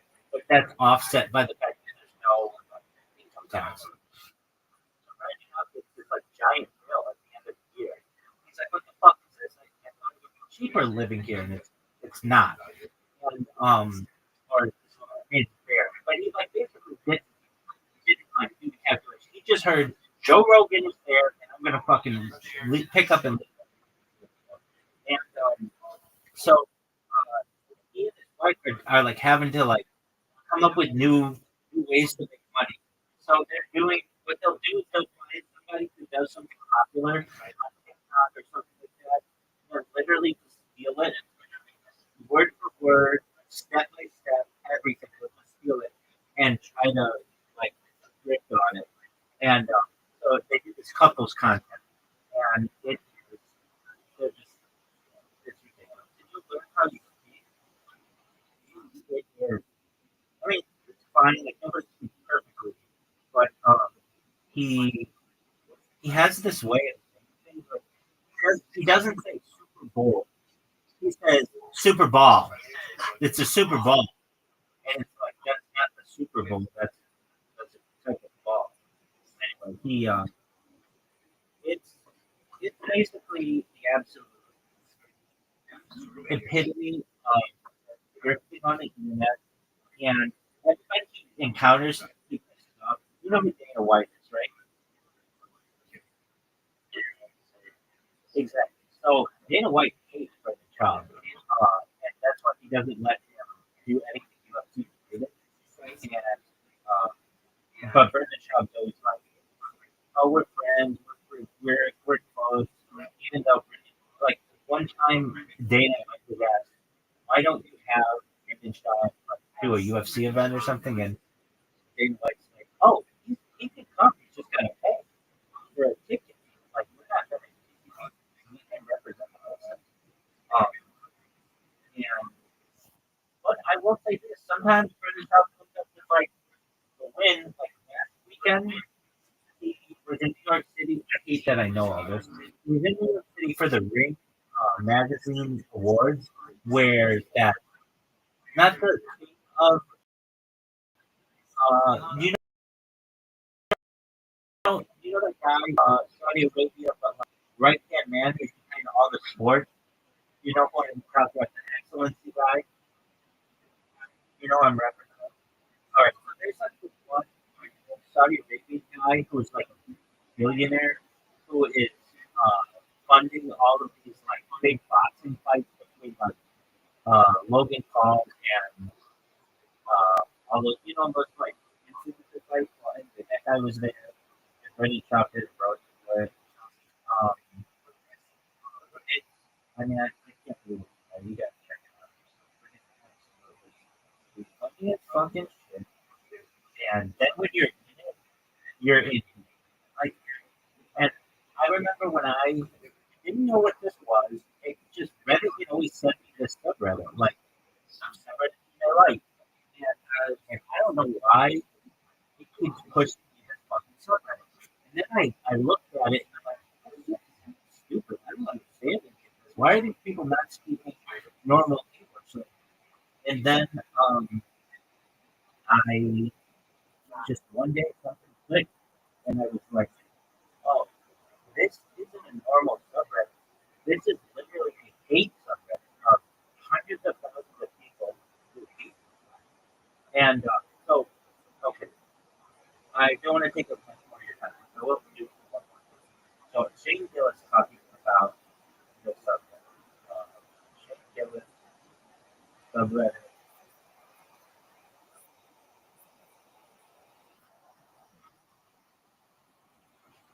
You know who Shane Gillis is, right? All right. So I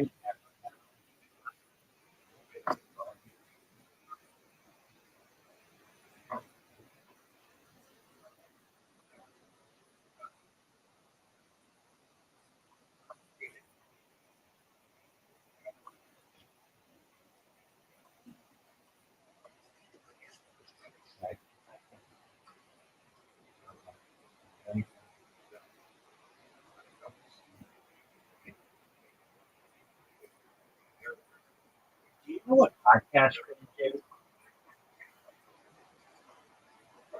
It's a phenomenal channel where there's this guy in South Africa who just makes fun of Joe Rogan. He doesn't make fun of him. He just like plays clips of theirs and talks about like how they're inconsistent and things like that. There are all types of videos, all these guys. He does like change it. Let's see what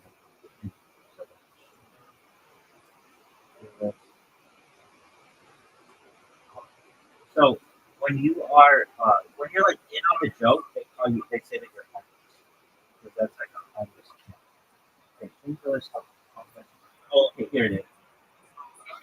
Let me see.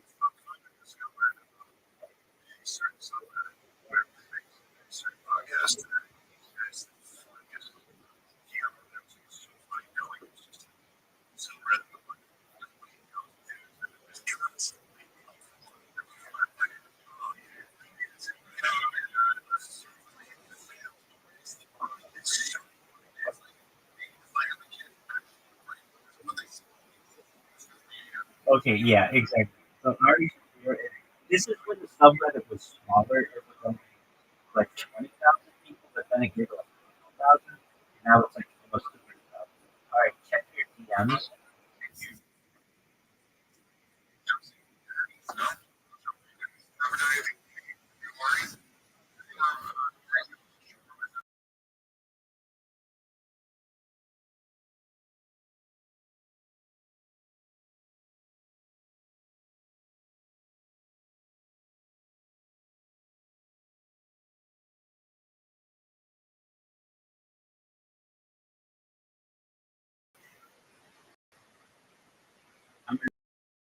you other one where he talks about it?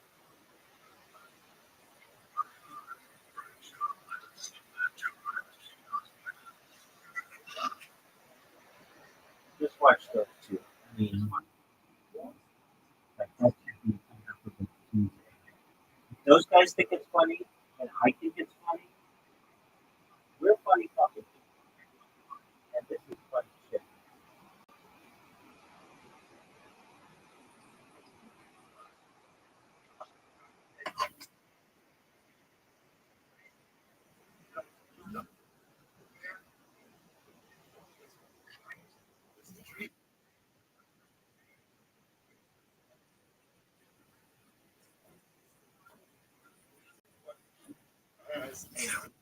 Accumulate.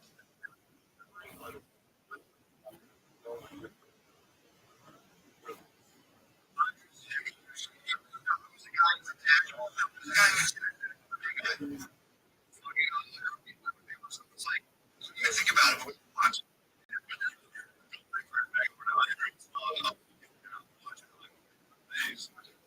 Well, it's funny.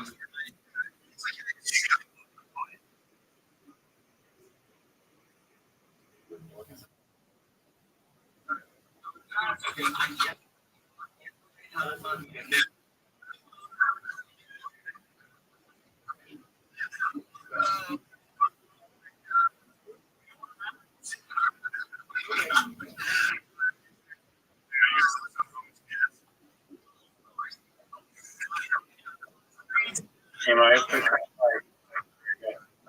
as the you heard it going production.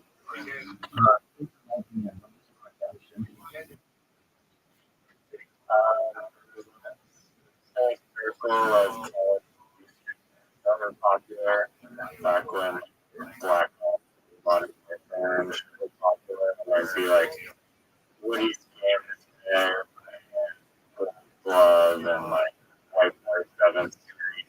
And watch their amazing. The Redemption.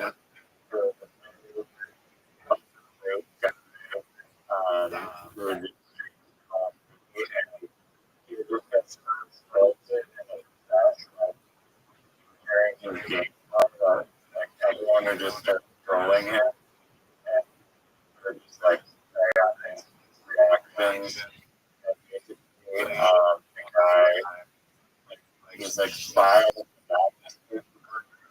and like his life is he has no other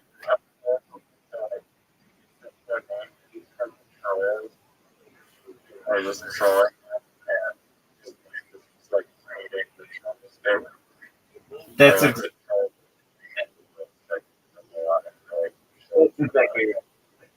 right. To the point where like, this guy's life is a sinking ship. What you're saying, but the only way he's getting promoted is how he controls you support him.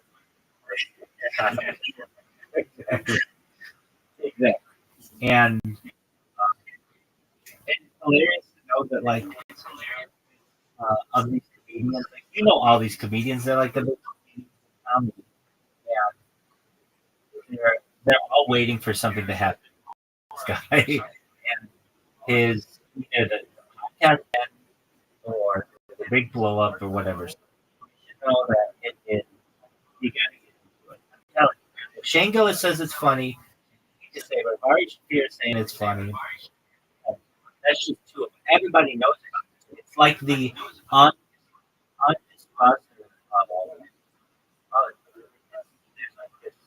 there's like this majority of people who know about it.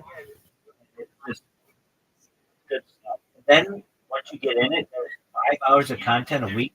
You don't have to watch any of it. You just go to fucking subreddit and have people shitting on him and shitting on how he shits on other people. It's absolutely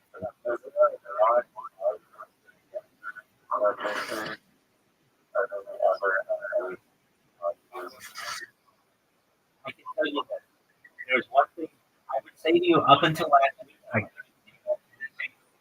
but episode that went into the episode. And the guy who's the serial rapist, Brian Callen, he's going in there saying, I don't think anything really that bad. I didn't really look into much, but basically, some of these people are like 14 years old, 15 years old. Like that's back in the day, that's not really that bad. And Brendan Schaub's like, who are you? What? These are children. Like, I can't believe you're even like considering. You have like daughters that are older than these girls, and you're even saying like, "Hey, went after my daughters, it would be a different story." How are you able to live with yourself? All these videos that were on Prime Time. The reason why people suspect that he took this stand is he's the son of an international banker, and basically they're wondering was his name tied to it in any way. And, basically, like, there's nothing good that came out of those papers, like, or those files. They're absolutely terrible. There's no one should be proud of anything that's in that. But yet this one guy who's like defending the people. The reason why he's defending the people is because he's still trying to work in Hollywood, even though he's like 60 years old.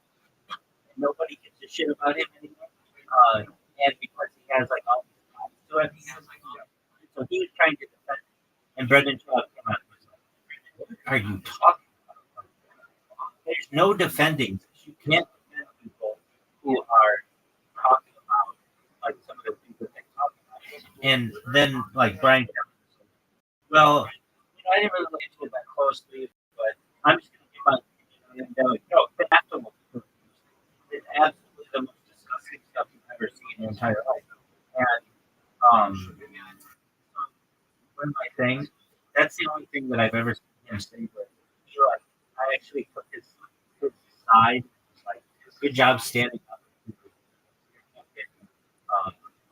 Serial rapist, like co-host, yeah. Aside that, Brendan Schaub.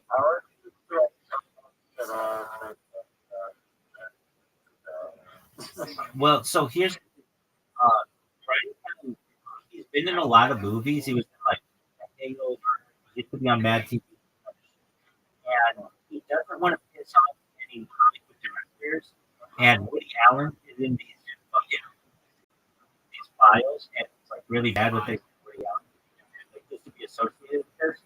And so Brian Callen doesn't want to burn that bridge. So he's like, well, I don't know. I wasn't there.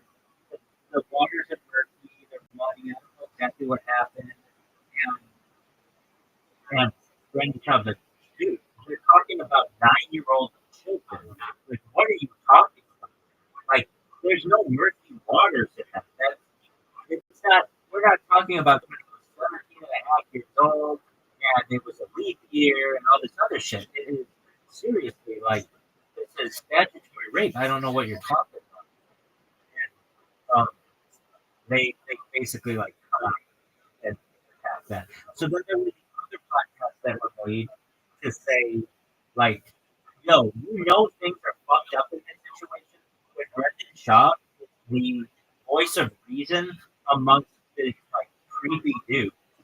And like here is I'll send you I know here.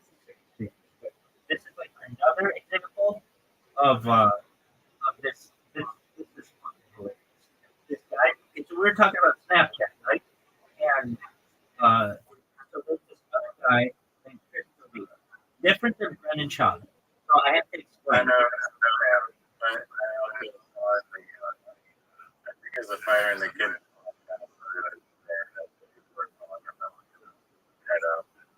Chris D'Elia? Yeah. Oh yeah, dude, absolutely.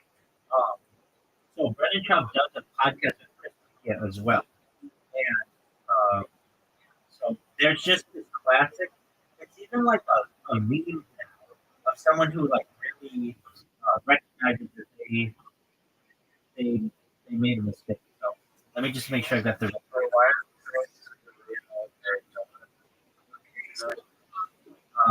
He was messaging.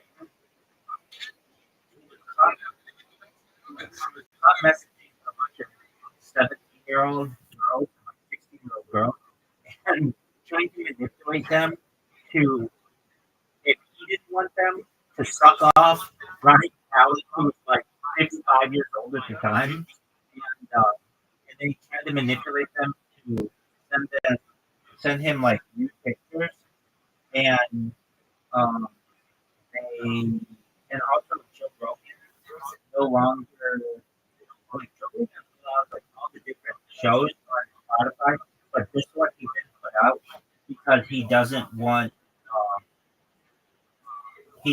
Back.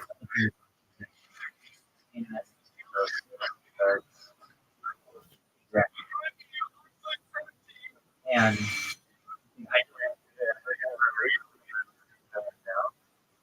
did it ever? Oh yeah, it was released. It was up for many years, and then just about Chris D'Elia, then he pulled it down. And like Joe Rogan, he has his fucking always been accused of rape on there, but not Chris D'Elia, who has been accused of like, I forget what they call it. They called it grooming of underage girls, even though he was never like he was never convicted of it.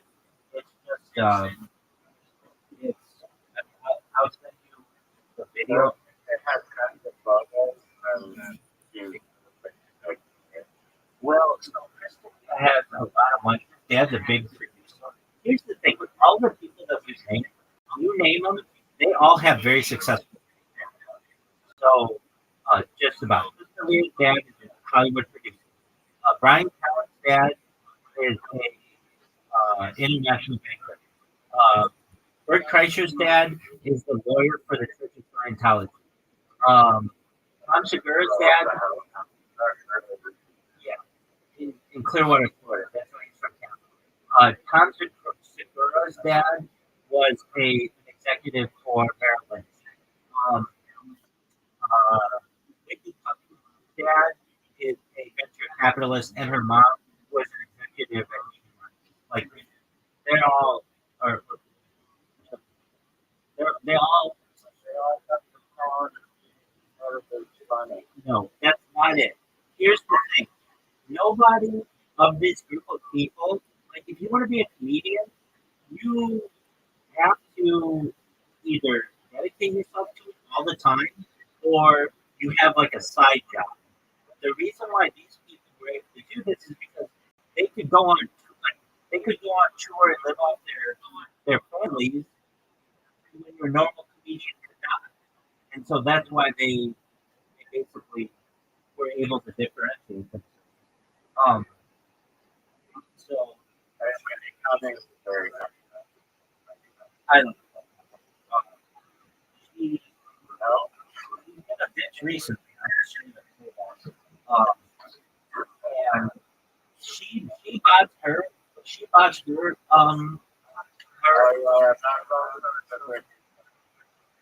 like 500 million views on your own fucking podcast, and then exactly. So that's exactly. Now let me see.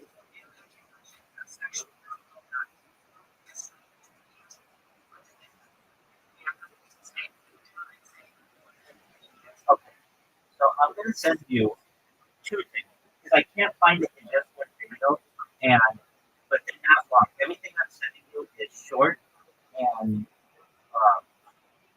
will cover it really well. No, I don't care. This is shit. This is the history of comedy. All right. So let me know when you get the first one.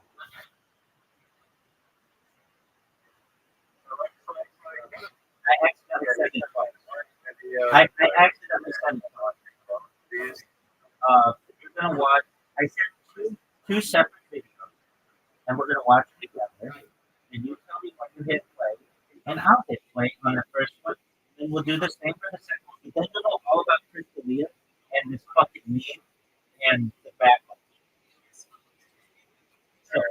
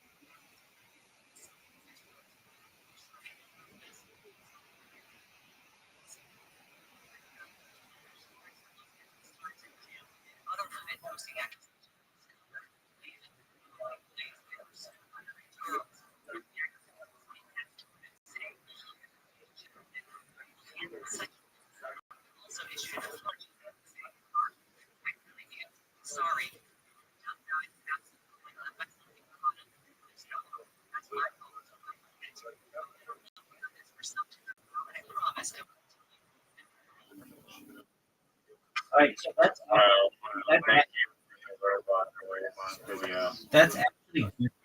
So there was that would be not cool, any of that stuff. But there's another level of it where you're going after underage chicks, and that's where he- so I didn't know actually a lot about it. But the reason why I knew that he was pedophile or whatever is because he was asking chicks on Snapchat to like send them pictures or whatever. But he didn't know that Snapchat could be saved. Like you could like screenshot or take screen record. And so now I want you to watch the second video and let me know when you're starting.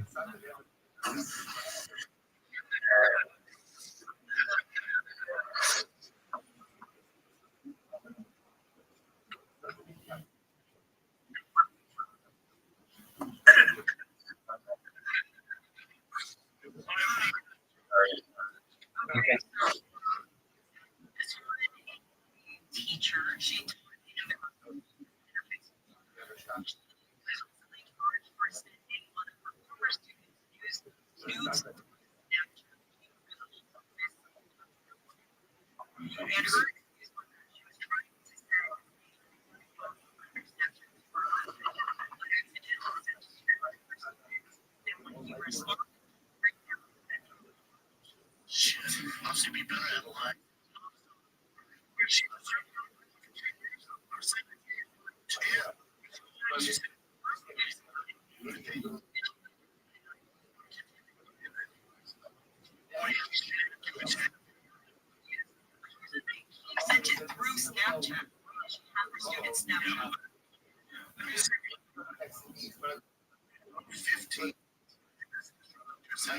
And he's on the fire.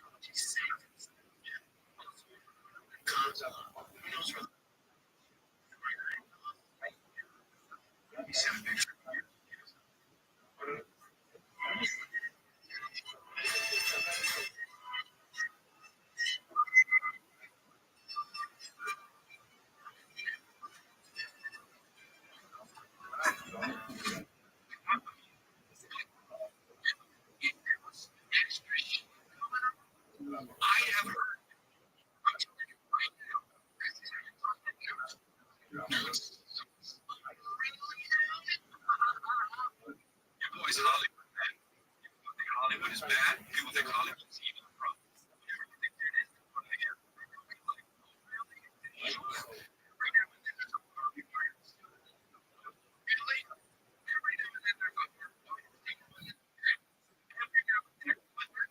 In real life,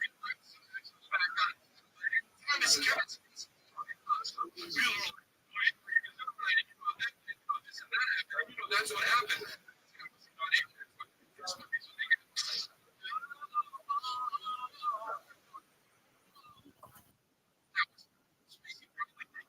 In 21,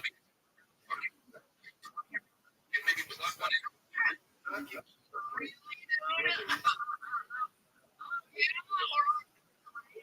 I'm praying. I'm hearing is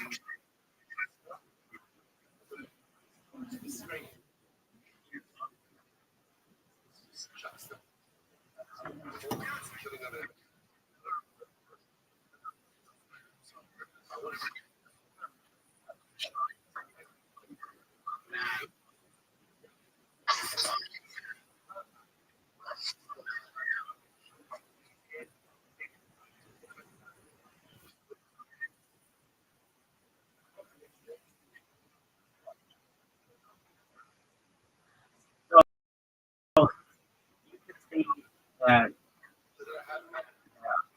do with that with you, right? But Crystal is empty. But yet, Brendan Schaub still. And I got a very crazy vibe. I did too, and I always have. But you still have to understand, Brendan Schaub is so desperate that he still does the podcast with Crystalia, and he does a different podcast with Brian. One guy is being accused of being a rapist, the other one is being accused of being like a pedophile. And this guy's, and he's still the biggest punchline in the whole deal. Like, it's just, it's fucking. Why did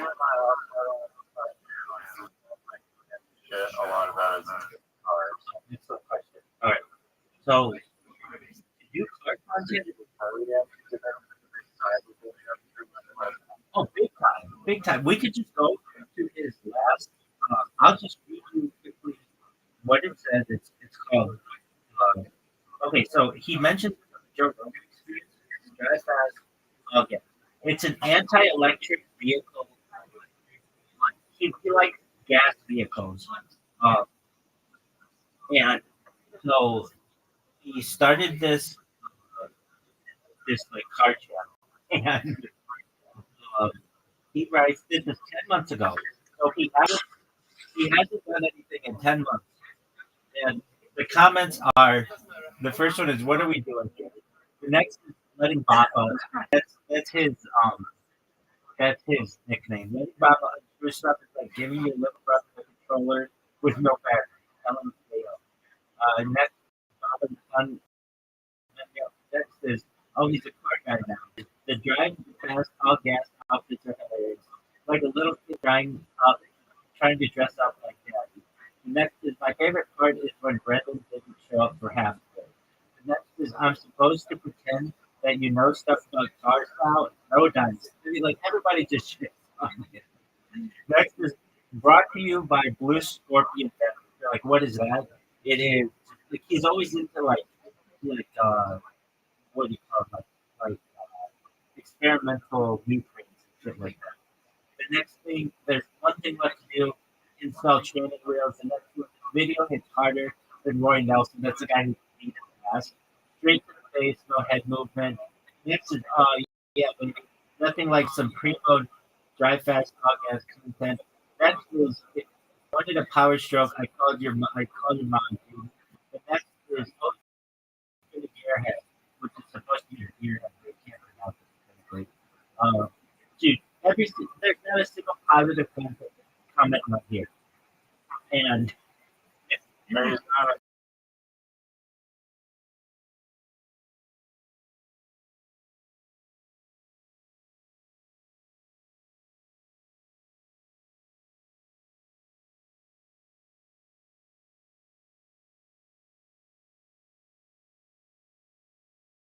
going and ban, at least on his Instagram, anybody who says anything negative, because his Instagram has like 1.1 million followers. So he's got to keep that like looking good so that he can get more and more sponsors. But they never have any sponsors that last more than a few weeks. And the only reason why he even has sponsors, this goes into board. I hate that I know this, but there's this company called, I believe, Podcast One that ended up like owing Theo Vaughn a lot of money. And like there was maybe another company that did something similar. They went under. Basically, they ended up owing Theo Vaughn a lot of money. They ended up owing Brendan Schaub a lot of money. And Brendan Schaub, instead of like demanding the money, just said that he would take stock instead. and the stock ended up being like worth nothing. But this company still like is able to get um, some pretty big advertisers. So because of that, they have this network like Theo Vaughn and Brendan Schaub and all these other people who do podcasts and they advertise on there. So like basically the fact that Brendan Schaub owns a lot of their stock means that he keeps getting advertisers, and uh, the fact that he keeps modding his channel means that like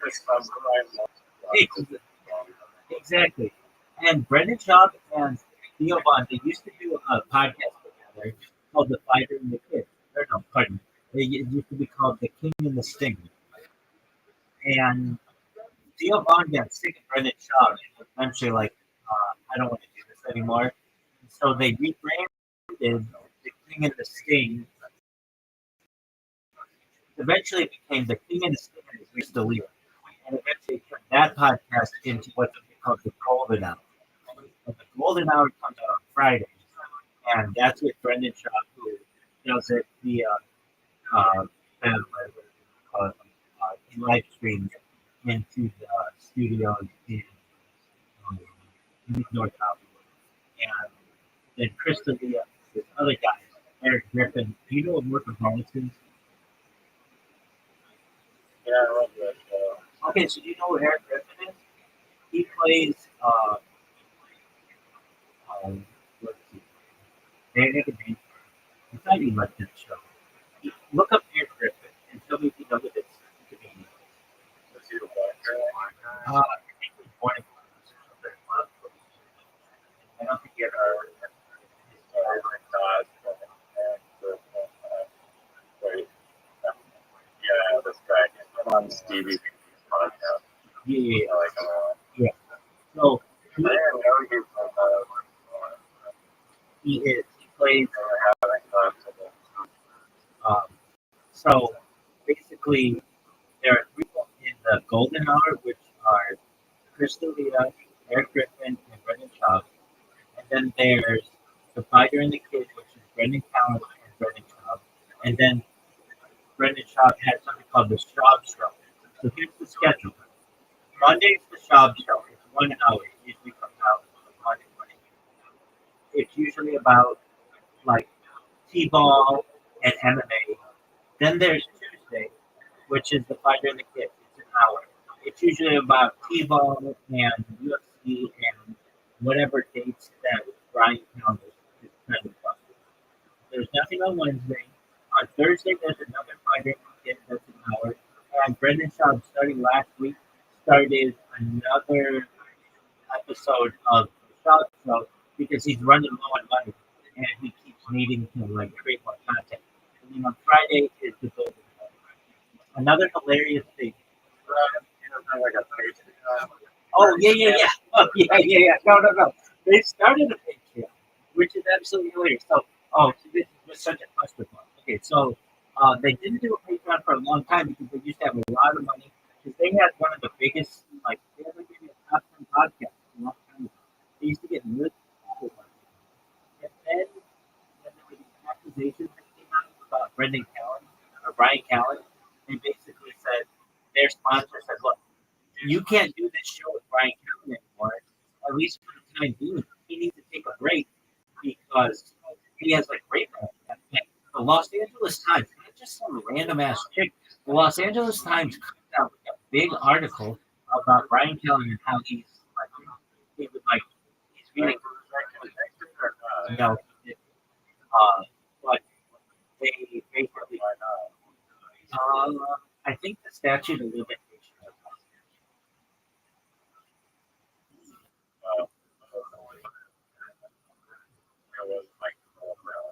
No, they were like even Whitney Cummings talked about it. That one time Brian Callen asked her to give him a ride to his car to the comedy store, and so she's like, "Yeah, get my car," and gets in the car, and then he just whips his dick out, and she's like, "What are you doing?"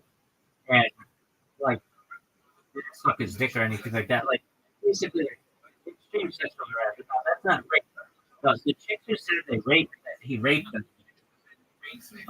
There's like a long list. There are these 4 girls who say that um, he like forced himself on. Whether he did or not, I don't know. But that's not good luck.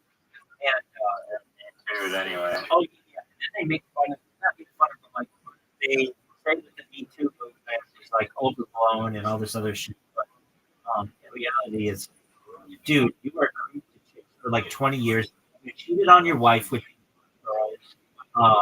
She left you and left you with a $25,000 money. And so you have to do this really shitty podcast in this fucking storage unit known as 5-year-old kid to pay the bills to pay your alimony. It's just the ultimate fuck. Like bad things happen to them. What's the fucking German word Schadenfreude? Like where you get joy out of things bad things that happen to people. And I'm not the only person who's getting it. This is like all of the fucking and all these people are fucking so I won't bore you anymore. But you should just know it is amazing. It's Well, I'm on the Patreon. Okay. So the advertisers say after there are these rape accusations, you can't do the show with Brian Callen at least for like a year or two. So they kept saying that Brian Callen was on vacation, but like he's gone for like a year. And so they had all these other guests fill in. And what they tried to do was start a Patreon where Brendan and Brian could just do a Patreon show without the advertisers that said like you can't do this show. But it basically was it wasn't a conflict. It was a conflict of interest, but it was basically a breach of contract with their advertising company. So they started a podcast. They started Patreon like maybe like 7 years ago or something, and it only ever got like 3 subscribers or something. And because they only had it going for one day before the advertiser said, "Look, you can't do this. You got to separate this." So then just recently they launched the Patreon like in November, and they're like, "Oh, we're doing all this stuff on Patreon. We're going to do a question and answer," and they accidentally let the numbers stay out of how many subscribers they had.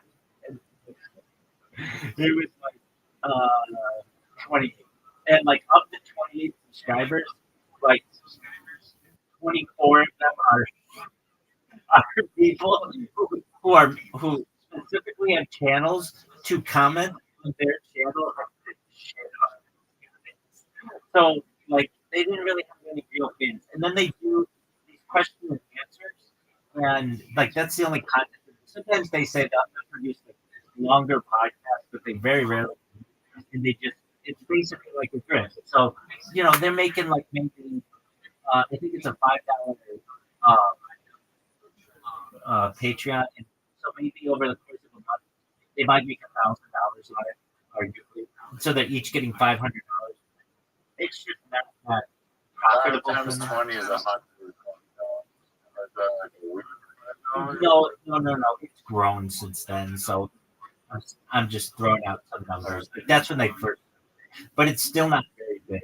So do they have a Patreon? Yeah, they just started it, and the only people who like who subscribe to it are basically people from the subreddit who just ask like really appropriate questions like, "Hey, why did you cheat on your wife?" Like, there's all this footage of Brendan Shaw was given his number on camera on a live stream to like girls while he was married.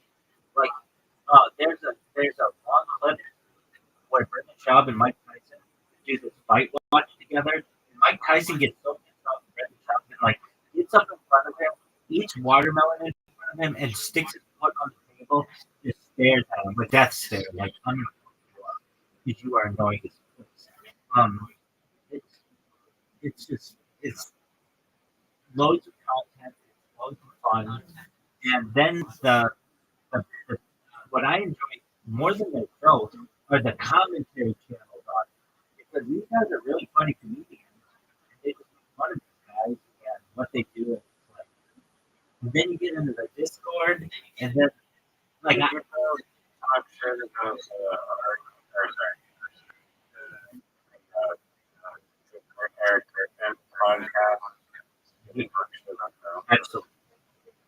because that's what Brendan Schaub and Chris D'Elia, they don't really ship in air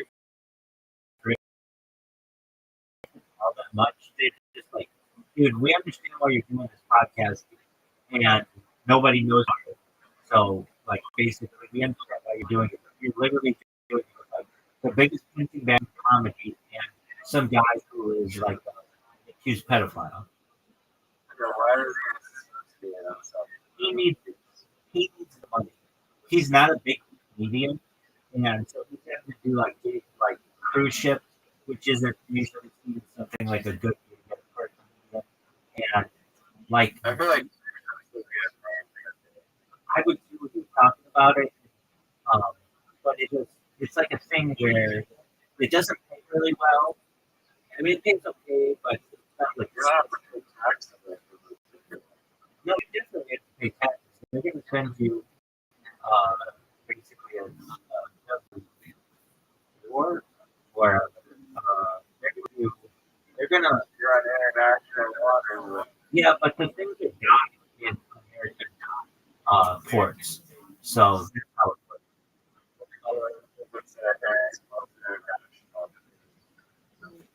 It's wherever the place is done. Usually, I think their headquarters is in Miami. That's where like Carnival Cruise Lines is. I think Celebrity Cruise Lines, Royal Caribbean, they're all based out of Miami. So they Is do there a job that is exemption tax? a bunch of them. Any not-for-profit, Except for like drug dealer. religious organizations, not-for-profits, people who don't come to the United States make more than like $12,000 a year.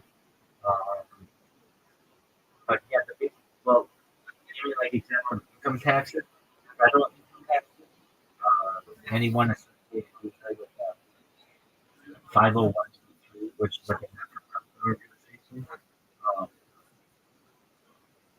people who make a low amount of money, but then you get into the if you get to be super wealthy, then you end up not having to pay taxes for other reasons. So it's really just the people in the middle who are paying taxes.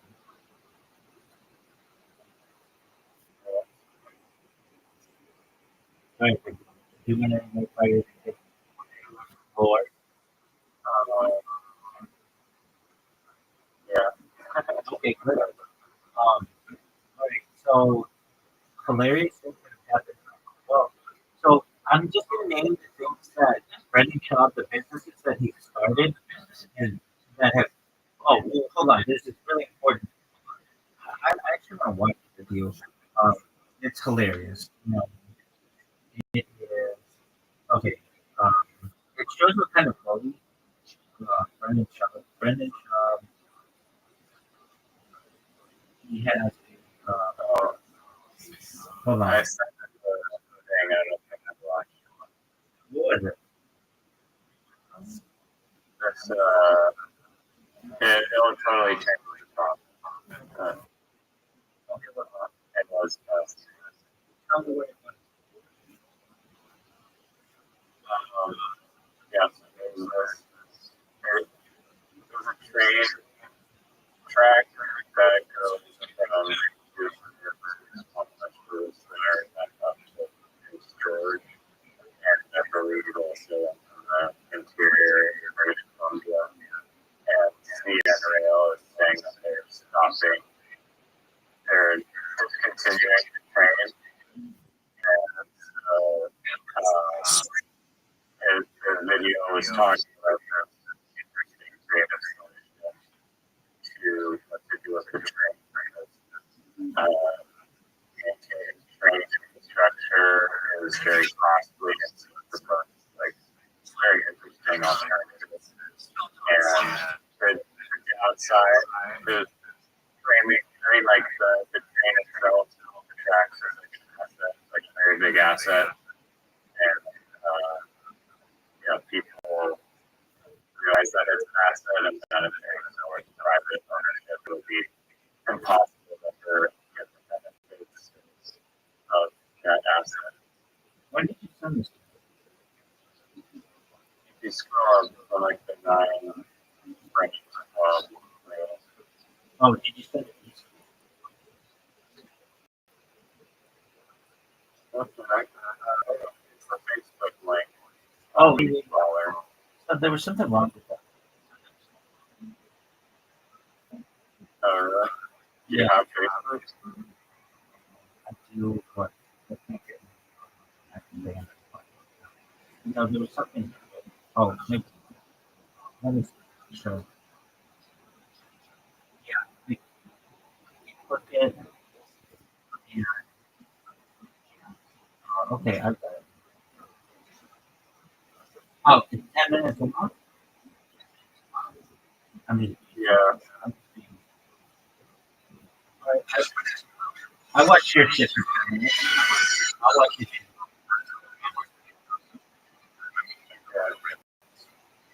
Yeah, when you start it. Okay. Then just wait 1 minute.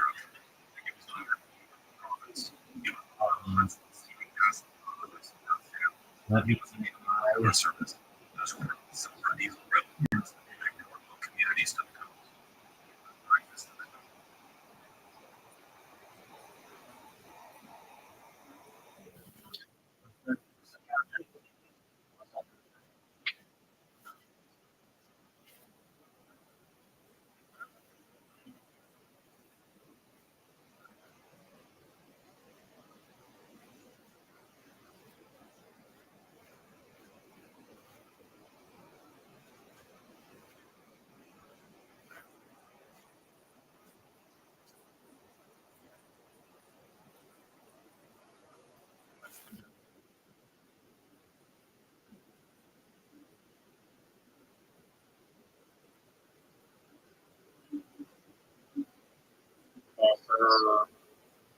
Yeah, did you look up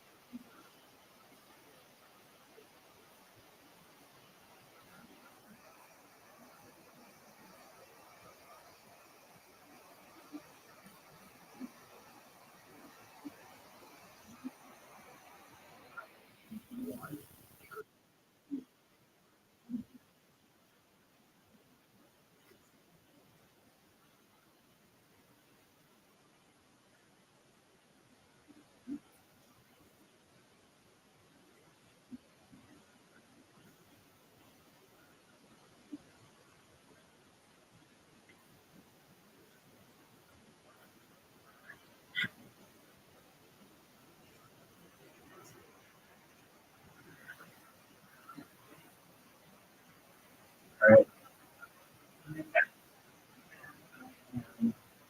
I need to let you know. You ready? sorry. Yeah. All right.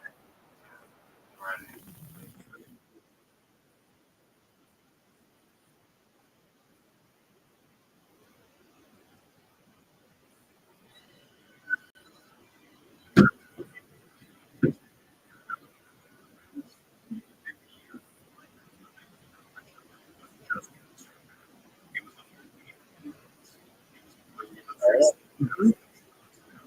Okay. You want me to read it? No, it's here.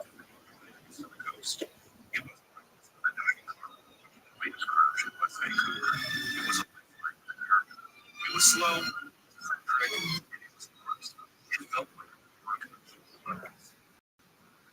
That heartbeat for over 2 years. That's sad. Needs are growing up now.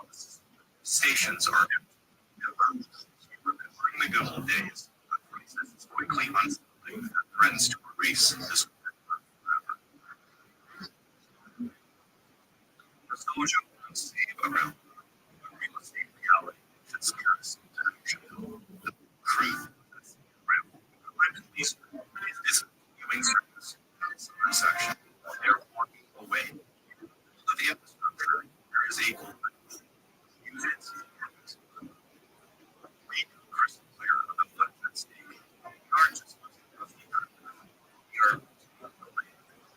using pathway. If this it gets broken up, it gets pieces of the person. The bridges get dismantled. Right away gets separate. That's private property. Once you slice up a continuous smells, and we get it. Try to assemble a 4 and blow away. You could do it. You learn this purpose. This opportunity is an asset in your 19 that we can never afford in 2026. If we let it slip through our fingers, we are robbing future generations of the single most valuable transportation market. So the pathway is priceless, but it's a fail because we are fighting physics. We are trying to run a century of trade infrastructure that connects you for trees from the 1960s. We built this line for Rothschild and Danny that would cost up $2 billion. Light rail would not be $100 million. This money is not going to see the sky is a part of this. It's bikes and trucks. Electric vehicle waiting in Canada.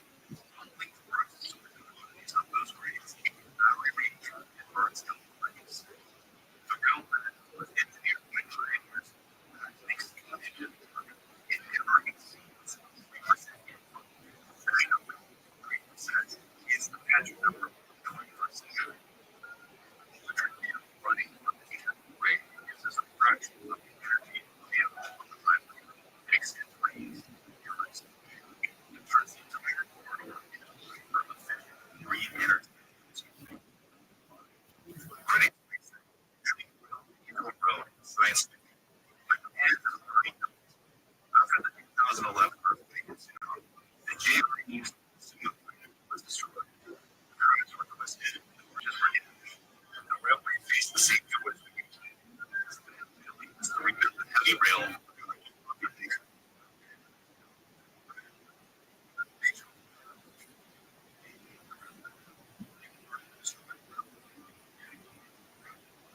Transit system. Today, modern bridges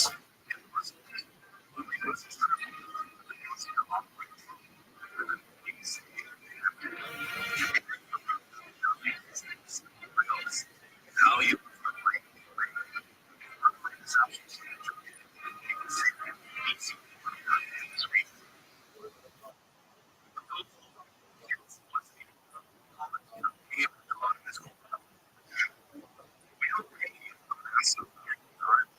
that's too expensive, logically destructive. We simply lay 2 heroes through ribbon roads, the existing save the bridges because we aren't using one lane time. We don't need to rebuild the trestles. We just give it for the lightning, electric vehicles. We save the environment. We use 60% less concrete than a standard road. And we save the budget. We utilize the asset that we already have.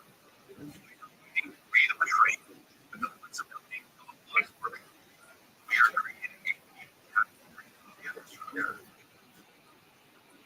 You know, starting travel for the onset of these things. It's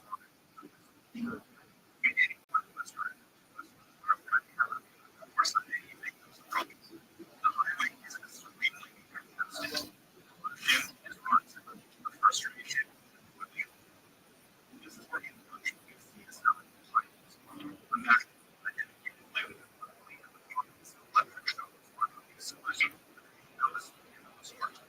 these aren't just buses.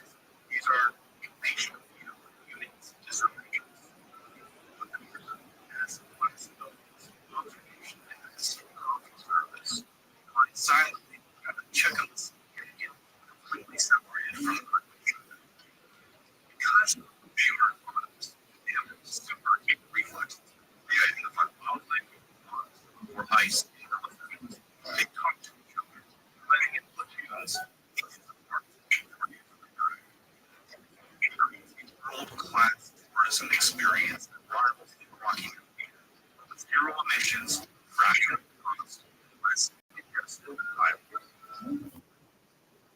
Beyond tourism, its pilots massive safety. The world is right for self-driving cars. Right now, companies are testing them on public streets, next to your kids, next to cyclists, next to human drivers. This is a regulatory nightmare. But the path is private. It is inclusive. No one coming through. No jaywalkers. It gives British Columbia a perfect sandbox of pilot conflict. First jurisdiction in America like free autonomous mass transit at high speed because we have removed barriers and become a global leader in safety. Here is an economic superpower that other countries have not been able to do. On a regular level, we have to maintain skill under country. Aggressive farmer, Kiwi, and Chinese.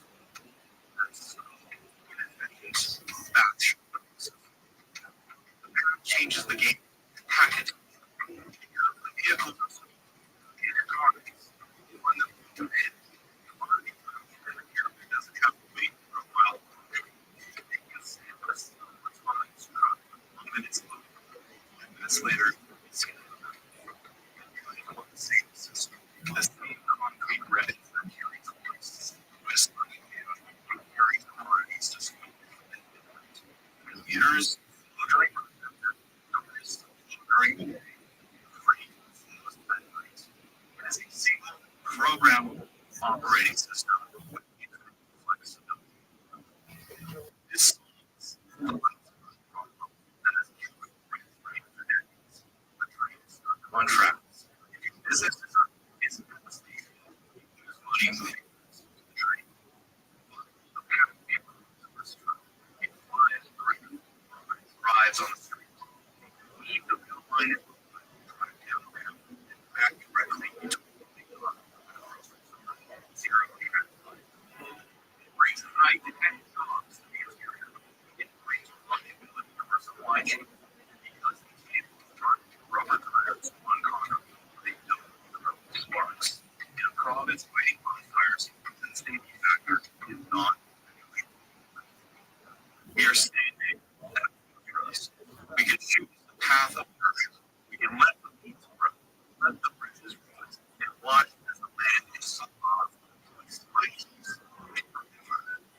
We can choose the path of innovation. We can follow the fingers this path of rock like we did in the new times. We can save the corridor, solve the traffic, we will. The land is like let's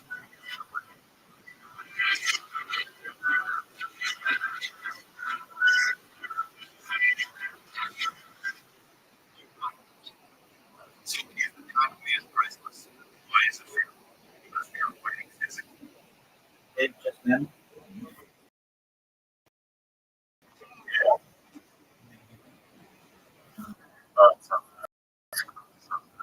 Um,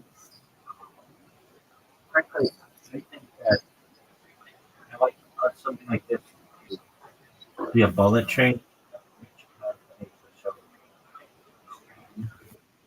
And durability, safety in the bullet train. Um, but I understand that there's a lot of great that runs through this.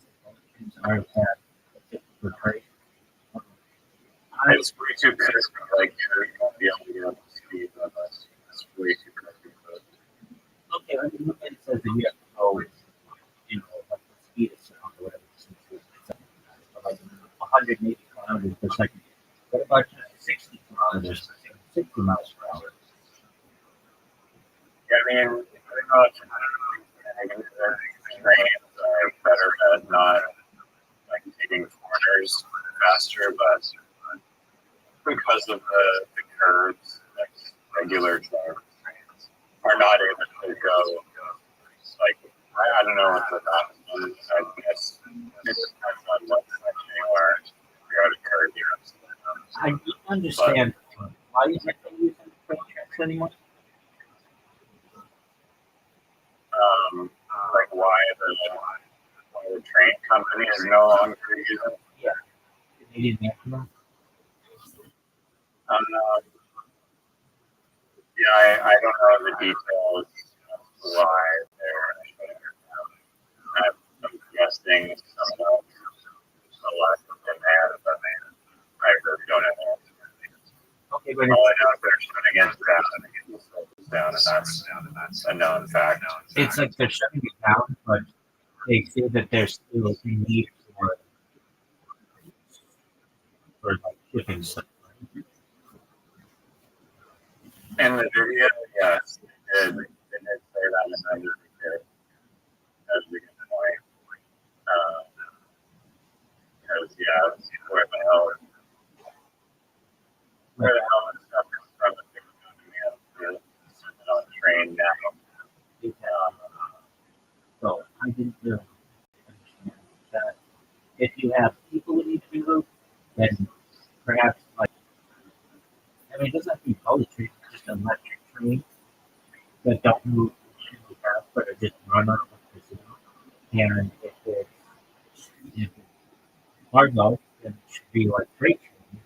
If you don't have any cargo that needs to run anymore, then go back to uh, passenger trains. The thing that I don't like about that is it's still rubber on concrete, and that is extremely inefficient uh, because that means you're going to have wear and tear on the vehicle. Trains don't have really that much wear and tear. Like rubber on concrete is a lot of wear and tear, especially when it's going in the same direction. 99% of the entire route. I don't know how much fan I am of that. What I am a fan of is whatever that. Like, there doesn't car company like you're driving to a destination and then until you turn around and run the direction to get from there. It's like you don't need the durability of a car to be able to turn like when you're going in just one direction. Rails are far more efficient. Like, you don't need the ability to turn because you're on rails going in one direction. The thing that makes the tires important is that last mile issue.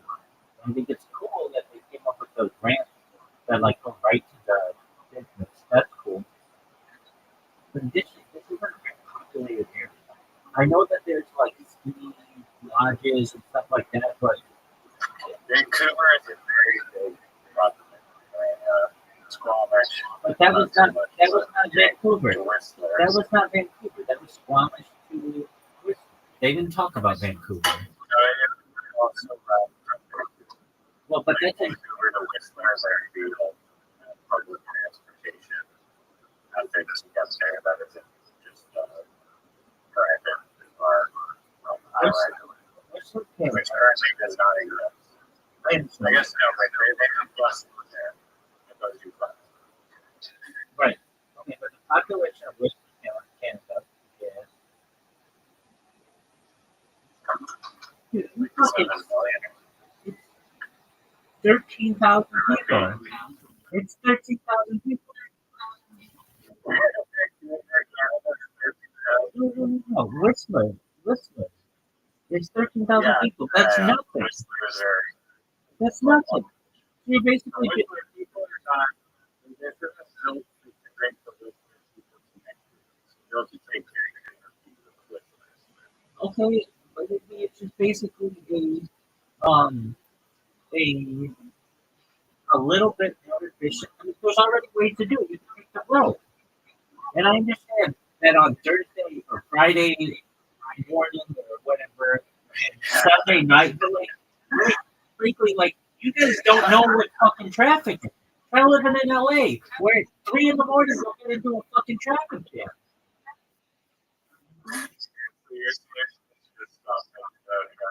Well, that's the thing. You have real problems. Like, this isn't a problem. It really is. It's like, dude, like now that I recognize, I mean, I'm thinking Whistler's going to be hundreds of thousands of people. It's 13,000 people. This is a joke. And there's nothing there except skiing. This is a glorified trail to get people to ski and Whistler, is what it is. Because there's nothing there. I'm thinking like there's an industry. There are industries that aside from skiing, maybe lumber. That's it. There's nothing in there. And tourism. Dog, that's you on that.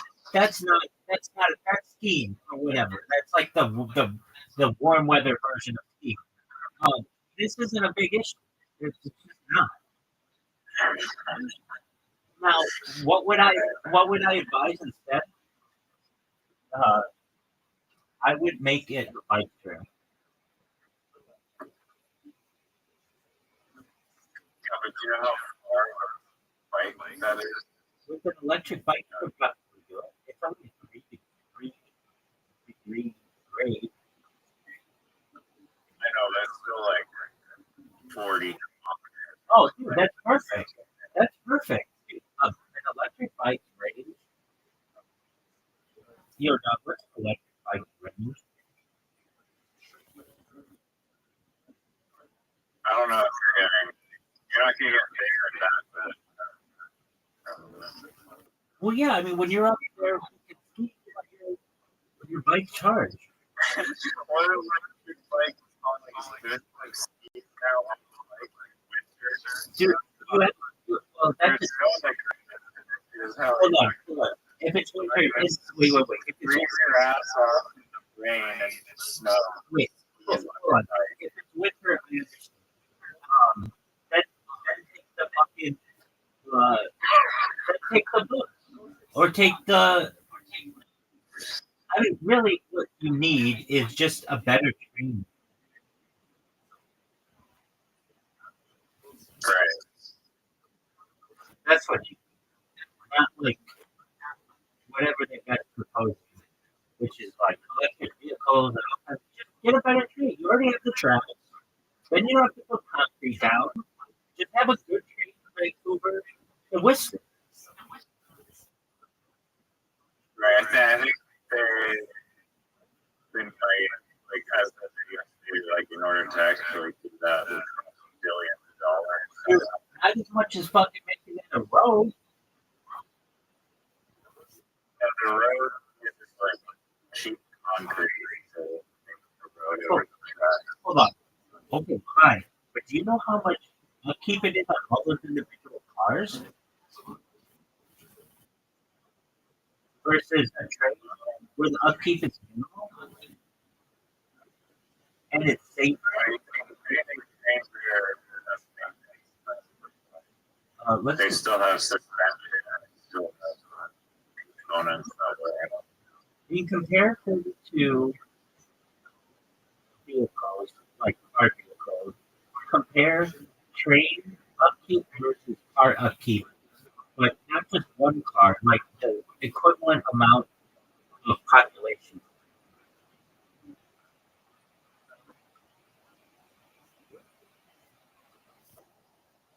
Okay, when comparing trains to cars from large population, trains are significantly more efficient and cost effective per passenger mile, especially at scale. Passenger capacity efficiency. A single train can carry 1,000 people, while a typical car carries 45 people.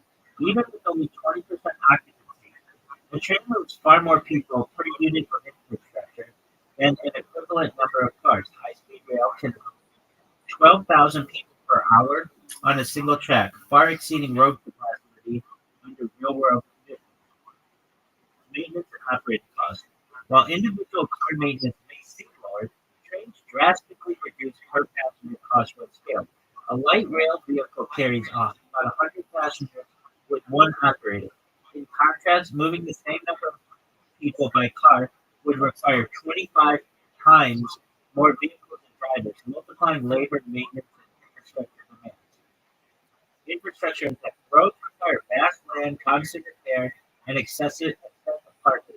Trains use less space per passenger and generate far less wear on surfaces due to steel unskilled rolling friction, which is far more efficient than rubber on asphalt. That's what I was saying. Rubber on asphalt is really inefficient. This reduces long-term maintenance costs for cities. Energy and emissions. Trains, especially electric ones, are 50% to 80% more energy efficient than cars per passenger kilometer. On clear grids, uh, so that France's nuclear power rail, emissions are up to 22 grams of CO2 per mile, far below even fully occupied electric cars. Life cycle longevity. Trains last 30 to 40 years, while cars average 12 to 13. But everything here is saying this should be an electric rail from Vancouver to Whistler. I know that guy. I know that guy came up with like a nice 3D video, but it's just very inefficient.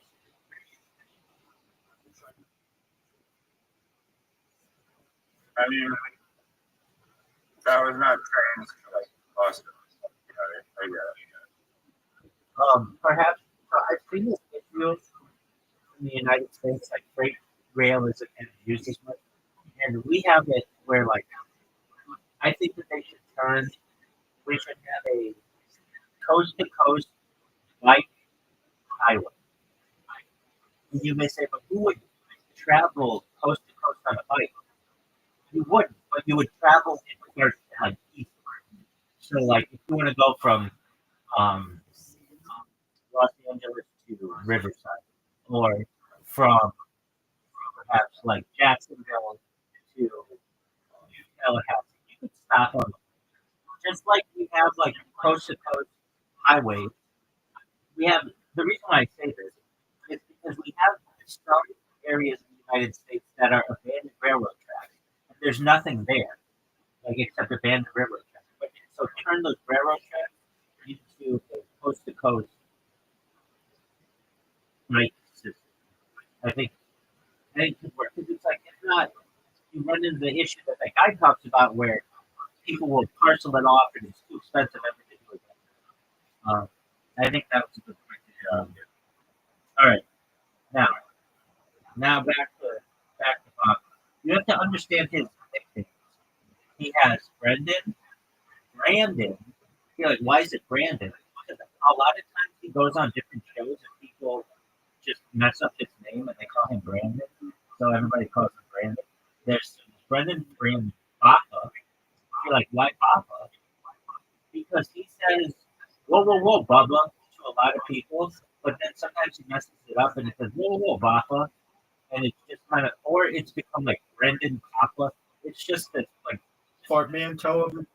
So it's called Bubba. Papa is also called, he has a so in case you want to know, Baba, that's who Baba is. And uh, in essence, this is really a funny fucking thing. His roommate has a roommate that he with, but we're just gonna watch. Oh, remember I was saying all these people are really successful after they leave Brendan Schaub? Theo Vaughn, once he left Brendan Schaub, starts getting like J.D. Vance, like the vice president on his podcast. He interviews Donald Trump. Like, he actually gets really popular. But that didn't happen until he left Brendan Schaub. Like, there's this theory that Brendan keeps everybody down around him. And there's and he puts everyone down. No one's better than he is. And if you're like, okay, yeah, it's a great way to put it.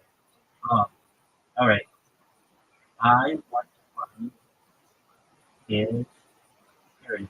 So here's Brendan just Brendan,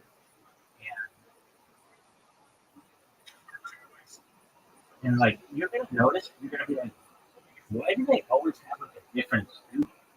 They've had like, I mean, this has been going since 2012, so they've been going like 14 years, and they, whenever their ratings are low, they change their studios. They're like always trying to find the reason why people are watching. So I have sent you the link. You're gonna be like, this is 13 minutes long, and I'm gonna be like, yeah, but it's worth every fucking second. So you tell me when you hit go. Man, 13, Doug, I just watched a fucking 13-minute long video. Go to a fucking road to nowhere. 13,000 people. There are 13,000 people, like, arguably in like my neighborhood and the neighboring neighborhood. Like, that's not that big of a population.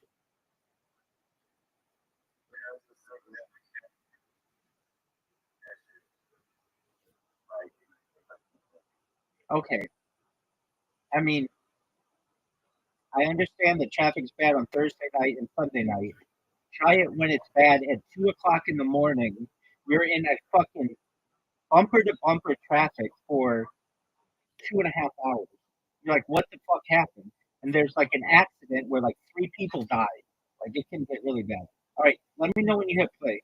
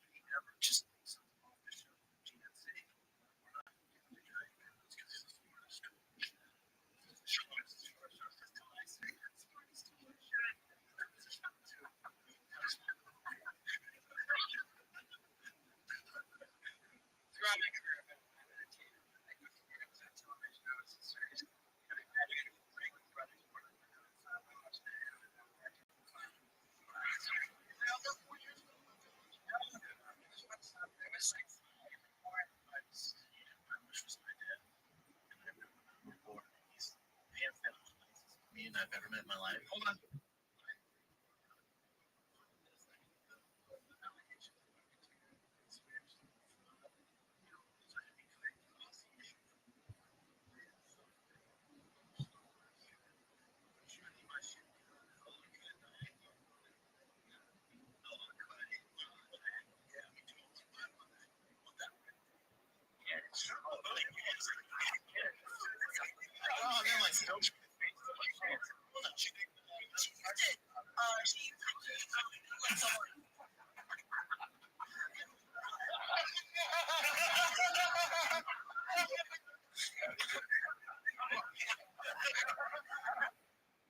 Easy, easy. On top of that,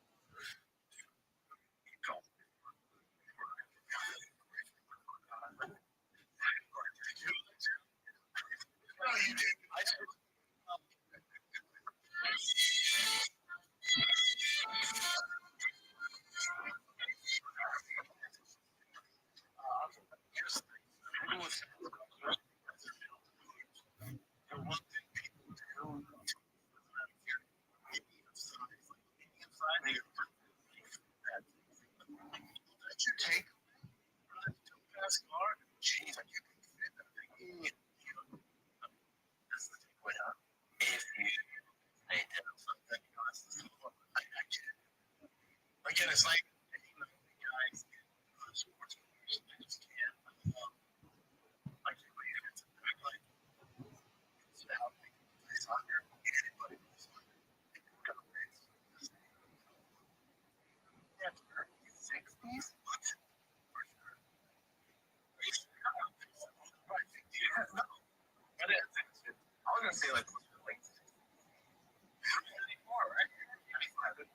You're like,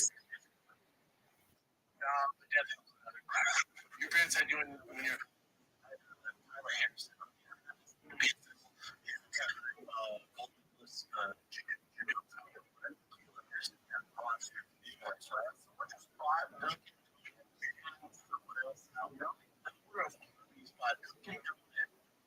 Something else.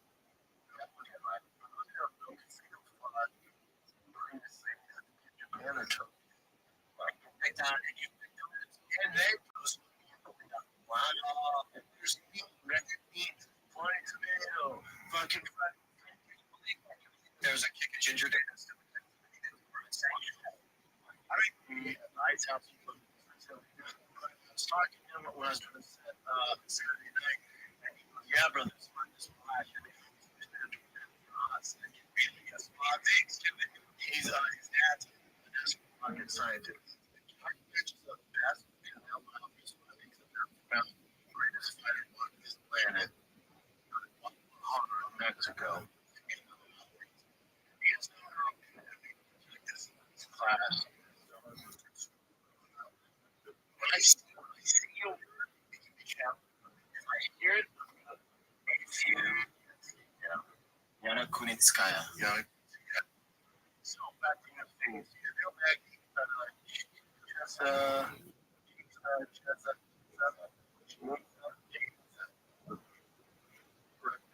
Procrastination. Just check. I like that.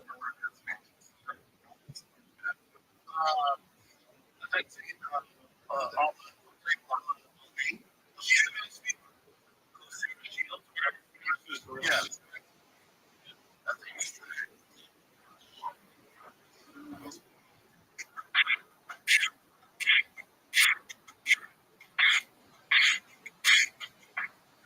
It's cool, whether it's Apple, whether it's YouTube. You feel the responsibility. You just do. I mean, you're going to have your places. And so, there are presidents and everything.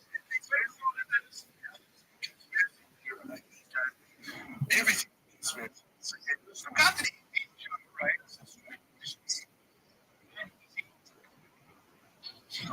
So you get the like, bro. Do you like Tyson Fury?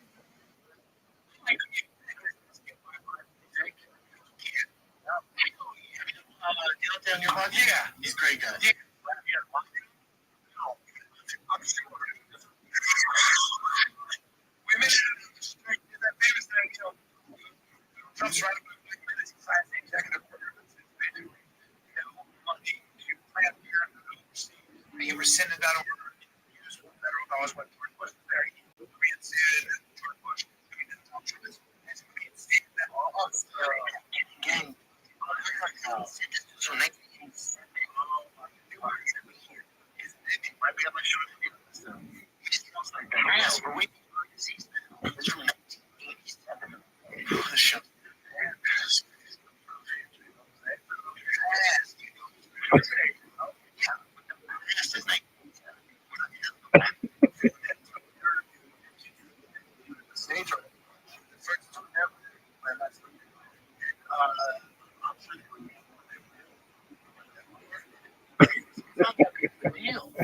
So when people, man, why didn't you come on the area?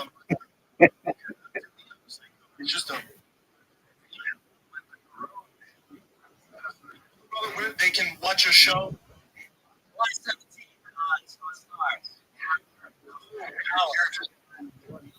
I love those jeans. You know what I have?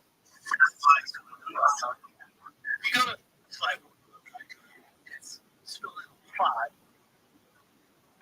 FIV clubs. Yeah, first of all, Peru, everything's baked, bro. I'll have a course, I'll put a little bit of this and some decent bread. Yeah, I'm talking hot sauce.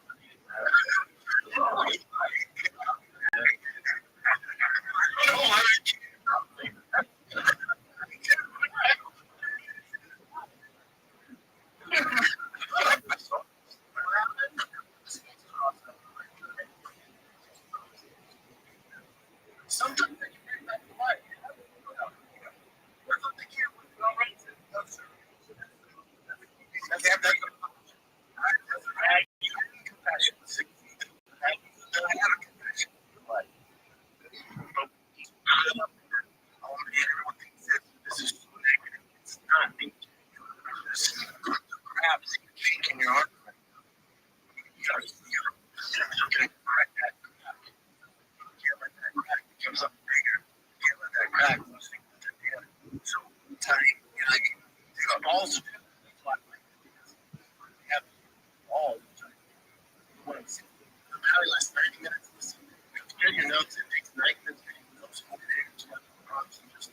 right? You figure that going to them, and then you're skinny because they get watching your weight and your cover max confidence will provide big.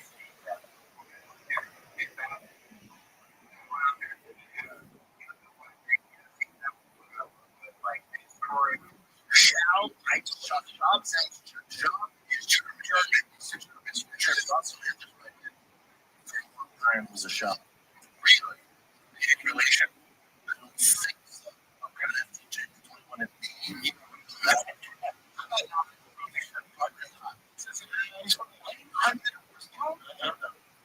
What? What does it mean? What does it mean for your driving experience? Right? Wow.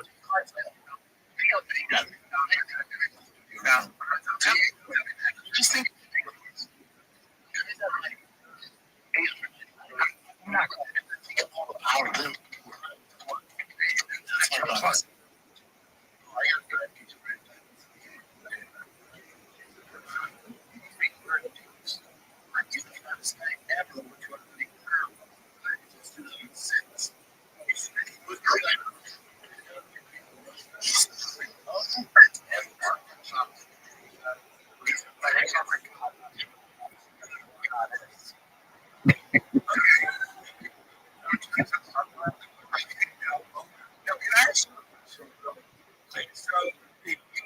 So he was in the car. He was taking. Not here. I said, like, we're 40. What's going on? At least it's not about your problem.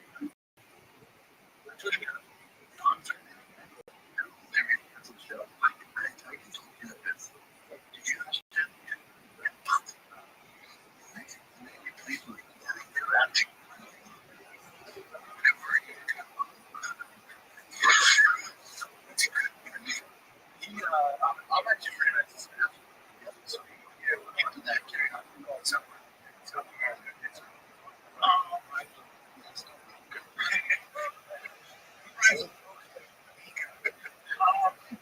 And then what's called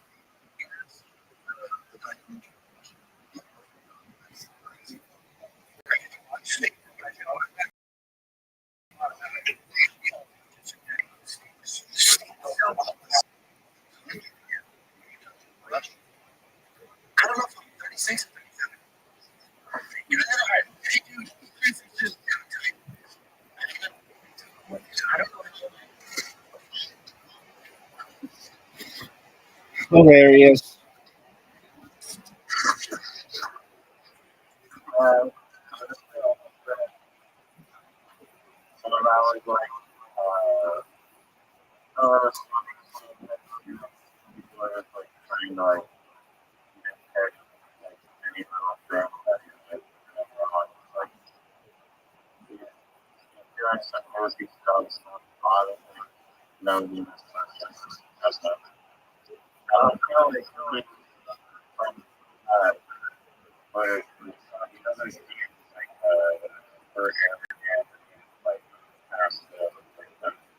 Okay, all right.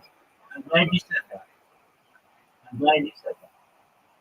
I know I said no more, but just bear with me. One more thing I want to say. If you're going to say that, I understand what you're saying. And no, you have to watch this. You absolutely have to. I'll even watch. I'll even watch. No, not 30. Nothing like that. Nothing like that. Okay, I found it. Um, it's it's 14 minutes. Oh, fuck, man. I got How sunrise. It goes like this. Brendan is playing at the University of Colorado as a football player. He is living with a roommate. He doesn't respect the roommate and ends up eating all the roommates' food.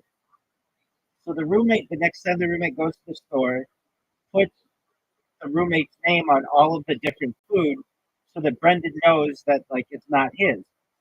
Brendan sees this as threatening and eats all of the roommate's food that has the roommate's name all over it. And basically says, "What are you going to do about it?"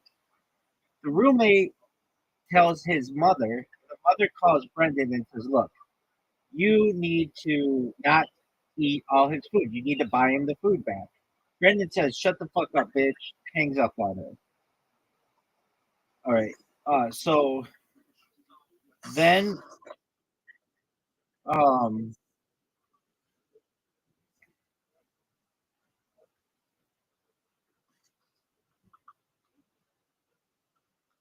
just so I'm thinking.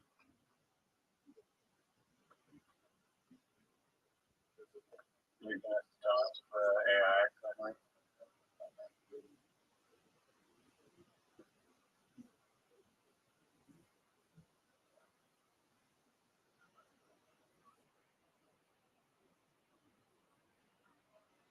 Okay, so um, Brendan gets pissed off at the guy's mom, hangs up on her. Brendan had a parking spot that he was using, and it was in the lease with the roommate, but the roommate got it 50% of the time. But Brendan said, "Look, you don't have a car, so why should you get the parking spot?" The roommate says, "Look, I don't care that I don't have a spot. If you're going to eat my food, then I'm going to take my 50% of this um, parking spot. So I'm going to use it half of the day, and I'll park my bicycle there." Brendan says, "Yeah, okay, whatever. Do whatever the fuck you want." Brendan then gets his car broken into, not by the roommate, just by some random person, and um, comes in and said, "That's it. We're done. I'm fucking pissed off. My car's broken into, and I don't have the um. I'm I'm not putting up with this shit anymore. Uh, that's it. Either you go or I go." The roommate says, "That's not how it's gonna." Uh, pardon me. Brendan says, "We're gonna fight right now, and uh, we're just gonna work this out like men." The roommate says, "I'm not gonna fight you." Brendan says, "We're gonna fight. I'm sick of your shit," and then takes a big loogie and spits in the roommate's face. The roommate says, "I'm not gonna fight you." Brendan, they get into an altercation. Brendan picks the roommate up and throws him through a glass window, a glass door. And the next day, Brendan goes to football practice and tells everybody on the team that basically he whooped this guy's ass, that he tells a good story. And everybody was like, "Oh, yeah, good job," all this other stuff. Um, uh, the roommate, who is also on the football team, says to the football coach, "Hey, this this guy threw me through a um, glass plane, like a sliding glass door, and I'm making you aware of it." They do an investigation. The football coach sits Brendan down and says, and Brendan thinks that he's going to like lose his scholarship and all this other stuff, or his position on the team. I don't think he was scholarship, but instead the the coach is like, "We need more people like you," and didn't punish him at all. And so Brendan tells this story on the podcast where basically he sounds like a dick. And uh, so then the next day happens. Oh, dude, that was good.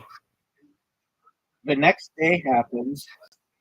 The next day occurs, and they get some people who are fans of the show and they say, "Look, we normally want to take Brendan's side on stuff. We normally want to take Brendan's side on stuff, but in this case, it seems like he was the asshole in the situation." And Brendan's like, "Yeah, whatever, just move on." And I think that's a. If you watch it, I know it's like I said, it's like 15 minutes, but it shows him to be a complete dick to people. This is half ago. Oh, it's a long time ago. It was like 2008. Yeah. I mean, nobody's. I am. Yeah.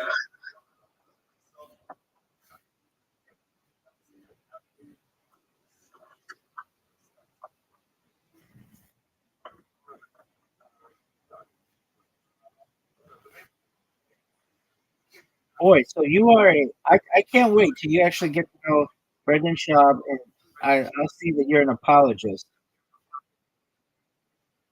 I mean, he did one bad thing like 30 years ago.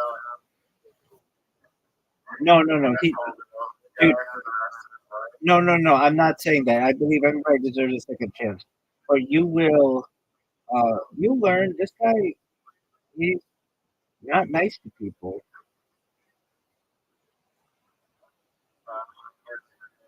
But, Listen to this fucking apologist, kids. Listen to this fucking apologist who's down by 6. Abbo?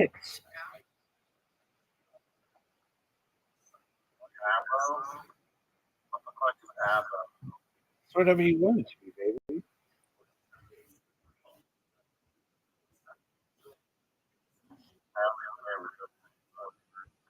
Oh, is that true?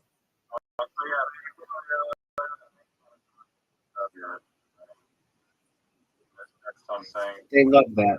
I absolutely love it.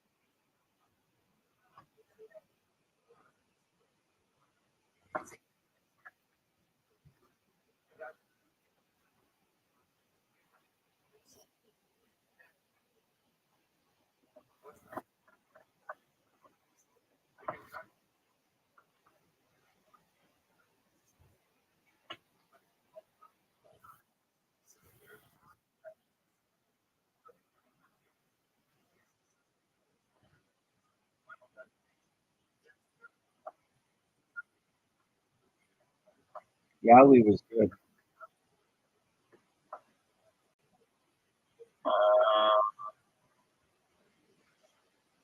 Like,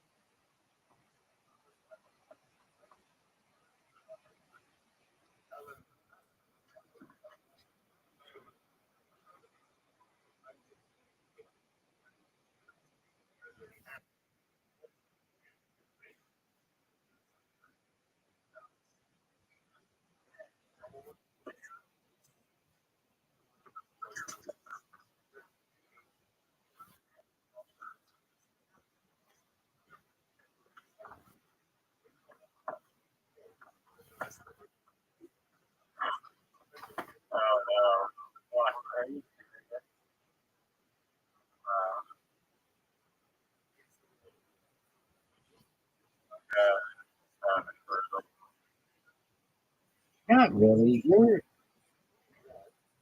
doing really well. I'm not able to pull away, even though I've had some big words: silty, six, Zed.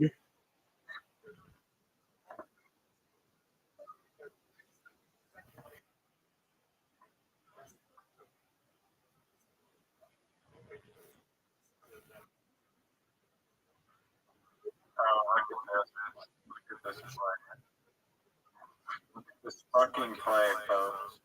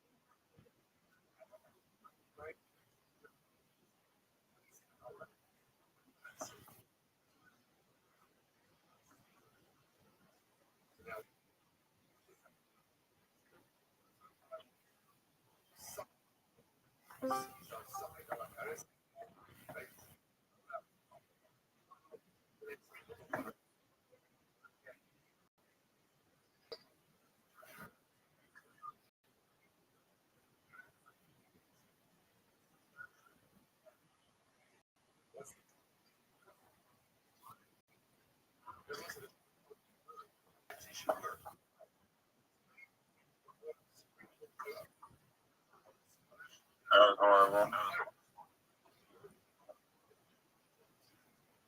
But Maybe. I mean, what do you want me to do about it?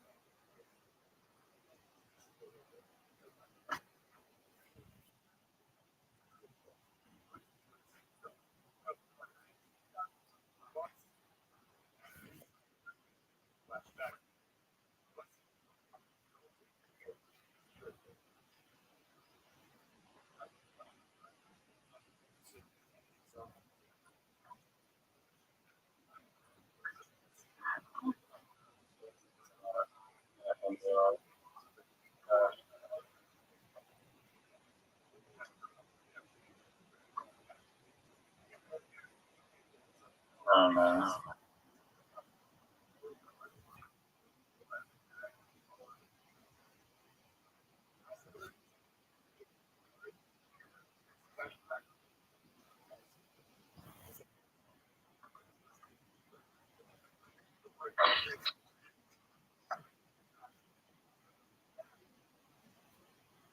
All right.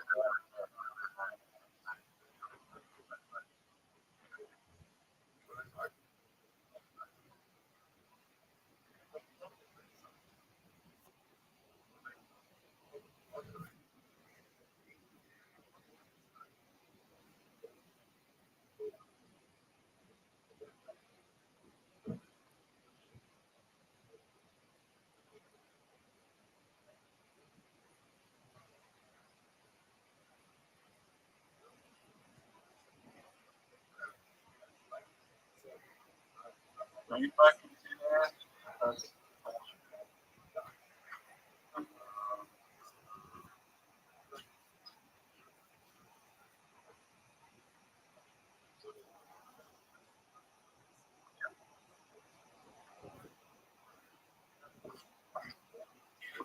I like how you keep struggling to put down a word. It's like, it's interesting. It's really interesting. A whoa? Thank you. Whoa?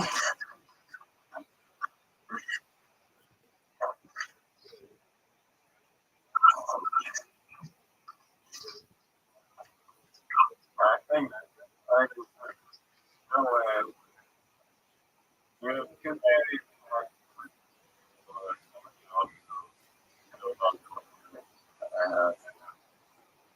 does not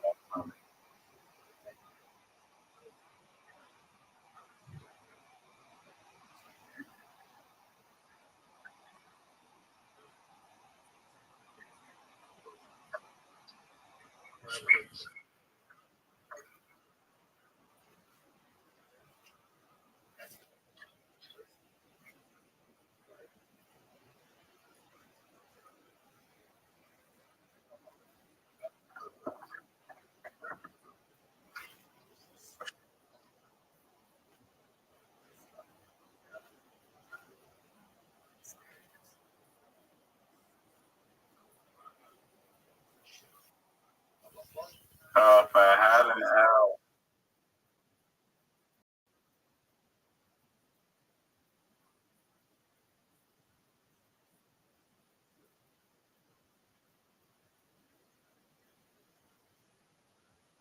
No way. No way. No way. No way. No, oh, way. No way.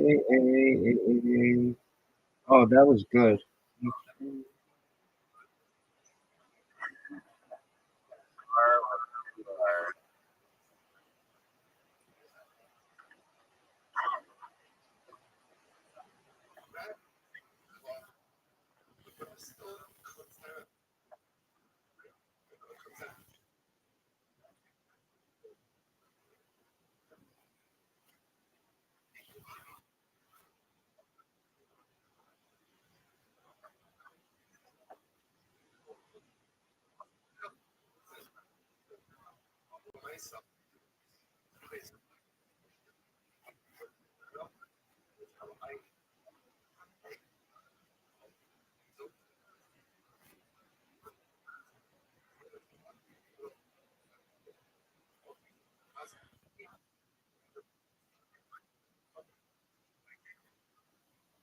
How many letters are left?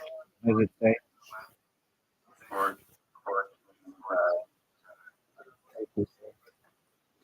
Dude, there's so much of this board that hasn't been used.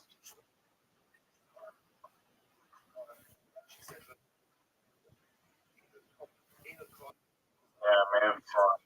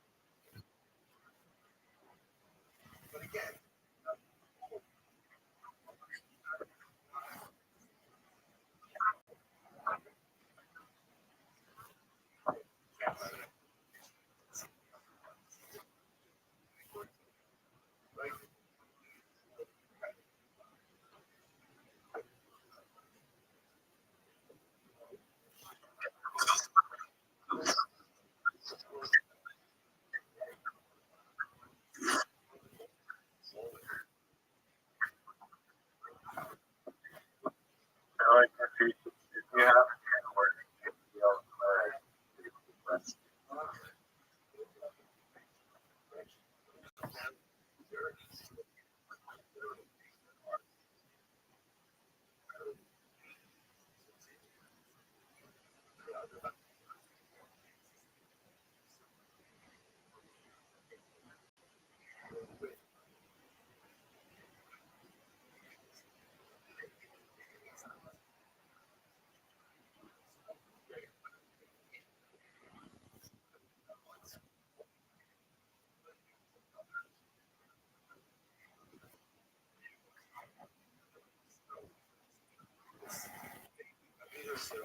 That's when you use a fucking S. That was a bad use of an S, my friend.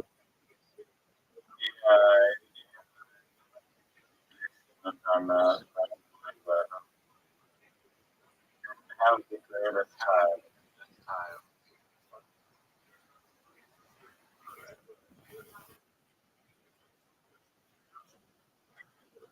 This is just pure dominance.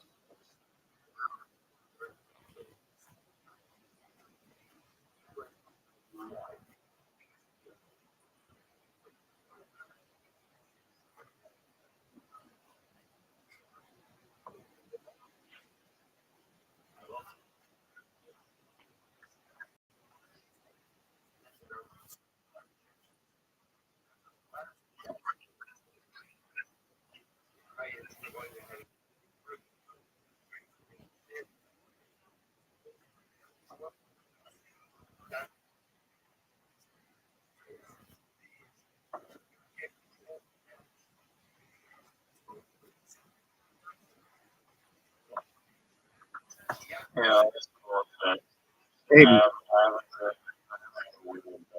it's not like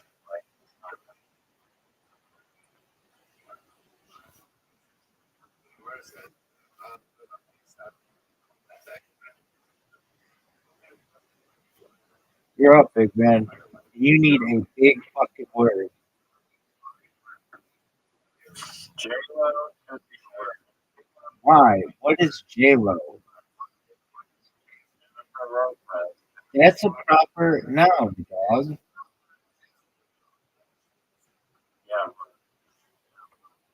So So what? I would like to play a version where I would too. I would cut acronyms.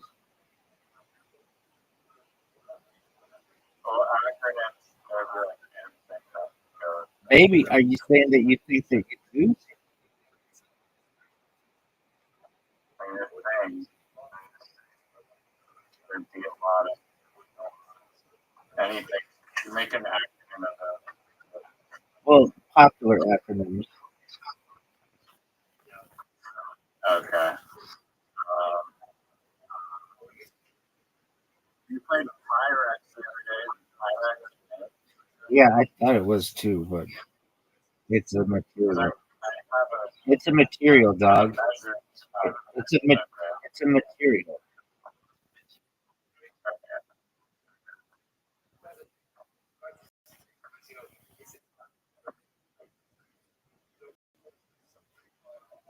Dog, you just seeing pure dominance here. I don't think I can find my last letter.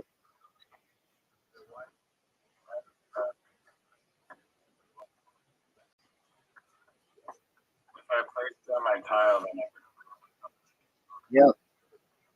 What letter you have? I'll help you.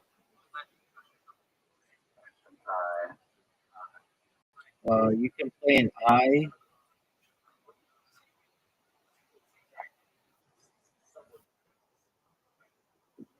Good job. All right. Back to Brendan Shaw trivia. No, I'm kidding. I won't do that to you. All right, I'm good for now. I got shit. I got people messing me up for some reason. I got some. So my friend, until then, spend your 15 minutes, 15 minutes, 15 hours drinking big dog. And I'll see you. Okay? But I want you to review everything, and I'm going to quiz you on Brendan Schaub trivia next time you see you, okay? Last time I schooled Not even close. I'm going to just be honest with you. Not even close. You didn't know where William Montgomery went to college. You didn't know where William Montgomery went to college. You didn't know William Montgomery's type of car.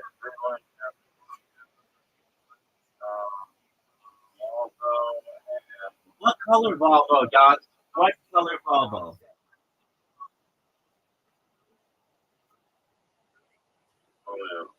Incorrect. Guess again, Mister. I know William Montgomery, but I don't. Black. Incorrect. Guess again.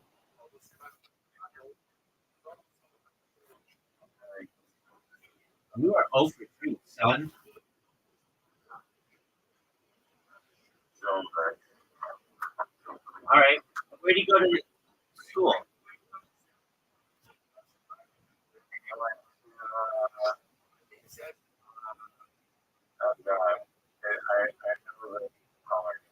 You are dog shit. What color is it? Is it? What color did you think it is? I might be confusing it with the other one. What's the other one? It is